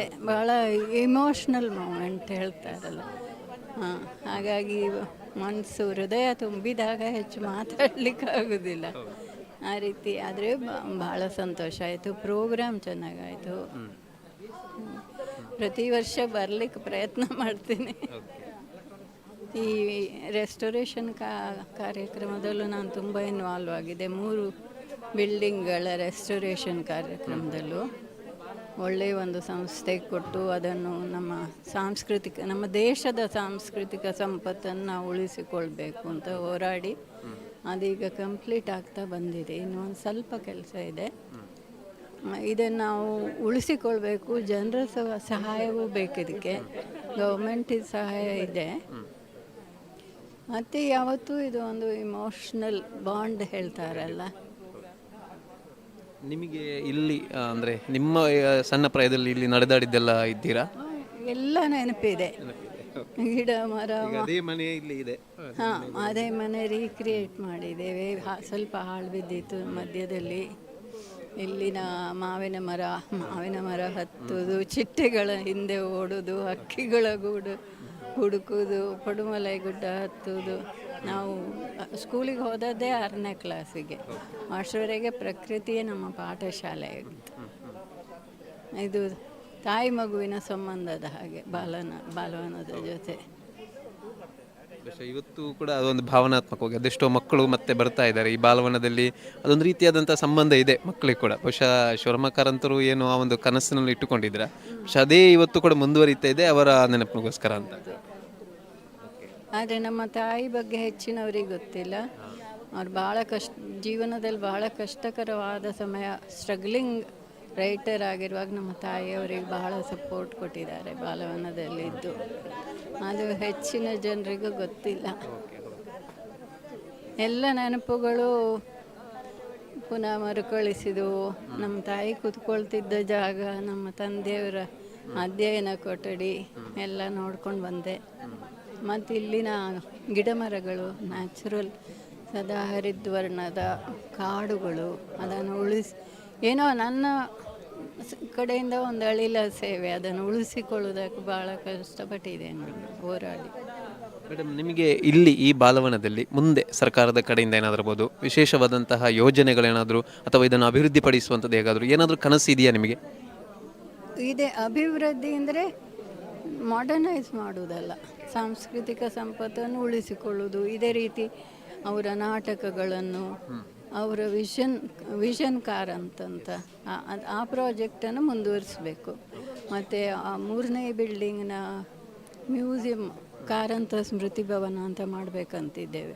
ಕಾರಂತರ ಮೆಮೊರೇಬ್ಲಿಯ ಆ ಸ್ಟೇಜ್ನಲ್ಲಿ ಅವರ ಯಕ್ಷರಂಗದ ಕ್ಯಾರೆಕ್ಟರ್ಸು ಇದೆಲ್ಲ ಒಂದು ಕಂಪ್ಲೀಟ್ ಪ್ರಾಜೆಕ್ಟ್ ಮಾಡಬೇಕಂತಿದ್ದೇವೆ. ಮತ್ತು ಆರ್ಟಿಫಿಷಿಯಲ್ ಗಾರ್ಡನ್ ಮಾಡದೆ ನಿಜವಾಗಿ ಉಳಿದಿರುವ ಜೈವಿಕ ವನವನ್ನು ಉಳಿಸ್ಕೊಳ್ಬೇಕು. ಮನುಷ್ಯನ ಉಳಿವಿಗೂ ಅದೆಷ್ಟು ಮುಖ್ಯ, ಪ್ರಕೃತಿಗೂ ಇದಕ್ಕೂ ಇರುವ ಸಂಬಂಧ. ಇದನ್ನು ನೆನಪಿಟ್ಟುಕೊಂಡು ಏನೋ ನನ್ನಿಂದ ಆದಷ್ಟು ನಾನು ಮಾಡಬೇಕಂತಿದೆ. ಥ್ಯಾಂಕ್ ಯು ಮೇಡಮ್, ತುಂಬ ಥ್ಯಾಂಕ್ಸ್.